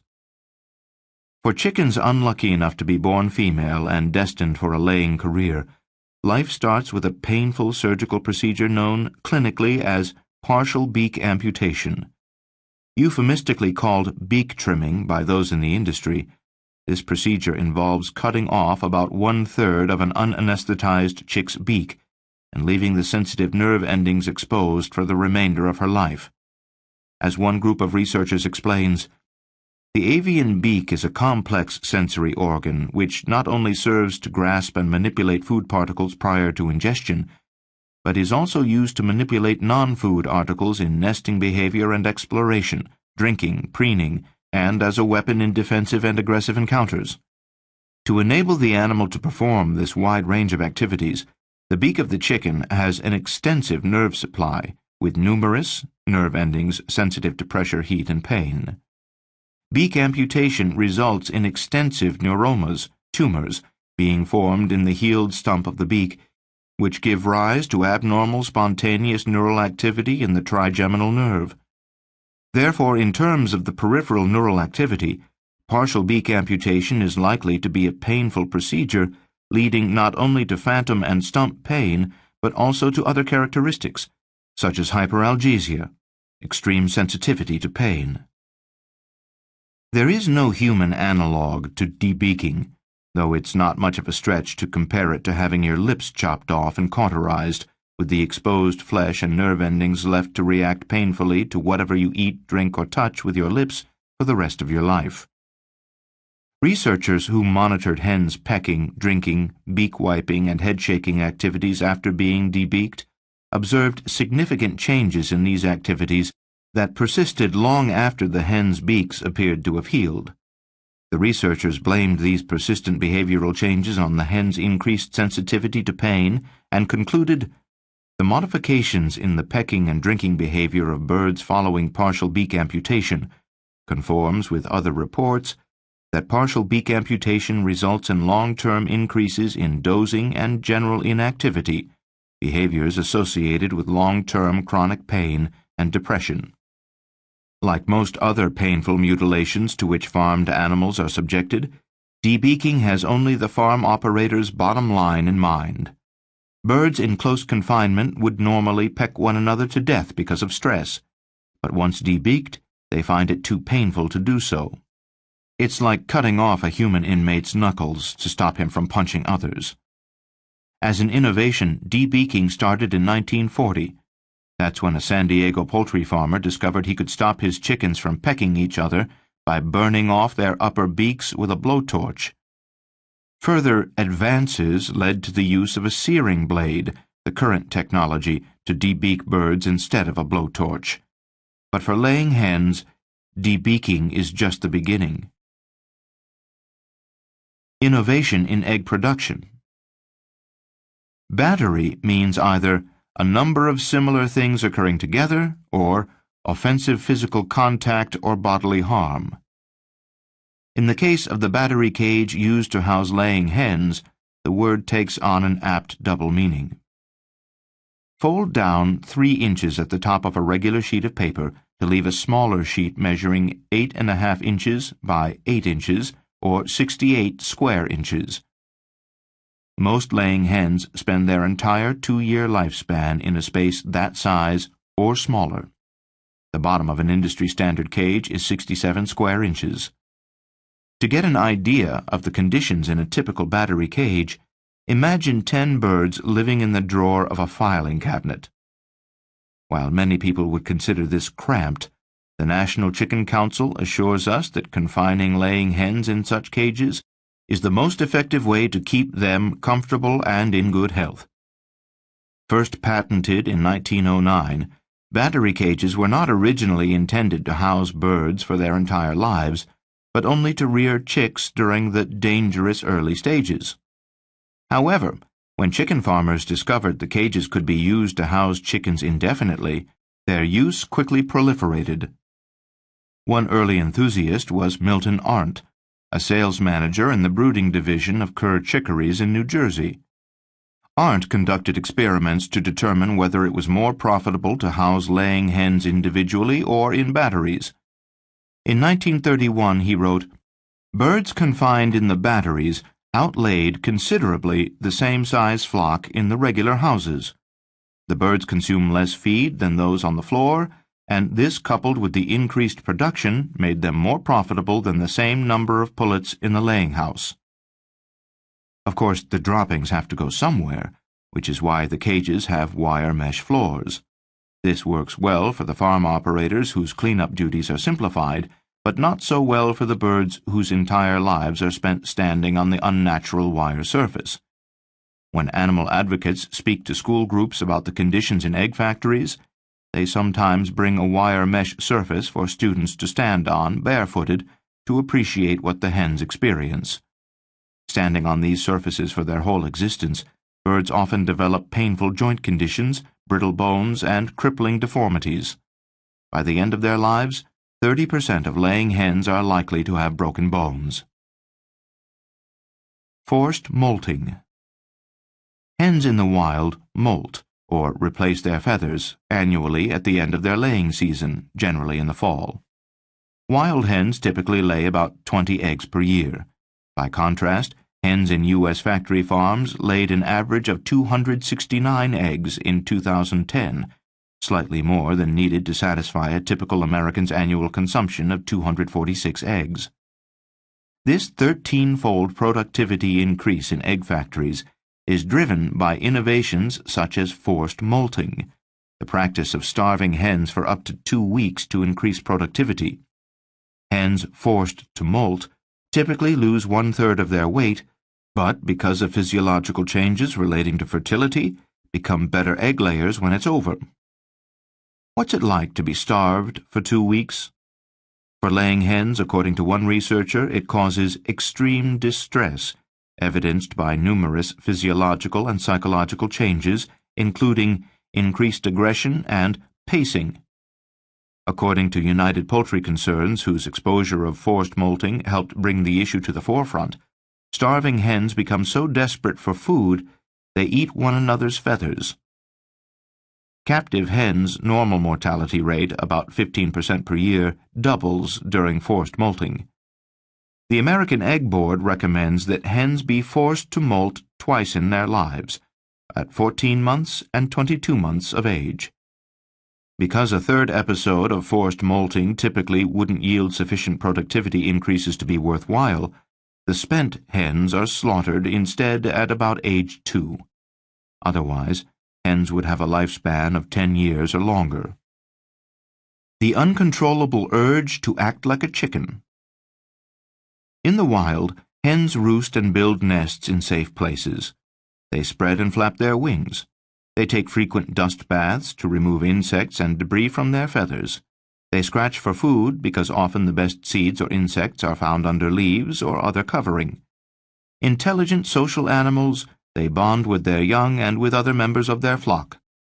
Chickens have evolved these behaviors over millions of years, and they are driven to engage in them whether they live in the wild or in confinement. Categorically denied the natural behaviors coded into their DNA, battery hens nevertheless go through the unsatisfying motions their bodies crave. These thwarted impulses have a particular pathos, a futility and frustration of purpose that observers say is hard to watch. The worst torture to which a battery hen is exposed is the inability to retire somewhere for the laying act, wrote the late Nobel Prize-winning zoologist Konrad Lorenz. It is truly heartrending to watch how a chicken tries again and again to crawl beneath her fellow cage mates to search there in vain for cover. Another researcher writes of the animal's frustrated desire to dust bathe. Chickens in battery cages which have wire floors and no loose substrate for the birds to scratch and dust bathe in can often be seen to go through all the motions of having a dust bath.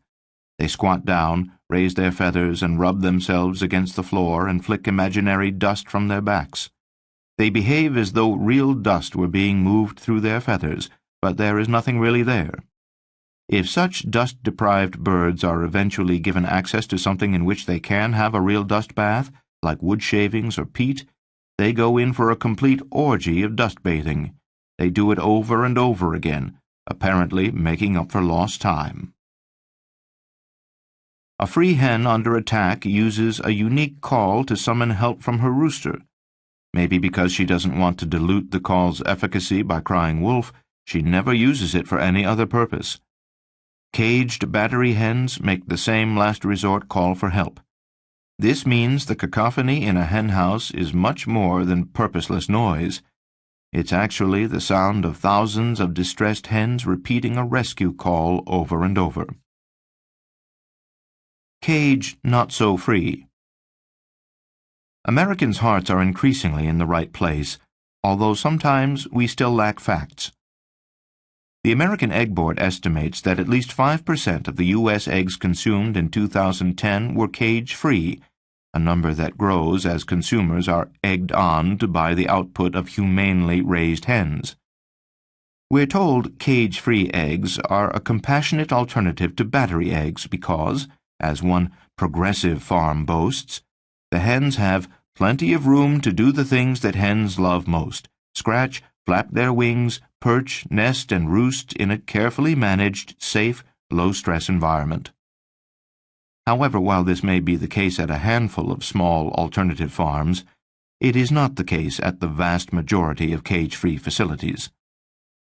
In fact, most cage-free hens are raised in industrial environments identical in almost all respects to battery cage facilities. Thus, like battery hens, cage-free hens are typically raised in dark steel and concrete warehouses reeking of ammonia and other fumes, where they are denied sunlight, dirt in which to bathe or scratch, and straw or other materials in which to nest. They are subjected to partial beak amputation and forced molting. Their brothers are killed at birth and discarded en masse in any manner that's cheap and easy. The term free range refers to eggs from hens with access to the outdoors. However, few birds take advantage of the ability to go outside. Instead, free-range chickens follow learned behaviors and stay inside, generally ignoring or avoiding the outdoors.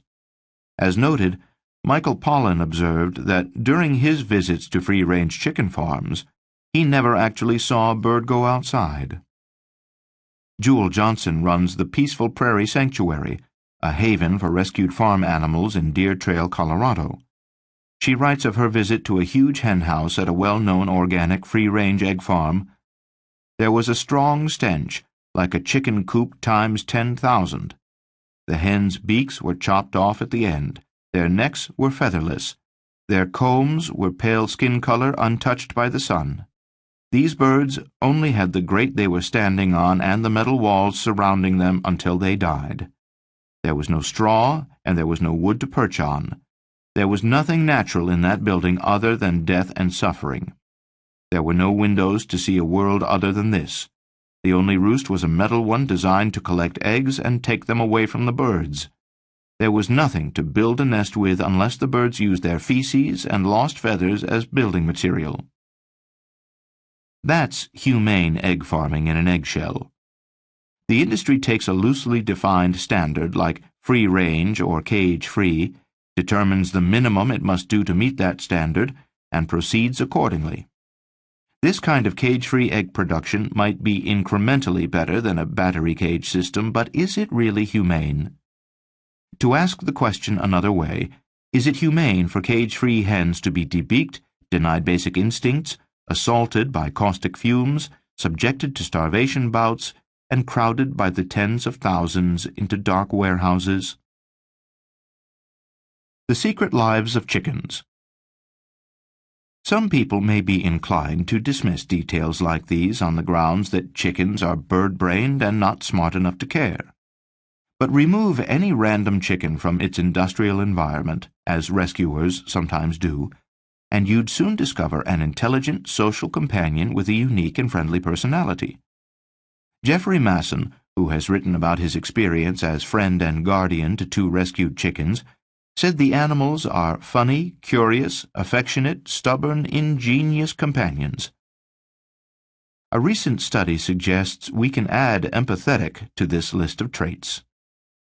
Researchers at the University of Bristol placed hens and their chicks in separate enclosures where the hens could see, smell, and hear their young.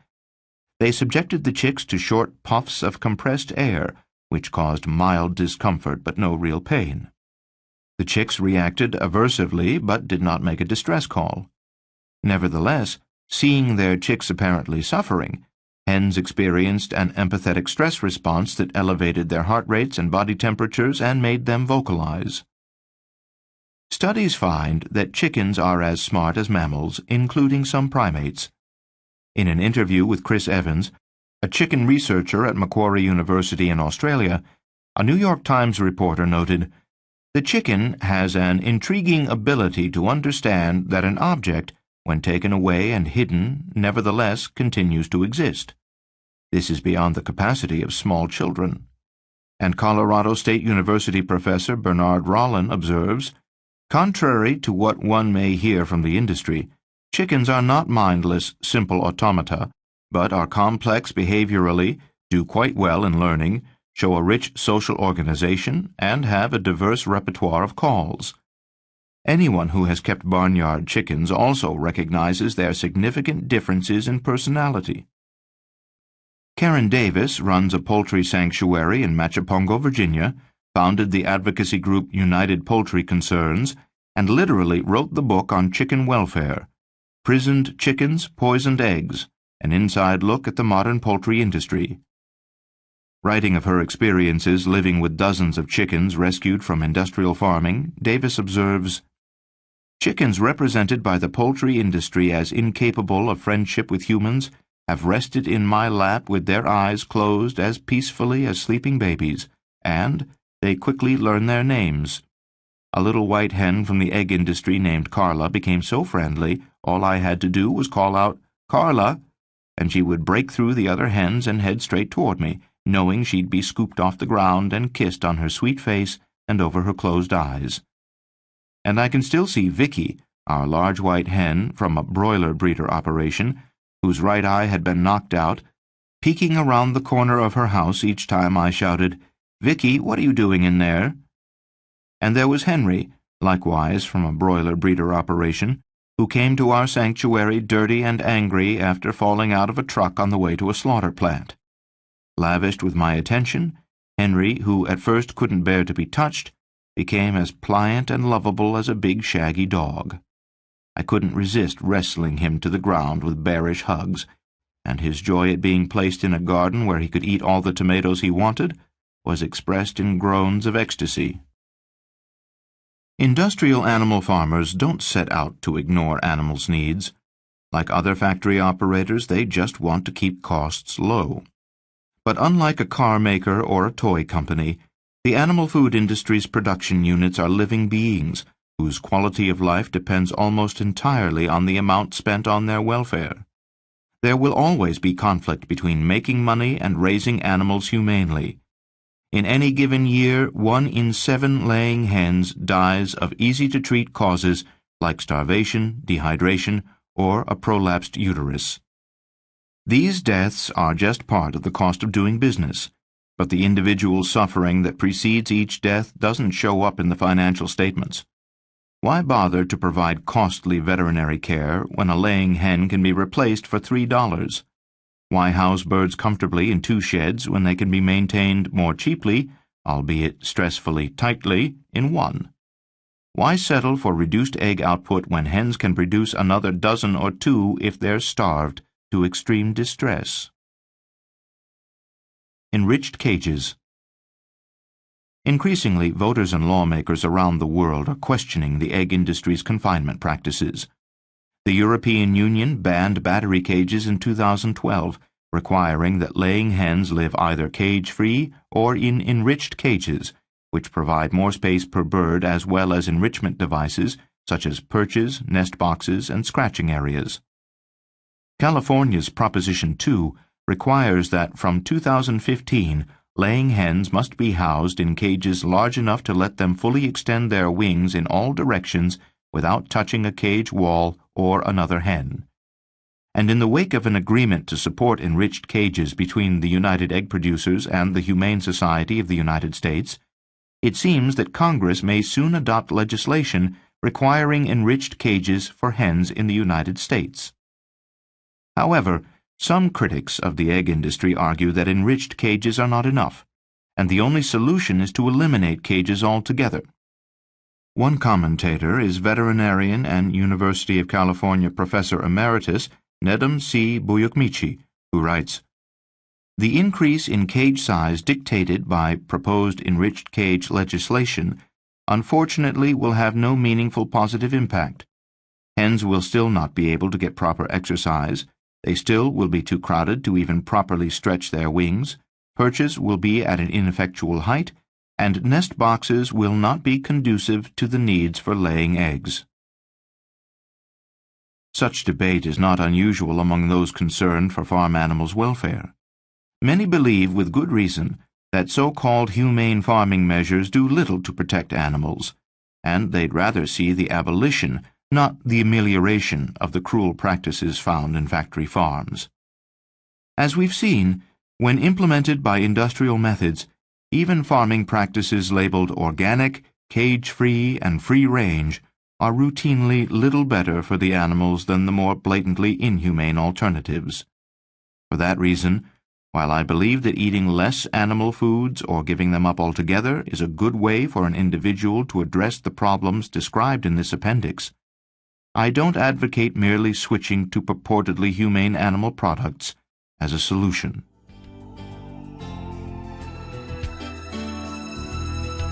We hope you have enjoyed our presentation of Meatonomics, how the rigged economics of meat and dairy make you consume too much, and how to eat better, live longer, and spend smarter, by David Robinson Simon. Copyright 2013 by David Robinson Simon. Performed by Christopher Lane. Directed by Sandra Burr. Engineered by Laura Stahl. Performance copyright 2014 by Brilliance Audio, all rights reserved. For further information concerning this program or other Brilliance Audio titles, please call the following toll-free number, 1-800-222-3225, or visit our website at www.brillianceaudio.com. No part of this recording may be played for an audience or reproduced in any form. It may not be streamed, downloaded, broadcast, or copied without written permission. Address all inquiries to Brilliance Audio, P.O. Box 887, Grand Haven, Michigan, 49417.